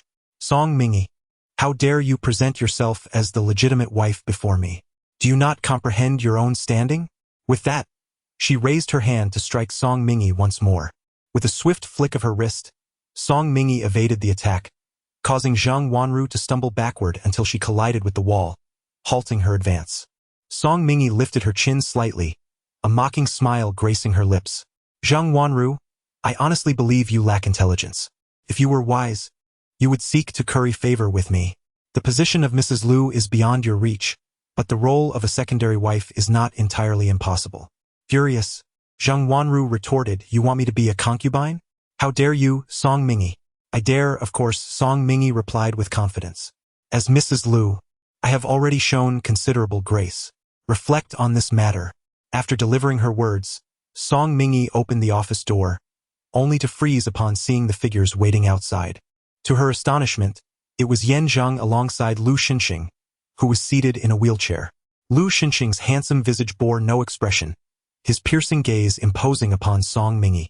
Yan Zheng looked on with admiration, nearly ready to give a thumbs up. Song Mingyi's countenance suddenly froze. Who could enlighten her as to why the two individuals, who had just been dominating the news, had abruptly returned? Come here.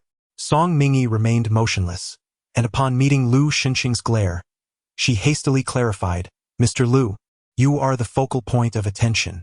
If I were to accompany you, it might attract undue scrutiny, which would not be advantageous for me. Lu Xinxing. This was the first instance someone claimed that being seen with him would be detrimental. Stop the unnecessary chatter. Before the last word could escape his lips, his wheelchair pivoted sharply, prompting Song Mingyi to press a button, and the wheelchair surged forward. Yan Zheng was taken aback, hastily pursuing them. Mr. Lu. When Yan Zheng caught up, Lu Xinxing had already regained control of his wheelchair. A furtive glance revealed that Lu Xinxing's expression seemed on the verge of cracking, his demeanor akin to a smoldering ember, as though he might erupt at any moment. Yan Zheng clenched his lips, moderating his breath, fearful that even the sound of inhalation might provoke Lu Xinxing's wrath. Lu Xinxing was indeed seething with anger. It was unprecedented for anyone to dare act as boldly as Song Mingyi had. After Lu Xinxing entered his office, it took Song Mingyi over 10 minutes to arrive. Mr. Lu, rest assured, hardly anyone witnessed this. There will be no misunderstandings. Is that so? Lu Xinxing let out a cold laugh and mockingly remarked, if I hadn't personally heard you flaunting your status as Mrs. Lu in front of Zhang Wanru just now, I might have believed you. Song Mingyi cast a glance at Lu Xinxing and hesitantly inquired, Mr. Lu, are you displeased? What do you think? Lu Xinxing replied. Song Mingyi appeared somewhat bewildered. But why are you unhappy? Although Zhang Wanru possesses a pleasing appearance, her character is rather mediocre. She is not a suitable match. Then who is my suitable match? You? Lu Xinxing questioned. Song Mingyi immediately shook her head. No, not me. Realizing her words had come out too hastily, suggesting a hint of disdain, she quickly amended. What I mean is that Mr. Lu deserves someone better. Observing Lu Xinxing's gaze fixed upon her, she hesitated before continuing. Since Mr. Lu seems to appreciate her, perhaps I should call Zhang Wanru and ask her to come take care of you today. As she spoke, Song Mingyi took out her phone. Lu Xinxing promptly seized her wrist, and upon glancing at the number she was about to dial, he realized it was indeed Zhang Wanru's. To his astonishment, Song Mingyi was not merely pretending. With newfound scrutiny, Lu Xinxing looked at Song Mingyi and suddenly asked, Song Mingyi, what exactly do you wish to achieve? What do you desire? Why do you ask? She replied, perhaps it is because I have taken it upon myself to fulfill your wishes. After a brief silence, Song Mingyi spoke in an ethereal tone. I wish for the most precious treasures in this world. My dear Bao Bao and Bao, her two children, the treasures she had tirelessly sought to find. Song Mingyi quickly composed herself and smiled. Mr. Lu, you need not worry at all. My intentions are inconsequential. What truly matters is your steadfastness in preventing my ambitions from coming to fruition. Lu Xinxing remained silent, merely observing her. Song Mingyi continued, Mr. Lu, if you have no further matters to discuss, I shall take my leave, as it would be unwise to linger in case we are seen. With that, she turned to exit the CEO's office. As soon as she stepped out, she was confronted by Zheng Wanru. Her eyes were red-rimmed, betraying an unmistakable animosity as she glared at Song Mingyi. Song Mingyi, I underestimated you. You possess quite the talent for seduction, but do not grow complacent. A man like Lu Xinxing is beyond your reach. Oh, Song Mingyi replied nonchalantly, then I shall cease my aspirations. You may ponder it at your leisure. Strive to ascend from the second household to becoming Mrs. Lu. Best of luck. Song Mingyi vowed that her words were sincere, yet Zheng Wanru appeared as though she might explode from indignation. Song Mingyi thought, had she erred in encouraging her? Suddenly, Zheng Wanru laughed. Song Mingyi, the coming-of-age ceremony for Miss Lu is imminent. Mrs. Lu has instructed the design department to create a gown, and this design will serve as your final assessment. Should your work capture the attention of the young lady, you shall become the chief designer of the Lu Group's design department, free from any further doubt. However, should you fail, you will be expelled from the design department and barred from reemployment forever. Song Mingyi, do you dare to wager? I do not gamble. Song Mingyi, are you afraid? Do you admit that you resorted to unscrupulous means to produce such a design, ultimately securing first place? The matter of the design is already quite clear. There is no need to dwell on it further as it serves no purpose. My refusal stems from my intelligence. If I were to lose and leave the design department, what detrimental consequences would you face upon your own defeat? Why should I acquiesce? If you wish for me to wager with you, at the very least, you should stake your managerial position. That would indeed add intrigue, wooden and oppose. Tiet? Song Mingyi, your intentions are certainly not pure. Song Mingyi, growing somewhat impatient, responded, Manager Zheng, if this is all you can focus on all day, I kindly ask you to step aside. I have matters to attend to. As she spoke, she made to leave. Very well, I accept. This time, I shall ensure that you depart from the Lu Corporation. Chapter 64. Sister E, will you be my girlfriend? Song Mingyi heard the words but merely clicked her tongue, offering no response to Zheng Wanru. Frustrated, Zheng Wanru stamped her foot, her eyes brimming with animosity towards Song Mingyi. If Song Mingyi believed that marrying into the Lu family would allow her to trample over Zheng Wanru, then she was in for a rude awakening. A wretched person deserves to wallow in the mire, subjected to the disdain of others. As Song Mingyi walked away, she pondered the matter of Zheng Wanru. It was evident that Zheng would not relent easily. In other words, she needed to depart from the design department of the Lu Group post-haste. Though she was not intimidated by Zheng Wanru, viewing her schemes as little more than a jest, Song Mingyi found it a waste of time to engage in such trivialities. Sister. Sister. Suddenly, a voice called out from behind her. Upon turning, Song Mingyi spotted a flamboyantly dressed young man sprinting towards her. Her body tensed, and her foot instinctively prepared to kick out. Sister, show some affection. I am your brother. The man removed his glasses, gesturing to his strikingly handsome face. I, Lu Yenxing, have already knelt before you to acknowledge you as my sister. Indeed, it was Lu Yenxing. Why are you dressed like that? What brings you here? I came, of course, because I missed you. Sister, Lu Yenxing replied with a mischievous grin, his brows dancing playfully. Song Mingyi raised an eyebrow. Speak properly, or I will hit you. Lu Yenxing felt somewhat aggrieved, yet he quickly regained his spirits. Sister E, I have a favor to ask of you. Could you possibly assist me? No, Song Mingyi replied, turning to leave. Lu Yenxing followed closely behind. No? Why not? Sister E, you cannot be so cruel as to refuse me. We share a bond of camaraderie. Song Mingyi responded. Then you shall kneel and apologize. Can an apology truly be considered a bond of friendship? Indeed, I have knelt. Do I possess not even a shred of dignity? Seeing that Song Mingyi was ignoring him, Lu Yenxing took the bold step of sitting down in front of her, clutching her thighs, and began to wail vociferously. Song Mingyi was taken aback. After all, even Momo did not resort to such tactics to achieve her goals. Yet here was Lu Yenxing, in his 20s, kneeling when told, clinging to her as instructed, and weeping without a hint of adult restraint. Get up. Song Mingi and Oppo's temple throbbed with irritation. I shall not, Lu Yenqing declared with unwavering resolve. If you refuse to acquiesce to my request, I will remain here until everyone knows of your unfaithfulness and lack of affection. Song Mingi was bewildered. When have I ever been unfaithful? Just get up, she commanded, or I shall take action. Lu Yenqing stood up, his large eyes blinking innocently, gazing at Song Mingi with a look that suggested he might burst into tears at any moment. Song Mingi felt a headache coming on and, exasperated, said, Speak. What is it that you desire? I ask you to be my girlfriend. Song Mingi and Oppo's tone turned perilous, her face clearly displaying the words. You, young man, may be small in stature, but you possess considerable audacity. Lu Yenqing promptly replied, Sister E, please do not misunderstand. I merely wish for you to feign the role. My father, in an inexplicable turn of events, has taken to casually befriending women outside and insists on finding a daughter-in-law among them. What kind of person do you think I am? I am Lu Yenqing, graceful and charming, not someone who could be easily associated with just any woman. I simply told my father that I have a girlfriend, hoping to alleviate his concerns.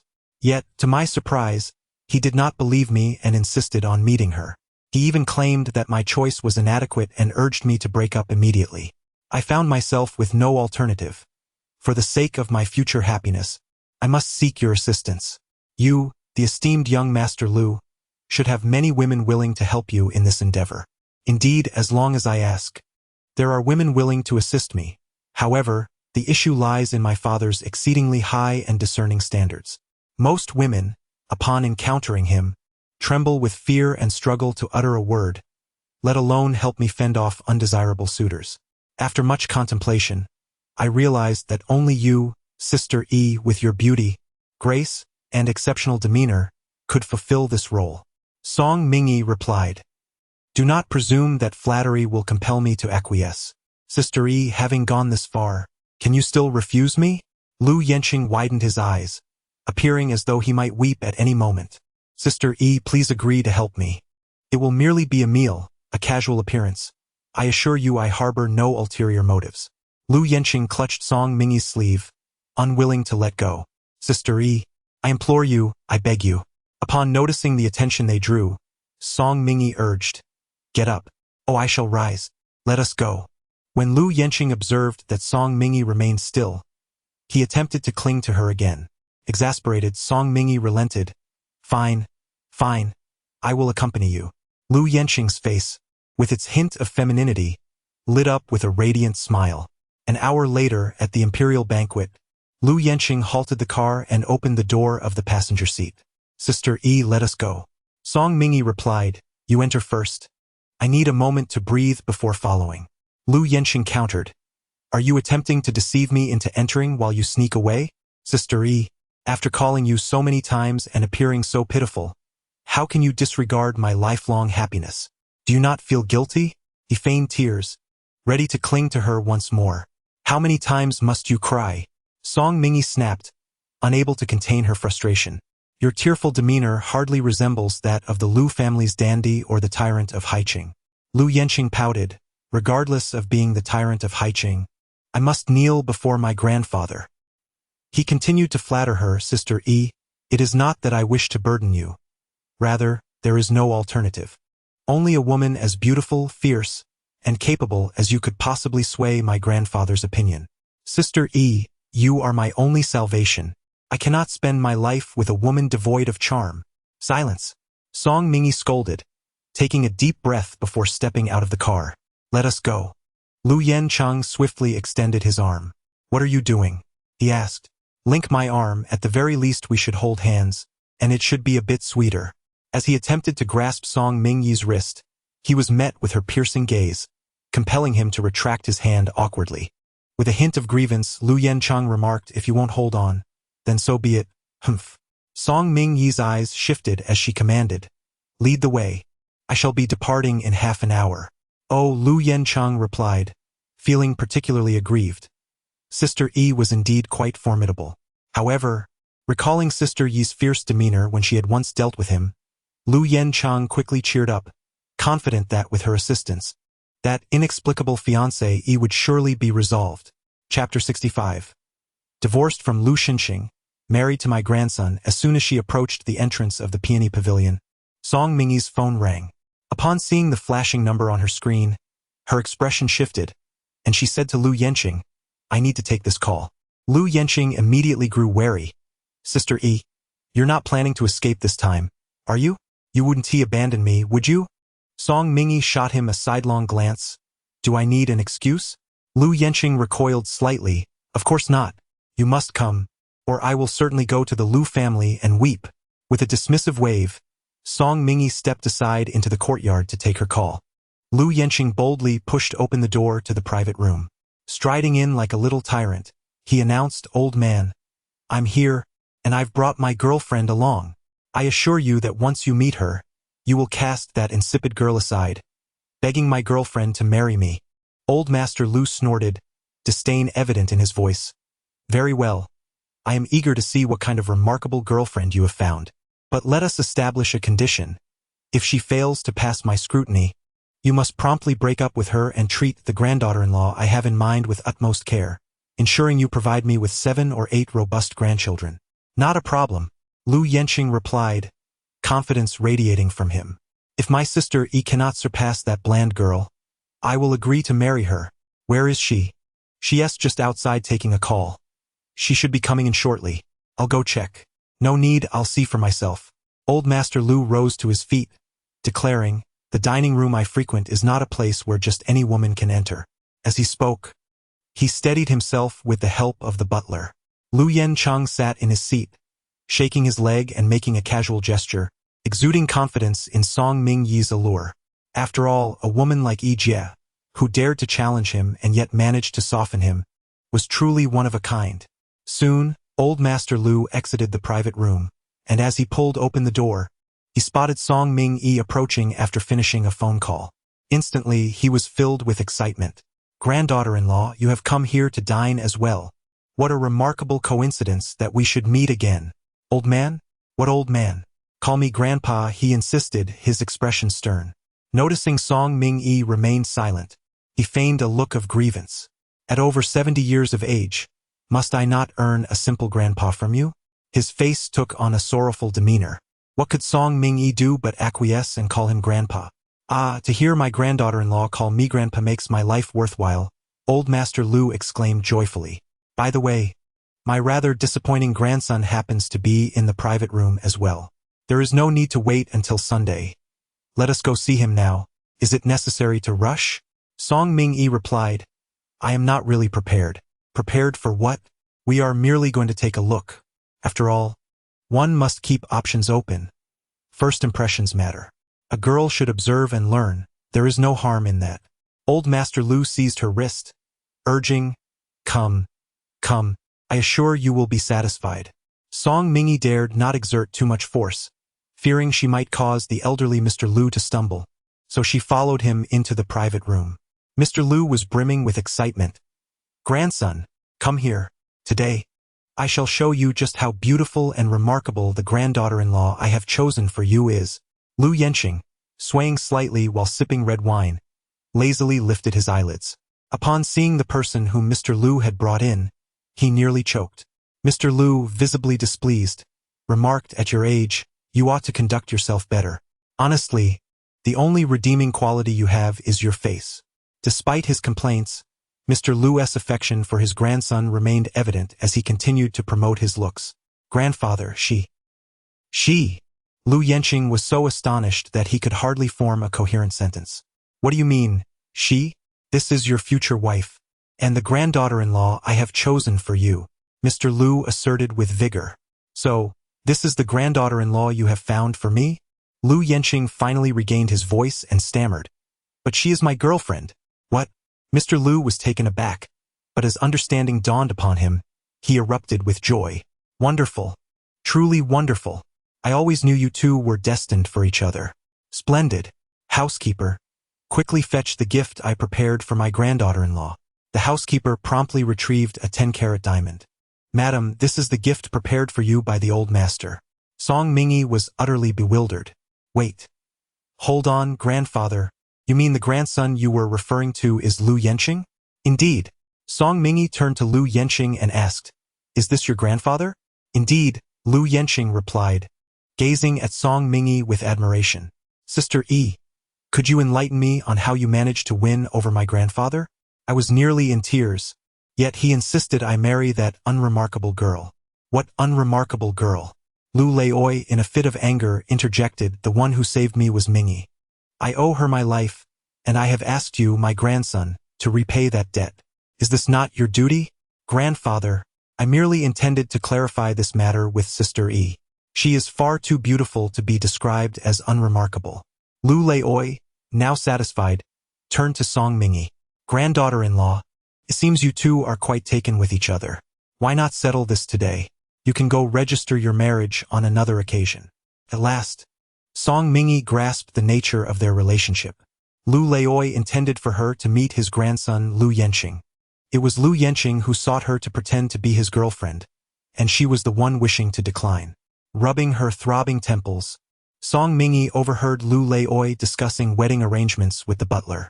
Stop, stop, stop, she exclaimed, taking a deep breath and looking at Lu Laoi. Grandfather, my name is Song Mingi. Ah, a lovely name indeed, with bright eyes and a graceful demeanor. It's fitting for my granddaughter-in-law. Song Mingi replied, I am the wife of Lu Xinxing.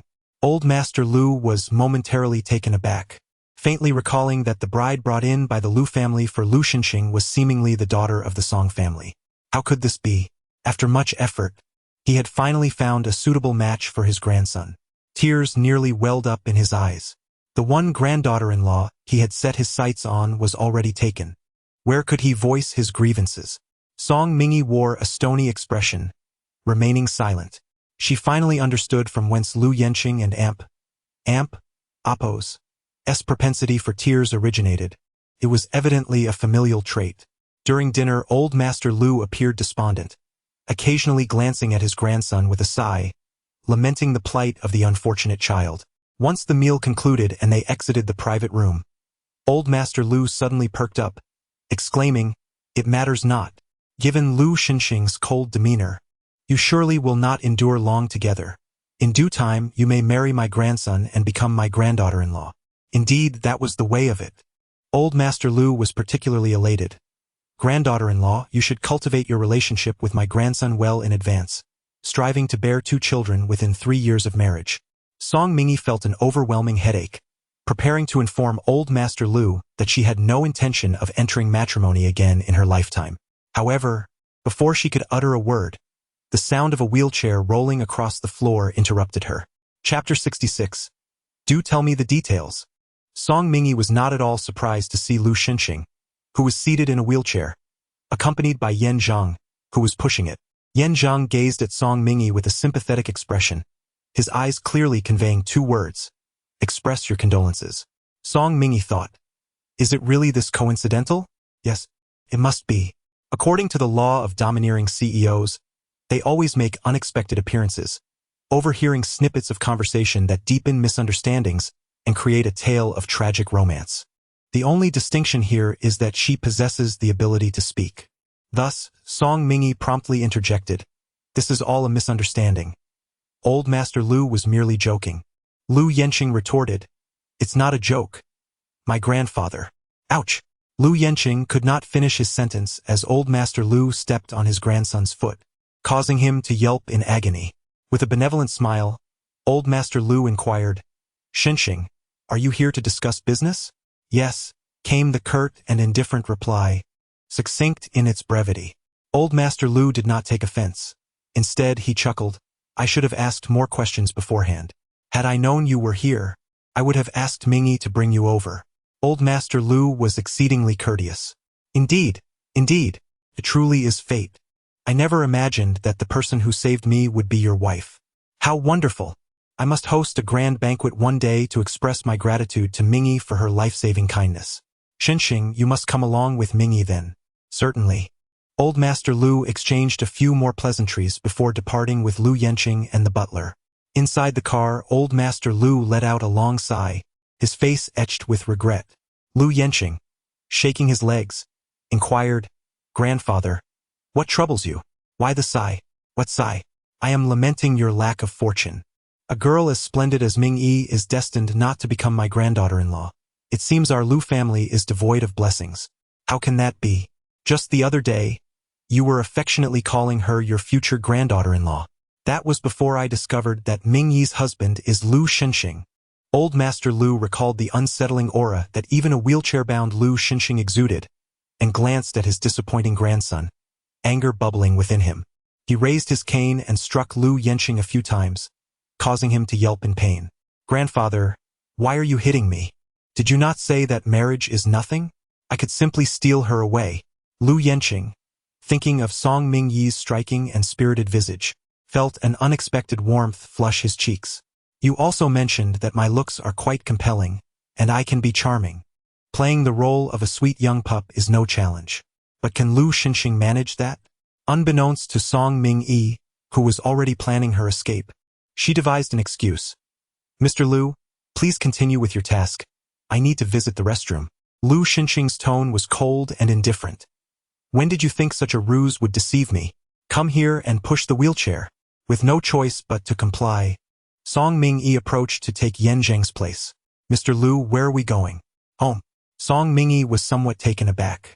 "Mr. Lu, are you not going to continue your social engagements?" Lu Xinxing scoffed. "Do you really think that just because I got drunk during a social event, the matters of tonight will simply vanish?" Song Ming Yi replied, "You are overthinking this.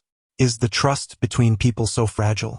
Taking a deep breath, she added, "Then allow me to escort you home."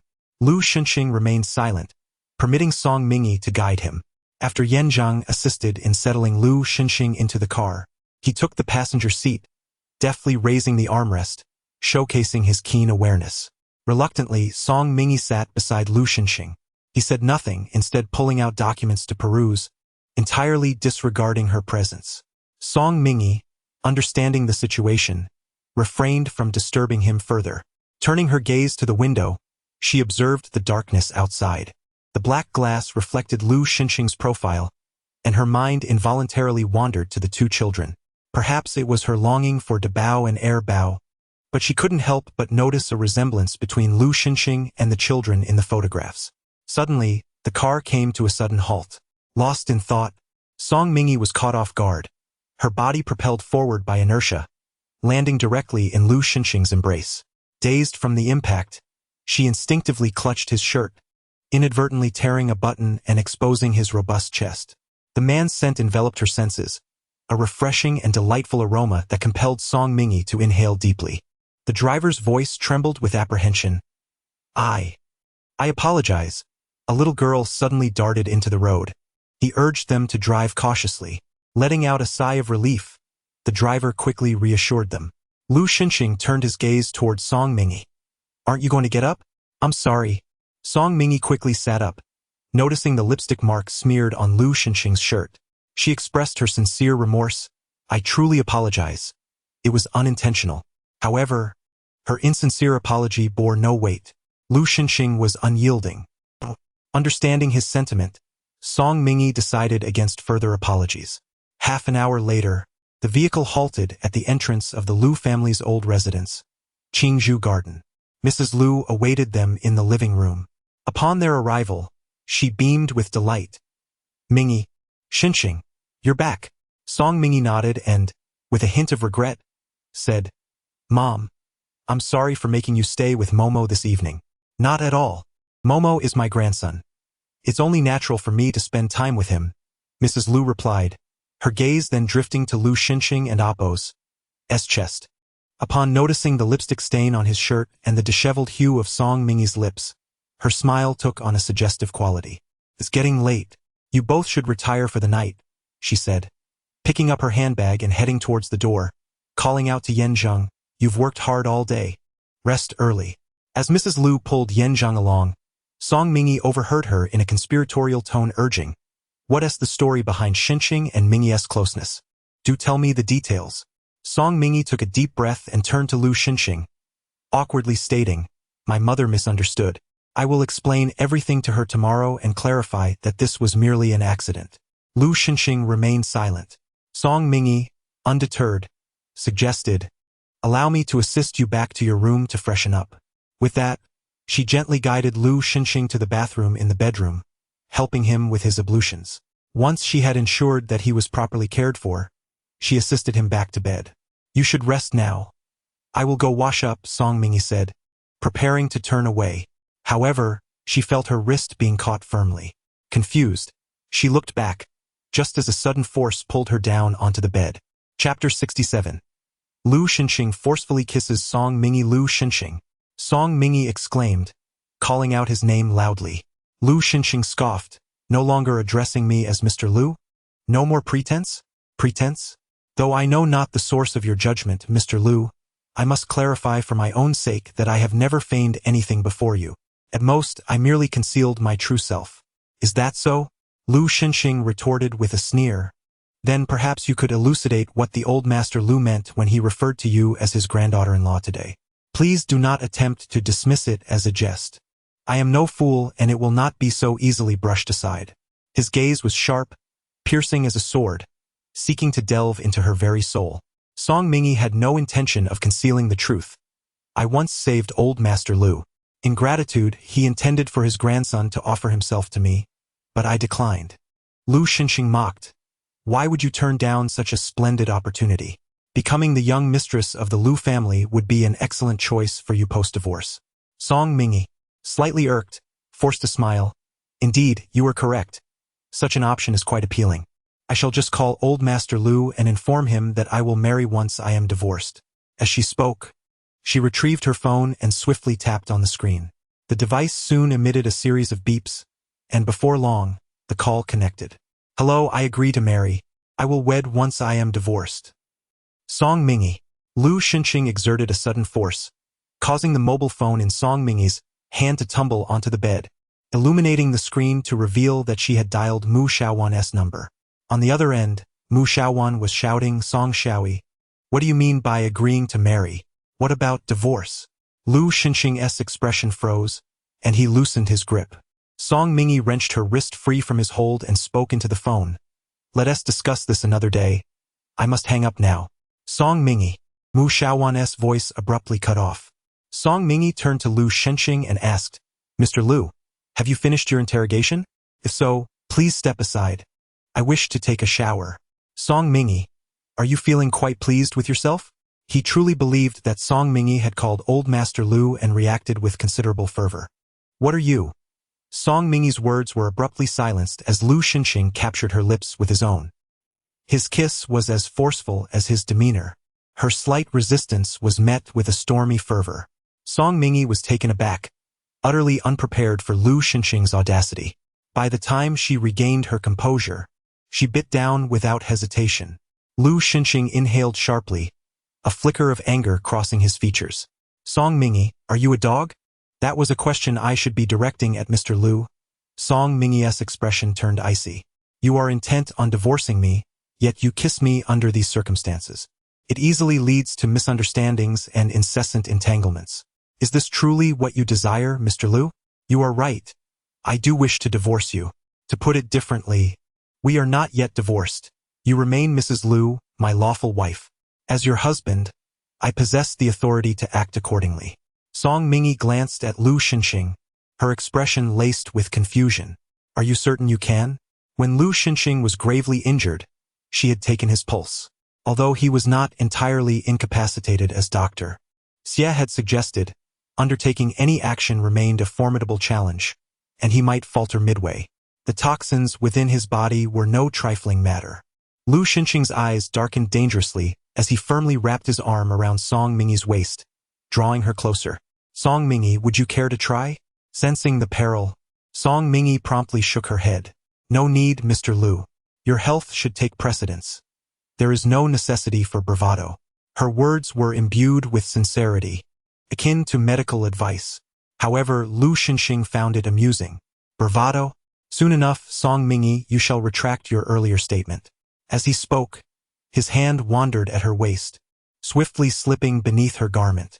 The rough pads of his fingers glided over her delicate skin, eliciting a shiver. His actions became increasingly audacious. Unable to withstand it any longer, Song Mingi seized his wrist, lifting her gaze to meet his, her eyes brimming with indignation. Lu Xinxing, enough is enough. Have I not even begun to show my strength? And you already find it intolerable? Lu Xinxing's lips curled in a smirk, yet his gaze bore no trace of mirth. But this is merely the beginning. Song Mingi, I intend to make it clear that in this matter, it has never been your decision to make.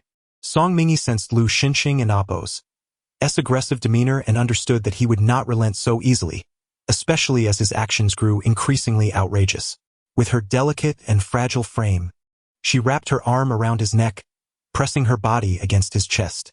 A flicker of mockery danced in Lu Xinxing's eyes. He believed that Song Mingi's previous antics were merely a means to assert her uniqueness. But before that thought could settle, a piercing pain shot through his back. To his astonishment, Song Mingi had struck him fiercely on the back. In that instant, it felt as though the scabs on his back had torn open, the sharp pain crashing over him like a tidal wave, and cold sweat beaded at his neck due to the agony. With an innocent expression, Song Mingi inquired, Mr. Lu, what seems to be the matter? You don't look well. If your health is poor, you ought to rest adequately. Constantly pushing yourself will only lead to self-harm, don't you think? She spoke with utmost sincerity, yet the grip of her hand was merciless. Lu Xinxing winced, his handsome face twitching in response. Heaven knew that the pain from her blows was even more excruciating than when sulfuric acid had splashed across his back. Through gritted teeth, Lu Xinxing remarked, Well done. Song Mingi smiled slightly. Thank you for the compliment, Mr. Lu. This time I believe I can take a shower. Ultimately, Lu Xinxing withdrew his hand. Thank you, Mr. Lu, Song Mingi said as she descended from the bed, fetching her nightwear before heading to the bathroom. Soon, the sound of running water filled the air. As Lu Xinxing's gaze lingered upon the bathroom door, his mind was preoccupied with thoughts of Song Mingi. A smile involuntarily graced his lips. This time, it was indeed Song Mingi who had outmaneuvered him, ultimately capturing his attention. However, if Song Mingi truly believed that his unique regard for her would secure her position as Mrs. Lu indefinitely, she was gravely mistaken. The role of a wife was a promise he had once made to Lin Weiyan, and he would not renege on that vow. In this regard, Lu Xinxing had always been unwavering. Yet, for reasons unbeknownst to him, he found himself faltering at this moment. This wavering was subtle, almost imperceptible, yet undeniably present. It seemed that, at some point, the name Song Mingi had evolved beyond merely representing a bride brought in to lift spirits. She had carved a niche for herself within Lu Xinxing and Appo's heart. The following day, upon her arrival at the design department, Assistant Wang approached with a stern expression. Song Mingi, please proceed to the meeting room. A client has specifically requested to see you. Chapter 68. The one who digs the wall. Song Mingi entered the reception room. As she pushed open the door, she was greeted by the sight of a young man. He was remarkably handsome, with lustrous black hair that softly framed his face, embodying the charming image of a youthful and endearing puppy. Ijie, you finally arrived. I've been waiting for you for ages, he said. Lu Xinxing? Upon hearing that familiar name, Song Mingi realized the person before her was indeed Lu Xinxing. How did you become like this? Lu Xinxing brushed his hair, replying, Oh, you mean my hair? I dyed it black. I read online that older sisters like sweet, adorable puppies. What do you think? Am I sweet enough? Song Mingi narrowed her eyes, her tone laced with a hint of menace. What did you say? Older? Lu Xinxing instinctively recoiled, unable to resist saying, Shouldn't the focus be on my handsome face? With a huff of impatience, Song Mingi asked, What exactly do you want from me? Is it not permissible to seek you out without a specific reason? Lu Xinxing, noticing her irritation, quickly replied, I came to have you design a dress for me. Aren't you a designer? I'd like to order 10 dresses. Who will wear them? What is their age? Their height? What profession do they have? For what occasion are the dresses intended? Lu Xinxing was taken aback.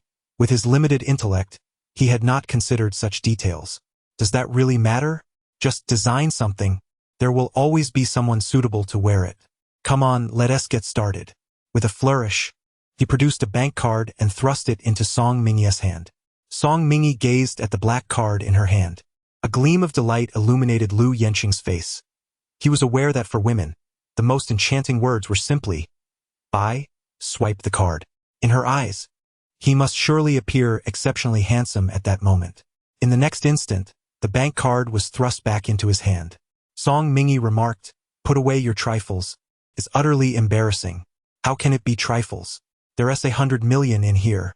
Is that not enough to secure 10 exquisite gowns? Lu Yenqing exclaimed, his eyes wide with astonishment, murmuring, has inflation escalated to such heights? All right, let us hurry home, Song Mingy stated as she began to walk out. Lu Yenqing quickly followed. I understand now. It's because Sister E is concerned for me, unwilling for me to spend money. Just then, the door to the reception room swung open, and Lu Tiantian entered with a charming smile, surprised to see Lu Yenqing trailing behind Song Mingy. Young Master Lu, leaving so soon?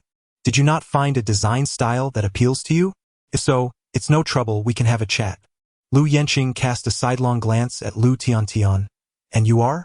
With unwavering confidence, Lu Tiantian replied, I am Lu Tiantian, the chief designer of the Lu Company's design department.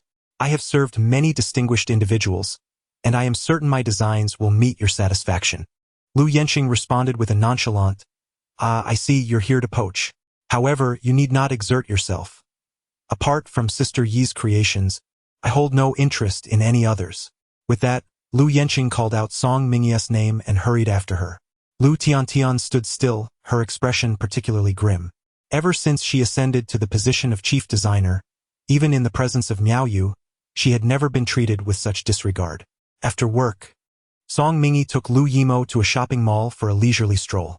The mall was expansive, with a specially designated area in the center for Santa Claus and Appo's sleigh. The sleigh was adorned beautifully, capturing the admiration of children who eagerly queued to take a ride. Lu Yimo's pace slowed involuntarily as he gazed enviously at the excited children seated in the sleigh. Do you wish to ride, Mo? He was asked. Lu Yimo averted his gaze and shook his head, declaring, Mommy will not ride. It is too childish. He was acutely aware that only obedient children who caused no trouble would be favored by their mothers. He aspired to be the compliant and understanding child who earned his mother and Appo's affection. However, he longed to ride. Song Mingy squatted down, grasping Lu Yimo and Appo's hand, and pleaded, Mo, could you accompany me? I am too grown up to ride the sleigh alone. I would be ridiculed. Lu Yimo immediately puffed out his small chest, responding, all right, I shall accompany Mommy on the ride. Song Mingy took Lu Yimo's tiny hand and paid for their tickets. Soon, they boarded the sleigh together. This was Lu Yimo and Appo's first experience on such a ride, and despite his usual composure, he could hardly contain his joy. Song Mingy observed Lu Yimo and Appo's childlike demeanor, a smile flickering in her eyes. Indeed, no matter how composed he appeared, he was still just a child. Perhaps she should discuss with Lu Yenqing the need for more quality time spent with Lu Yimo. Even though Mo is quite understanding, she remains but a child. Soon, the circle came to an end. Song Mingy embraced Lu Yimo as they descended from the car. Lu Yimo wrapped her arms around Song Mingy's neck and softly expressed, Thank you, Mama. I had a wonderful day. All right, let us ascend to the toy store and explore, replied Song Mingy. Lu Yimo, astonished, asked, Mama, are you going to buy me toys? Indeed, after knowing you for so long, I have yet to gift you anything. No, Mama, you have already given me the finest gift. Your return and presence in my life is the greatest treasure in the world. As they arrived upstairs, an angry voice pierced the air. Su Shirxiu. Song Mingy turned to see Song Yuyao storming into the baby store, filled with fury. Su Shirxiu's eyes betrayed a flicker of guilt as he inquired, What are you doing here? What am I doing here? If I weren't here, how would I know you were frolicking with this little wretch? Song Yuyao shouted, slapping him across the face. Shirxiu. The girl fell to the ground. Ning Shuang. Su Shirxiu hurried to help Cheng Ning Shuang, anxiously asking, Are you all right? Cheng Ning Shuang shook her head. I'm fine. But why did this sister strike me without cause? Why did I strike you? Song Yuyao yelled back, You are embracing my fiancé. Tell me, why shouldn't I strike you? If I hadn't dealt a fatal blow, Consider it mercy. So you are the young lady of the Song family. Chang Ningxuang was momentarily taken aback, but suddenly she knelt on the ground, crawling towards Song Yuyao. Please do not misunderstand me. I have nothing with Shirxiu. We merely indulged in drink and lost control. Yet I swear I never intended to disrupt your relationship. Miss Song, I do not seek your forgiveness. I only ask that in the future, you treat my unborn child with kindness and provide him with a complete family. Silence. Song Yuyao screamed, her voice filled with fury. Who do you think you are, demanding that I raise a child for you, you little harlot? As she shouted, she attempted to retract her hand immediately. However, before she could exert any force, Chang Ningxuang fell to the ground. Song Yuyao quickly declared, "This has nothing to do with me. I did not even use any force. This woman is merely putting on an act, trying to slander me in this way. What a fool." Witnessing this scene, Song Mingi could not help but shake her head. Song Yuyao's denial was no different from a mere excuse. Chapter 69. Lu Yimo contemplates usurpation. Chang Ningxuang shivered slightly, weak and fragile as she nestled into Su Shirxiu and Appo's embrace, tears cascading down like pearls that had come undone. Shirxiu, I am in so much pain. My stomach hurts terribly. Please save our child. Su Shirxiu's expression shifted dramatically as he swiftly lifted Chang Ningxuang. Do not fear. I shall take you to the hospital at once. We will ensure the safety of our child. Song Yuyao, in disbelief, rushed forward to grasp Su Shirxiu. You cannot leave. Su Shirxiu, you must clarify this matter to me. Otherwise, I will not allow you to go. Did Ningxuang not say it was merely an accident? Why are you causing such a commotion? Su Shirxiu replied, his tone laced with impatience. No, I refuse to accept this. Song Yuyao vehemently shook her head. Shirxiu. Chang Ningxuang's complexion paled further, her voice growing increasingly frail. Su Shirxiu, disregarding Song Yuyao, summoned bodyguards to pull her away and hurriedly departed with Chang Ningxuang in his arms. Move aside. Let me through. Who permitted you to block my path? Scoundrels! Song Yuyao shouted furiously, slapping the faces of the bodyguards one after another. The bodyguards stood resolute, allowing her outburst to unfold. Once they confirmed that Su Shirxiu had distanced himself, they promptly turned away. Just as Song Yuyao's hand swung through the air, they had already pivoted, leaving her to strike nothing but air, causing her to stumble precariously. Lu Yimo could not suppress a chuckle, quickly covering his mouth to stifle the sound. However, his laughter did not escape Song Yuyao's notice. What are you laughing at? What is so amusing? Song Yuyao strode over with a fierce demeanor, declaring, since your parents have failed to teach you the importance of politeness, allow me to do so. With that, she attempted to slap Lu Yimo. However, Song Mingi swiftly intervened, grasping Song Yuyao's wrist, her expression turning icy. Song Yuyao, what madness has overtaken you? Madness? What madness? I am merely fulfilling the role of a good Samaritan, stepping in to discipline this ill-mannered child. What has Momo done that is so impolite? Mocking others with such ease, is that not a breach of decorum?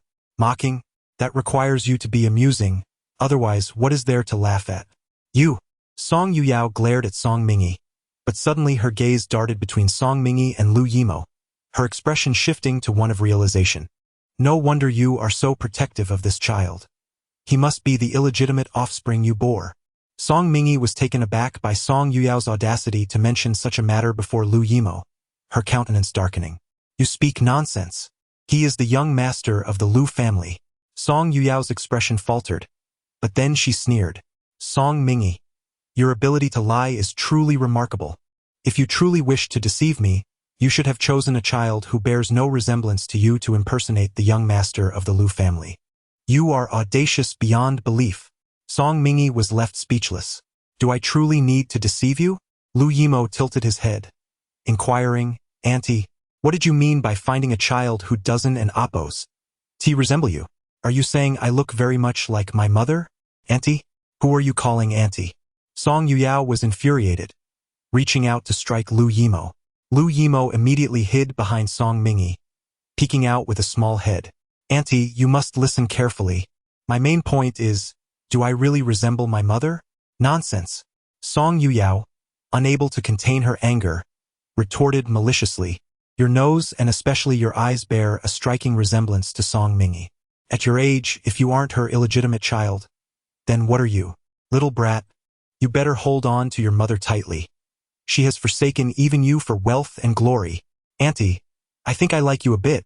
You truly have a way with words, Lu Yimo said, looking at Song Yuyao with satisfaction, his eyes brimming with delight. He genuinely liked this aunt. She was articulate, and it was evident he was his mother's child. Even if he was not born from her womb, it mattered little. What was significant was that, regardless of who gave him life, he was still his mother's child. I see you, little rascal, are asking for a beating. Song Yuyao could no longer restrain herself and charged at Lu Yimo. Song Yuyao, if you so much as lay a finger on Momo, do not blame me for being impolite. Impolite? Go ahead and be impolite.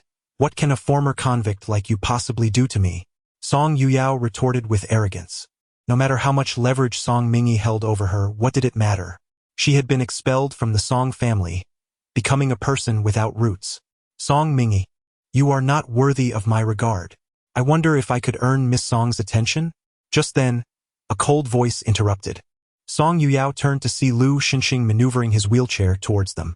His handsome face darkened, and as he drew closer, the powerful aura surrounding him rendered one breathless. Song Yuyao was taken aback. Mr. Lu, what brings you here? No sooner had her words fallen than Lu Yimo dashed to Lu Xinxing's side, exclaiming loudly, Daddy, this woman not only scolded me but also bullied Mommy. Lu Xinxing's brows furrowed, his gaze directed at Song Mingy, his expression rife with displeasure. Song Mingy, what on earth are you doing? As Mrs. Lu, how can you allow your child to be treated this way? Song Mingy immediately lowered her head, filled with guilt. It is my fault. I was too slow to react. As she spoke, she approached Song Yuyao and slapped her across the face. Song Yuyao covered her stinging cheek, her eyes wide with disbelief. Song Mingy, how dare you strike me? I have indeed struck you. Why do you question my audacity? Was that slap insufficient? Song Mingy and Appo's chilling words made Song Yuyao instinctively retreat a few steps. Just wait. With that, Song Yuyao left, resembling a stray dog. Daddy, you are amazing. You protected Mommy. Lu Yimo clapped his tiny hands, elated, just like the knight in storybooks who drives away the villains. Song Mingy, gazing at Lu Yimo's adorable visage, couldn't help but ruffle his hair. You are quite handsome too, Momo. This made Lu Yimo even happier. Not only did Mommy take him on a deer cart today, but she also praised him. Lu Xinxing regarded his son's obsequious smile with considerable disdain. Make your purchases quickly. You have school tomorrow. All right, Lu Yimo replied, leading Song Mingy on a shopping expedition. However, their acquisitions were not toys but an array of clothing, accessories, and handbags, as if they intended to acquire the entire mall. Song Mingy, beads of perspiration forming on her forehead, exclaimed, Mo, I don't need so many things. There's no need to buy so much. Mom, you cannot refuse.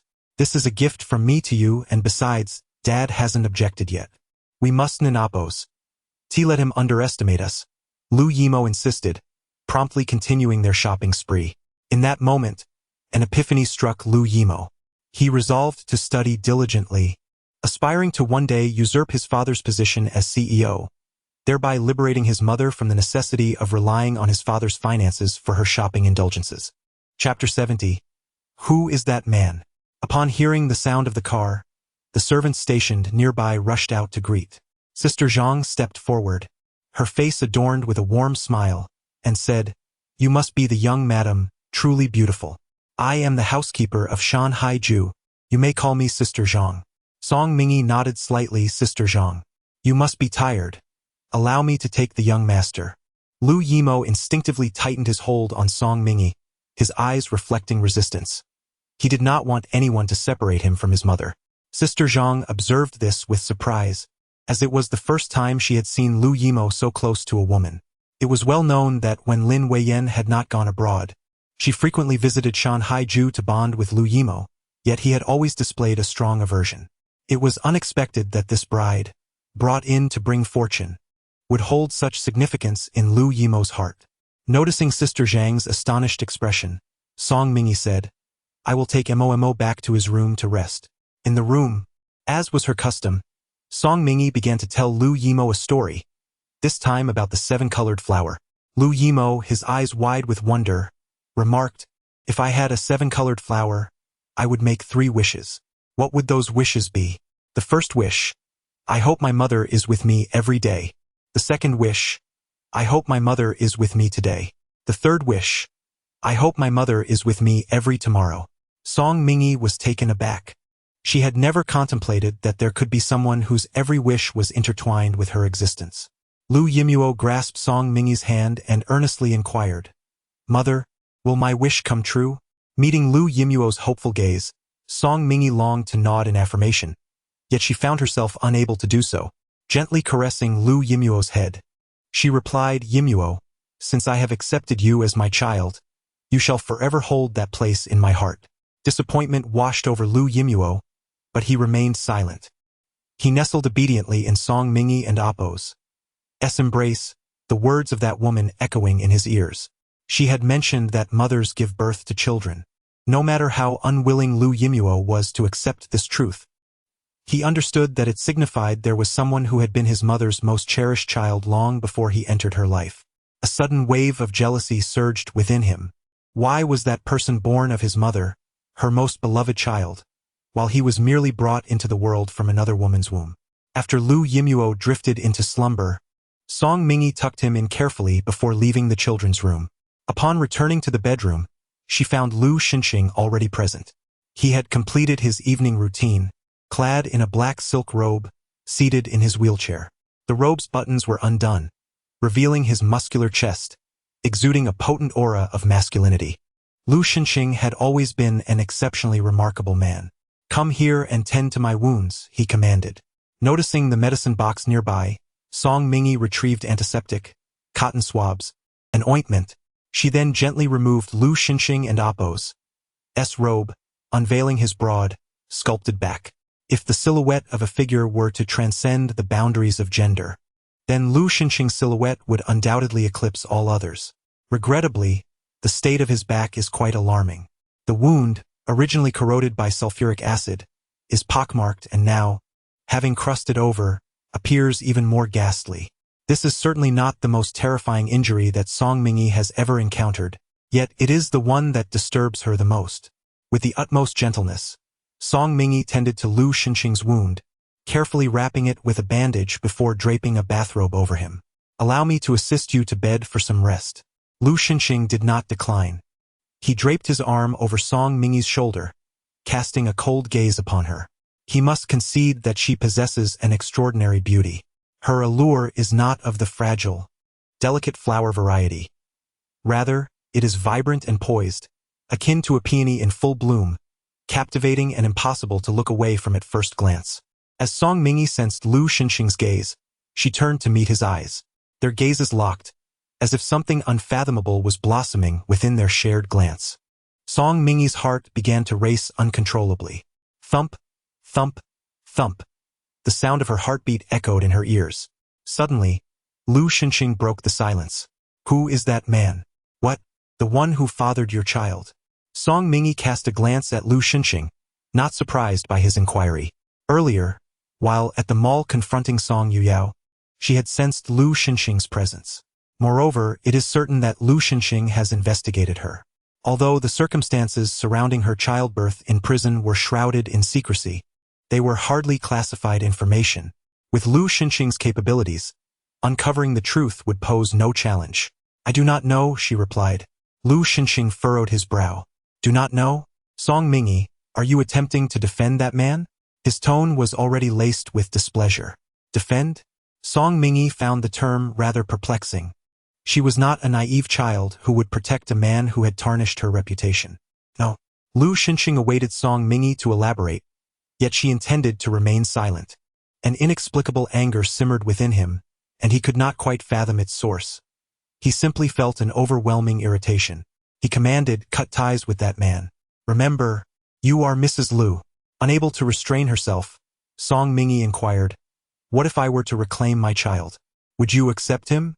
Lu Xinxing's brows knitted together. "Song Mingi, do you realize what you are saying?" "I know. Never mind." Song Mingyi uttered only the beginning of her thought before falling silent. Men are inherently possessive beings, and it is nearly impossible for them to fully accept children that are not their own. Furthermore, she would never allow her only child, who survived in this world, to live a life of dependency. The struggles she endured in the darkness of prison were solely to ensure that she could live with dignity after bringing her child back. Moreover, she believed that a future with Lu Xinxing was utterly unattainable. Lu Xinxing, I have been married for 40 days. According to our agreement, the time for processing the divorce procedures has arrived after 50 days.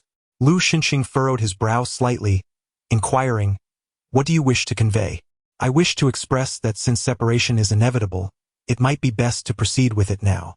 I am sincerely grateful for the care you have provided during this period, Mr. Lu." Lu Xinxing's brow knitted into a tight crease, his eyes reflecting shock and disbelief. "You intend to divorce me? It is not merely my desire to divorce you. Rather, it is the early fulfillment of our prior agreement.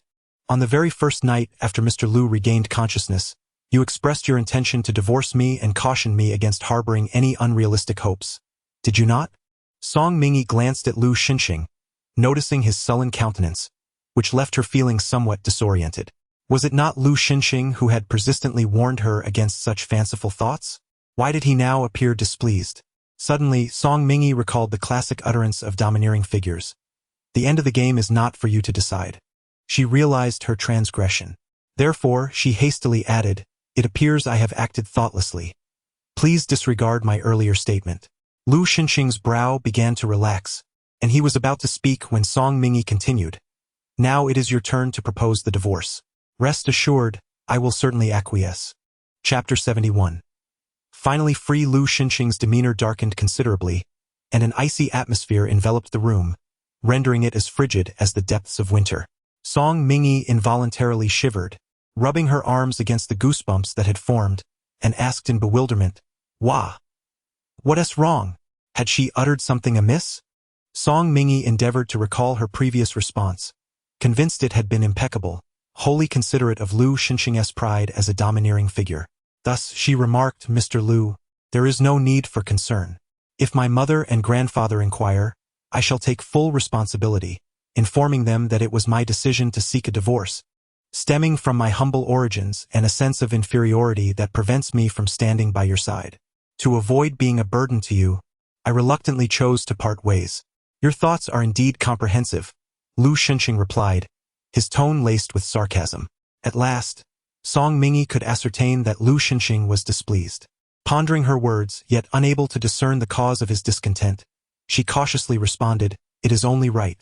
There is no need for you to be polite, Mr. Lu." Lu Xinxing regarded her with a frigid stare before eventually saying, "Then it shall be as you wish." Song Mingyi exhaled a sigh of relief. "I will go take a shower now."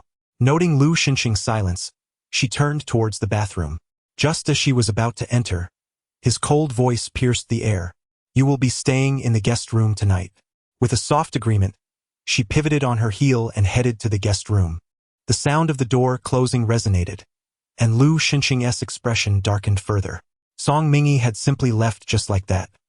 He acknowledged that Song Mingyi's actions were quite unexpected, but if she believed he would compromise in any way, she was gravely mistaken. After taking a shower, Song Mingyi called Xiao Wu. "Is the house ready?" "Yes, it's prepared for the transfer tomorrow," Xiao Wu replied. "Boss, when do you plan to move in?" "If all goes well, tomorrow. At the latest, within the next couple of days." Xiao Wu was astonished. "So soon? Are you really willing to part with it?" "Part with what?" Song Mingyi retorted. "I mean, with Lu Xinxing being so handsome, you've married him, yet you haven't even savored the experience before contemplating divorce. It seems such a pity. You should at least taste the flavor." Hearing the regret in Xiao Wu's tone, Song Mingyi could no longer tolerate it. "What nonsense are you spouting? Am I the kind of person to take advantage of others' misfortunes? Absolutely not. My boss is noble and upright. I just think that if you were to light up his spirits, perhaps if you shared an intimate moment, he might live longer. Then, when you wish to alleviate your boredom, you'd have a companion. Do you truly believe your words are nothing but predatory nonsense? I'm genuinely considering your well-being.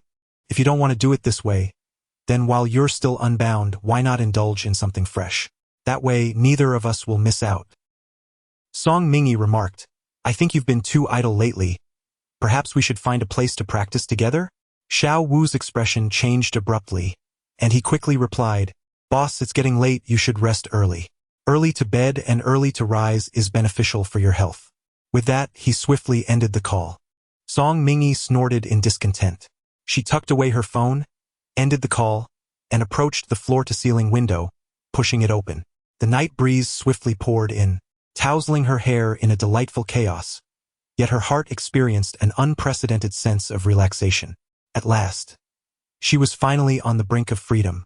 The following day, as Song Mingy descended the stairs, Aunt Zhang had already prepared breakfast. Lu Xinxing was already at the table, partaking in his meal. Upon seeing Song Mingy, Aunt Zhang hurried over. Young madam, do you prefer a Chinese breakfast or a Western one? Chinese, please. As long as there's kanji, she replied. Very well. Aunt Zhang promptly brought over the breakfast, modest in portion yet meticulously balanced in nutrition. Just as she was about to place it before Song Mingy, Lu Xinxing's cold voice pierced through the air. Take her to the flower hall to eat. Aunt Zhang hesitated. Young master, isn't that inappropriate? It's uncommon for the young madam to dine in the flower hall. Lu Xinxing lifted his gaze, casting a frosty glare. What? Does my word hold no weight? Song Mingy stood up, blocking Aunt Zhang. Just take it to the flower hall. Aunt Zhang quickly acquiesced. Casting a glance at Lu Xinxing's frigid demeanor, Song Mingy said, Mr. Lu, if you would prefer not to see me, perhaps I should move out and stay at a hotel for a few days. When you have time, just let me know, and we can settle this matter. Instantly, Lu Xinxing and Appo's expression darkened, his gaze sharp as a knife. Song Mingy's heart clenched. And just as she was about to speak, Lu Xinxing had already averted his eyes. Whatever, he muttered, setting down his chopsticks and maneuvering his wheelchair away. Song Mingy felt somewhat bewildered. What was troubling Lu Xinxing? She discreetly inquired with Sister Zhang. Has someone offended Mr. Lu? No. No one dares to provoke the young master at Shanghai residence. Then it must be something related to work. Men are as inscrutable as the depths of the ocean, aren't they? Just then, Lu Yiming descended, rubbing his eyes, and upon seeing Song Mingy, he hastily approached, lifting his adorable little face. Good morning, Mama. Looking at Lu Yiming's charming demeanor, Song Mingy felt her spirits lift. Despite Lu Xinxing's challenging nature, his son was undeniably endearing. Good morning, Meng Meng. Are you ready for breakfast? Yes, I will have breakfast with Mama. At that moment, the servant brought Lu Yiming's breakfast. He tugged at Song Mingy to sit down. I will wait for Mama's breakfast to arrive before we eat together. Hearing this, Sister Zhang promptly retrieved Song Mingy's breakfast from the flower hall. Lu Yiming furrowed his brow. Why is Mama's breakfast in the flower hall? Since I can remember, our family has always had breakfast in the dining room. This, Sister Zhang hesitated. Song Mingy explained, the scenery at Shanghai residence is beautiful. I initially intended to enjoy my meal while taking in the view. However, upon seeing Meng Meng, I changed my mind. I would much prefer to share breakfast with Meng Meng than admire the scenery. Lu Yiming beamed, his eyes sparkling with cuteness.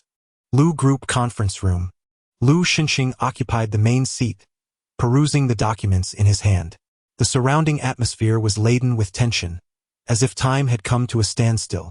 Everyone instinctively slowed their breathing, fearful that even the slightest sound might disturb Lu Xinxing.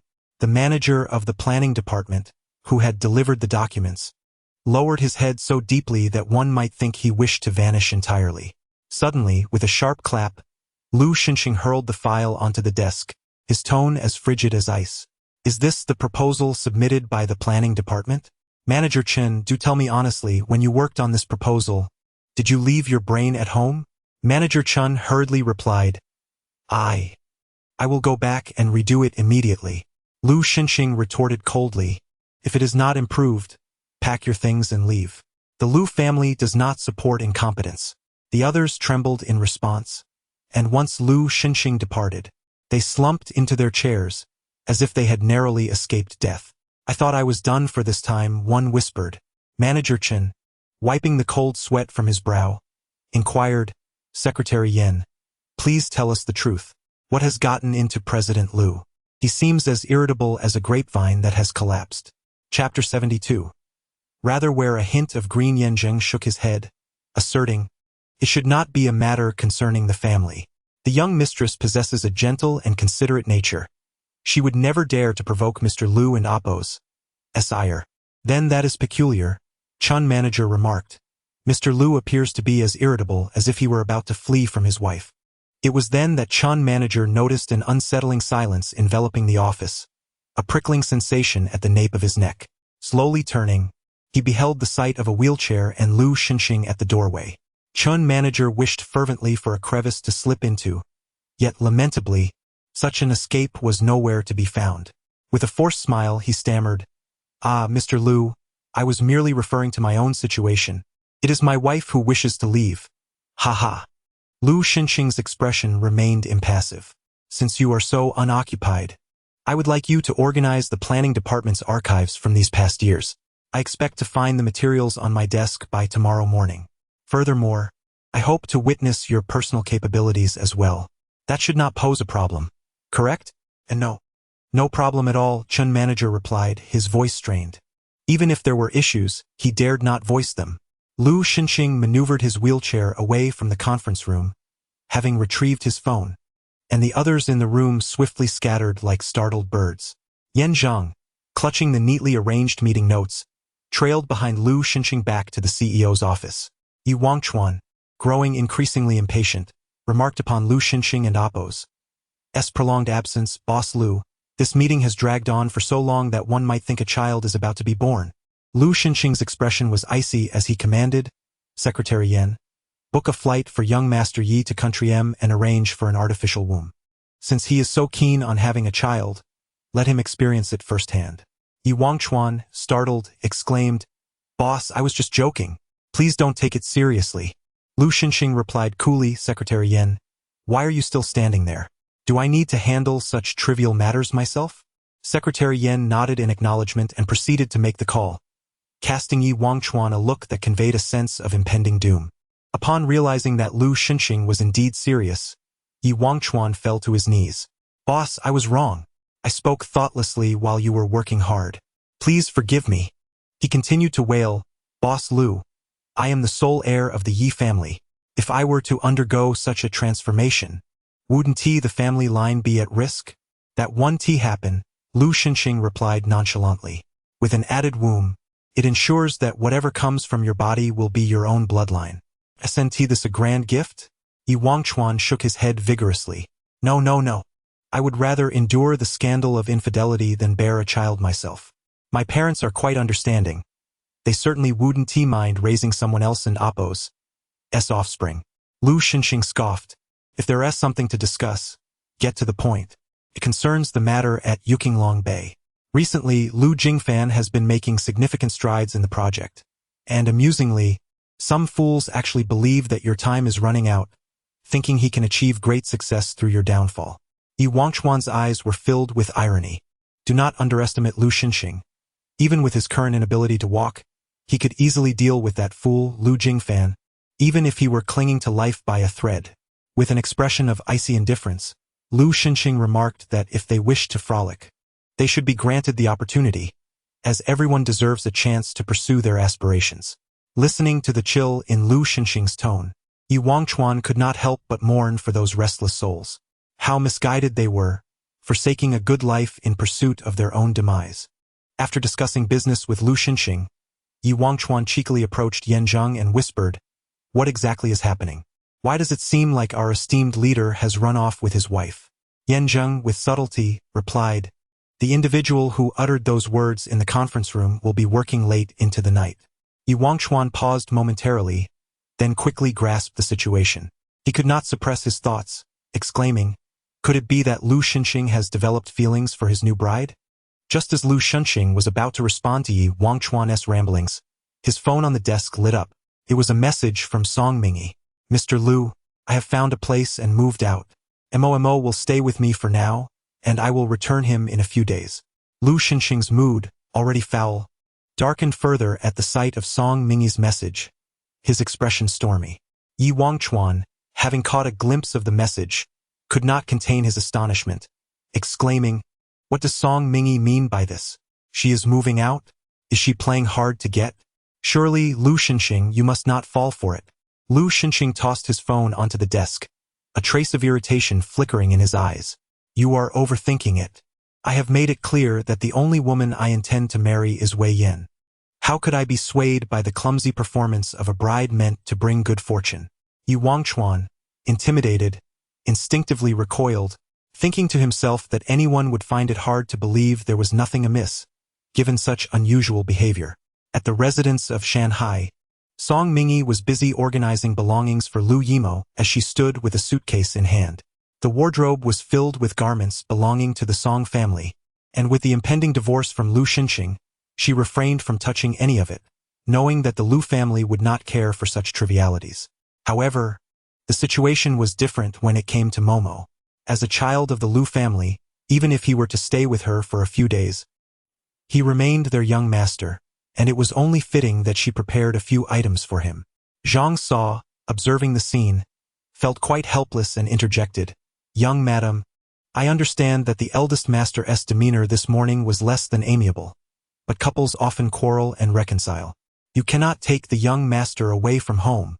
"Zhang Sa, you misunderstand," Song Mingyi replied with a gentle smile, not wishing to elaborate on her relationship with Lu Xinxing. "Rest assured, I will take good care of Momo. Should Mr. Lu make a simple phone call, I will promptly return him." Lu Yimo chimed in, "Grandma Zhang, please don an appos. Tifus. After I leave with Mom, I will take good care of myself. If you miss me, you can come to see me, and I will visit you when I have the time." Zhang Sa retorted, "Is this a matter of who misses whom? The eldest master would surely be furious if he found out. Lu Yimo, if I'm unhappy, so be it. After all, my father wears a perpetual frown, as if the entire world owes him $500, so there's no need to be concerned."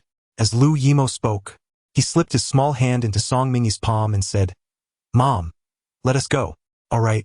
Before Zhang Sa could intervene, Song Mingyi took Lu Yimo and stood up.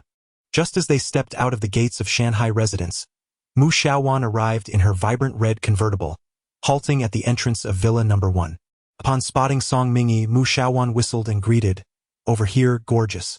Song Mingyi, leading Lu Yimo over, was somewhat taken aback. "What brings you here today? If it's not me, then who else would it be? Are you keeping a dog outside?" Mu Xiaowan's expression was fierce, as if ready to challenge Song Mingyi at the slightest nod of agreement. Chapter 73. She wanted to take Lu Yimo away. Song Mingyi promptly exclaimed, "How could that be? With a stunning beauty like Wanwan around, how could any other beauty capture my attention? That's more like it. Godmother." Lu Yimo seized the opportunity to greet Mu Xiaowan. Mu Xiaowan was momentarily taken aback, uttering a classic expletive.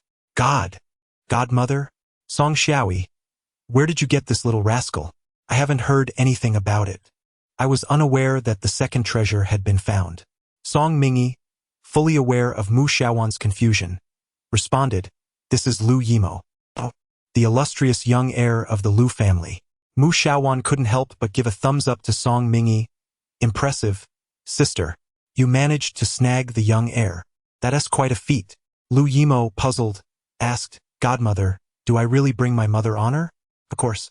Mu Xiaowan exaggeratedly replied, "You are the future heir of the Lu family. Even a stray dog on the street would want to connect with you."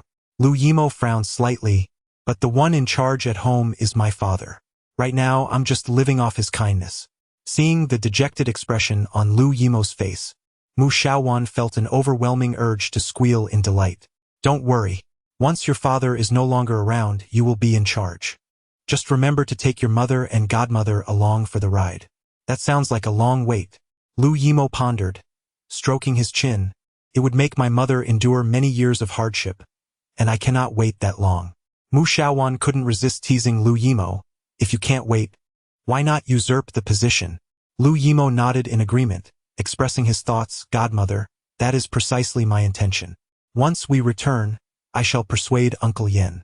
Song Mingyi could no longer contain herself, interjecting, "Enough of this. Stop teasing Momo. He might take it seriously." Mu Xiaowan chuckled, as if it were that easy to take seriously. "My godson is quite astute." Lu Yimo flashed a radiant smile at Song Mingyi, yet within, he was carefully devising his plans. The matter of usurpation should be approached with urgency. His father was aging and deserved to return home to enjoy his latter years. Unbeknownst to Song Mingi, who was unaware of Lu Yimo's intentions, she and Mu Xiaowan took him to a nearby park for a barbecue. The weather was neither too hot nor too cold, with a gentle breeze caressing the air. A delightful autumn day, perfect for families to enjoy. Thanks to Mu Xiaowan's prior preparations, they secured the best spot. As Song Mingi busied herself tending to the fire, she noticed Lu Yimo circling around her and gently ruffled his hair, saying, "Go play with the other children." "No," Lu Yimo protested, "I want to stay with Mommy." His expression shifted to one of pitiful longing. "Mommy, don't you want to be with me?" "Of course I do. I want that too," Song Mingi replied. Lu Yimo whispered, "I just don't want to be apart from you." At that moment, when Song Mingi turned her head, she noticed the unease etched on Lu Yimo and Appo's face. Suddenly, she comprehended the truth. Lu Yimo was indeed aware. He understood that she and Lu Xinxing were to part ways. To all, he appeared to be the illustrious young prince of the Lu family. However, she understood that life for him within the Lu household was fraught with difficulties. She was acutely aware of the affection he harbored for her, a fervent desire to hold on to her. Yet, whether it be due to her absurd marriage with Lu Xinxing or her very essence, it was evident that her stay in the Lu family was destined to be fleeting. Parting ways. Even though this young child scarcely comprehended the weight these two words carried, his sorrow was no less profound than anyone else's. Suddenly, a wave of melancholy washed over Song Mingi. In that fleeting moment, a rebellious thought took root within her mind, growing wildly like untamed grass. When the time came to leave, she yearned to take Lu Yimo with her. In that instant, she even envisioned an escape route, contemplating how she might lead Lu Yimo to a life of tranquility amidst the relentless pursuit of Lu Yanwang. What was she contemplating? The fire was nearly extinguished. Song Mingi abruptly snapped back to reality. "I am entertaining thoughts of treason." They spent a delightful day with Lu Yimo before following Mu Xiaowan back to her apartment. Initially, Song Mingi had declined, but Xiao Wu had prepared a luxurious villa for her at Taoyuan residence. As soon as she opened her mouth to refuse, Mu Xiaowan grew agitated, hands on her hips, tapping her forehead. "Try refusing me. See if I don't make you regret it." Song Mingi had no choice but to concede. "Very well, I shall stay with you. Now that S more like it. Why should sisters be overly polite to one another? Besides, did you think I was inviting you?" "No, I wish to invite my godson to live with me." Mu Xiaowan inquired. "Momo, would you like to sleep with your godmother tonight?" "No." Lu Yimo vehemently shook his head, turning to embrace Song Mingi tightly. "I want to stay with Mama." His grip was exceptionally strong, conveying a resolute determination to remain with Song Mingi, as if no one could pry them apart. Mu Xiaowan huffed in frustration. "You little ungrateful one, your godmother has cherished you so much." She then added, "Seeing you being so affectionate, I too feel the urge to have a child to play with." Song Mingi, with a serious demeanor, advised, "I believe you should take a moment to reflect. If you cannot calm down, then think about your younger brother who is nearly the same age as your son." Mu Xiaowan's expression turned a shade of green with discontent. "It seems the one to dampen my spirits is indeed you. Such is the bond of sisterhood. Well, no need to overly thank me for helping you regain composure. This is merely what sisters ought to do." Mu Xiaowan huffed again, visibly displeased, yet her expression soon shifted to one of melancholy. She pushed open the floor-to-ceiling window, allowing the night breeze to sweep in and disrupt her voice. "Is it true that girls are inherently inferior to boys? Are girls destined to be unworthy of love? Is it because one is born a girl that they are forever relegated to a lower status? Recent discoveries by foreign scientists have revealed that only daughters can inherit the maternal lineage of mitochondria. In other words, if a woman bears only sons, the lineage of her mitochondrial DNA is on the verge of extinction. To put it another way, failing to bear a daughter signifies a true end of a woman's lineage. Mu Xiaowan, congratulations. You still have the opportunity to give birth to your own mitochondria and perpetuate your DNA. Mu Xiaowan was stunned for a long while before breaking into a smile. "Song Xiaoyi, I am genuinely delighted to be your friend. Do you realize that your words have finally released me from the burdens I have carried for so many years? Growing up in a family that excessively favored sons, with a mother who regarded her inability to bear a son as her original sin, Mu Xiaowan often felt suffocated. There were numerous occasions when she contemplated whether she was even worthy of existence. At times, she consoled herself with the thought that although her mother did not cherish her, at least she was spared the indignity of being called by names like Zhao Di or Pan Di. It was only today, upon hearing Song Mingyi's heartfelt words, that she felt a wave of relief wash over her. Lu Yimo listened intently to the conversation between Song Mingyi and Mu Xiaowan, his heart growing increasingly anxious. Was it possible that his mother despised him for being a boy, prompting her to prepare for separation from his father and to leave the Lu family? Suddenly, Lu Yimo felt a surge of anger directed at Lu Xinxing. If it were not for Lu Xinxing's inadequacies, which prevented their mother from having a daughter, she would not have chosen to abandon him. Chapter 74 Lu Xinxing, when do you plan to relinquish your position? Upon observing Song Mingyi engrossed in delightful conversation with Mu Xiaowan, Lu Yimo took his smartwatch and excused himself to the restroom to call Lu Xinxing. After a few rings, the call connected, and Lu Yimo wasted no time in addressing his father. Lu Xinxing, when will you step down and cede the CEO position to me? At that moment, Lu Xinxing was engaged in a meeting, with his phone connected to the conference screen. As soon as the call was answered, Lu Yimo's voice reverberated through the office speakers. Yi Wangchuan, who was sipping water, suddenly sputtered, while the finance director, reporting on the previous quarter's financials, promptly fell silent, wishing he could retreat into his shell like a tortoise, hoping to shield himself from the inevitable wrath of President Lu. Yan Zhang quickly unplugged Lu Xinxing's phone and handed it to him, his eyes filled with sympathy for his beleaguered president. The man truly had it rough. Not only was he beset by external challenges, but now his son was also keen on usurping his position. Lu Xinxing accepted the phone, his handsome visage marred by a scowl as he exited the conference room. When he spoke, his tone was laced with palpable menace. You best explain what nonsense you are spouting. What nonsense? Lu Yimo retorted. I am merely stating the facts. Uncle Xia previously mentioned that your injuries are severe, and that you would only ever have one son, me. Thus, all the earnings you acquire now are destined for my future. Whether you give it to me sooner or later, it will eventually be mine, so why not expedite the process? Lu Xinxing narrowed his eyes, his demeanor shifting to one of grave danger. You wish to occupy my position? Why? Surely, if you want me to step down, you must possess a valid reason. Do not underestimate Lu Yimo's youth. He is perceptive enough to discern that Lu Xinxing is speaking in veiled terms. Lu Xinxing harbors doubts, wondering if his call today has been influenced by some external party. Lu Yimo is far from foolish. He would never divulge his mother's name, especially since today's matter has little to do with her. Thus, Lu Yimo remarked, today I read a novel about a domineering CEO. In the story, the foolish father of the male protagonist believes his son to be the most prized possession in the world and offers the female lead 5 million. Frankly, that is quite miserly. I've gleaned some wisdom from it. I aspire to be the leader. Only by becoming the leader can I ensure that no one dares to criticize me, and certainly no one would dare to offer financial compensation to the person I cherish. After all, 5 million is an utterly humiliating sum. Lu Xinxing's temples throbbed, and his handsome visage contorted in displeasure. Who permitted you to indulge in such nonsensical literature? Lu Yimo flinched at the reprimand, yet the thought of his mother, who had reluctantly departed from the Lu household, emboldened him with a surge of courage. Father, do you intend to abdicate your position? If you refuse, what will you do about it? And if I refuse, what will you do? Then do not blame me for revolting. This little one, though diminutive in stature, possesses a remarkable audacity. Lu Xinxing found himself laughing in exasperation. Very well, starting tomorrow, you will come to the company after school. You will leave when I do. Should you manage to usurp my position, then it is yours. Lu Yimo, recalling his father's early mornings and late nights, hesitated and thought better of it. Perhaps it was best to let this one slide.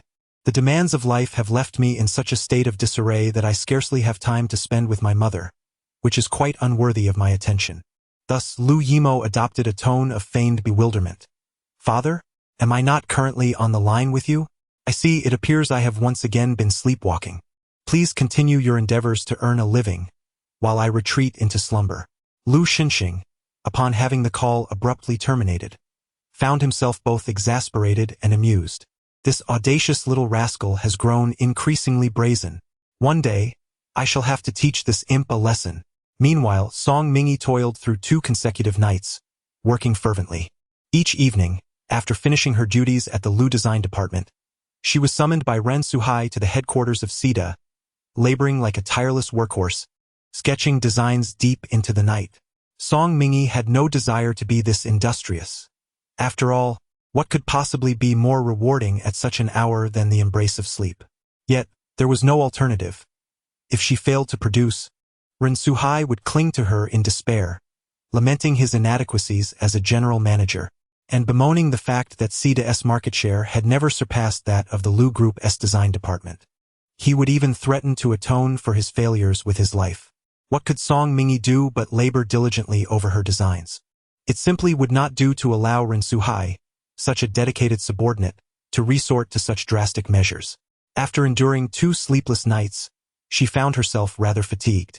Just then, she received a call from Madame Lu, inviting her to a family banquet at the Lu ancestral residence. Although she had already reached an agreement with Lu Xinxing to divorce, the formalities had yet to be finalized, and thus she felt obliged to fulfill her duties as a daughter-in-law of the Lu family. Song Mingi could only muster her spirits and don a fade of false cheerfulness as she returned to the Lu family. The moment she appeared, she attracted the attention of countless onlookers. Each one greeted her, yet very few engaged her in conversation.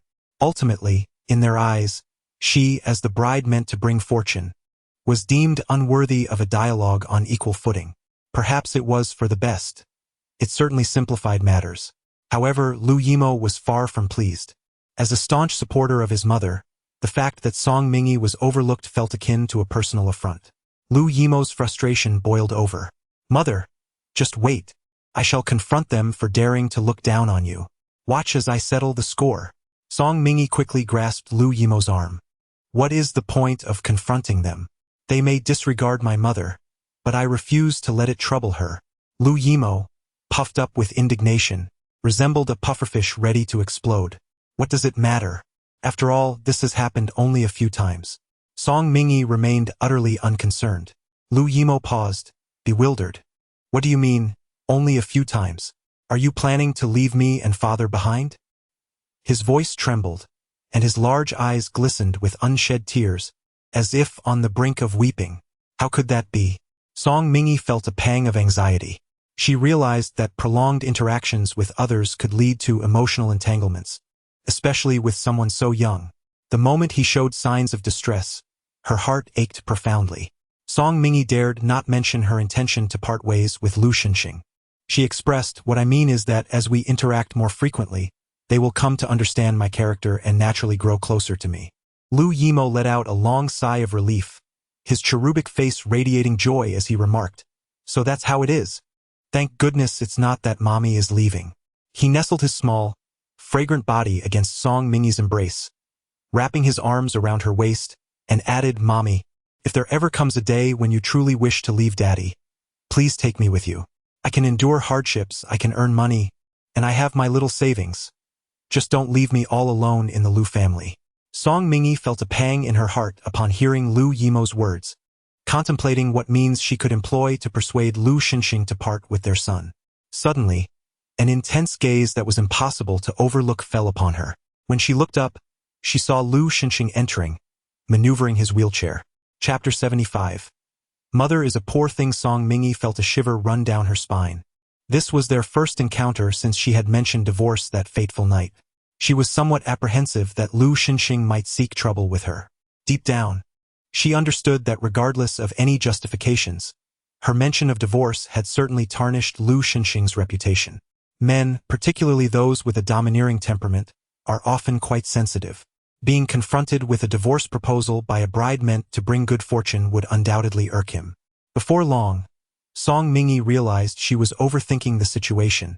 She had no opportunity to converse with Lu Xinxing at all. Although he was currently incapacitated and deemed unfit by Dr. Xie, his intellect remained unaffected. As the president of the Lu Corporation and the current head of the Lu family, he wielded immense power and was the object of admiration for countless individuals, who quickly surrounded him. Song Mingi exhaled deeply. At that moment, Lu Yimo was also summoned by the elder. Leaving Song Mingi alone and unnoticed, so she sought refuge in a quiet corner. She had been burning the candle at both ends for the past few days, and the sudden relaxation made her feel drowsy. "Father, you are being unreasonable." Lu Xinxing had just dismissed his relatives and enjoyed a few moments of peace when an angry voice erupted from behind him. Turning around, he saw Lu Yimo, hands on his hips, glaring at him with righteous indignation. Recalling Lu Yimo's audacious demeanor during their recent phone conversation, he narrowed his eyes and asked, "What is it? Do you wish for me to abdicate again?" "Absolutely not." Lu Yimo quickly shook his head, realizing his previous thoughts had been misguided. He had no desire to toil like his father, working tirelessly like a draft ox, without even time to spend with his mother. Lu Yimo sensed something amiss and immediately remarked, "What I mean is, now that you have grown up, father, you cannot constantly hold my sleepwalking behavior against me. That would be rather unethical." "Sleepwalking?" Lu Xinxing scoffed, "You are my son. How could I not be aware of your sleepwalking habits?" "That's because you were in a coma and surely were unaware," Lu Yimo replied. Hearing his son mention the coma softened Lu Xinxing's heart, which was otherwise as cold as ice. He affectionately ruffled his son's hair and said, "All right, go play now." Just as Lu Yimo was about to leave, he suddenly recalled that he had something to discuss. "Father, I haven't finished speaking. Go on. I want to say that you are utterly disappointing. Can't you see how poorly mother has been treated? What has happened to Song Mingi?" Lu Yimo expressed his frustration. "Have you not noticed? Mother has been neglected. Why do they dare to treat her this way? It is because you, as her husband, have been indifferent. Father, this is your fault." Lu Xinxing raised an eyebrow. He had long been aware of his son's deep concern for Song Mingi. He had never shown such care even towards his biological mother, Lin Weiyan. However, he knew that his son was worrying for nothing, as Song Mingi was indifferent and solely focused on turning away from the situation. At that moment, Lu Yimo suddenly spoke, saying, "Dad, you have no idea. These past few days, I have been staying at a friend's house with Mom. She works during the day and comes home in a flurry, tidying up the house, fearful of being looked down upon. After she finally finishes her chores, she quietly weeps for you, the unfaithful husband." Lu Xinxing was taken aback. "You mean Song Mingi cried? How could that be? Dad, please don't let Mom know that I told you about her crying at night. She is a woman and values her pride. She might even deny it." Lu Yimo sighed, his small face filled with sorrow. "Mom is truly pitiful, with parents who don inapos. Care, a husband who doesn't inapos. Love her and now being cast out of the Lu family. She has nowhere to go. It's just too sad." Lu Xinxing felt that through his son's words, he appeared to be a villain of the worst kind.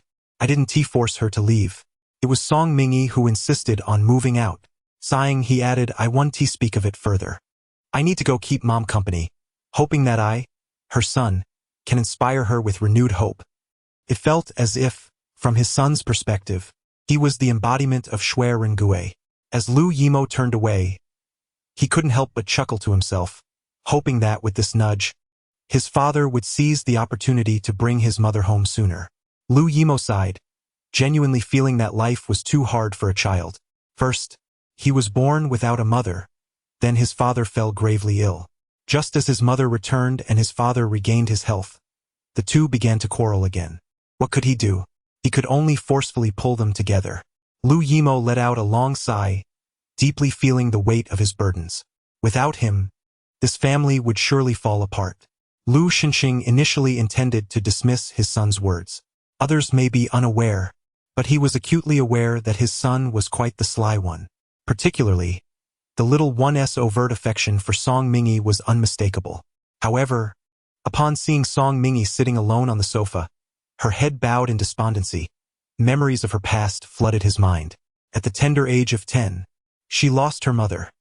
Less than a month later, her father remarried, bringing home a stepmother along with two sisters, one older by 2 years and another younger by half a year. The days that followed were fraught with challenges. To make matters worse, the fiancé arranged by her mother was taken from her, and at the age of 18, she suffered further indignities before being imprisoned due to the accusations against Song Chengwei. Eventually, after the Song family received a bride price of 300 million, she entered the Lu family clad in tattered garments.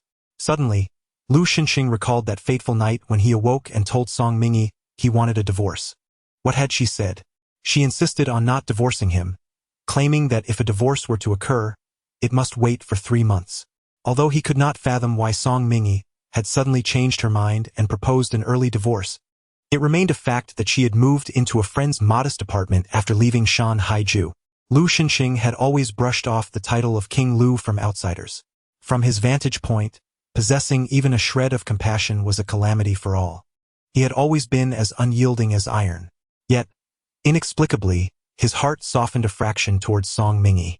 Lu Xinxing took out his phone and called Yan Zheng. What project is Song Hongshan currently working on? Yan Zheng was puzzled by Lu Xinxing's sudden mention of the Song family, but promptly replied, "The Song Group is vigorously developing the land in the western part of the city, having conservatively invested over $1 billion. That area south real estate is highly regarded, and many are eager to purchase. We should also commence development in the Xishan area. The land there is adjacent to the Song Group's ongoing project but boasts an even more advantageous location. Are we constructing a high-end community or a villa district there?" "Neither," Lu Xinxing replied nonchalantly. "Let us build a martyr's cemetery. Those who sacrificed their lives for the country deserve a piece of sacred ground in death." "A martyr's cemetery?" Yan Zheng exclaimed in disbelief. "Are you sure? Is there a problem with this?" "No problem at all. I'll have someone draft a project proposal immediately." After hanging up the phone, Lu Xinxing exhaled deeply, feeling a sense of relief. No matter the emotional distance between him and Song Mingyue, she remained his nominal wife, and it was unacceptable for anyone to bully her. Chapter 76. Is Lu Xinxing out of his mind? At 6 in the evening, Elder Lu appeared in the dining hall, supported by the butler. The Lu family members promptly returned to their seats, and in the blink of an eye several tables were filled. This was Song Mingyue's first time attending such a grand gathering of the Lu family. Noticing that there was no seat reserved for her at the main table, she prepared to settle at a side table. Song Mingyue was acutely aware that should she choose to sit at the periphery, she would undoubtedly become the subject of ridicule. However, she was unperturbed. She could depart from the Lu family at any moment, and the opinions of its members were of no consequence to her. As she took her seat, an irritable voice cut through the air. "Song Mingyue, what are you doing hiding here? Come with me." Lu Xinxing grasped her wrist, pulling her away from the side table. Song Mingyue was taken aback. "Lu Xinxing, be quiet. I do not wish to hear your nonsense," he replied with a frigid tone, laced with palpable dissatisfaction. Song Mingyue was at a loss for words. When had she ever spoken nonsense? Nevertheless, she did not insist on freeing herself from his grasp. Soon enough, she followed Lu Xinxing to the main table. The main table was already occupied. Apart from Elder Lu, Madame Lu, and members of the second branch, the remaining seats were taken by the esteemed elders of the Lu family. The only unoccupied place was that belonging to Lu Xinxing. He halted beside Lu Jingfan and coldly stated, "Move to another seat." Lu Jingfan bristled in response. "Why should I be compelled to change my seat? By my command, Lu Xinxing, you shall make way." Lu Xinxing's voice was calm, yet his tone brooked no dissent. "You!" Lu Jingfan exclaimed, rising abruptly from the table, his voice resonating. "You want me to step aside? Then, I shall comply." With an air of defiance, Lu Jingfan departed, his pace so swift that the second matriarch, Yang Chunhua, scarcely had the chance to voice her thoughts before he occupied the adjacent table. Just as Yang Chunhua prepared to express her indignation, the elderly patriarch, Lu, interjected. "Very well, since we are all gathered, let us commence our meal." The servants promptly brought forth new dishes. As Song Mingyue grasped her chopsticks, a piece of codfish appeared on her plate. The household's braised cod was exquisitely prepared. She savored it, expressing her gratitude. Song Mingyue had initially presumed that Lu Xinxing's act of serving her a piece of fish would suffice to demonstrate his consideration. Yet she had gravely underestimated him. Lu Xinxing continued to serve her various dishes, occasionally introducing them and inquiring about her preferences. His unusual attentiveness set Song Mingyue's nerves on edge. Who could enlighten her on why Lu Xinxing had suddenly become so considerate? Noticing her gaze upon him, Lu Xinxing arched an eyebrow slightly. "Is it not to your liking?" "No, it is quite delightful," she replied, serving him a bowl of shark fin soup. "Have some soup. It is nourishing." Mrs. Gu observed the exchange with evident satisfaction. Meanwhile, Yang Chunhua found the scene increasingly irksome, unable to restrain herself from scoffing. It seems this auspicious bride possesses quite the skill. In such a short span, she has already charmed my haughty nephew. Indeed, it is often said that people only heed the laughter of the new, while turning a blind eye to the tears of the old. It is truly lamentable to think of that foolish girl who, in the throes of love, abandoned everything and left for abroad, leaving behind a child. Years have passed, and she remains all alone, evoking pity at the mere thought. Madame Lu, witnessing the stable relationship between Lu Xinxing and Song Mingyi, was initially pleased. However, upon hearing Yang Chunhua stir up trouble, she could no longer contain herself. "Sister-in-law, let us be clear, my Xinxing and Mingyi are a legitimate couple. Where do these notions of old and new arise? Furthermore, let us dismiss the term and oppose. Bride to bring joy and oppose. We must not give father any impression of dissatisfaction with the granddaughter-in-law he has chosen." As anticipated, old Master Lu's gaze shifted toward them, and he remarked coolly, "It seems the culinary offerings from the kitchen today are rather mediocre, which has led to the second daughter-in-law refusing to partake." Yang Chunhua, fully aware that old Master Lu's words were directed at her, quickly uttered, "I dare not." With old Master Lu himself standing up for Song Mingyi, regardless of others' opinions, everyone wore smiles of flattery in her presence. An hour after dinner concluded, old Master Lu took his leave, followed by Lu Xinxing and Song Mingyi. As Song Mingyi pushed Lu Xinxing's wheelchair, she eventually spoke. "Thank you." "For what?" he inquired. "Thank you for speaking up for me just now, and for supporting me," she replied. Hearing her words, Lu Xinxing's furrowed brow relaxed slightly, and just as he was about to respond, Song Mingyi continued, "However, it truly isn't necessary. A few words from Auntie do not affect me, and considering we are to be divorced, there is no need for you to defend me." Lu Xinxing's handsome face darkened. "Song Mingyi, are you serious?" Of course, Song Mingyi affirmed, her sincerity unmistakable. She perceived clearly that the discord between the Lu family's first and second branches was reaching a boiling point, destined to erupt sooner or later. However, as the soon-to-be former Mrs. Lu, she resolutely refused to be the catalyst for such turmoil. "I can endure a little grievance. It is of minor consequence. I cannot allow the Lu family to be at odds because of me, the soon-to-be ex-wife," she declared. Upon hearing Song Mingyi's painfully disingenuous words, Lu Xinxing's expression darkened further, and he maneuvered his wheelchair away. "Wait!" Song Mingyi began to caution him to proceed with care, fearful that he might inadvertently fall. Given his fragile state, the fall could prove disastrous. Yet, before she could finish, he had already disappeared from sight. So be it. Those who are angry tend to depart swiftly. Although she was baffled as to why her mere honesty had provoked him, it no longer mattered. Just as Song Mingyi was about to seek out Momo, she was obstructed by an unexpected figure. "Lu Jingfan, sister-in-law, why are you left here all alone? Didn't my brother wait for you to return to Kingswewan together?" In response, Song Mingyi spoke candidly, "I just upset Lu Xinxing, so he left early." Upon hearing this, Lu Jingfan burst into hearty laughter. "Sister-in-law, I know you wish to salvage your reputation and wish for everyone to perceive you as favored, but I am no fool. Such petty tricks cannot deceive me. My cousin would never lose his temper over a woman like you." Song Mingyi. So, was Lu Xinxing driven mad and gone on a rampage just now? Lu Jingfan suddenly leaned closer to Song Mingyi, and his already somewhat greasy face appeared even more repulsive when he smiled. "Sister-in-law, I have told you before, the Lu family is not comprised of just one man. You may not have understood it before, but after all that has transpired, you should now recognize who the man you can rely on truly is." As he spoke, Lu Jingfan reached out to touch Song Mingyi's face. Although Song Mingyi had spent time in prison, her beauty was undeniable. Her skin was fair and delicate, resembling fine jade, and her pair of eyes was enchanting, bright, and utterly pure. Lu Jingfan thought to himself how stunning it would be if those eyes and that face were to be tinged with the hue of passion, imagining the pleasure that the man who conquered her would experience. As these thoughts surged through him, Lu Jingfan's heart ignited with desire, and his hands could no longer restrain themselves. Chapter 77. When will she jump off the building? Song Mingi did not shy away. Instead, she raised her gaze and quietly regarded Lu Jingfan. Mr. Lu, you have arrived. Lu Jingfan abruptly retracted his hand, leaping back like a startled rabbit, his arms flailing like spinning wheels. Brother, please do not misunderstand. I merely saw a leaf fall upon sister-in-law's head. After a lengthy explanation, Lu Jingfan realized he was conversing with thin air. Lu Xinxing had not come at all.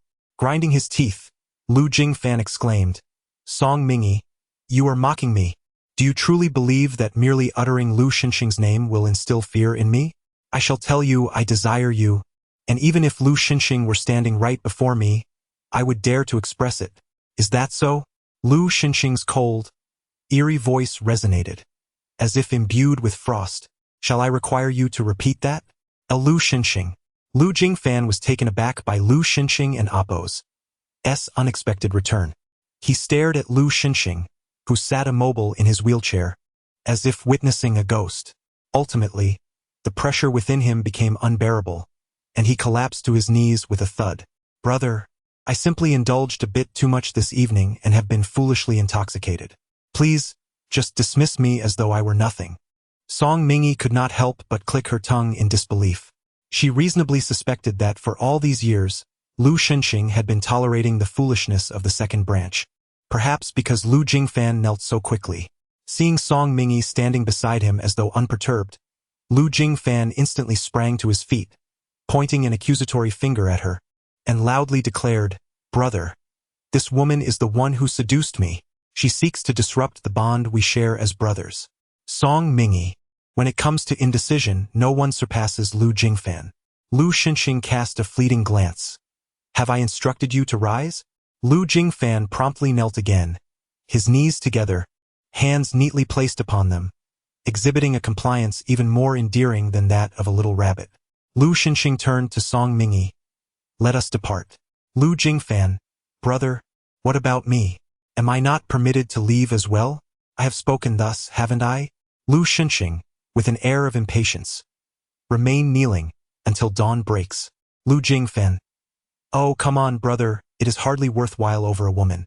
Moreover, if I kneel until dawn, won't my legs be rendered useless? At this moment, your legs could very well face the same fate. Lu Jingfan retorted. I believe I could remain here, kneeling in place of my cousin, to witness the sunrise tomorrow morning. Lu Xinxing chose to ignore him, taking hold of Song Mingi and Appo's wrist as they departed. Just then, Yang Chunhua approached, noticing her son on the ground, and immediately called out, Son, what troubles you? Why are you kneeling here? What other reason could there be? It is, of course, due to my cousin. He witnessed me teasing Song Mingi and commanded me to kneel here. Yang Chunhua angrily exclaimed, Is it merely teasing Song Mingi? What warrants your kneeling here? I shall confront him, and see if he is truly willing to forsake our brotherly bond for the sake of a woman. Upon hearing his mother's words, Lu Jingfan could not help but scoff. Mother, do not jest. Is there truly a brotherly bond between me and Lu Xinxing? Not even the ants on the ground would believe such a claim. Child, you speak without restraint every day. Yang Chunhua paused. So, will you kneel here? Indeed. My brother has commanded me to kneel, and I must do so properly. Even a second less would be a sign of disrespect towards him. I ought to demonstrate my sincerity to grandfather, do I not? In that moment, Yang Chunhua understood, patting Lu Jingfan's shoulder. My son possesses wisdom. You shall endure tonight, and tomorrow morning, I shall assist you in staging a grand performance. At Qingzhou Garden, as Lu Xinxing entered the foyer, he released Song Mingi's wrist and addressed Aunt Qian, who approached, prepare a guest room for Song Mingi. A guest room? Aunt Qian inquired hastily, Young master, is there a quarrel with the young mistress? Newlywed couples bickering is quite normal. How can one sleep in a guest room? Lu Xinxing furrowed his brow. Are my words ineffective? They are. However, our guest room currently lacks a bed and blankets. It will take some time to arrange. I shall call the young mistress right away. Aunt Qian began to dial Lu's wife. Lu Xinxing could only relent. Forget it. If this escalates to mother, I will be the one to bear her incessant nagging in the end. With a stern expression, Lu Xinxing ascended the stairs. Aunt Qian wore a triumphant smile, swiftly urging Song Mingy upstairs. "Young mistress, you must hurry. The young master's health is delicate and requires your care." Thus, Song Mingy was pushed and pulled into the room, and the door was slammed shut before her. As Song Mingy turned around, she was met by the sight of Lu Xinxing standing behind her. An awkward smile instantly graced her lips as she remarked, "I apologize for the disturbance tonight, Mr. Lu." Upon hearing her polite words, Lu Xinxing's demeanor grew even colder, and he bluntly replied, "You need not trouble yourself. You can leave now." Song Mingy promptly pulled the door open, only for Aunt Qian to stumble in. With a look of embarrassment, Aunt Qian exclaimed, "Young madam, I just came to clean the dirty door. Yes, to wipe the door." Song Mingy thought to herself, could this excuse be any more insincere or contrived? Taking a deep breath, she responded, "Then take your time. I shall retire for the night." Closing the door behind her, she turned to Lu Xinxing and said, "Mr. Lu, it appears I must trouble you once more this evening." Lu Xinxing scoffed. "You speak of trouble as if you possessed the right to do so, Song Mingy?" His implication was clear. She was indeed expected to leave. Yet, that was not an insurmountable task. With an okay gesture, Song Mingy declared, "In that case, I shall not impose further on you, Mr. Lu." If she could not exit through the door, the window would suffice. After all, to her, escaping through the window was no different than walking on solid ground.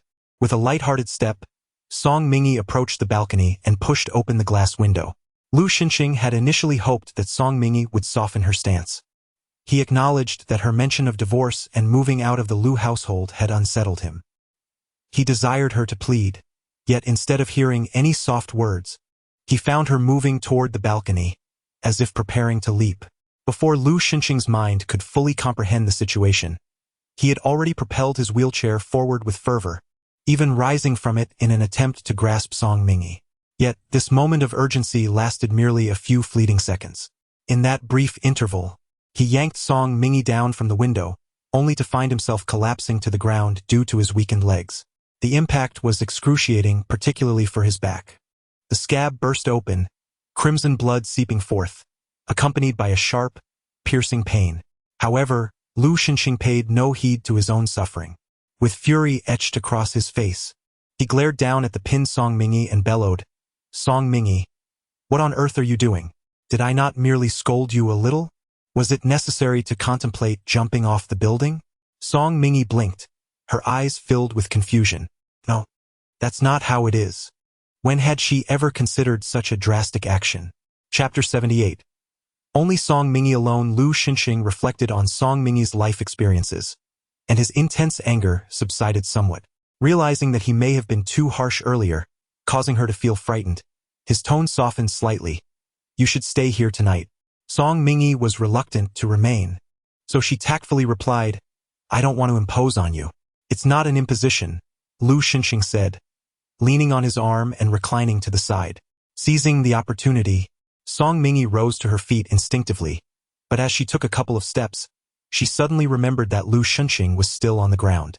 She turned back to assist him. Lu Xinxing allowed Song Mingy to support him as he turned to look at her. "Be careful. Take care," Song Mingy cautioned with meticulous concern. Her eyelids fluttered slightly, her long eyelashes casting shadows over her dark almond-shaped eyes. With a delicate nose and refined skin, she exuded an aura of innocence. Thump! That was the sound of Lu Xinxing's heart racing uncontrollably. He quickly averted his gaze, suppressing the fleeting chaos within. Unbeknownst to her, Song Mingy remained oblivious to Lu Xinxing's unusual behavior as she helped him sit on the edge of the bed. It was then that she noticed the bloodstains on his shirt, vivid red and glaring. Furrowing her brow, she exclaimed, "Your back wound has reopened. Let me call a doctor." As she spoke, she reached for her phone to contact Dr. Xie, but her wrist was suddenly grasped. "Do not call a doctor," Lu Xinxing insisted. "Handle it yourself." Lu Xinxing considered Song Mingy to be somewhat lacking in intellect. Today, the members of the Lu family were all present, and as the recently wed Mrs. Lu, Song Mingy was undoubtedly the center of attention, with every one of her actions scrutinized by countless eyes. Should it come to light that a doctor was summoned this evening, it would undoubtedly invite a flurry of gossip regarding her. After all, she was alone in the room tonight. Song Mingyi understood the implications. With Lu Xinxing's impaired mobility and frail health, many in the Lu household were poised to take advantage of the situation. The moment Lu Xinxing exhibited any sign of weakness, it was feared that numerous opportunists would pounce, leaving him overwhelmed in the aftermath. As Song Mingyi removed Lu Xinxing's shirt, revealing his back, she noted the thick scabs from the sulfuric acid burns, which had been torn open multiple times, rendering the wounds even more grotesque. The injuries resembled gaping mouths, oozing a deep crimson hue, with blood flowing like scattered pearls, creating a rather harrowing sight. Frowning deeply, Song Mingyi cautioned, "Mr. Lu, it is imperative that you remain still. If the wounds tear again, it will become quite troublesome. Should the injuries fail to heal properly and lead to infection, we cannot predict what may befall your already fragile condition." Lu Xinxing winced slightly from the pain, his brow furrowing. Upon hearing Song Mingyi's words, he retorted with a scoff, "You ought to be grateful to me. Had I not restrained you, you would have sustained far worse injuries from jumping off the second floor." Song Mingyi was taken aback. "I never intended to jump," she protested. "I merely sought to step out of the window for a change of scenery to sleep." Truly. However, Song Mingyi felt that no amount of persuasion would convince Lu Xinxing, so she lowered her head in acquiescence. A moment later, she inquired, "What about Lu Jingfan? If he truly kneels in the courtyard for an entire night, the old man will undoubtedly be displeased upon discovering it tomorrow." The elder was not oblivious to the disputes among his descendants, yet he always yearned for familial harmony. Lu Xinxing's gaze remained indifferent. "Grandfather will never witness Lu Jingfan kneeling over there." Upon lifting her eyes, Song Mingyi caught a fleeting glimpse of murderous intent flickering across Lu Xinxing's countenance. She chose not to speak further and focused intently on treating his wounds. Recently, Song Mingyi had been utterly exhausted, nearly collapsing into sleep at the slightest opportunity. This led Lu Xinxing, who had assumed that, in the cover of night, with their newfound intimacy lying side by side, she would take the chance to leave some marks on him, thus causing Lady Lu to misunderstand the following day, to wear a dark expression. If he had not misheard, Song Mingyi was indeed snoring. Lu Xinxing's handsome face darkened. He felt an overwhelming urge to shake Song Mingyi awake. Did she truly consider sleep more important than him? The rhythmic sound of her snoring served as the most eloquent response. Lu Xinxing, utterly exasperated. Perhaps Song Mingyi was sleeping too soundly, as Lu Xinxing soon succumbed to slumber himself, the call of sleep luring him into dreams. Lu Jingfan's head jolted suddenly, his body tipping to the side. He awoke with a start. Kneeling through the night, his knees ached and tingled, as if thousands of steel needles were relentlessly piercing him, each stab a heart-wrenching pain. He felt an acute chill. The season was nearing October, and the nighttime temperatures had begun to drop. Despite wearing a thick coat, he shivered with cold, and the thought of Lu Xinxing and Song Mingyi sleeping soundly only deepened his anger and frustration. Lu Jingfan could not help but glance at his phone. 3 o'clock in the morning. There were still 2 hours until the old man usually rose. In other words, in 2 hours, his grandfather would see him kneeling here, aware of how Lu Xinxing often bullied his cousin. It was well known that the old man despised sibling discord above all else. The thought of Lu Xinxing facing punishment from their grandfather filled Lu Jingfan with exhilaration. This time he was determined to extract a piece of flesh from Lu Xinxing, if not his very life.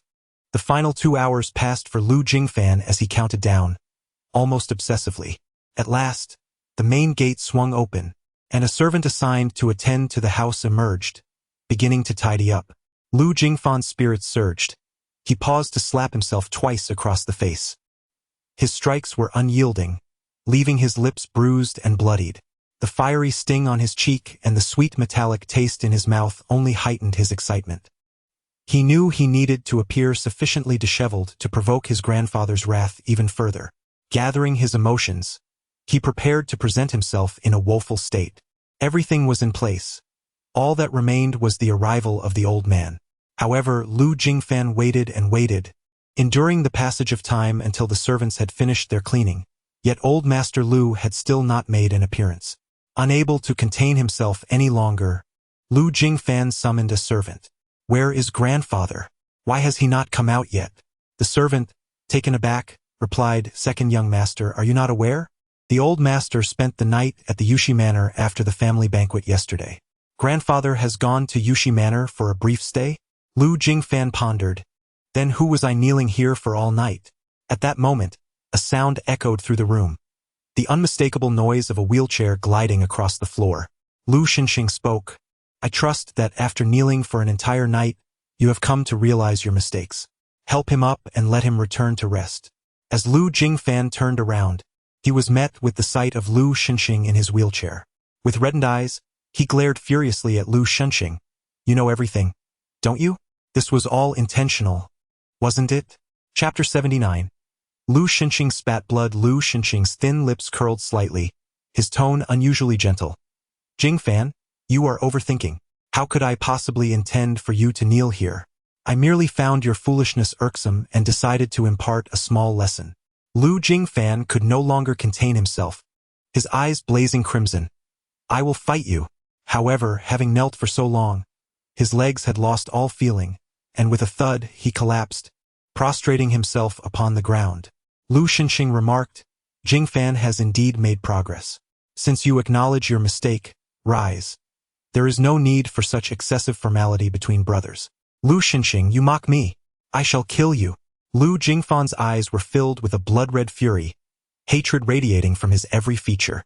Lu Xinxing leaned down, grasping Lu Jingfan's chin and lifting it sharply, gazing into the depths of his eyes filled with animosity, and suddenly smiled.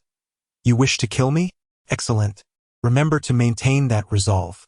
He drew closer to Lu Jingfan, his voice laced with menace. "Otherwise, I shall take your life." Lu Jingfan froze, his countenance pale and stricken, his body trembling with fear. A single utterance from Lu Xinxing stirred the deepest terrors within him, his fear of Lu Xinxing. After enduring a night of kneeling, this provocation caused him to faint. Lu Xinxing clicked his tongue, finding it laughable that someone with such little courage would dare covet his possessions. "Jingfan! Jingfan!" Yang Chuanhua's anxious voice broke through, accompanied by the chaotic sound of high heels striking the ground. Lu Xinxing flicked his wrist, casting Lu Jingfan to the ground. As he turned, he was met with the sight of Yang Chunhua rushing towards him. He spoke coolly, "Aunt is here. Perhaps you should take Jingfan home for a look. He is far too frail. After just a few words, he has fainted. If it weren't for your deliberate torment of my son, forcing him to kneel, would he have fainted?" Yang Chunhua roared in response. Lu Xinxing's gaze swept over her with indifference. "It seems my cousin's ailment is contagious. Look, even Aunt's speech is not quite normal." His voice was barely above a whisper, laced with a hint of mirth. Yet to Yang Chunhua, it resonated like the whisper of a demon, causing her to shudder, and her anger dissipated in an instant. Yang Chunhua hastily retorted, "No, I'm quite normal. I merely became overly agitated upon seeing Jingfan collapse. It was unintentional." She added, "Of course, I am more than willing to believe in Aunt's words. Aunt, do not linger. Please take cousin back at once." Yang Chunhua complied, immediately rushing to support her son. Lu Jingfan, standing at 180 centimeters and weighing around 150 pounds, was a considerable burden. After years of living in comfort, Yang Chunhua found herself struggling with the weight. She nearly stumbled as she exerted herself. Yet, she dared not call for assistance, gritting her teeth and steadfastly helping Lu Jingfan tremble away. Yan Zhang could not restrain himself, saying, "President Lu, by provoking them so, both the second madam and second young master may be driven to madness." Lu Xinxing remained silent, pulling out a handkerchief to cough discreetly. When he revealed the cloth, it was stained a vivid red. Yan Zhang gasped, "President Lu." Lu Xinxing frowned and asked, "What are you shouting about?" Yan Zhang immediately swallowed the words that were about to escape his lips. He cautiously glanced around, ensuring no one was paying attention to them, before speaking in a low, trembling voice, "Mr. Lu, I will call old Xie right away to have him examine you." "No need," Lu Xinxing replied, tucking the handkerchief into his pocket. "Return to the company, Mr. Lu." Lu Xinxing's gaze swept over, causing Yan Zhang to fall silent, his heart heavy with concern. However, he dared not express it outwardly. Lu Xinxing's health was of utmost importance. Not only he, but anyone would be unable to bear the weight of any misfortune befalling Lu Xinxing's body. Yan Zheng gritted his teeth and declared, I will have the Dark Department expedite the search for Ji Qihuang. Even if he is at the ends of the earth, I will bring him back. A faint smile graced Lu Xinxing's lips, his expression softening. Yan Zheng assisted Lu Xinxing in walking away, oblivious to the shocked gaze of a servant concealed among the trees, staring at the spot where Lu Xinxing had just stood. Young master. He spat blood. In the courtyard of the second house, Lu Jingfan had already awoken. Yang Chunhua directed the servants to apply medicine to Lu Jingfan's knees, which were severely swollen from kneeling all night. With a sharp slap, Lu Jingfan struck the servant across the face. His features contorted in anger as he shouted, Do you want to kill me with pain? Seeing her son in agony, Yang Chunhua joined in, delivering a slap of her own. Useless. You can't even apply medicine properly. Hurry up and get out. The servant, feeling wronged, fled in tears. Lu Jingfan remained aggrieved, reaching out to knock over the lamp beside him, only to inadvertently cut his hand in the process. The pain elicited a cacophony of distress. Jingfan, be careful. Look what you've done to yourself. Yang Chunhua, witnessing her son's injury, felt a pang of deep sorrow. With reddened eyes, Lu Jingfan shouted, Mom, I want Lu Xinxing to pay with his life. He has humiliated me, and I shall demand retribution in blood. Very well. I shall assist you. We nearly took Lu Xinxing's life before, and we can do so again. Yang Chunhua readily agreed, though uncertainty gnawed at her heart. The last time she successfully plotted against Lu Xinxing, it was with assistance and an element of surprise. Now, having narrowly escaped death, Lu Xinxing was on high alert, making a second attempt exceedingly difficult. What troubled Yang Chunhua further was the fading opportunity to bide their time. Lu Xinxing had been ruthlessly purging their informants, and soon, their network would be entirely dismantled. At that moment, a servant from the main residence arrived. Once Yang Chunhua had seen off the servant, exhilaration coursed through her veins. Wonderful. Truly wonderful. It seems fate is on our side. Lu Xinxing has coughed up blood. Jingfan, quickly call the gentleman. Our moment is almost upon us. Lu Jingfan ceased his lamentations and promptly dialed a number. What is it?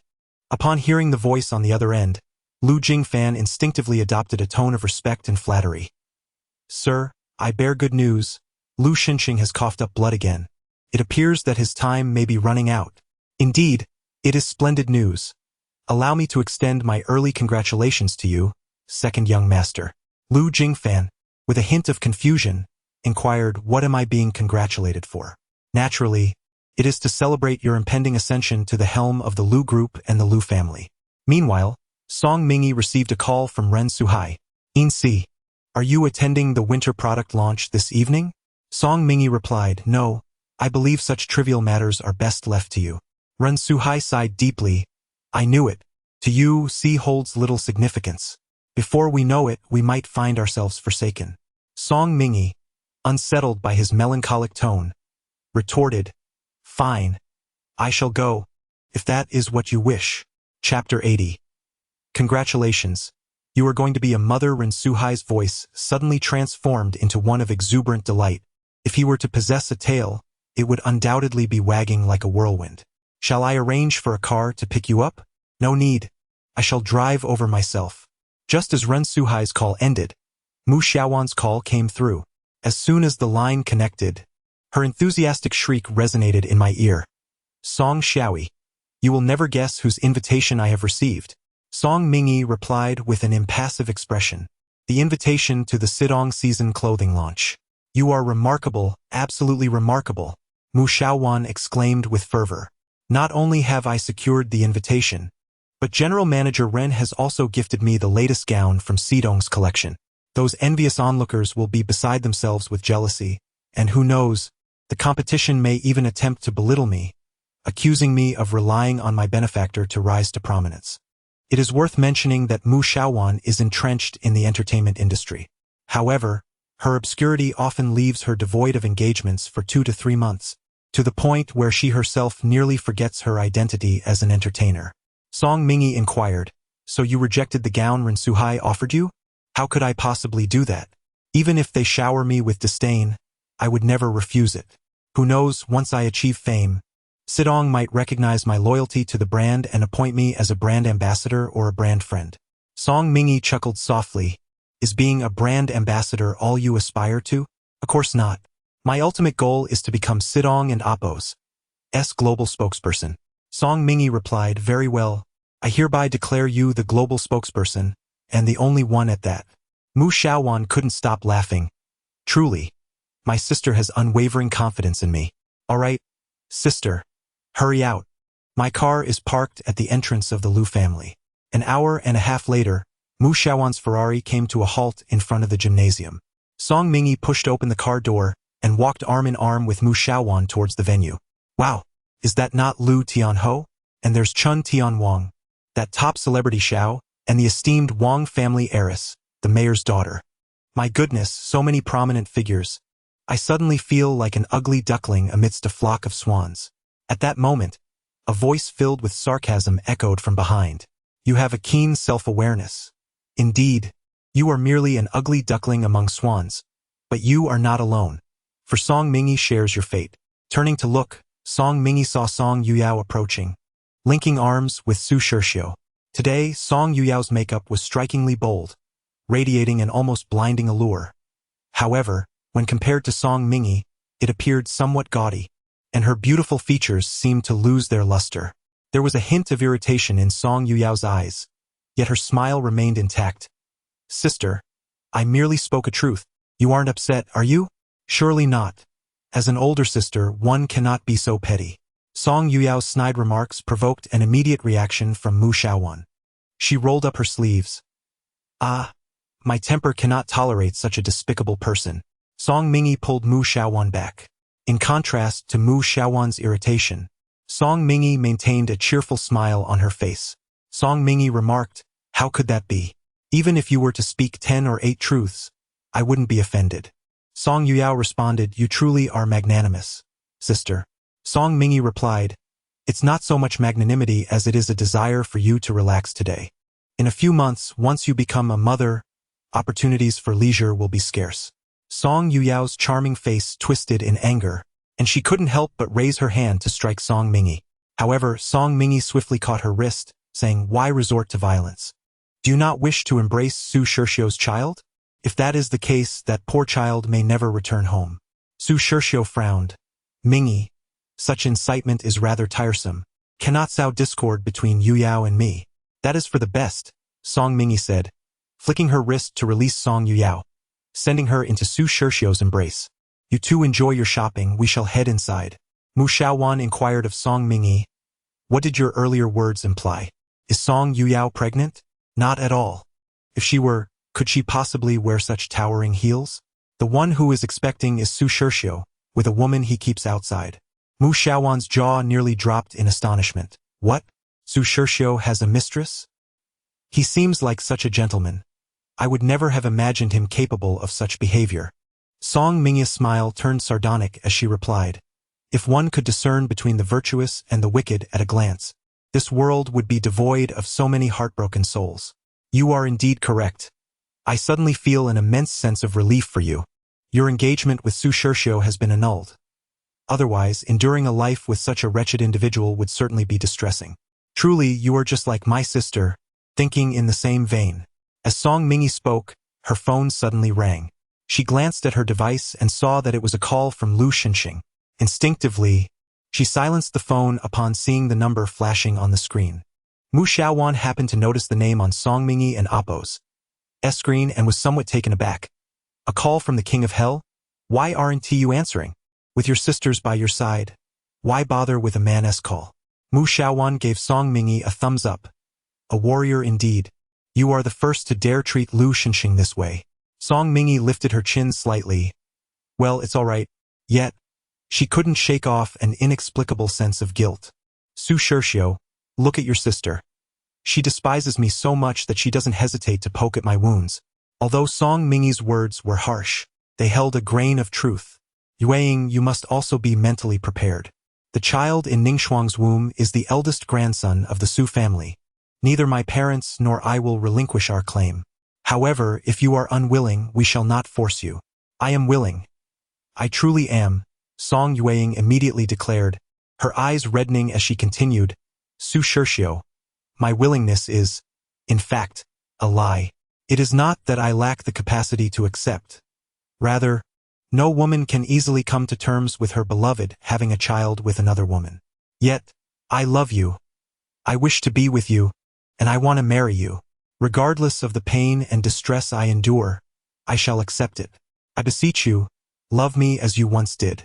Song Yuyao looked at Su Shirshio with a heart-wrenching gaze. Su Shirshio felt a twinge of softness in his heart. He enveloped Song Yuyao in his arms and declared, You are my fiancée. Since I have pledged my life to you, I shall not waver. Overcome with emotion, Song Yuyao clung tightly to Su Shirshio, saying, With your assurance, Shirshio, I feel much more at ease. Su Shirshio affectionately tousled her hair and chuckled. You truly are a foolish girl. Suddenly, a soft and delicate voice broke the air. Shirshio. Song Yuyao turned to see Chung Ningxiong, clad in a white dress, her eyes shimmering with innocence as she approached. Be careful, take your time. Su Shirshio immediately released Song Yuyao and went to support Chung Ningxiong, admonishing gently, Slow down, watch out for the child in your womb. You are quite grown, yet still unaware of the need for caution. Chapter 81. You may leave apologies. Chung Ningxiong stuck out her tongue playfully and continued, This isn't entirely my fault. It's mainly because the little one in my belly wishes to meet their father. As a mother, what can I do but bring this mischievous little rascal to see you? Su Shirshio playfully tapped her nose, saying, If the child knew they had to bear the blame for such a young mother, they would surely cry out in protest. Chung Ningxiong shrugged her shoulders, feigning innocence. Well, that's just their fate. After all, their mother is truly eager to see their father. Su Shirshio chuckled at Chung Ningxiong's words, his refined features softening further with a smile. Chung Ningxiong then asked, Xiao Yuan, would you like to feel the baby in my belly? I believe I can feel some movement. Really? Song Shiyuan exclaimed with delight. Is that true? Let me feel. Brother Shiyuan. Song Yuyao could not contain herself and cried out, her voice tinged with a sob. As Song Shiyuan turned, he was met with the sight of Song Yuyao, her complexion pale, eyes filled with disbelief and sorrow. Yuyao, he said, his tone filled with regret. I did not mean to overlook you. Chung Ningxiong nodded vigorously. Miss Song, you must believe in Xiao Yuan. He certainly did not truly ignore you. He simply couldn't resist when he saw me and the baby. Song Yuyao was certain she detected a gleam of provocation in Chung Ningxiong's eyes, her smirk seemingly daring Yuyao to become upset. Indeed, Song Yuyao felt her anger boil over and strode purposefully towards Chung Ningxiong. Alarmed, Chung Ningxiong instinctively shrank into Song Shiyuan's embrace. Song Shiyuan unconsciously wrapped his arms around Chung Ningxiong, adopting a protective stance as he held her close. At the moment when a slap was about to be delivered, Song Yuyao barely regained her composure. Recalling her mother and Appo's previous admonitions, she forced a smile and said, Ningxiong, you've arrived? Why didn't you call earlier? It would have been safer for Shiyuan to pick you up. Traveling alone poses a risk. What if something were to happen to the child in your womb? That would surely cause everyone distress. Chung Ningxiong was taken aback, surprised that this pampered young lady, Song Yuyao, suddenly displayed some sense. Upon hearing Song Yuyao's words, Su Shiyuan felt a surge of guilt within him. He grasped Song Yuyao's hand and expressed, Yuyao, you are truly remarkable. Thank you for your understanding. Song Yuyao playfully retorted, What are you saying? You are my fiancé. If I don't understand you, who will? She continued, How about this? You accompany Ningxiong to enjoy the show today, and I shall find a seat for myself. That cannot be, he insisted. I promise to accompany you to the show tonight. I will make other arrangements for Ningxiong. Song Yuyao glanced at Chung Ningxiong and noticed her expression was somewhat displeased, which made her inwardly smirk. Truly foolish. Did she really think she could outdo her? Meanwhile, Song Mingyi and Mu Xiaowan had ventured backstage, only to witness several medical personnel hurriedly carrying a stretcher away. Song Mingyi seized a staff member and inquired, What has happened? A model is experiencing abdominal pain and has been taken to the hospital, the staff member replied. Song Mingyi furrowed her brow in concern. Mu Xiaowan felt a twinge of anxiety. With the sudden absence of a model, Would the upcoming product launch be left in disarray? Surely not. C would arrange for a substitute model. No sooner had Song Mingi spoken than Ren Suhai's voice echoed from the dressing room. Can't make it? Don't tell me you can't come. Spare me the apologies. My launch is about to commence, and if you're not here, what are we to do? With that, Ren Suhai, brimming with ire, stormed out of the dressing room, causing everyone in his path to instinctively recoil. However, when they noticed that Song Mingi was not only unperturbed but was also advancing towards Ren Suhai, a glimmer of schadenfreude flickered in their eyes. Soon, they would witness yet another audacious young woman being chastised to tears by Ren Suhai. General Manager Ren, is it an issue with the model? Song Mingi inquired. Ren Suhai was about to call out Song Mingi's name when he suddenly recollected. Yes, the substitute model has encountered a problem and cannot attend. Do you have any recommendations? Indeed, I do. Song Mingi nudged Mu Xiaowan forward. She will do. Allow her to take the stage. Mu Xiaowan was taken aback by Song Mingi and Appo's sudden push, feeling utterly bewildered. Me? Song Mingi, are you jesting? I'm not joking. You are perfectly suited for C's design aesthetic. Before Ren Suhai could utter a word, a mocking voice interjected, an 88th tier nobody, and you think she can don In C and Appo's creations on the runway? Should this new product launch feature models of such a caliber, I foresee that the brand may soon descend from its esteemed pedestal. If that is indeed the case, I must decline to participate. The object of mockery is the lead model named Wen Yunqi. Although she is not a bona fide model, she is a top-tier starlet, and her professional prowess is commendable. Within the current entertainment milieu, she stands virtually unmatched. There is even a saying circulating in the industry. When Yunqi appears, who can contend? What adds to the trepidation is her youthful fanbase, known for their reckless fervor, earning them the moniker Yun fanatics. Typically, the swapping of models is a common occurrence. Even if Wen Yunqi held disdain for her counterpart, she would likely remain silent. Yet, the individual being replaced is Mu Xiaowan. Wen Yunqi and Mu Xiaowan debuted around the same time and belong to the same genre of female stars, their paths inevitably clashing. Moreover, Mu Xiaowan possesses a touch more beauty, which initially afforded her a more favorable trajectory than Wen Yunqi.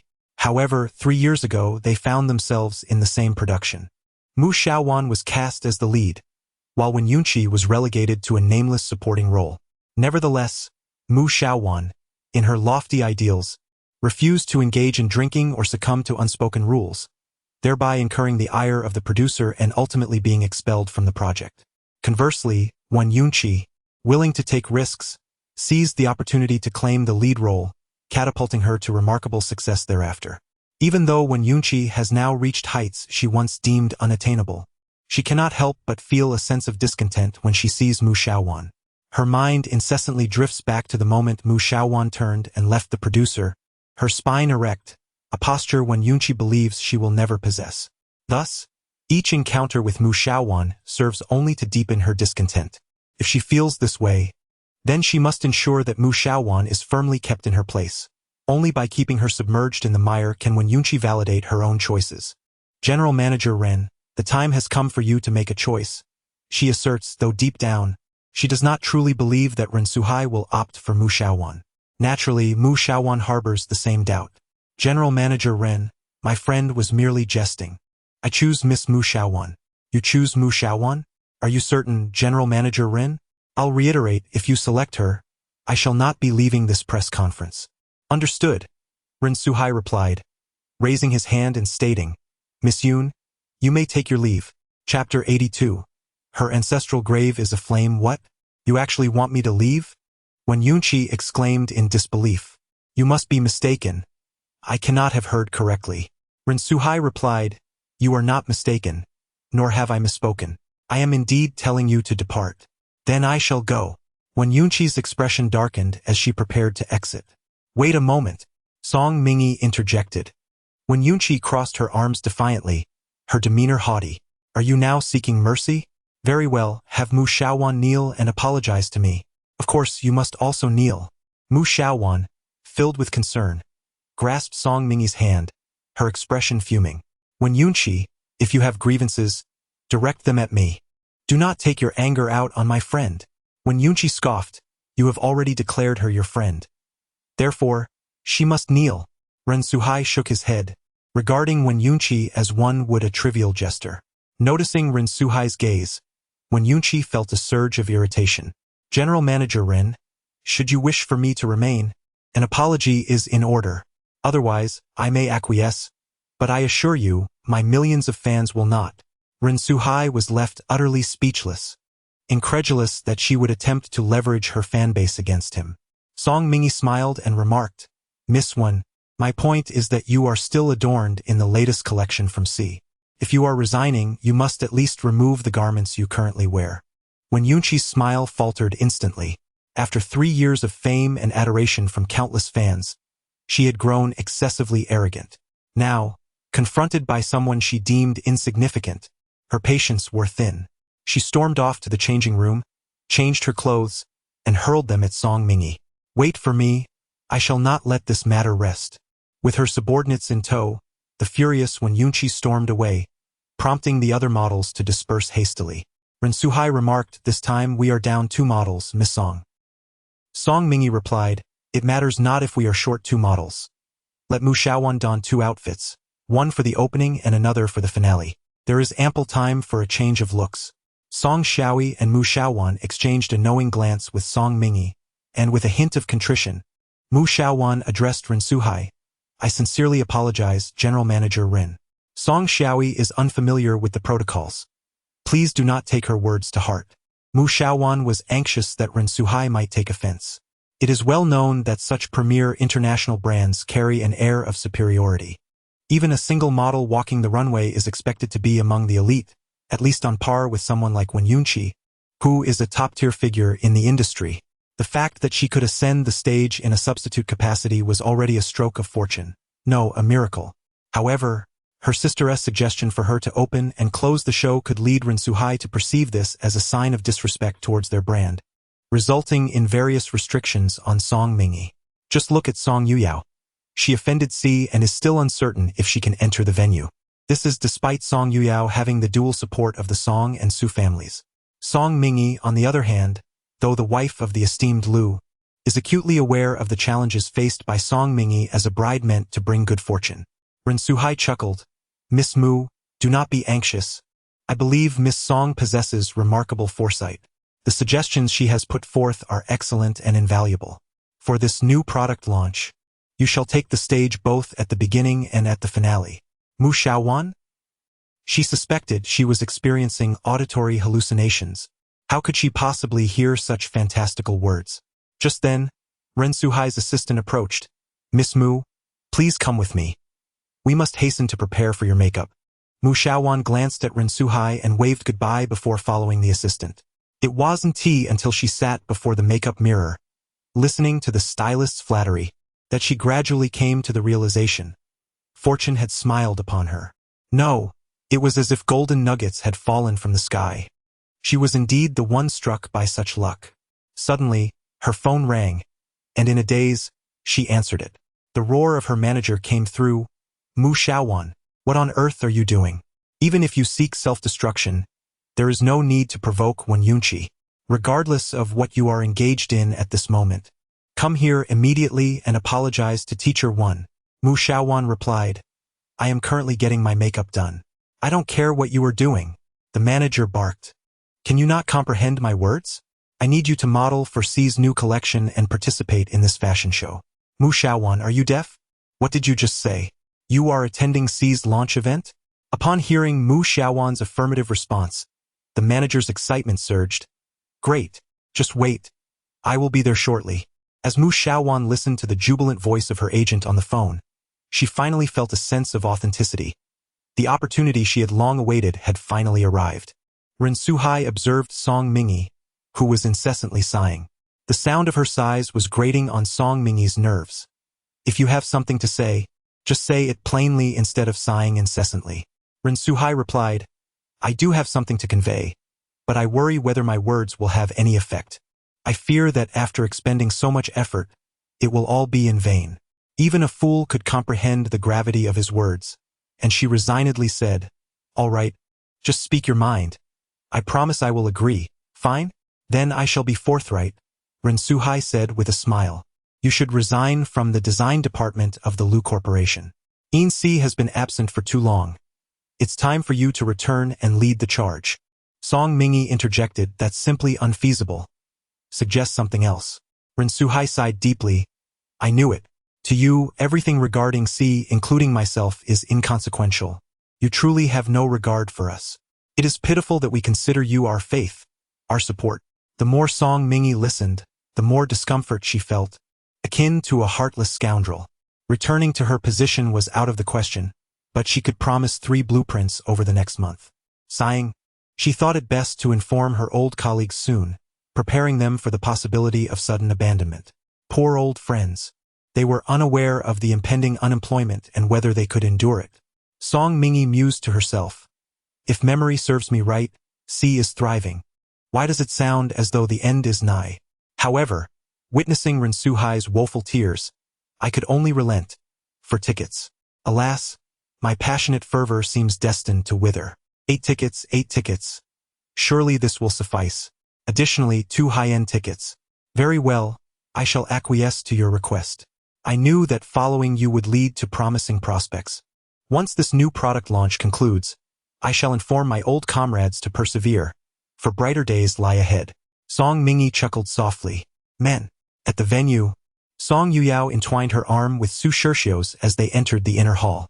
Observing Cheng Ningxuang, she felt a surge of satisfaction seeing her relegated to the back alongside nameless celebrities and lesser socialites. Did she truly believe that possessing a bit more flesh equated to holding a golden nugget? How absurd. As Song Yuyao elegantly settled into her seat, poised to flaunt her number card, she suddenly realized there was no number card at her place.